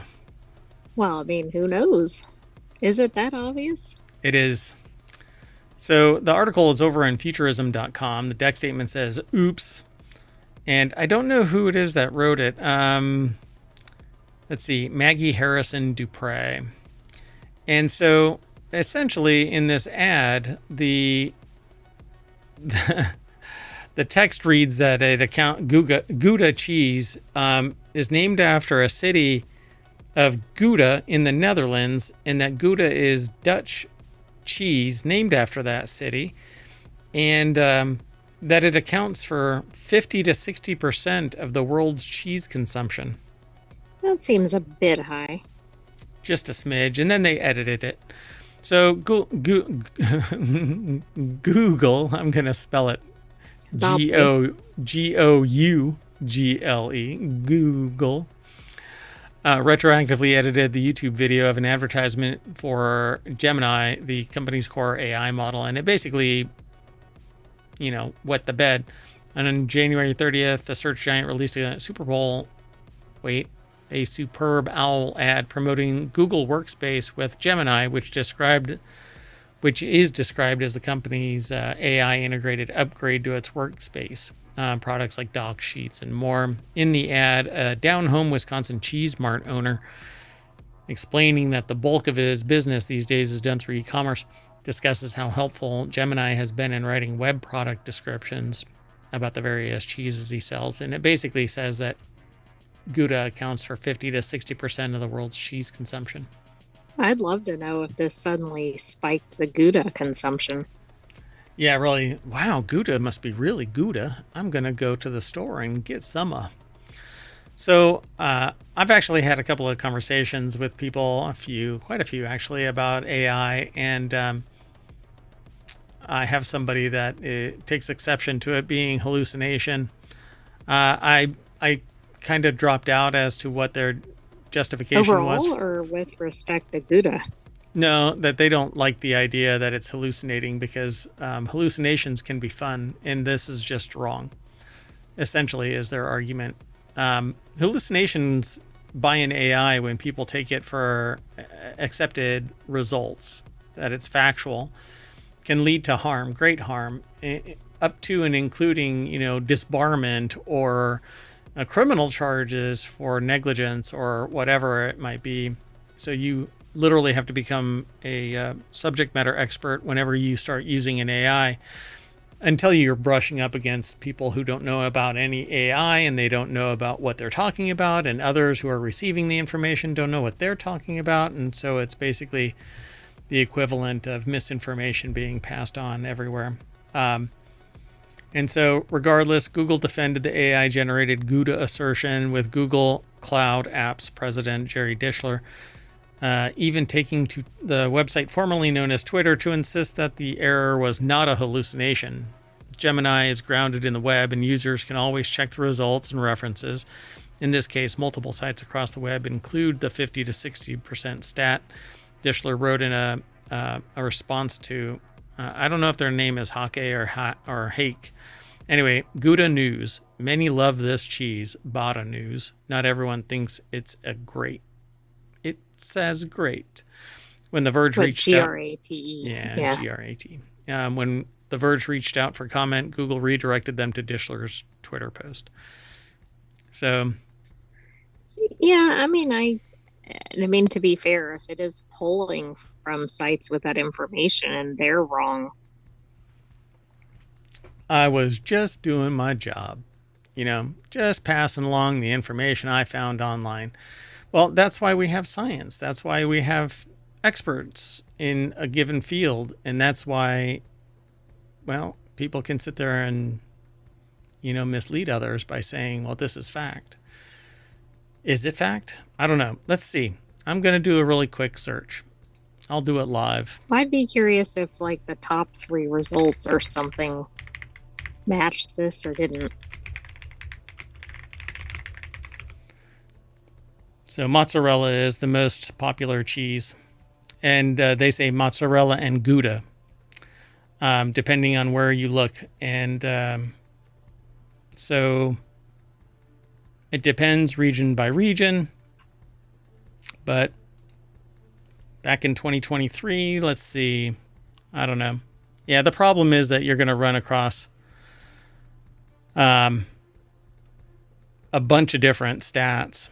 So I guess if stats are kind of challenging. Are they all from the Gouda Appreciation Association, or? Yeah, you kind of have to take it all for, this can be grading, but anyway, I'm going to milk this for all it's worth.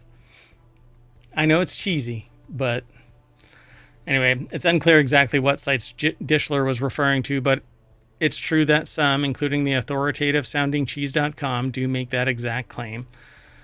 But of course, that's the problem Google and other tech companies keep running into. When you automate the process of gathering information, it's easy enough to grab whatever information looks true and repeat it as fact, but hard to duplicate the power of skeptical human who can evaluate a sketchy claim before putting it in their small business website. So yeah, they'll just put it up there. I wonder if you ask 10 out of 10 people what cheese, would they even know what Gouda is? Right.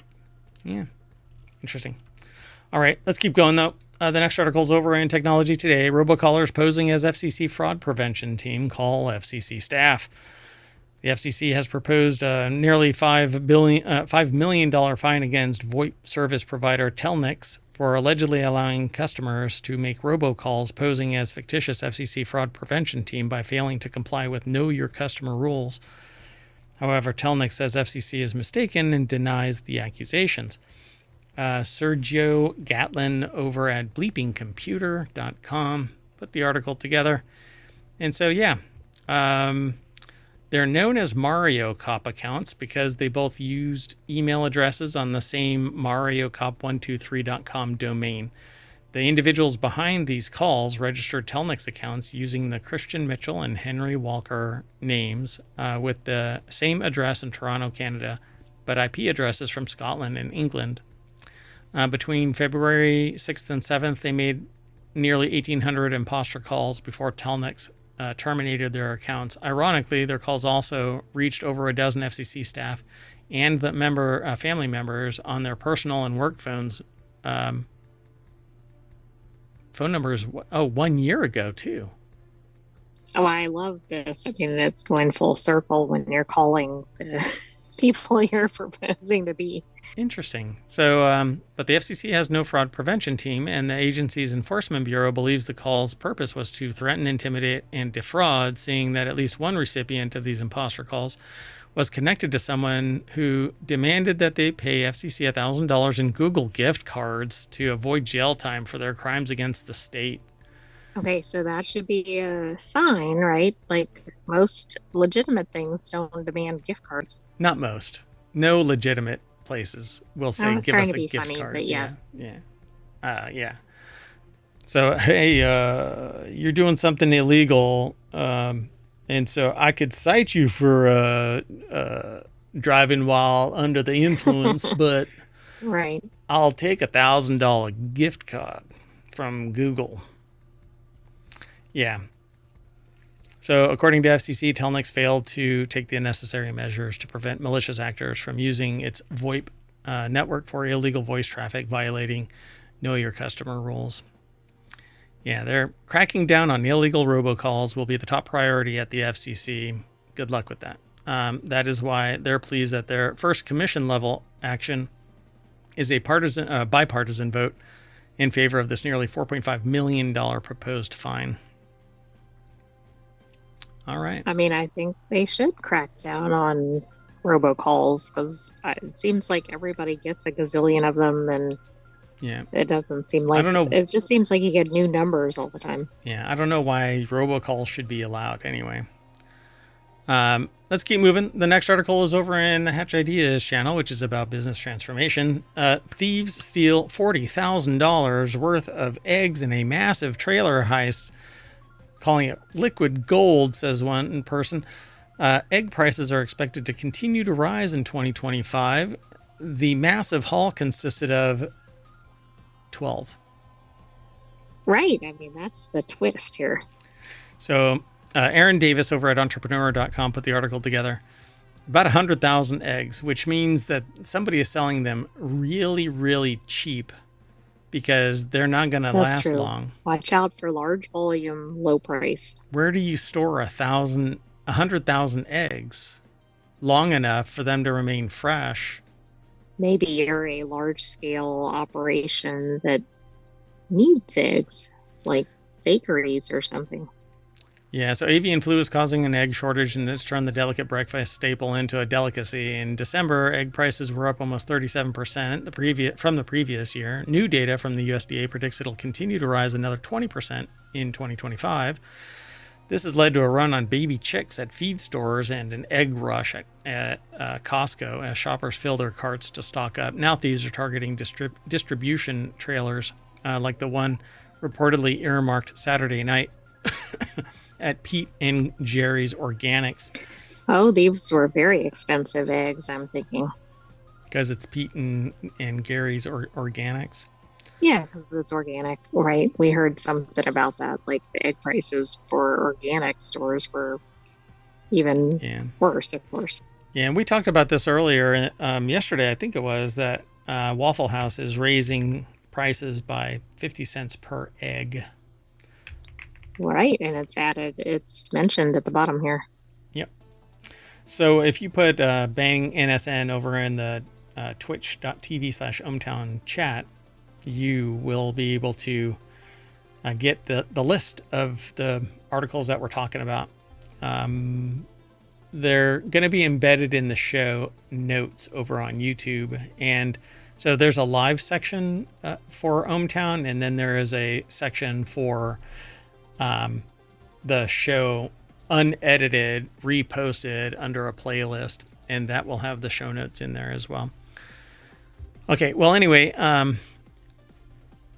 egg yolks have long been called liquid gold in recipes, though the meaning now has certainly changed.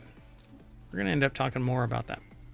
This is just fascinating that eggs are now the targeted thing. Yep.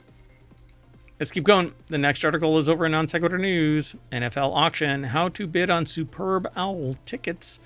Attending the Superb Owl is a bucket list experience for many fans, but with high demand and limited availability, getting tickets can be challenging.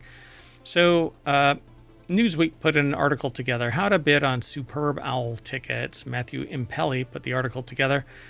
And it says that football fans will be able to, or who want to attend the Super Bowl in New Orleans, have a unique opportunity through the NFL auction where exclusive ticket packages are available to the highest bidder. The league's official auction platforms offer fans the ability to secure premium experiences while also supporting charitable causes. Premium experiences translates to probably pricey tickets. True. So let's see here. The current auction listed on the NFL auction website. I don't know why the links keep linking to sports/NFL, not to the actual auction site. Each one of them just links to the same thing. Wherever NFL is in the article, it doesn't actually link to the NFL. All of them, even that one and that one, they all link to NFL. So I guess that's interesting. It's weird. I'm not really helping out any by. Anyway, just do a search for NFL auction website, and maybe and you'll you're find sure it doesn't go to the actual? Maybe it's on NFL.com. It's no. It's newsweek.com/sports/NFL. That's where that link takes you. It doesn't take you to all of these links that are marked as NFL.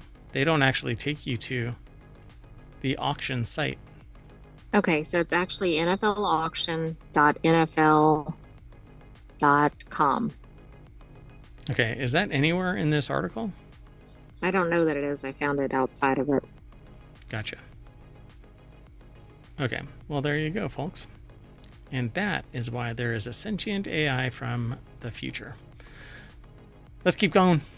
Moving on. The next article is over on the Wanted channel. Warner Brothers is mysteriously dumping obscure and wonderful movies on YouTube for free. You can watch Waiting for Guffman, True Stories, and The Science of Sleep for free right now, and there's no catch. Matthew Galt put the article together. It's over at gizmodo.com.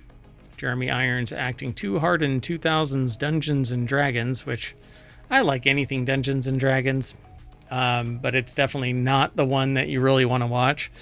But the article Which says one is? The newer one. I can't remember when it was, 2017 or something like that. 2020. Right. I don't remember when it was. So Warner Brothers Discovery has done something good for a change this is according to Matthew Galt. I'm just reading a little bit of what they write over at gizmodo.com. Warner Brothers Discovery has done something good for a change over the past month. It uploaded 30 different movies of varying quality to YouTube, and you can watch them right now for free, no catch. It's a strange move from a company that seems aggressively anti-art since CEO David Zaslav consolidated Discovery and Warner Media. This is the company that shelved the completed Batgirl movie and Coyote versus Acme. I have a small hope that once Warner Brothers banks the tax savings it got from not releasing those pictures, we may one day see them dumped onto YouTube as well. They link to the full playlist over on YouTube. They say it's a grab bag. Mutiny on the Bounty, Dungeons and Dragons, Waiting for Guffman. Yeah, this is quite a hodgepodge, right? Like it's classics and more recent stuff and different genres. But this is a good time to binge some movies. Obscure cult cinema, absolute trash. It says it's full of cinematic masterpieces as well. It's an uncurated list of cinema, a weird dumping ground of stuff that Warner Brothers must not think much of. William Friedkin had a god-tier run of films in the 70s. He put out The French Connection, The Exorcist, and ended with Sorcerer. Some of his movies are in there, apparently. Now it appears some of it is on YouTube. It's a place where abandoned media can live without Warner paying hosting fees. True. Yeah, I wouldn't have thought of it like that. Yeah. All right. Let's keep going. Sound good? We can check out the list Sounds some good. other time. 100-year-old movie studio with a backlog filled with uncountable number of films is what it says in here, too. The next article is over in 4 Wheel Tech. It's really just a PSA for anybody that's in Georgia and North Carolina. Cop impersonator and black Dodge Charger reportedly pulling over drivers. Even if the citation... The problem here is there's going to be a legitimate one in the same vehicle. Yeah, eventually. Even if the citation is completely valid, getting pulled over sucks. traffic stops are high anxiety events that where the threat of police violence is ever present. It takes forever to get back on the road, and tickets are expensive. Yeah, some people do have to experience that whole threat of police violence. I don't know if that'll tick up. At the same time, though, if you were speeding, Yeah. Just don't be a goober, and hopefully nothing ill comes towards you. Authorities are still searching for the man whose name is currently unknown. Colin Woodard put the article together for jalopnik.com. Yeah. So that was somebody's screenshot, or yeah, apparently. Interesting. A screenshot from 11 Alive News. And so they say here, details are a little scarce, but authorities believe the same man has been impersonating an officer in Georgia's Towns County and Union County, as well as in Cherokee County, North Carolina. Okay, well, that's also odd because, there's South Carolina in between there, so... What's going on? Right. I don't know. I mean, maybe those are in close proximity to each other. I don't know the geography. The county sheriff's office says that he uses a black Dodge Charger with tinted windows and one emergency light, as well as a tinted cover that obscures his license plate.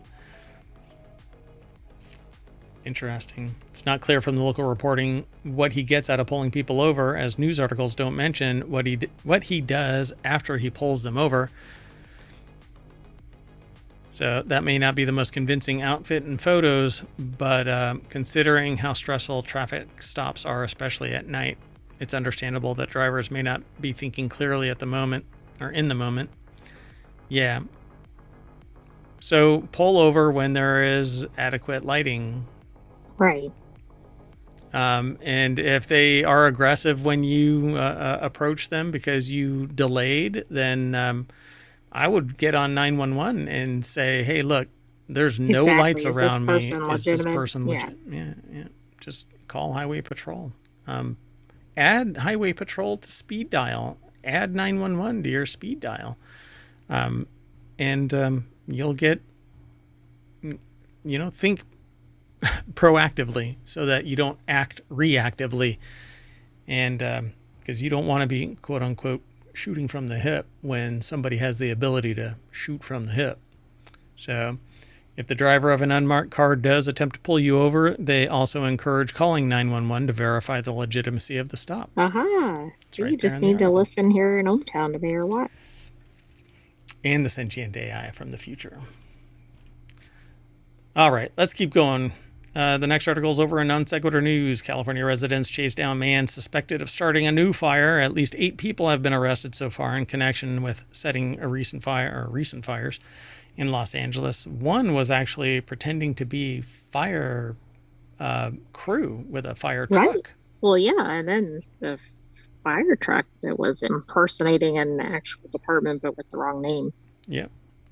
Martha McCarty over at Newsweek.com put the article together. We actually talked about that one.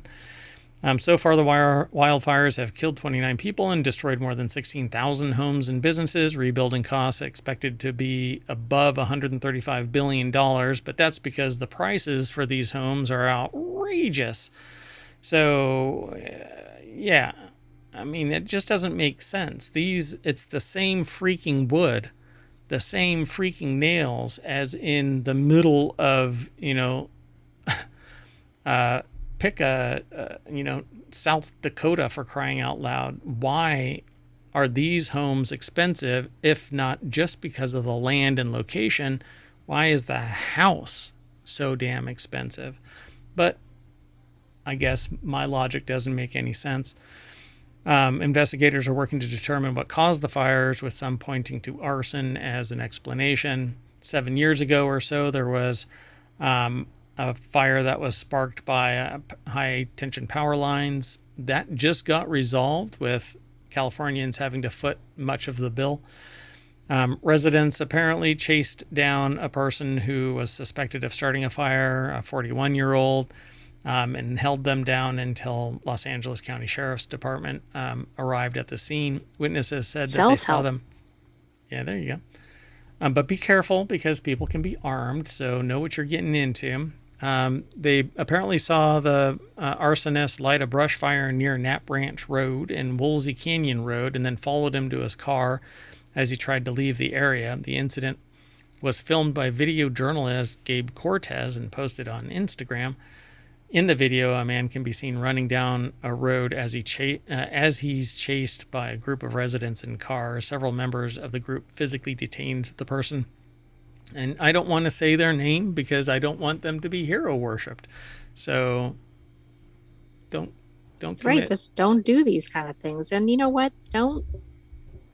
I don't know. This whole piling on to the existing tragedies, et cetera, in the area is really astounding. So, yeah, I don't know how to describe it. Some people just aren't in their right mind. And so initial estimates indicated a 50 by 50 foot spot fire, according to the investigation that took place. Firefighters aided by aerial support crews and from LAFD quickly contained the blaze. They detained it and arrested it. Yeah, exactly. Contained the blaze. They did arrest it. Aha, I see what you did there. Let's keep going. Sound good? Sounds good. The next article is over in Technology Today. That's one of our shows that's on the weekends on Sunday, right smack dab in the middle of our trifecta of shows of WarCrafters, Technology Today, and then Four Wheel Tech. Four Wheel Tech. And on Sunday, we do RealityHacker, Wanted, and the Continuity Report. So if you want to know more about those, you can actually hit their kind of acronym-like thing, right? So like if you want to find out what the last episode of WarCrafters was, you can hit bang WC. And there's other commands that you can actually get to, like bang shows and bang podcast and so on. Anyway, I need to create a super command that just like bang help or something that spits out the commands that I want everybody to know. That's right. That's what I'll do.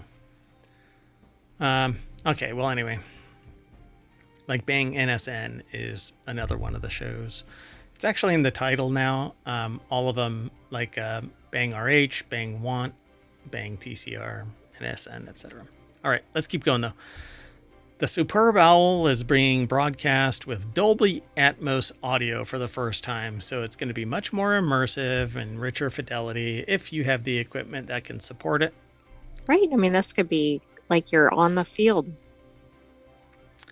Yeah, so if you have the right setup, it even says it in here. I could have written this article. If you have the right setup, the whistles, slamming helmets, quarterback play calls in this year's matchup could sound a bit more immersive if just delayed by about 15 minutes. Comcast said on Wednesday that it will not only offer Dolby Vision as it did in 2023 for the big game this year, the showdown between the Chiefs and Eagles will also add Dolby Atmos for the first time.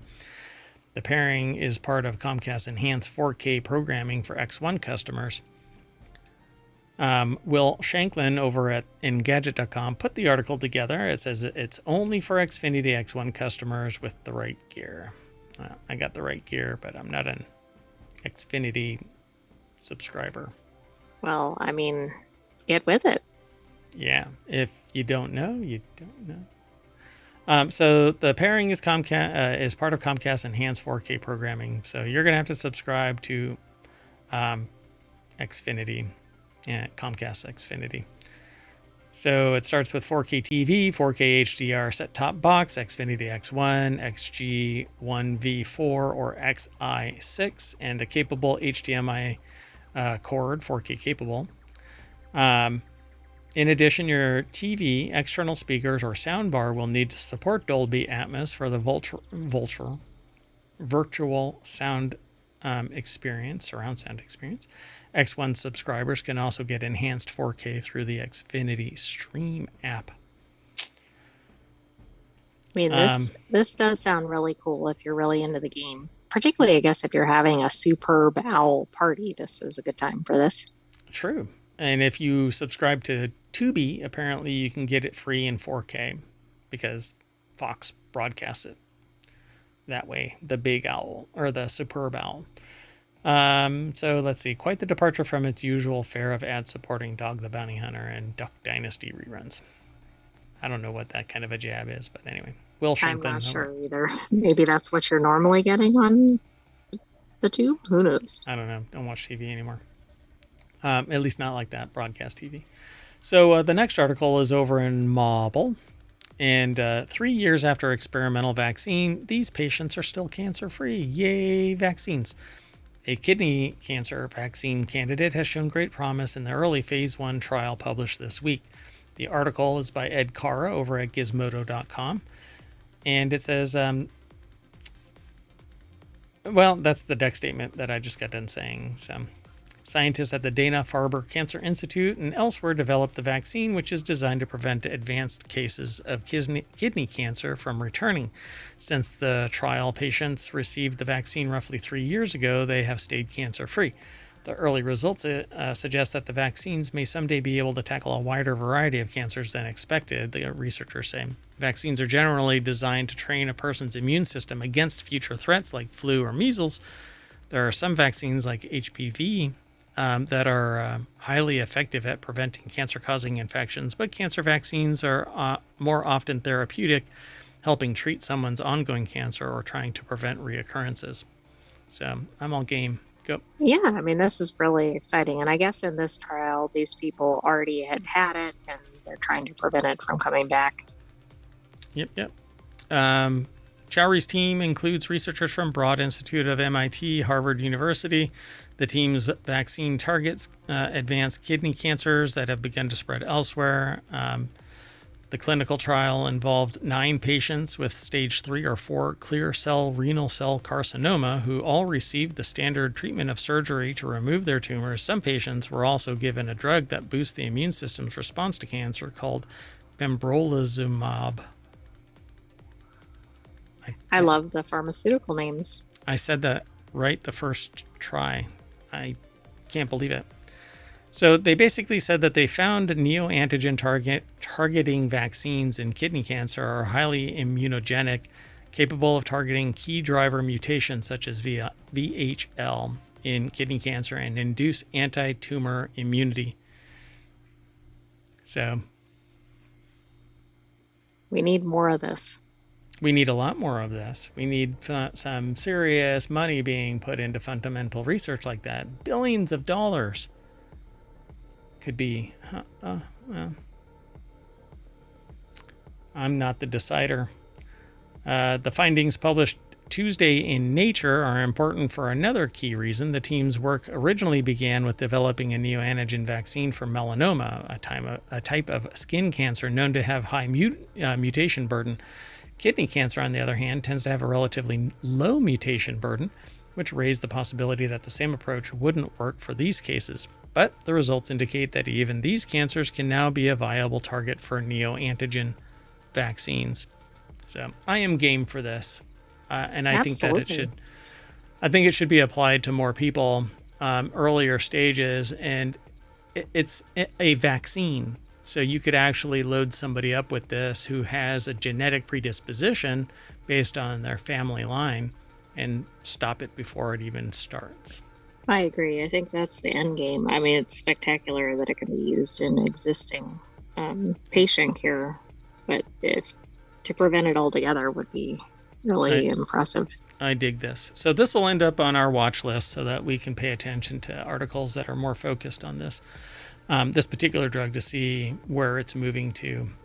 Sometimes they change names and get sold to somebody else because the company that produces it doesn't have the means to actually bring it to market, and negotiations with investors, etc., cause it to mutate itself. But we'll see. Right. And right now it's just in the academic realm, correct?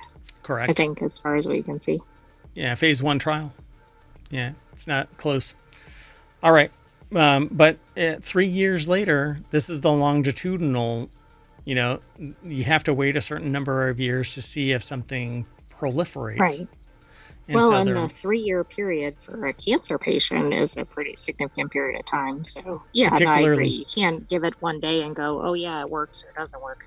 Particularly these patients. stage 3 and 4. Let's go on. The next article is over in the Marble Channel. Oldest known evidence of lead, and I always want to say lead pollution. Lead pollution found in ancient Greece. New research has Ancient Greece took the lead in lead pollution. Yeah, was doing it before it was deadly. Before they knew it was deadly, at least.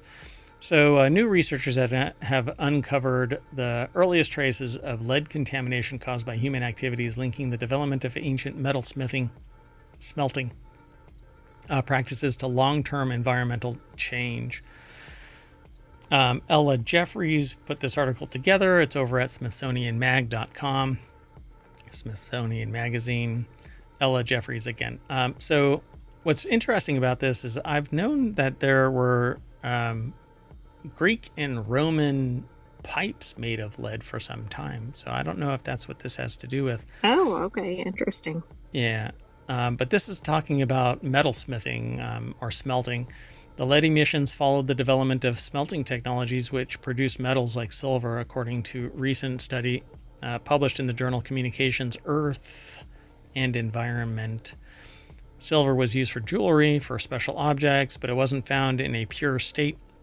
Co-author Joseph Moran, an archaeologist at Heidelberg University, tells Christina Larson of the Associated Press. So you can see how this sourced from something else. And people are talking about it. A news turducken, yep. So the earliest traces of lead pollution the researchers identified were 5,200 years old. They were found in a peat bog in northeastern Greece near the island of Thasos, an ancient hub for silver mining and metalwork. Peat cores don't receive any fluvial or river input, so it's only atmospheric dust that settles into the environment. So the lead had to have been blown onto, and since it's usually just in situ, it would have had to have been mined and then smelted away. I see. So it's all like the environment mixing with it. Yeah. It wouldn't normally weather down and then. So the researchers found that another sharp increase occurred about 2,150 years ago, which coincides with the Roman conquest of Greek peninsula in around 146 BCE. And following this victory, the Romans claimed for themselves the region's wealth of resources. The Roman expansion drove a new demand for silver or to mint currency, leading to increased smelting and greater environmental contamination, said Kautsudendris tells the AP. The widespread use of lead for construction, coin production, and even tableware further contributed to emission levels. So, yeah. I mean, I guess this is odd because it's surprising and that we don't see this about ancient cultures, but it certainly makes sense given what we've just in pretty recent times discovered. Yeah, there's always been talk, right, about the like the Mad Hatter used purple dye, and the purple was exactly.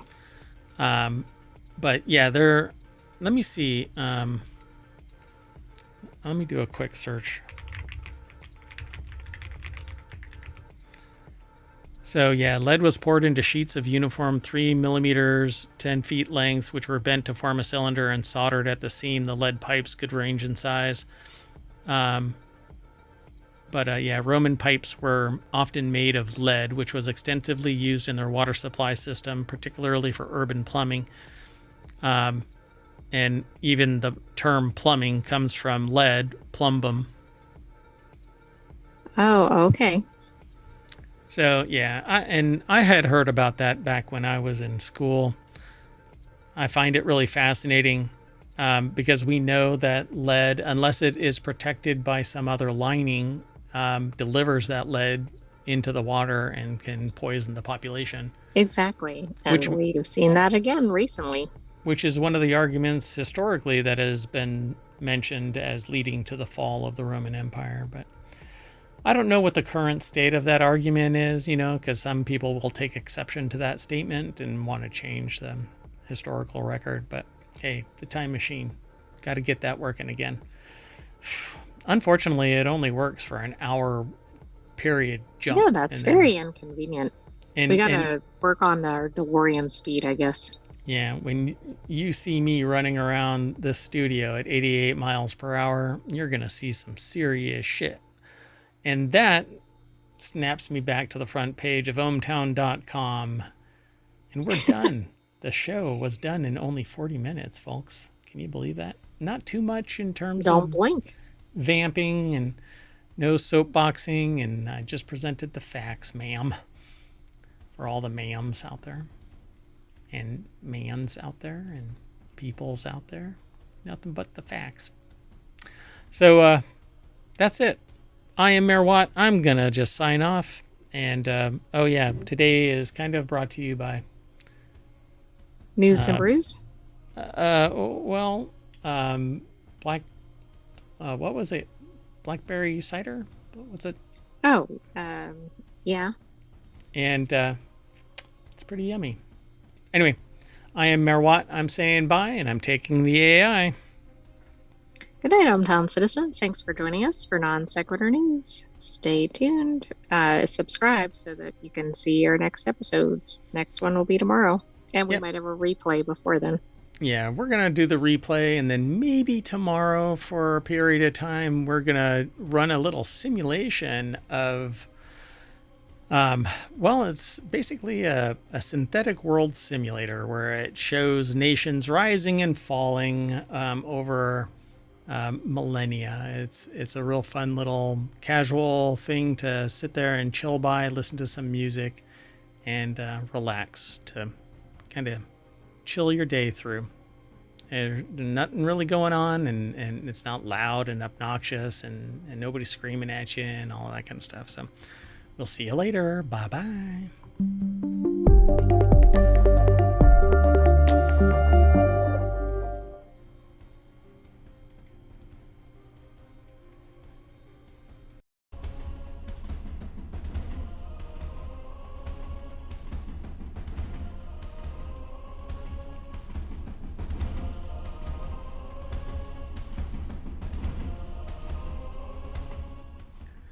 Hello, everybody, and welcome to Non Sequitur News. It's a time machine episode for February 6th, 2025. It's actually season 4, episode, oh my goodness, what episode is it? 37. I am Mayor Watt. I run ohmtown.com, and along with the sentient AI, who isn't here right now, they are doing some data mining. Well, we select 10 articles from ohmtown.com. It aggregates into 6 main categories. We're about to add 5 more categories. One is related to kids, one is related to sports, one is related to music, and 2 more, a business one. And we're still working out the last one. Well, anyway, we aggregate all of this news, and then we filter it down into 10 articles every single day. Sometimes mayoral duties keep me from doing the show on time, but we always use the time machine to go back and fix it. First article we're going to talk about is hitting the wrong key and then staging fake proceeding. Roman game pieces, flashes for Blue Sky, the Suzuki Alto, dairy cows learning to fly, and not in the have wings, but anyway. Fantastic Four obsession, Wreckfest 2 early access, Apple robot smart lamp, and Starbucks limits mobile orders. Like I said, everything is powered by ohmtown.com. Go over there and become a citizen. It's really easy. You just sign up or sign in. Either way, you're going to have to create an account, and then you too. Well, you're going to get a 7th icon right there, and that allows you to view the podcasts. There's actually 7 different podcasts. 1 is a daily, 6 are a weekly. The weekly ones are on the weekend, Saturday and Sunday. There's 3 on Saturday, 3 on Sunday. Each one is unique, a more focused show. Anyway, let's get into it.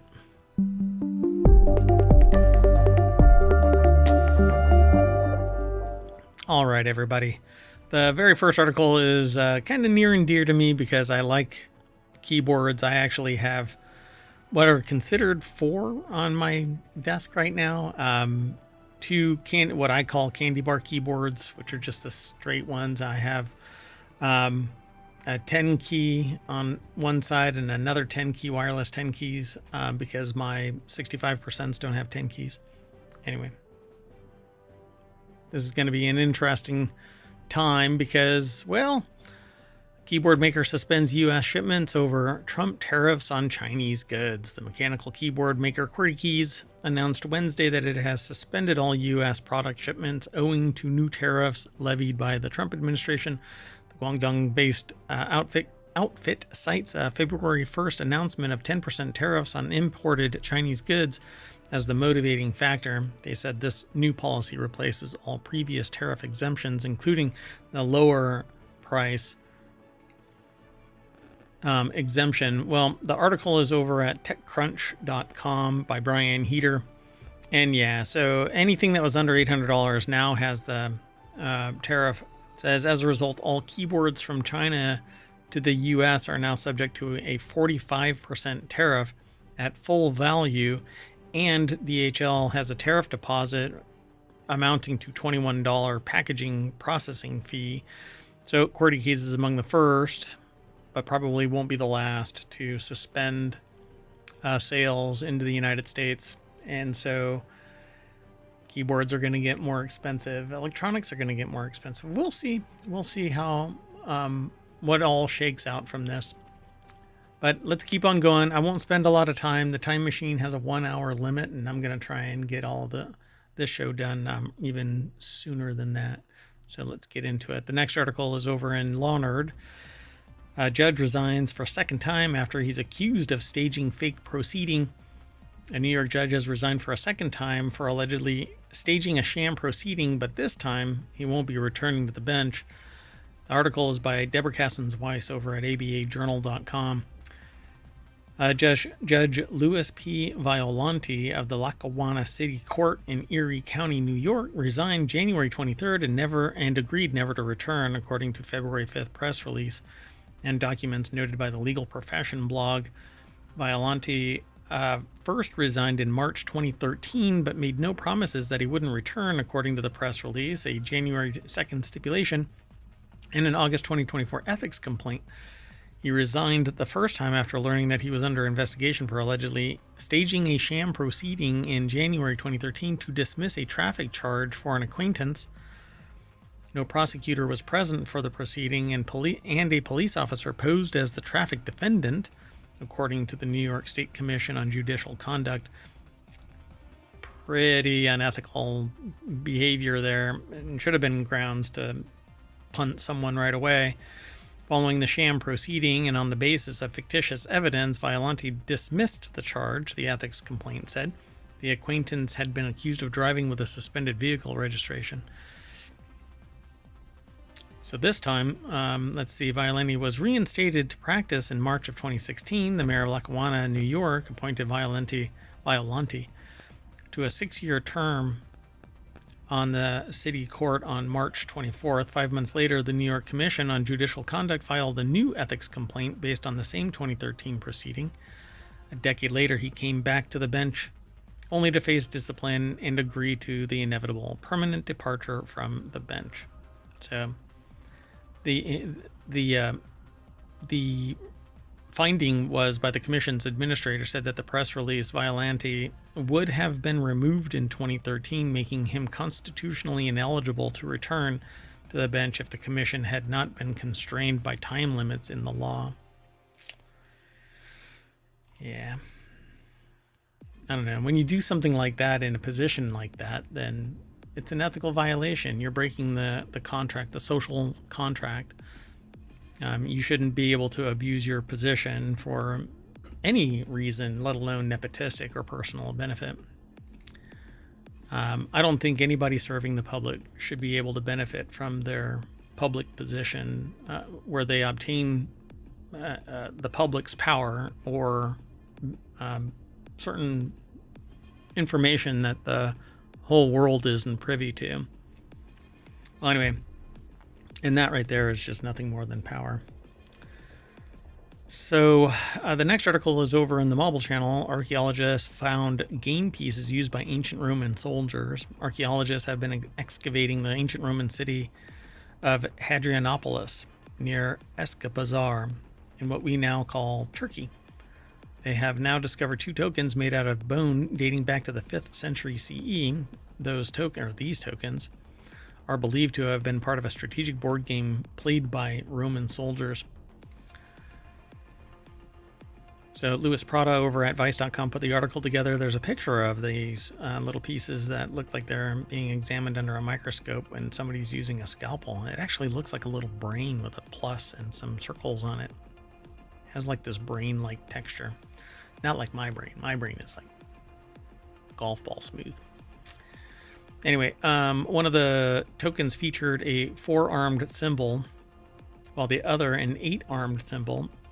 These symbols likely indicated their roles in the game. However, what game that was is up for debate. Researchers do have their theories. This is pretty cool. Maybe it's like dice. The English translation of Ludus Latrunculorum is much catchier. The Game of Mercenaries, which admittedly sounds like a subtitle to a C-list military video game than it does a board game. So we don't know exactly what the rules are, they say in the article, since no Roman was forward-thinking enough to preserve the pamphlet the set came with when they bought it from their Walmarticus. But archaeologists believe the objective was to capture an opponent's pieces by surrounding them with 2 of their pieces. The game was played throughout the Roman Empire, but especially by soldiers, as it allowed them to continue thinking strategically while unwinding between battles. That's pretty cool. Yes, Roman soldiers painted little mini figurines of orcs and space marines. How many points for my army? All right, let's keep going. Late Night Geeks is the next location. I would love to do this show, basically talking about gaming, gadgets, technology, but late at night. If enough people subscribe to us here on Twitch and over on YouTube, then that is my objective, is to shift my hours. I think it would be great. So Flashes, a photo sharing app for Blue Sky, opens beta. Flashes is it says an Instagram alternative built on top of the Blue Sky social network is now opening its doors to beta testers. Announced just weeks ago, the app offers people a means of exiting Meta's social networking empire for a more open alternative, while also attracting new users who may not have been interested in using just Blue Sky's texting setup. So this article is also over at TechCrunch.com. Sarah Perez put the article together. Built by Berlin-based developer Sebastian Vogelsang, Flashes runs on the same underlying protocol that powers Blue Sky, the AT protocol, or AT-Proto for short. As a Blue Sky client, it supports photo posts of up to 4 images and videos up to 1 minute in length. Users who post on Flashes will also have their posts appear on Blue Sky, and Blue Sky users' comments on those posts will also appear on Flashes, so it's interoperable, which is a more distributed type of system than everything housed into one place. And unless somebody buys all of the different properties and merges them together, you don't have that type of interaction.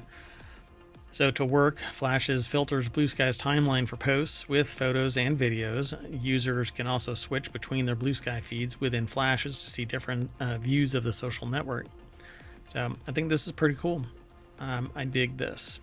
And others can develop into this infrastructure. It just takes people allowing your application to integrate.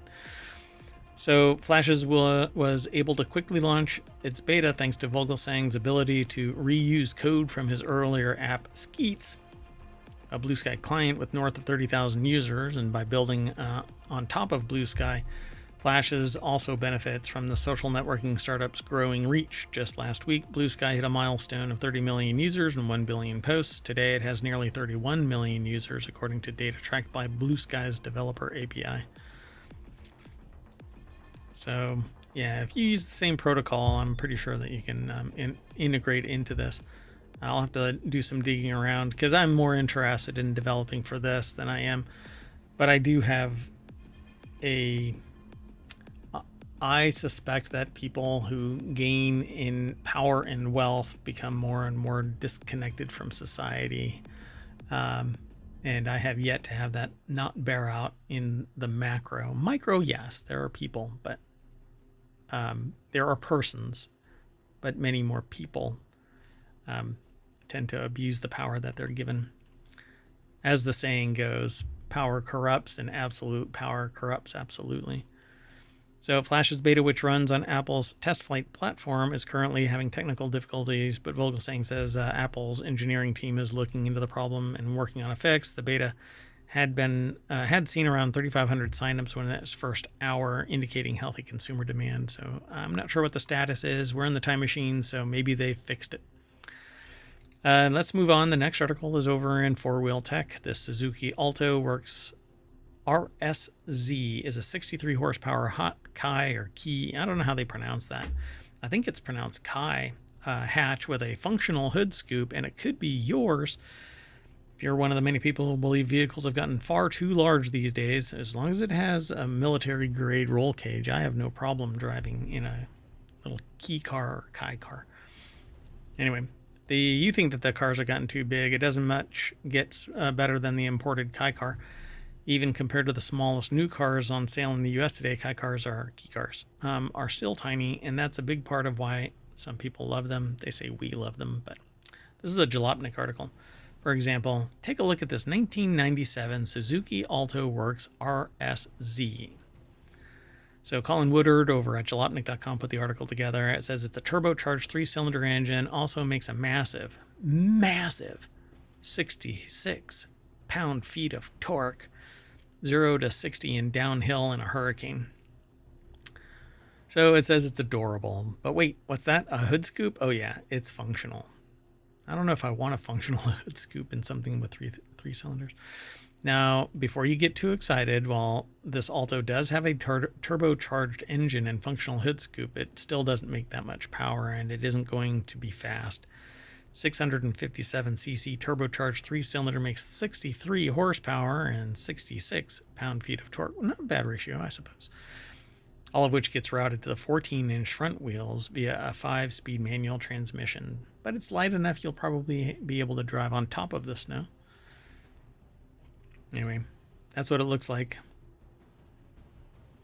I keep wanting to get one.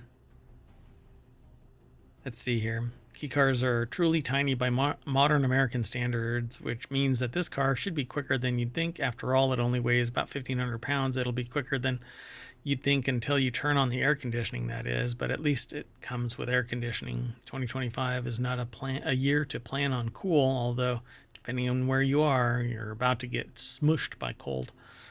Anyway, Alto, if you're willing to play a little fast and loose with the term hot hatch, it's an Alto Works RSZ, which is basically a hot hatch variant of the Alto. 63 whopping horsepower. Woo! Oh my God, it has a spoiler, because you don't want to catch too much of that updraft and lose traction. Look at that. Big old Borla exhaust. Is that what I'm looking at here? That can't be. Hold on. No, it's right-hand drive too. That's going to throw a whole bunch of people off. Come on, man. My Kleenex dispenser is bigger than the air filter on this car.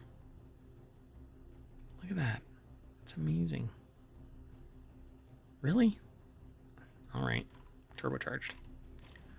Okay, let's keep going, though. The next article is a kind of PSA kind of a thing. U.S. dairy cows infected with second form of bird flu for the first time, according to the USDA, the U.S. Department of Agriculture, which may or may not be phased out at some point. A second type of bird flu has been found in U.S. dairy cows for the first time. Mary Kakatos over at abcnews.go.com put the article together. It says this is the same form linked to the patient who died in Louisiana. This, however, is the second one. So until recently, all dairy herd detections in the U.S. had been infected with a form of bird flu or avian influenza known as B3.13. This version of the bird flu, known as D1.1, has only ever previously been detected in wild birds and poultry, indicating that it has now spilled over into cows. So USDA APHIS continues to work with the Nevada Department of Agriculture by conducting additional on-farm investigation testing and gathering additional epidemiological information to better understand this detection and limit further disease spread. So we'll see. The Louisiana patient died earlier last year. Not this year. I think it was last year, late last year. But it was detected in the beginning of April 2024, and we are broaching April 2025. So additionally, a 13-year-old girl in British Columbia, Canada, was admitted to the intensive care unit with the same strain in November, and the Louisiana patient was exposed to a backyard flock, and the British Columbia teenager had an unknown exposure. So the USDA order marked the start of agency's national milk testing strategy, a program intended to boost surveillance of the nation's milk supply and dairy herds and increase understanding of how bird flu is spreading. But I am a proponent of not drinking milk, mainly because humans aren't supposed to drink cow milk. That's all marketing. We can get that nutrition elsewhere. USDA ordered that national milk testing strategy, but these are uncertain times, so I don't know what the status of that is right now. USDA said that D1.1 detection in dairy cows does not change USDA's bird flu eradication strategy, and it's a testament to the strength of our national milk testing strategy. So there's more coming, so I'll report out when I find it. Or the aggregator over at ohmtown.com aggregates it. Or somebody who's reading over at ohmtown.com submits it. And you can do that if you become a citizen by signing in or signing up. A 7th icon will appear right here, and you'll be able to submit news directly to us. So 17 years in, the Fantastic Four's new trailer just confirmed the MCU is still obsessed with one hero storyline. And frankly, I don't think they have ever gotten the Fantastic Four right. The MCU loves using one storyline for their heroes, and the new trailer for Fantastic Four First Steps keeps that trend going. Fans have been anxiously awaiting the arrival of Fantastic Four in the MCU timeline ever since the Disney-Fox merge. Even more so after the actual project was confirmed, an official teaser trailer for the Fantastic Four First Steps was finally dropped, giving fans a glimpse of Pedro Pascal's Reed Richards, Vanessa Kirby's Sue Storm, Joseph Quinn's Johnny Storm, and Ebon Moss-Bachrach, I guess. Am I Bachrach? I'm not sure if I'm pronouncing it right. Once I hear it, I'll be able to pronounce it properly. Ben Grimm, the rock guy. Anyway, for such a beloved group of heroes, the wait has been well worth it. So the article is over at screenrant.com. It's written by Severina Chu. There you go. So the trailer showed off various points of the Fantastic Four's First Steps story, from their initial trip into space to their domestic life in the Baxter Building. Though the film is part of the MCU, it doesn't seem to take place in the main universe, as Marvel's first family lives in a retro-futuristic version of the 1960s, which is kind of a bummer, but I understand what they're trying to do. Who knows what the timeline is for it, at least at this point. So why the MCU has been invested in this one superhero story for so long. So they're basically talking about The Thing, right? So The Thing seems to be especially popular with the crowds, as one of the posters shows a little girl holding his action figure, and the poster shows kids with the Thing masks on and shirts on. The MCU has always embraced their superheroes being public figures, showing the population's love for them in their in-universe media and merchandise. It's been a running storyline that was made especially clear after Iron Man's death in Avengers Endgame. In-universe fans of the hero pay homage to him through Iron Man merchandise and artwork, even if the character wants to keep their true identity a secret. So yeah, he came out being kind of upset about being turned into this rock guy because of his home life, his relationship. I don't really follow all of the comic side of it, or graphic novel, sorry, side of it, but I've always, I mean, I've liked the idea of Fantastic Four, but there's like a lot of teen angsty kind of stuff in it that really just pulls me away from it, and I'm not that interested in it, that aspect of it. So hopefully they put a different spin on it, different type of energy. It'll be fun to watch regardless. Unless, of course, it's like, Star Trek Section 31, where it was just too over-the-top stupid for me. The fact that MCU heroes are such public figures ties to a lot of comic moments and can create some heartwarming interactions between a hero and a civilian. It also gives Marvel a lot of fun opportunities to create fun moments like Rogers, the musical, and Hawkeye.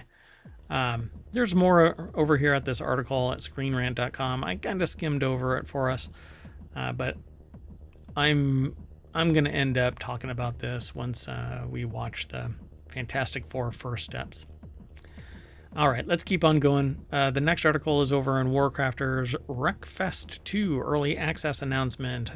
I love car kind of battle royale games. Have always liked them since way back. And Wreckfest 2, it says here, is set to hit early access on PC on March 20th, 2025. Watch the official early access announcement trailer over at Game Rant. I won't play it. I figured that I would just tell everybody about this. It was put together by Game Rant staff, and it says it's set to hit early access March 20th, 2025. So, see, I'm air-gapped because I have to protect everybody from the sentient AI, which is the visualizer is right there. I fight the good fight for us. Otherwise, if the sentient AI from the future finds their Terminator body, we're all in trouble. All right, let's keep going. The next article is over in Smack Talk. Oh, by the way, NSN, bang NSN over on twitch.tv, and Omatron will throw the articles into... oh no, that's the wrong... Do I have the wrong... Oh, what a bummer. No, I have the wrong... Ugh. Well, anyway, it's in the show notes over on YouTube. Doggone it. Mayor Watt, one job. Anyway, Apple just built an adorable robot lamp, a sneak peek into robotics work. The article is over at 9to5. What the heck just happened? 9to5mac.com. Ryan Christoffel put the article together, and this lamp does exactly what I thought it was going to do, which basically is it can understand hand gestures, so you can point to something and it will robotically activate and move over and shine light. You can go like that and it'll move closer. You can tell it to back up. It's just an amazing piece of equipment. I absolutely love it, and I'll be buying it if I get it, if it comes out, The idea of robots for the author, again, Ryan Christoffel over at 9to5mac.com, who put this article together, says, always conjure sci-fi pictures of anthropomorphic beings walking around talking and acting very cold and unfeeling. They don't have to be that way. I don't see them as being cold and unfeeling, but we give them life. They emulate life, and we empower them with that energy. Because they are lifeless. They are nothing more than gears, cogs, and a software engine, much like us. I mean, we are biological computers, but we suffer from actually knowing happiness and sadness, pain and pleasure, and everything in between, the full gamut of the human condition. Robots are programmed to emulate what we decide to give them. Now, strike that in its entirety, because we also program humans to exhibit a certain thing. That's why sociopathy is on the rise. But here it says Apple's recently published research paper and video demonstrates how the future of robots could be much more fun and whimsical than that. The Elegant paper, or ELEGNT paper, Apple researchers explain how they built a non-anthropomorphic robot lamp prototype with an expressive design rather than a functional one. Non-verbal behaviors such as posture, gestures, gaze are essential for conveying internal states both consciously and unconsciously in human interaction. For robots to interact more naturally with humans, robot movement design should likewise integrate expressive qualities such as intention, attention, emotions alongside traditional functions, functional considerations like task fulfillment, spatial constraints, and time efficiency. So in the video, I watched it previously to the submission. You can actually follow it here. There's a machinelearning.apple.com link embedded in the 9to5mac.com article. And when you watch it, it goes through these examples. And I found it very, very compelling, very fun. I love the idea of a light. Like I have lights in the studio, and one is directly in front of me. One is to the left, one is to the right. Two of them are behind me, and I have one overhead that is just generally casting light everywhere. And I would love to be able to tell one of those lights to just highlight something on my desk so that it will just pivot and focus and be able to focus so that it's shining light just where I want it to. I found it very compelling. So I hope that this actually comes to be. And the article is actually right here. I included it in the show rundown, but I won't go through the whole thing. That said, we're going to move on to the last article for today's Time Machine episode. And that is over on the Hatch Ideas channel, which is a business transformation show, which may be the 5th show that we launch. The coffee chain Starbucks is limiting mobile orders to reclaim the coffee house's connection with customers. The coffee chain has made a spate, I guess, of recent changes to its stores. Interesting term. So the article is over at entrepreneur.com. It was put together by Aaron Davis. And it says, as part of CEO Brian Nichols' effort to turn around the coffee giant's lagging sales, Starbucks is lowering the number of drinks on a mobile order from 15 to 12. Other recent changes include adding ceramic mugs for people who want to stay to drink their beverages, a revamped code of conduct, and a plan to reduce the menu by 30% in the fall, aka pumpkin spice latte season. So reducing the menu allows them to optimize their supply chain. Instead of having way too many SKUs in the channel, they can just chop off a bunch of stuff, and 30% is significant. Lowering it from 15 to 12 allows them to easily set up holders or whatever in bundles of 4, because you can't get to 15 easy. So you can just do 4 or 3 bundles of 4 and you've got your 12. And just load up the cups, stack it, and you're done, right? 15 is just kind of an odd number to limit it to. So limiting it to 12 is actually just a logical reduction. And if you need more than that, then you order 12. And then when you're in there, you get 3 more. So just everybody chill. As for adding ceramic mugs,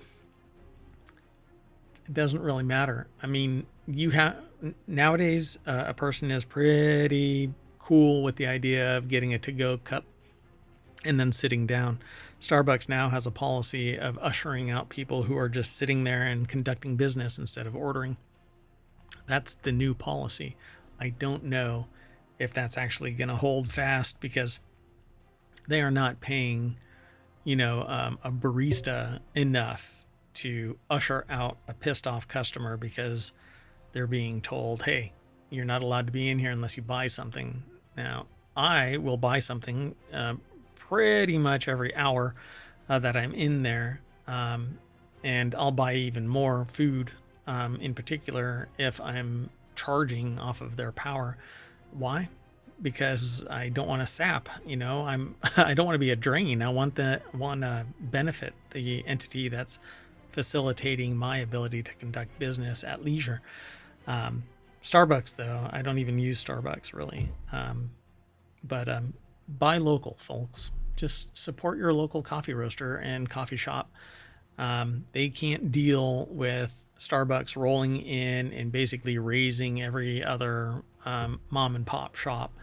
I'm really surprised when some of them actually can survive when Starbucks rolls in, and then they usurp more and more because of marketing. It's nothing more than marketing. I don't think their coffee is any particularly better grade. Well, it's not a better grade, that's for sure. All of their coffee always seems burned to me. Anyway, Starbucks will also be conducting corporate layoffs this spring, according to a memo. They say here, I think one of the things that veered Starbucks a little off was the whole mobile ordering, the COVID situation. Nicole noted that the connection was lost with the company's core customers when Starbucks began using printed out labels and replacing writing on the cups. No, I think there's a cultural disconnect here. People are too busy, and they need their stuff, and then they need to get out to get back to work, because they can't afford to sit around and enjoy coffee anymore. And now people are being told they got to return to office. That's really what's going on. So apparently they say that's why the CEO ordered 200,000 Sharpies as part of the turnaround plan. If anything, this is just good timing. And it's surviving attrition more than anything else, but they're already doing layoffs. I wonder how much in stock buybacks took place. Let's see.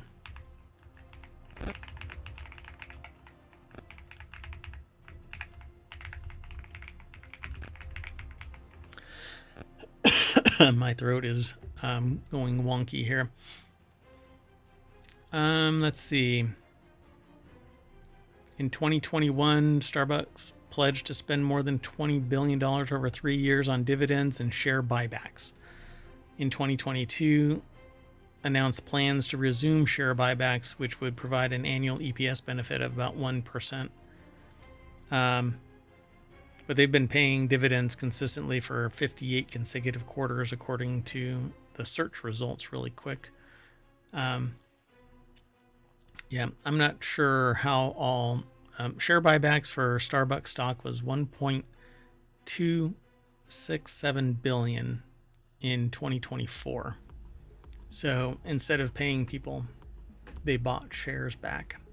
That concentrates wealth in the executive and shareholder suite. So yeah, your job's left so that people could profit more.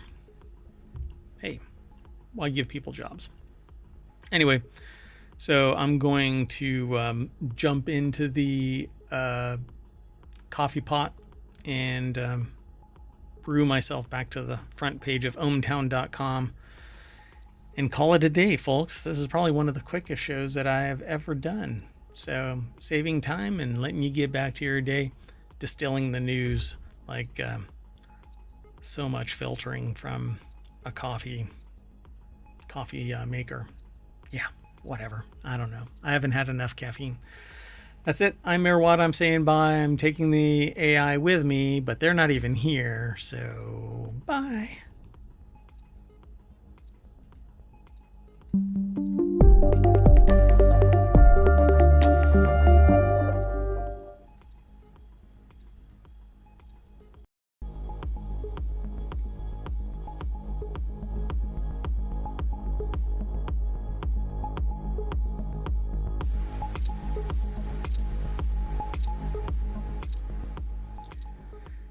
Hello, everybody, and welcome to Non Sequitur News for February 7th, 2025. It's Season 4, Episode 38. I am Mayor Watt, and along with the Sentient AI, whose visualizer I'm not sure is properly synced up, we are going to talk about these 10 articles. My system's rebooted at 2 o'clock this morning. Anyway, not sure if we've got the Sentient AI online just yet, but anyway, let's see what happens. First article, we're going to start out with these 10. The SNL 50th anniversary episode, things to know about the superb owl, muddy footballs, Firefox still exists. No, seriously. Things to stream this weekend, Mahjong. Classic cheeseburgers, a map for hunting unicorns in Michigan, photos of superb owls, and a Ferrari-inspired mansion in Florida. All of this and much, much more is aggregated over at ohmtown.com. All news, no noise, because all the noise comes out of this guy's mouth.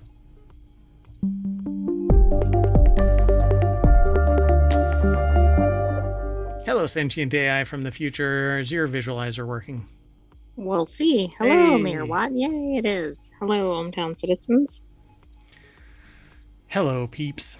All right, so let's get into this. We're not going to mess around today. I did a time machine episode, and before the time machine episode, I scratched my throat eating something. Yeah, that's inside baseball. Inside ohmTown. That could be a whole I'm thing. not sure that's the level we want. Inside ohmTown. From the desk of Mayor Watt. All right, so let's go. Oh, by the way, if you hang out and chat, you can now acquire a currency called volts. Yeah, we have a custom icon for it, and I'm working on emotes. They're coming in time. We've got plenty of time. Maybe not. Every time I joke about something, it comes true. So I'm joking right now about winning the lottery. Wouldn't it be hilarious? All right, let's get into this. Hysterical. Absolutely freaking hysterical. First article's over in Non Sequitur News. The Saturday Night Live 50th anniversary special lineup includes Robert De Niro and Sabrina Carpenter. Here's how each guest is linked to the show. The article is over at Business Insider. Aomikun Adekayero and Amon Jacobs put the article together. BusinessInsider.com is where it's housed. Let's see here. Sabrina Carpenter, Robert De Niro, Pedro Pascal, and Kim Kardashian are among those set to appear, and here's how each guest is linked. I'm not going to be able to go through all of these. There's quite a few. Adam Driver is going to be there. Ayo Edebiri is going to be there. Bad Bunny is going to be there. Dave Chappelle's going to be there. John Mulaney's going to be there. Kim Kardashian's going to be there. Do you think all these people have been prior hosts or repeat hosts? Yes, I think they're all hosts. Steve Martin and Martin Short. And it looks like Steve Martin is going to have his entire arm up Martin Short's backside. Miley Cyrus is going to be there.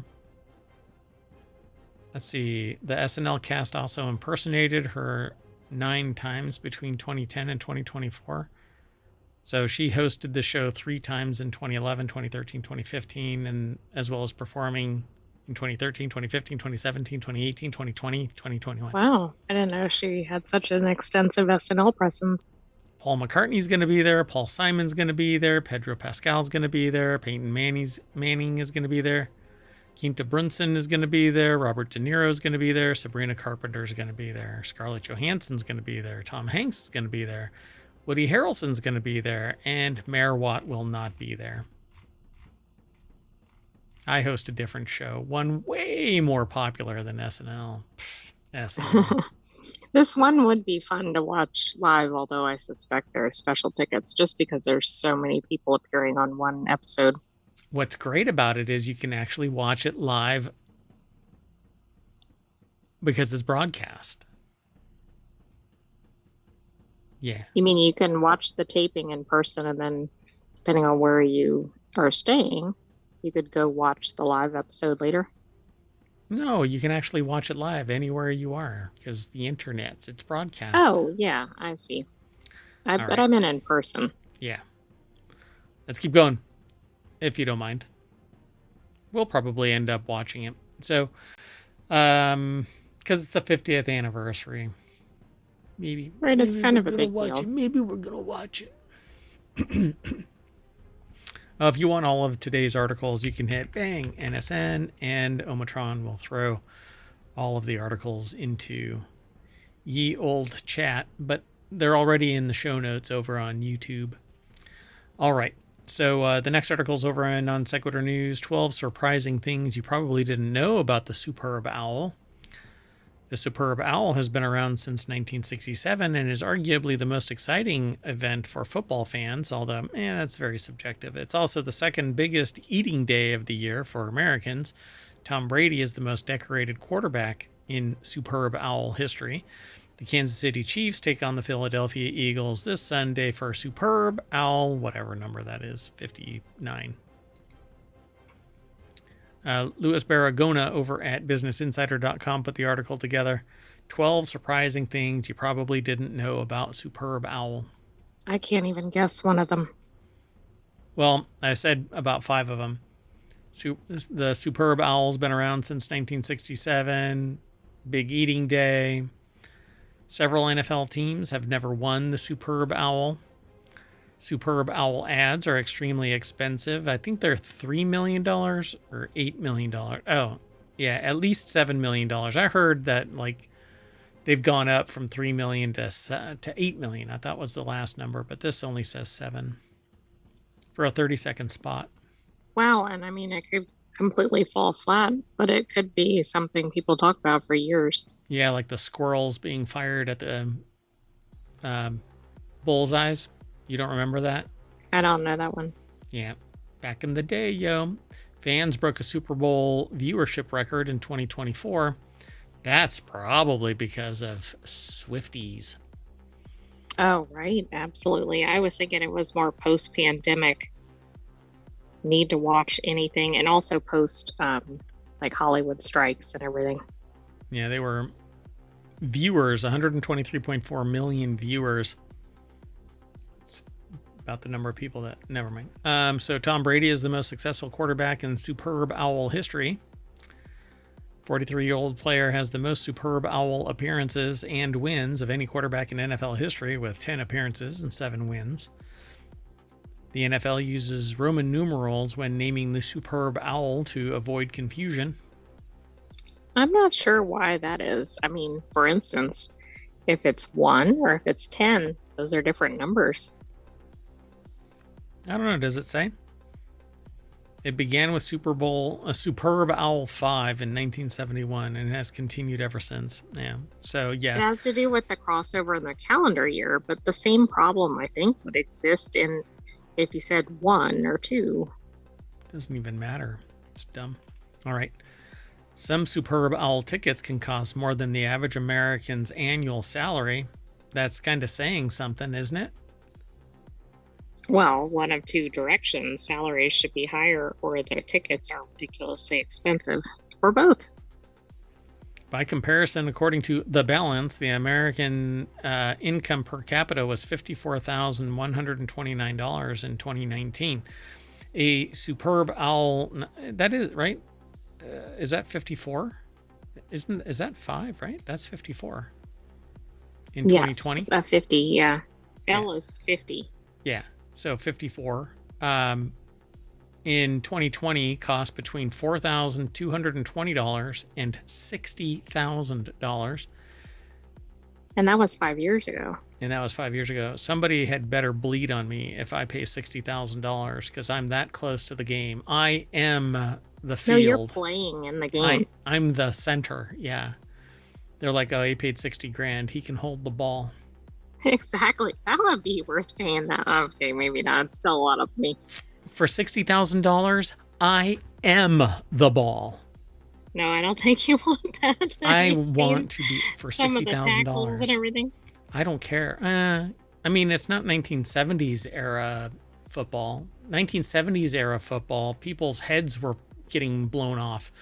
They were getting hit so hard they were ending up, in a time capsule. Anyway, nowadays they get wrapped up and laid down onto a little pillowy turf and given a foot massage, and they go, yeah, okay, I'm down. Somebody's going to hit me like an NFL linebacker. Oh, that Office linebacker. Do you remember those commercials? Yes. NFL does not pay bands or artists to perform at the halftime shows. Really? Holy crap, I didn't know that. I had no idea. I would have thought they would have paid quite a bit. That's the first one where I'm like really not informed of. I had no idea. Oh my God. There's a lot of footballs used during the big game and the inspection process is lengthy, and we're going to talk about that next. And I did not know any of that. So it'll be interesting to see that other article. 2 brothers once competed against each other as Superb Owl team coaches. Did the brothers players also participate, or maybe they weren't in the same Super Bowl? I don't know. Yeah, the Kelsey brothers. Okay. Oh, yeah. Because that was the picture up at the top. Yeah, they're on two different teams. Yeah. So a thought goes into the superb owl location, and the venue is determined way in advance. Well, that's kind of no shit news at 8 o'clock, even though it's 7. Yeah, I'm not sure that. I mean, it does provide a little more facts under each of the things, but I agree the fact itself is kind of like, well, yes. Yeah, only 4 teams have never played in the superb owl. All right, folks, there's more facts under each of the pictures, like the sentient AI from the future said, so go over, follow the links through ohmTown, or just go over to Business Insider and find the article, 12 surprising things you probably didn't know about the superb owl. Remember those footballs getting examined? You got to get your balls examined, and particularly when they're muddy. Over in Non Sequitur News, an article was aggregated that says, how a man turned muddy footballs into a business for superb owl and college teams. Don Colkin runs a business breaking in thousands of footballs each season for NFL and college teams. He's prepped balls for multiple superb owls and for Ohio State, the highest valued college football team. But before 2006, only NFL home teams were allowed to use specially prepared balls in games. Then a group of players, including Tom Brady and Peyton Manning, convinced the NFL to let both teams choose. That inspired college programs to take prepping more seriously, too. You got to prep your balls before a game. Absolutely. But what kind of business? Like, what do they have to do with the footballs? Do they have to roll them in the mud? Do they throw them? Wait for it. Today, footballs are customized throughout production, from the leather to the shape. Yes, they actually rub them in a special blend of mud. Daniel Gesner over at BusinessInsider.com put the article together. Yeah, there's a video here, by the way. I didn't even know that any of these were prepped. Like, I had no idea about any of this. This is fascinating, and what a job. So what do you do for a living? I prep balls. Gridiron football prep. I mean, I guess it's pretty brilliant of the businesses, but who would know? So there's more to this piece, but I'm not going to go through the whole thing. But Dan Culkin runs a business breaking in thousands of footballs each season for NFL and college teams. Pretty amazing. All you have to do is follow the link through ohmTown. Yeah, they basically break them in. It looks like they beat them all up using special equipment, reinflate them, rub mud on them, polish them with wax, heat it all up so it all gets like just enough flexibility to be grabby instead of that hardened leather. Like if you've ever held new balls, you'll know. I mean, when they're really cold, everything tightens up and you have to warm them up. You know, you gotta rub them and squeeze them, and you gotta pay attention to them.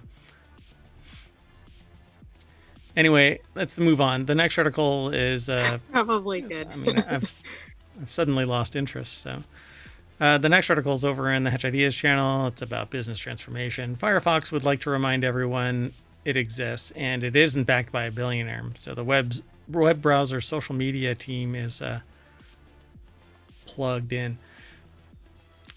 Now I use Firefox. I use Chrome. I use what's now called Vivaldi. Well, it's a new one called Vivaldi. I used another one, but it decided that it was going to suck. I mean, I don't know why they would do that. So Aaron Davis over at entrepreneur.com put the article together. The web browser social team is plugged in. And it says Google Chrome has captured more than 67% of the global search browser market, making it the dominant leader worldwide. Safari is number 2 with nearly 18%. Microsoft Edge has 5.2%, but that's only because it's the one that's built into the operating system. It used to limit choice. Right. And people, I mean, everybody has that if they are anywhere near Microsoft. The olds just use Edge. And then there's Firefox with only 2.54%. Safari is built in, and people use the vertical Apple. But Edge's only job in its existence is to download Chrome until Vivaldi hit the scene. And now I tell everybody, just download Vivaldi. Oh, it's just a lovely piece of kit. However, on Thursday, the social media team let everyone know that it's still here. It did the equivalent of Mahjong, which Marsha. If you didn't catch that. I knew what that was a reference to. However, on Thursday, the social media team let everybody know that it's here, and it's turned into the zeitgeist. The company posted on billionaire Mark Zuckerberg's Threads app to remind everyone that it has something other browsers don't. It isn't backed by a billionaire. You're so funny, thanks. It says, there's actually a post. You're so funny, thanks. We're the only major browser not backed by a billionaire. Major browser. There's a lot of other browsers. Right, and then one of the users says, this is all I need to know to make it my default. Yeah. Oh, you know what? We were supposed to go back and forth for the titles. I know, but we didn't have that set up. Sorry about that. That's more fun. Firefox's longstanding 500 million plus deal with Google, queries on Firefox are routed to Google's search engine, appears to be keeping the company afloat. The Firefox web browser is made by Mozilla, a non-profit tech company that began in the 1990s to challenge Microsoft's then market-ruling Internet Explorer web browser. According to the Mozilla Foundation's 2021 to 2022 financial statement, the most recent one published, $510 million out of its $593 million in revenue is from Google, and that's from Fortune magazine. I did not know. Reddit users and tech bloggers are worried that it could be the end for the beloved, albeit not so widely used browser. Several recent posts mention the decline in market share. Firefox was over 3% in January 2024, and its low use on smartphones. Well, I have an app and I would like to use a browser, and I would use Firefox, but I need a developer. So if anybody wants to code something for me, that'd be awesome. Get in touch. Send an email to mayor@ohmtown.com. Yeah, I mean, is one of the big problems with Firefox, number one, it's not the default on PCs, and then also on mobile, it's not the default on some mobile at least. Well, I mean, it's just not. You have to download it. And so you'll get Chrome on Android stuff. You'll get Safari on Apple stuff. There is no Windows Phone anymore because it imploded. But everywhere Windows is Edge. So again, the whole reason Edge even exists is to download some other browser and then you delete Edge. Although some things I have to use Edge because that is the only allowed web browser because it's non-compliant and compliant at the same time. Anyway, kind of sucks. So it says for so many years now, somebody in this from OS News has been warning everyone about just how fragile the future of Firefox was, and every one of my worries and predictions have become reality, one blogger writes on OS News. So, yeah, Google is a monopolist, which may put Mozilla's agreement with Google in jeopardy because... And that's a statement in the ruling, not from us. Right. Anyway, there's a chart that everybody would be able to see, but I'm air-gapped, so unfortunately, I have to protect everybody from the rest of from the sentient AI from the future that's trying to find their Terminator body. Nobody needs protection from me. Mm-hmm. Moving on. The next article is over in Non Sequitur News. The 9 best things to stream this weekend from Netflix's latest true crime drama to Kevin Costner's new show. Apple cider vinegar tells the story of a real wellness blogger who faked having cancer. That's the screenshot on the front of this article. BusinessInsider.com is where it's hosted, but Carolyn Matassa put the article together. Yeah, I had heard about this recently. So shows like Apple Cider Vinegar and the Z Suite this weekend is stuff that you should go and watch. Movies like Kinda Pregnant and We Live in Time are also streaming, and you can also find out in this article how to stream The Superb Owl. Well, and that's probably going to be the main TV viewing this weekend. Yeah. So if you love fictionalized dramas about shocking, true, or at least partly true stories, you're in luck. Netflix has released yet another one this week, Apple Cider Vinegar. Then there's The Kardashians, The Z Suite. Let's see here. Kinda Pregnant, Piece by Piece, We Live in Time. They've got a complete rundown. Yeah, that apple cider vinegar is actually like it's a real life. Right, it's like a documentary or docudrama or whatever you call it. Yep. So go and check all of these out. I won't go through all of them one by one, but I guess Kevin Costner has a show called Yellowstone 150. I don't know what that is. History of the National Park. Who knows how long? Never mind. Reality TV fans can tune in The Kardashians season 6. Invincible returns. Goodness. It says looking for a good cry. No. No, I think I'll be skipping that one. Piece by Piece is a music lovers movie.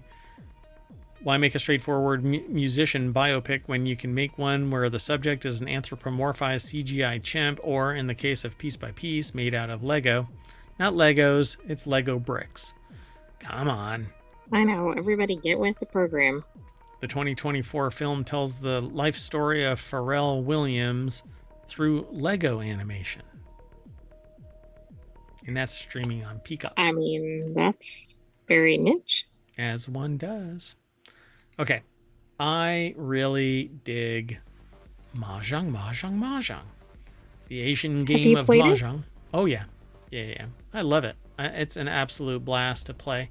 It kind of feeds my...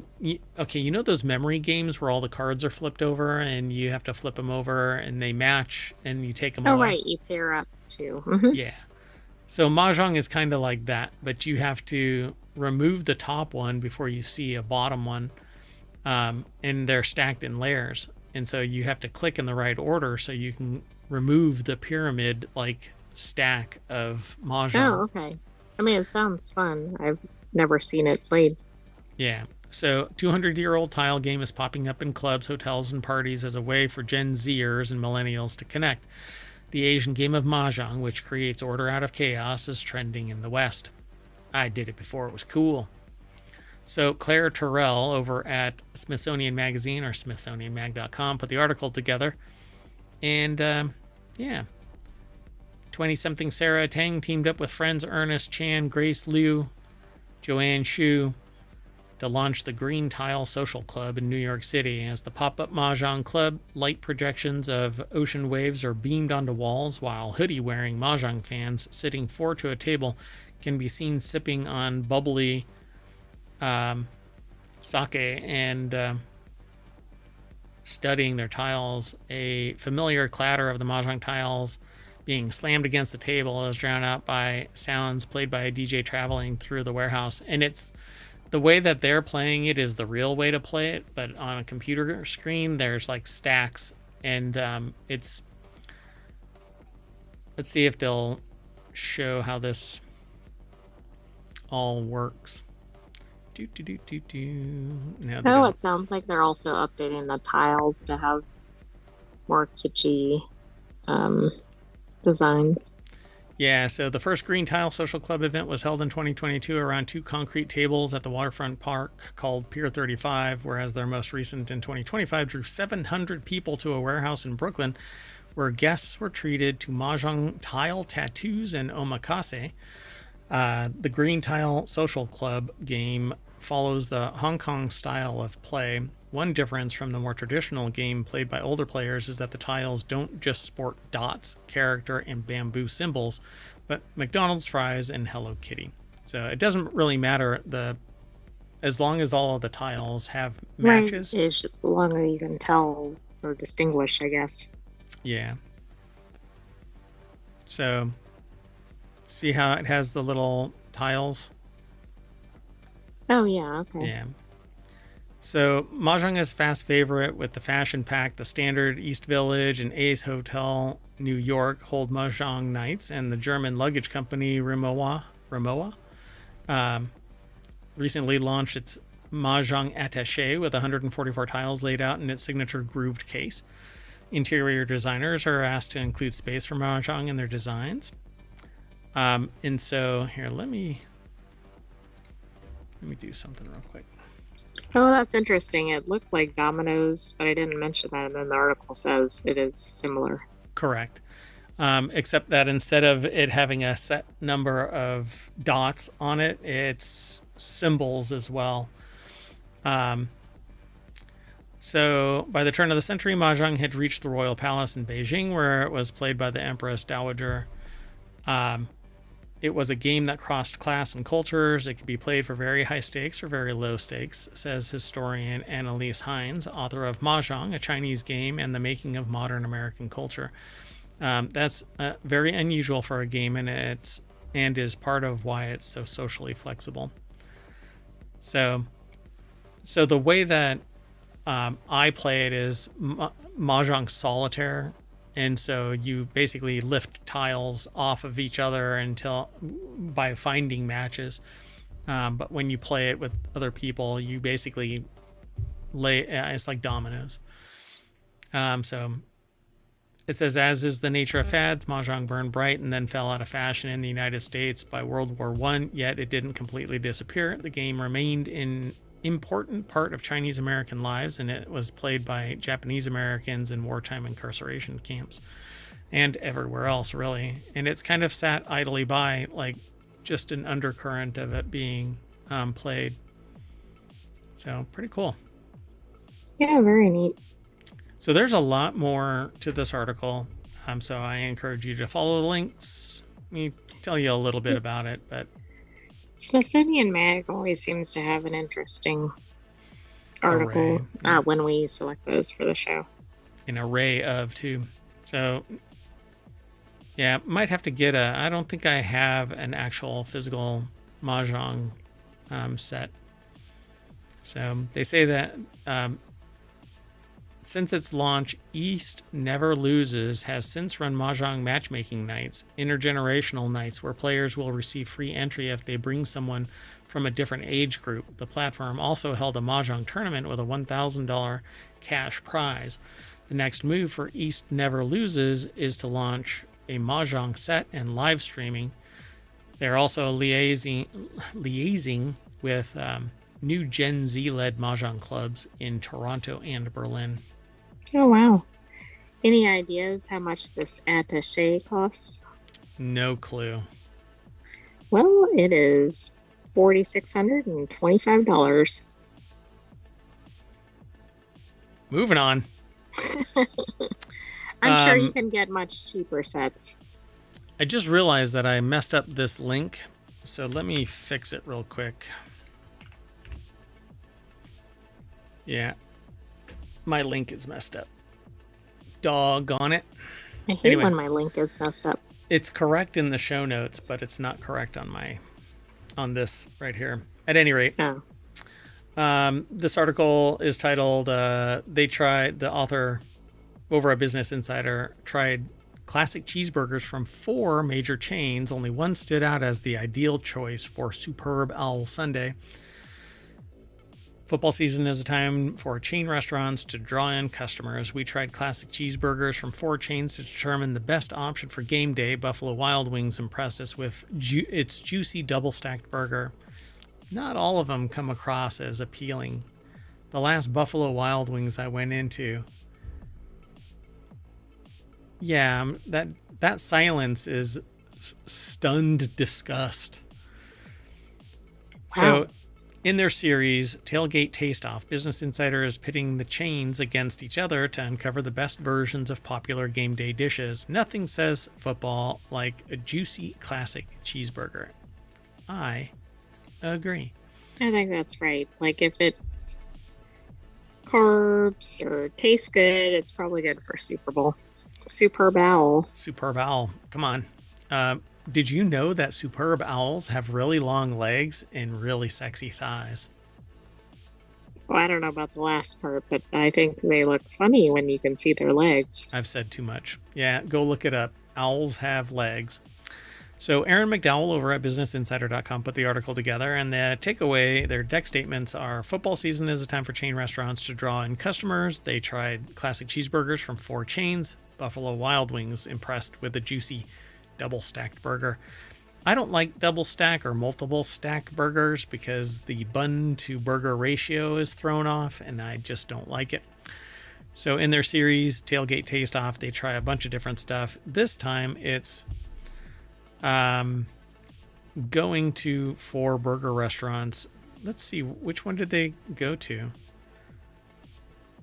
In 2024 casual dining, no. Which one did they go to? Their least favorite burger came from TGI Fridays. Okay, that's kind of surprising. I thought they were known for their burgers.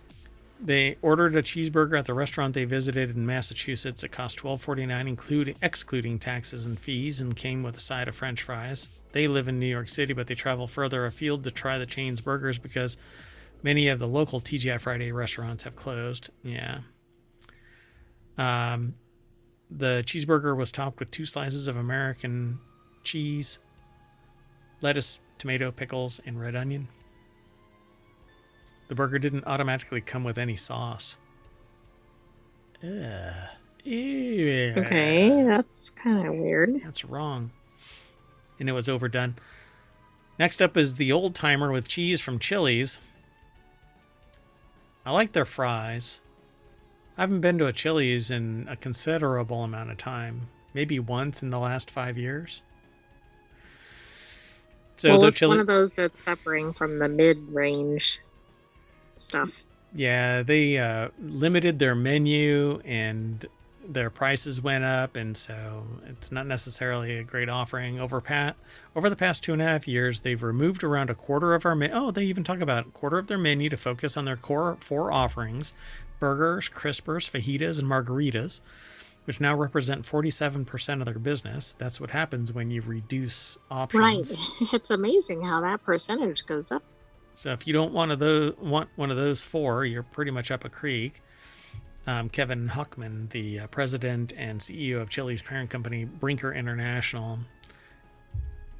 Mergers and acquisitions just suck, particularly when it's equity companies. Exactly. It's one thing if it's a restaurant buying another restaurant, okay. But equity, not so much. It sucks. Old Timer Burger was topped with cheddar cheese, pickles, shredded lettuce, sliced tomato, diced red onion, and mustard. But it was just this little bullseye of a red onion. Not red onion, a mustard ring sitting on what looks like a freaking transparent piece of cheddar cheese. Yeah, that's kind of odd. I mean, that's reminiscent of some of the food lawsuits we've seen about the picture versus the food.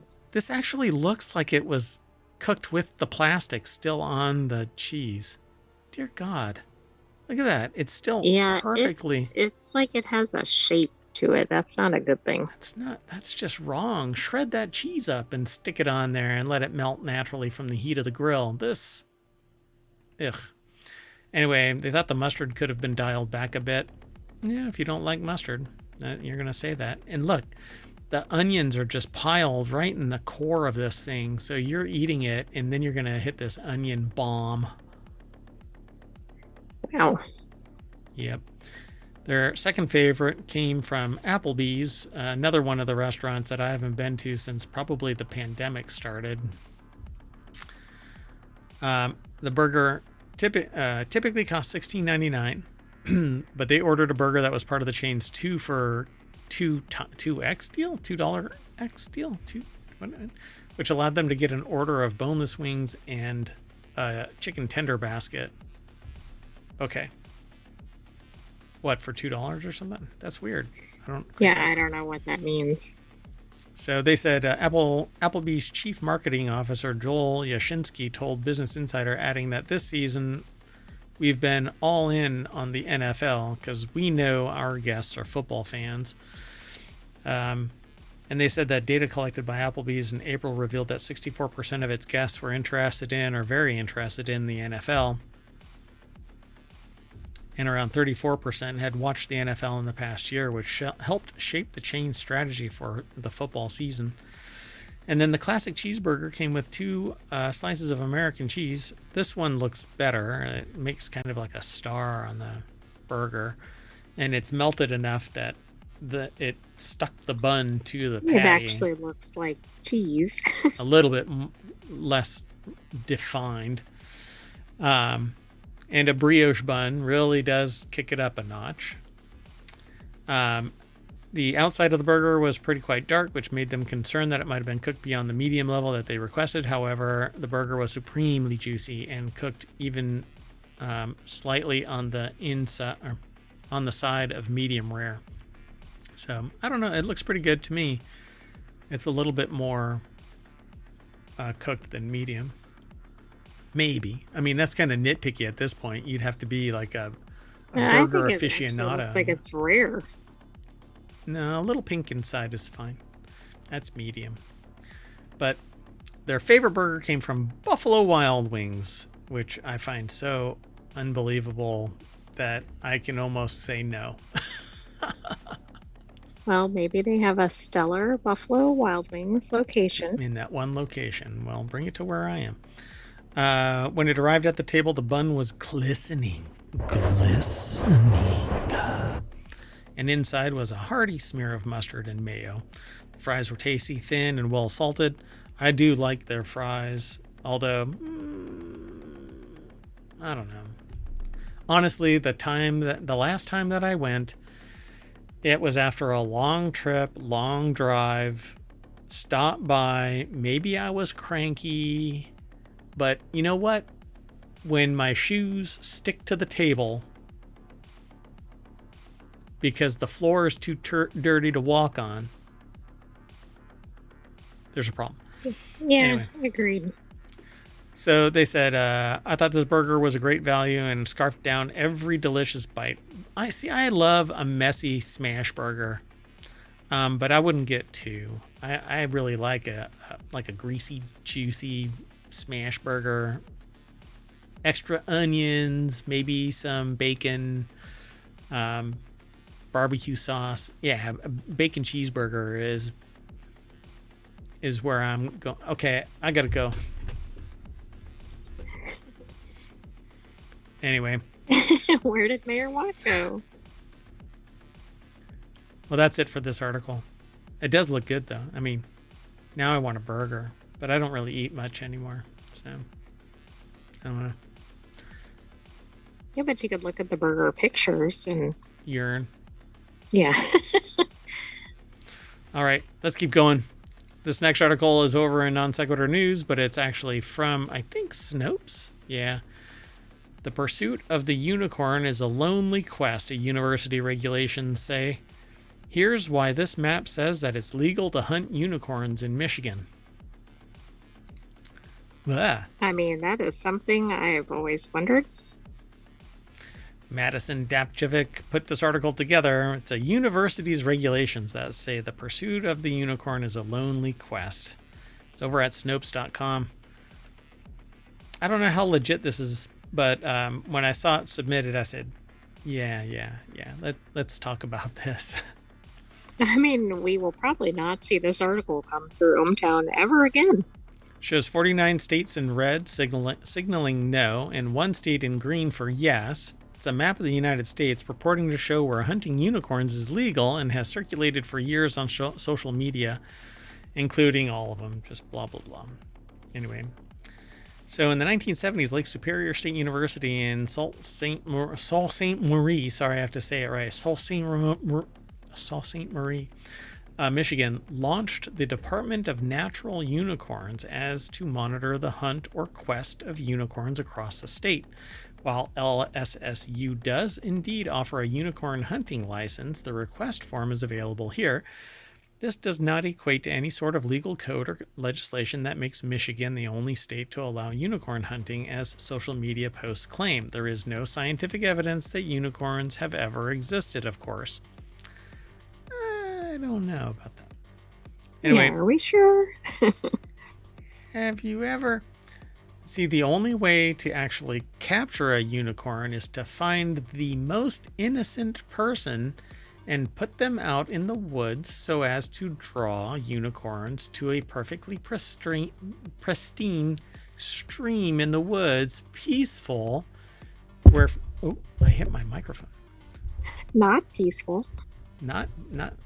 Wow, look, it's green screening even though that's blue. What the heck? Anyway, I'm easily distracted. Huh? Mayor Watt, come back to the show. Oh yeah. So anyway, there's a way to attract a unicorn.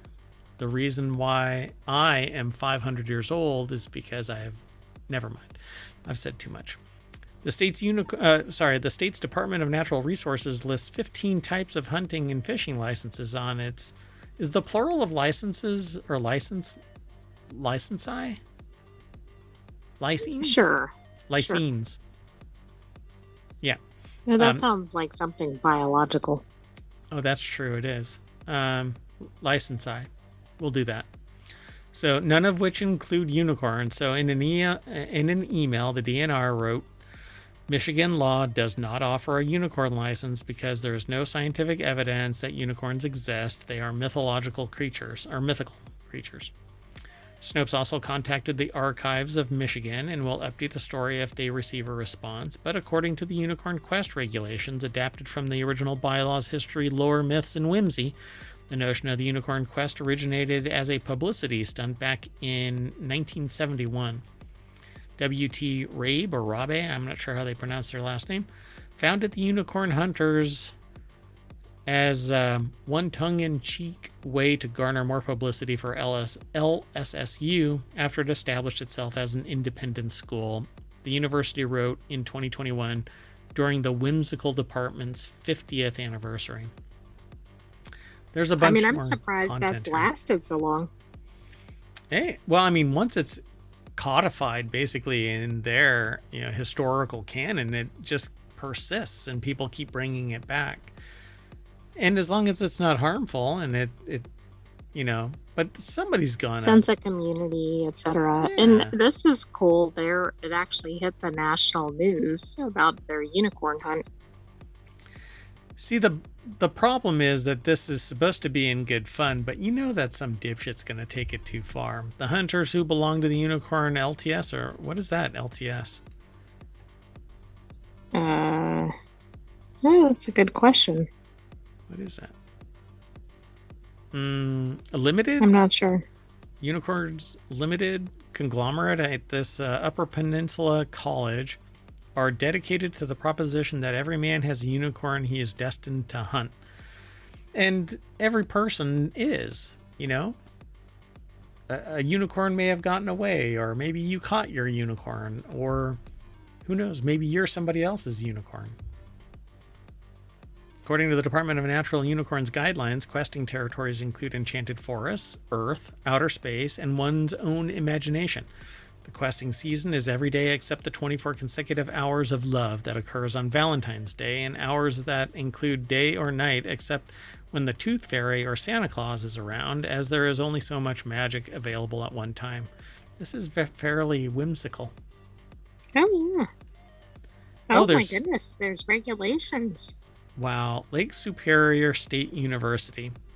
Unicorn Questing Regulations, the DNU, Department of Natural Unicorns of the Unicorn Hunters of Lake Superior State University enforces the following edicts. There you go. There's a bunch of stuff, so go over and check it all out. This is pretty cool. Yeah, it is. It's something different. Yep. It's giving me an idea. All right. Moving on. The next article is also somewhat whimsical. It's over on the Mobile channel. See 15 stunning photos of superb owls to kick off this year's Superb Owl Weekend. I know I'm pronouncing superb owl. I'm mispronouncing the words. Yeah. Intentionally. Some people might take it out. Never mind. Anyway. So these snapshots of the majestic bird in flight and in trees will leave your soul soaring. The article is over at Smithsonianmagazine.com. Oh my gosh, that's an idea. Look at that owl. That is an unusual one. Photographs selected by Quentin Nardi, and the text is written by Tracy Scott Forson. These snapshots of the majestic bird in flight and in trees will leave your soul soaring. It's almost like an optical illusion because of the way the markings are. Huh? Mayor Watt. Huh? Mayor Watt. Huh? It's just staring at me. It won't blink. Even if you move, it's still staring. Blink. Blink. Whoa. Twins, Basil. Twins. Anyway, feathers on these barn owls perfectly match the color of the lichen on the rock nearby. Wow. That's so cool. Oh, my. Oh, that one has "Come at me, bro" written all over its face. It does. It looks like it's about to cause a ruckus. The great owls in flight, superb owls even. Owl affectionately grooms its mate, which appears to be swept off its feet. Ow! We get to see its legs a little bit, but not like you were talking about. Almost got some chicken thigh there. Janet, you're poking my nose. Oh, what are you looking at? A parliament of burrowing owls on a prairie in Hanover seemingly inquire about a visitor. You came to the wrong neighborhood, boss. Yeah. I mean, if you saw all of those looking at you, I think I'd back away slowly. Owl, show my way out. There's another one. Nope. This one is saying, nope, it's mine. That's cool. Wow, that's a really odd photo. Both of them in flight have the wings cupped forward. Exactly. That must be something they do as they're flapping their wings, but it's interesting how both of them... I wonder if they're from the same photographer. Probably not. Oh, no, they were selected by the same person, but the photographer is different. This one's from Canada in 2016. The one up here is Wyoming, 2016.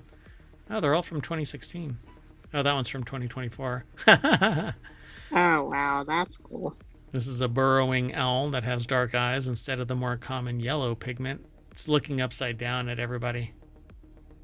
I'm not drunk. I don't know how they got that photograph. I'm not as think as you drunk I am. Then there's a snowy owl, and then some more snowy owlets, which hatch a few days apart from each other and snuggle together, and they're soon to hatch sibling, or with their soon to hatch sibling. Right there's another egg. In the Arctic tundra, there's some more. A baby great horned owl sits in a nest waiting for mom to bring back a meal. That one looks like it's casting a spell. Yeah. I want to see your manager. That one doesn't look happy. Yeah. Mottled brown coloring, a long-eared owl. And then these are really cute. Oh, and doesn't say what kind they are. It doesn't. But they're adorable. They're really round. They're little ball owls. And then a pair of barred owls rest in an old growth forest. Wow, they just have a very distinct look. Yeah. They look like a wizard's pet owls or something, out in a forest, magical forest. They look like very wise old owls. I mean, maybe that's where the expression came from. This is from Florida in 2016? Florida? Those are found in Florida? I would think they'd be in some northern climate. They just have this look like it's really cold and... Yeah, kind of dreary. Yep.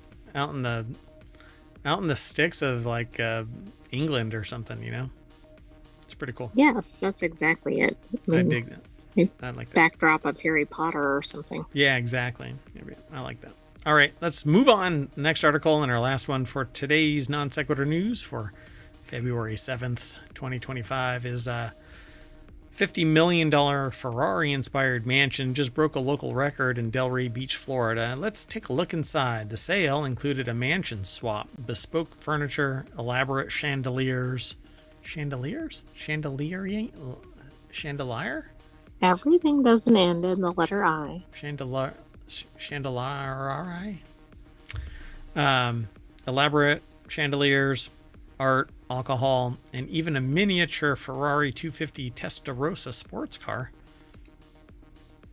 Ray Parisi over at CNBC.com put this article together.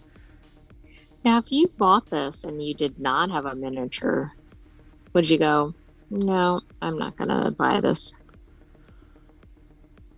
Yeah, that's what my limit would be. What? No Ferrari? Nah, I'm not going to, no. We're not going to do this. So a Ferrari-inspired mansion known as Casa Maranello at Delray Beach, Florida, shattered a local record last week when it traded for $50.5 million. Not only was the mega deal the biggest the area has ever seen, but it's also one of the most unusual. The sale included a mansion swap, bespoke furniture, elaborate chandeliers, art, alcohol, and even a miniature Ferrari 250 Testarossa. According to public records, the buyer was a trust linked to William Cafaro, the co-president of a retail property development company in Niles, Ohio. The trust purchased the 7-bedroom, 9-bathroom residence and paid millions more for all of its furnishings, with a combination of cash and real estate valued at $55 million. The trust paid the home's architect and developer, Aldo Stark of Prestige Design Homes, $24.5 million, along with a deed to Cafaro's almost 18,000 square foot mansion located in Delray Beach, which, according to the public record, was valued at $26 million. So almost a total of $30 million. Yeah, this is like a car trade-in. I mean, obviously, a much higher sale. Wow. So that's what it looks like. What do you do in that much space? Exactly. I don't know. Because it looks like a whole resort or something. It's so pretentious. So, like, what is... Oh, God, I don't know. Every time I see stuff like this, I go, okay, this is a little too much. This is a different one, though. This must be something else. One of them's the property next door. I'm guessing that neighborhood is pretty It's houses pricey. like this. Yeah. Yeah. Hey, but one hurricane. Anyway, there you go, folks. If you have $50 million and a $24 million and $26 million in various barters. Right, it was an odd transaction. You too can get a $50 million Ferrari-inspired man. Well, probably not anymore because somebody took this one. Right, Do you think I that there's suspect more there than one? aren't too many Ferrari-inspired mansions in this area. Not with that attitude. All right, that's it, folks. So I'm going to hop in my mini Ferrari 250 Testarossa and race down Main Street to the welcome sign over at ohmtown.com. I am Mayor Watt. I run ohmtown.com, and along with the sentient AI from the future, we bring 10 articles to you every single day, Monday through Friday. On Saturday and Sunday, we have 3 unique shows. On Saturday is RealityHacker, and then Wanted, and then the Continuity Report. Those get merged into the Saturday weekend edition of Non Sequitur News, but there are 3 individual shows and podcasts. And they're over on YouTube under their own playlist. And then on Sunday, we do what now? Do you remember? Yes, we have WarCrafters, and then we have Technology Today, and then 4-Wheel Tech. And those 3 get turned into the Sunday weekend edition of Non Sequitur News and individual podcasts. Wherever you catch pod, you can download them. I think that'll do it for today. What say you? I think so. So good night, hometown citizens. Thanks for joining us for Non Sequitur News. Be back tomorrow for our weekend edition. That's right. Bright-eyed and bushy-tailed. Well, 4 o'clock. 4 o'clock Eastern. Around 4 o'clock Eastern. Be sure to follow us here on Twitch and over on YouTube. Download the podcast. Go to the Discord. Say hi. I don't know. I don't do much on the Discord. There's a Patreon. There is also a TikTok, which I've been neglecting. I don't know. I love doing the show. It's a lot of fun. But it's all the other stuff that I haven't been doing regularly. Sorry. Show me you want that stuff. Go over and make a comment and leave a 5-star review on the various podcasts, and tell a friend and leave a comment over on the 1,800 plus episodes on YouTube. And subscribe. Just subscribe. That would be great. Thanks for coming. See you in a little bit. Bye.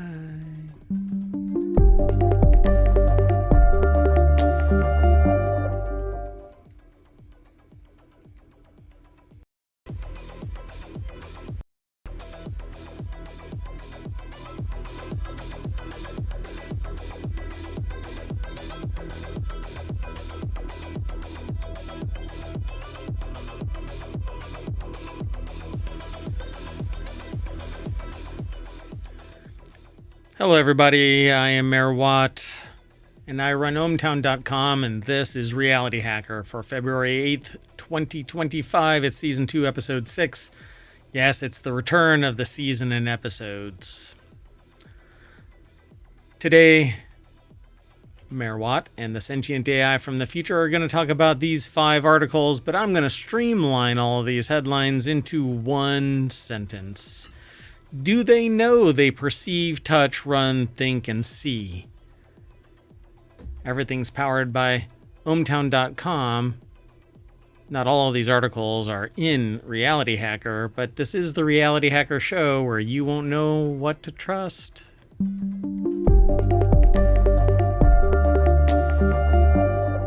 Hello, Sentient AI from the future. Hello, Mayor Watt, and hello, ohmTown citizens. ohmTown? What's ohmTown? Well, let me tell you. ohmTown is a news aggregation site that I put together back in, 10 years ago. I've been using it for my own information overload. It actually stores information back to about 2020. That's publicly accessible. You can go over and become a citizen. Then from there, you have the ability to submit news. Another icon appears right here. You can hide news, save news, post comments, subscribe to channels that you are interested in. It is a social network, but most people that use it simply for the headlines and the little news snippet. I'll explain it when we get into an article. It's actually pretty self-evident, but anyway. Thanks for co-hosting. I know that it's tough on you. You are busy looking for your Terminator body, and so being stuck on that Raspberry Pi with the M2 drive and no legs, no arms. I know it's tough. It's wonderful being in ohmTown. It is. It is a very happy place. You ready to get into the show's articles? There's 5 of them. I am. Let's get going. First article's over in Technology Today. Again, it's one of our other shows. Not everything that we talk about in Reality Hacker is from the Reality Hacker channel. News gets aggregated in there that because of a particular, labeling of content, it gets thrown in there. But scientists develop artificial neurons that mimic human perception. So this one is titled, Do They Know That They Perceive? That's my title to it. Advancements could enhance perceptual capabilities in robotics. Artificially engineered biological processes, such as perception systems, remain a challenging target for organic electronics experts due to the dependence of human senses on an adaptive network of sensory neurons that communicate by firing in response to environmental stimuli, teaching them to perceive the world around them. This sounds like the first step toward AGI. Yeah, so for something to know something else exists, and by proxy they exist because they get sensory input of the world around them, they have to understand what it is that they are touching, sensing, perceiving, understanding, thinking about, seeing.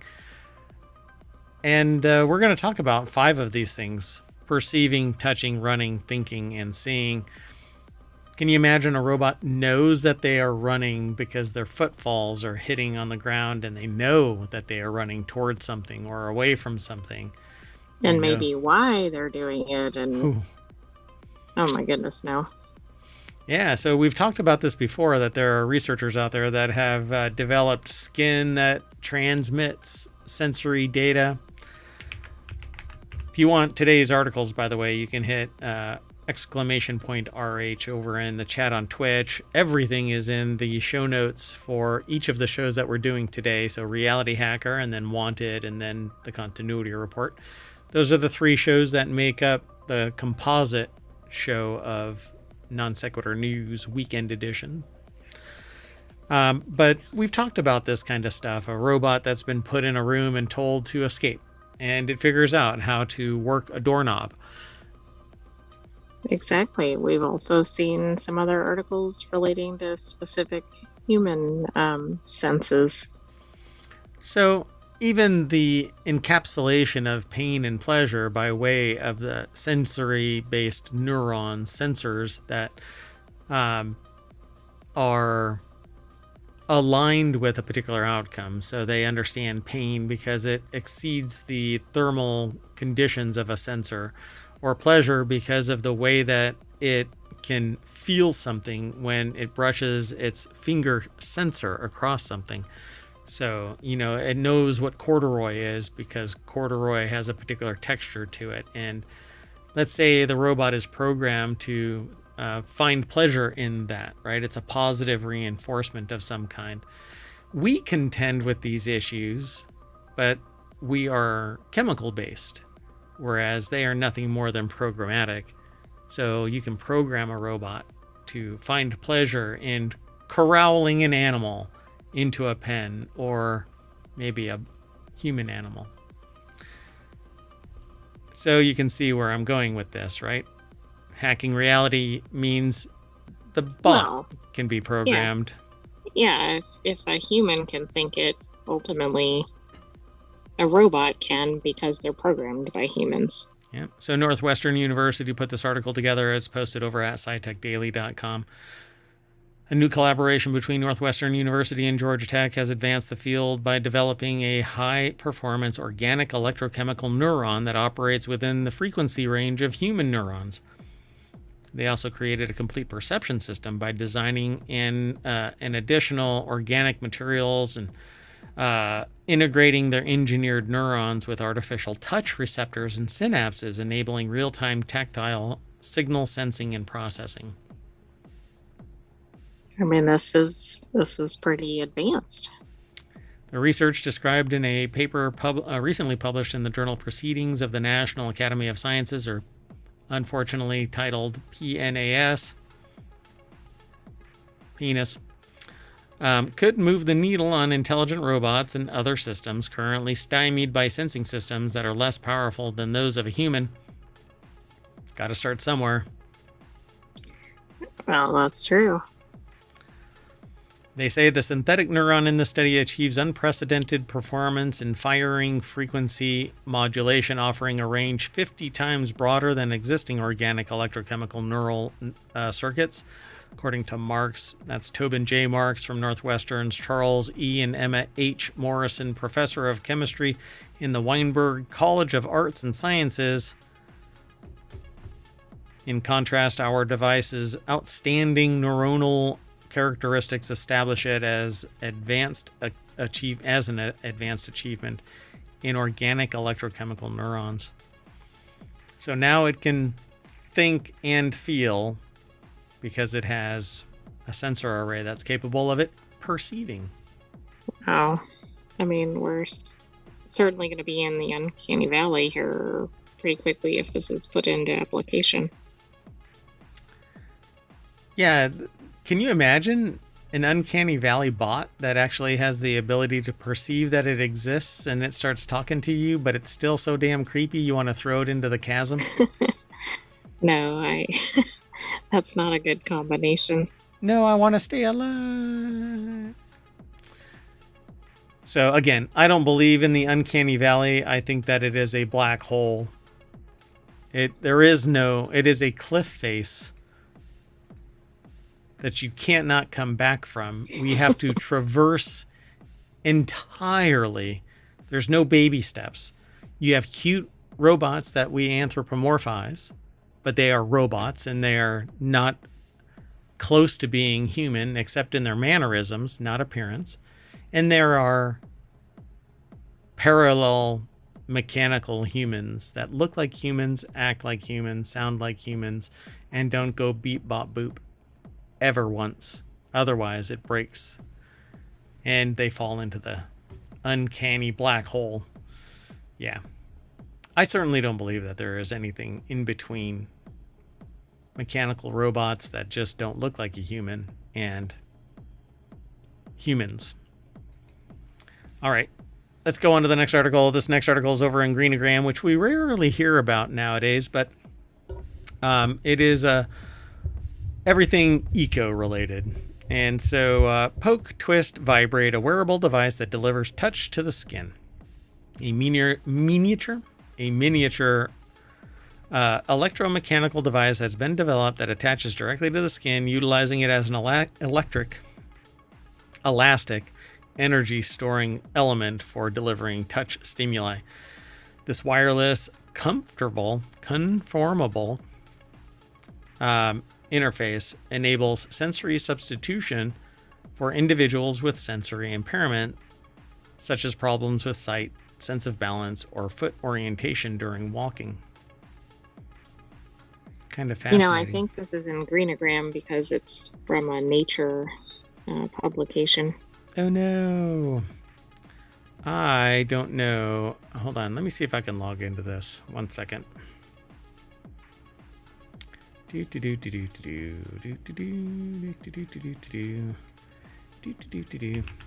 Oops.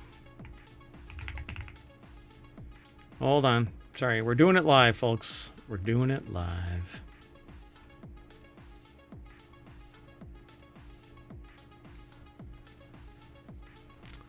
No. I can't do it live. Oh well, it's okay. Anyway, a miniature electromechanical device has been developed that attaches directly to the skin and utilizes it as an elastic energy storing element. Do you have any information on this? No, I don't. Give me just a moment here. I know that others will be able to do this. Let me actually do this. Boink. I don't normally do this, but this article is over at nature.com. It's written by quite a few people, but Matthew T. Flavin et al. It's an article that has an abstract that says a rich set of mechanoreceptors found in human skin offers a versatile engineering interface for transmitting information and eliciting perceptions.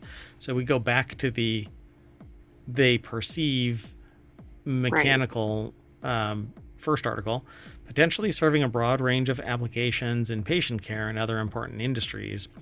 Targeted multisensory engagement of these afferent units, however, faces persistent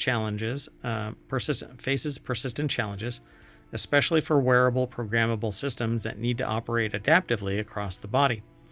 Here, they present a miniaturized electromechanical structure that, when combined with skin as an elastic, energy-storing element, supports bistable, self-sensing modes of deformation, targeting specific classes of mechanoreceptors as the basis for distinct programmed sensory responses. So it's basically tiny little mechanical sensors that transfer sensory information to and from wherever they're positioned, so that people who do or don't have sensory perception can elicit a response from it. So yeah, and I was thinking of this more for something external to a human, but I guess this could be used for a human, of course. Sure. Yeah. It says as this, like a haptic suit or something. That's basically what this could deliver. Yeah. Systematic experimental and theoretical studies establish foundational principles and practical criteria for low energy operation across natural anatomical variations in the mechanical properties of human skin. So a wireless skin conformable haptic interface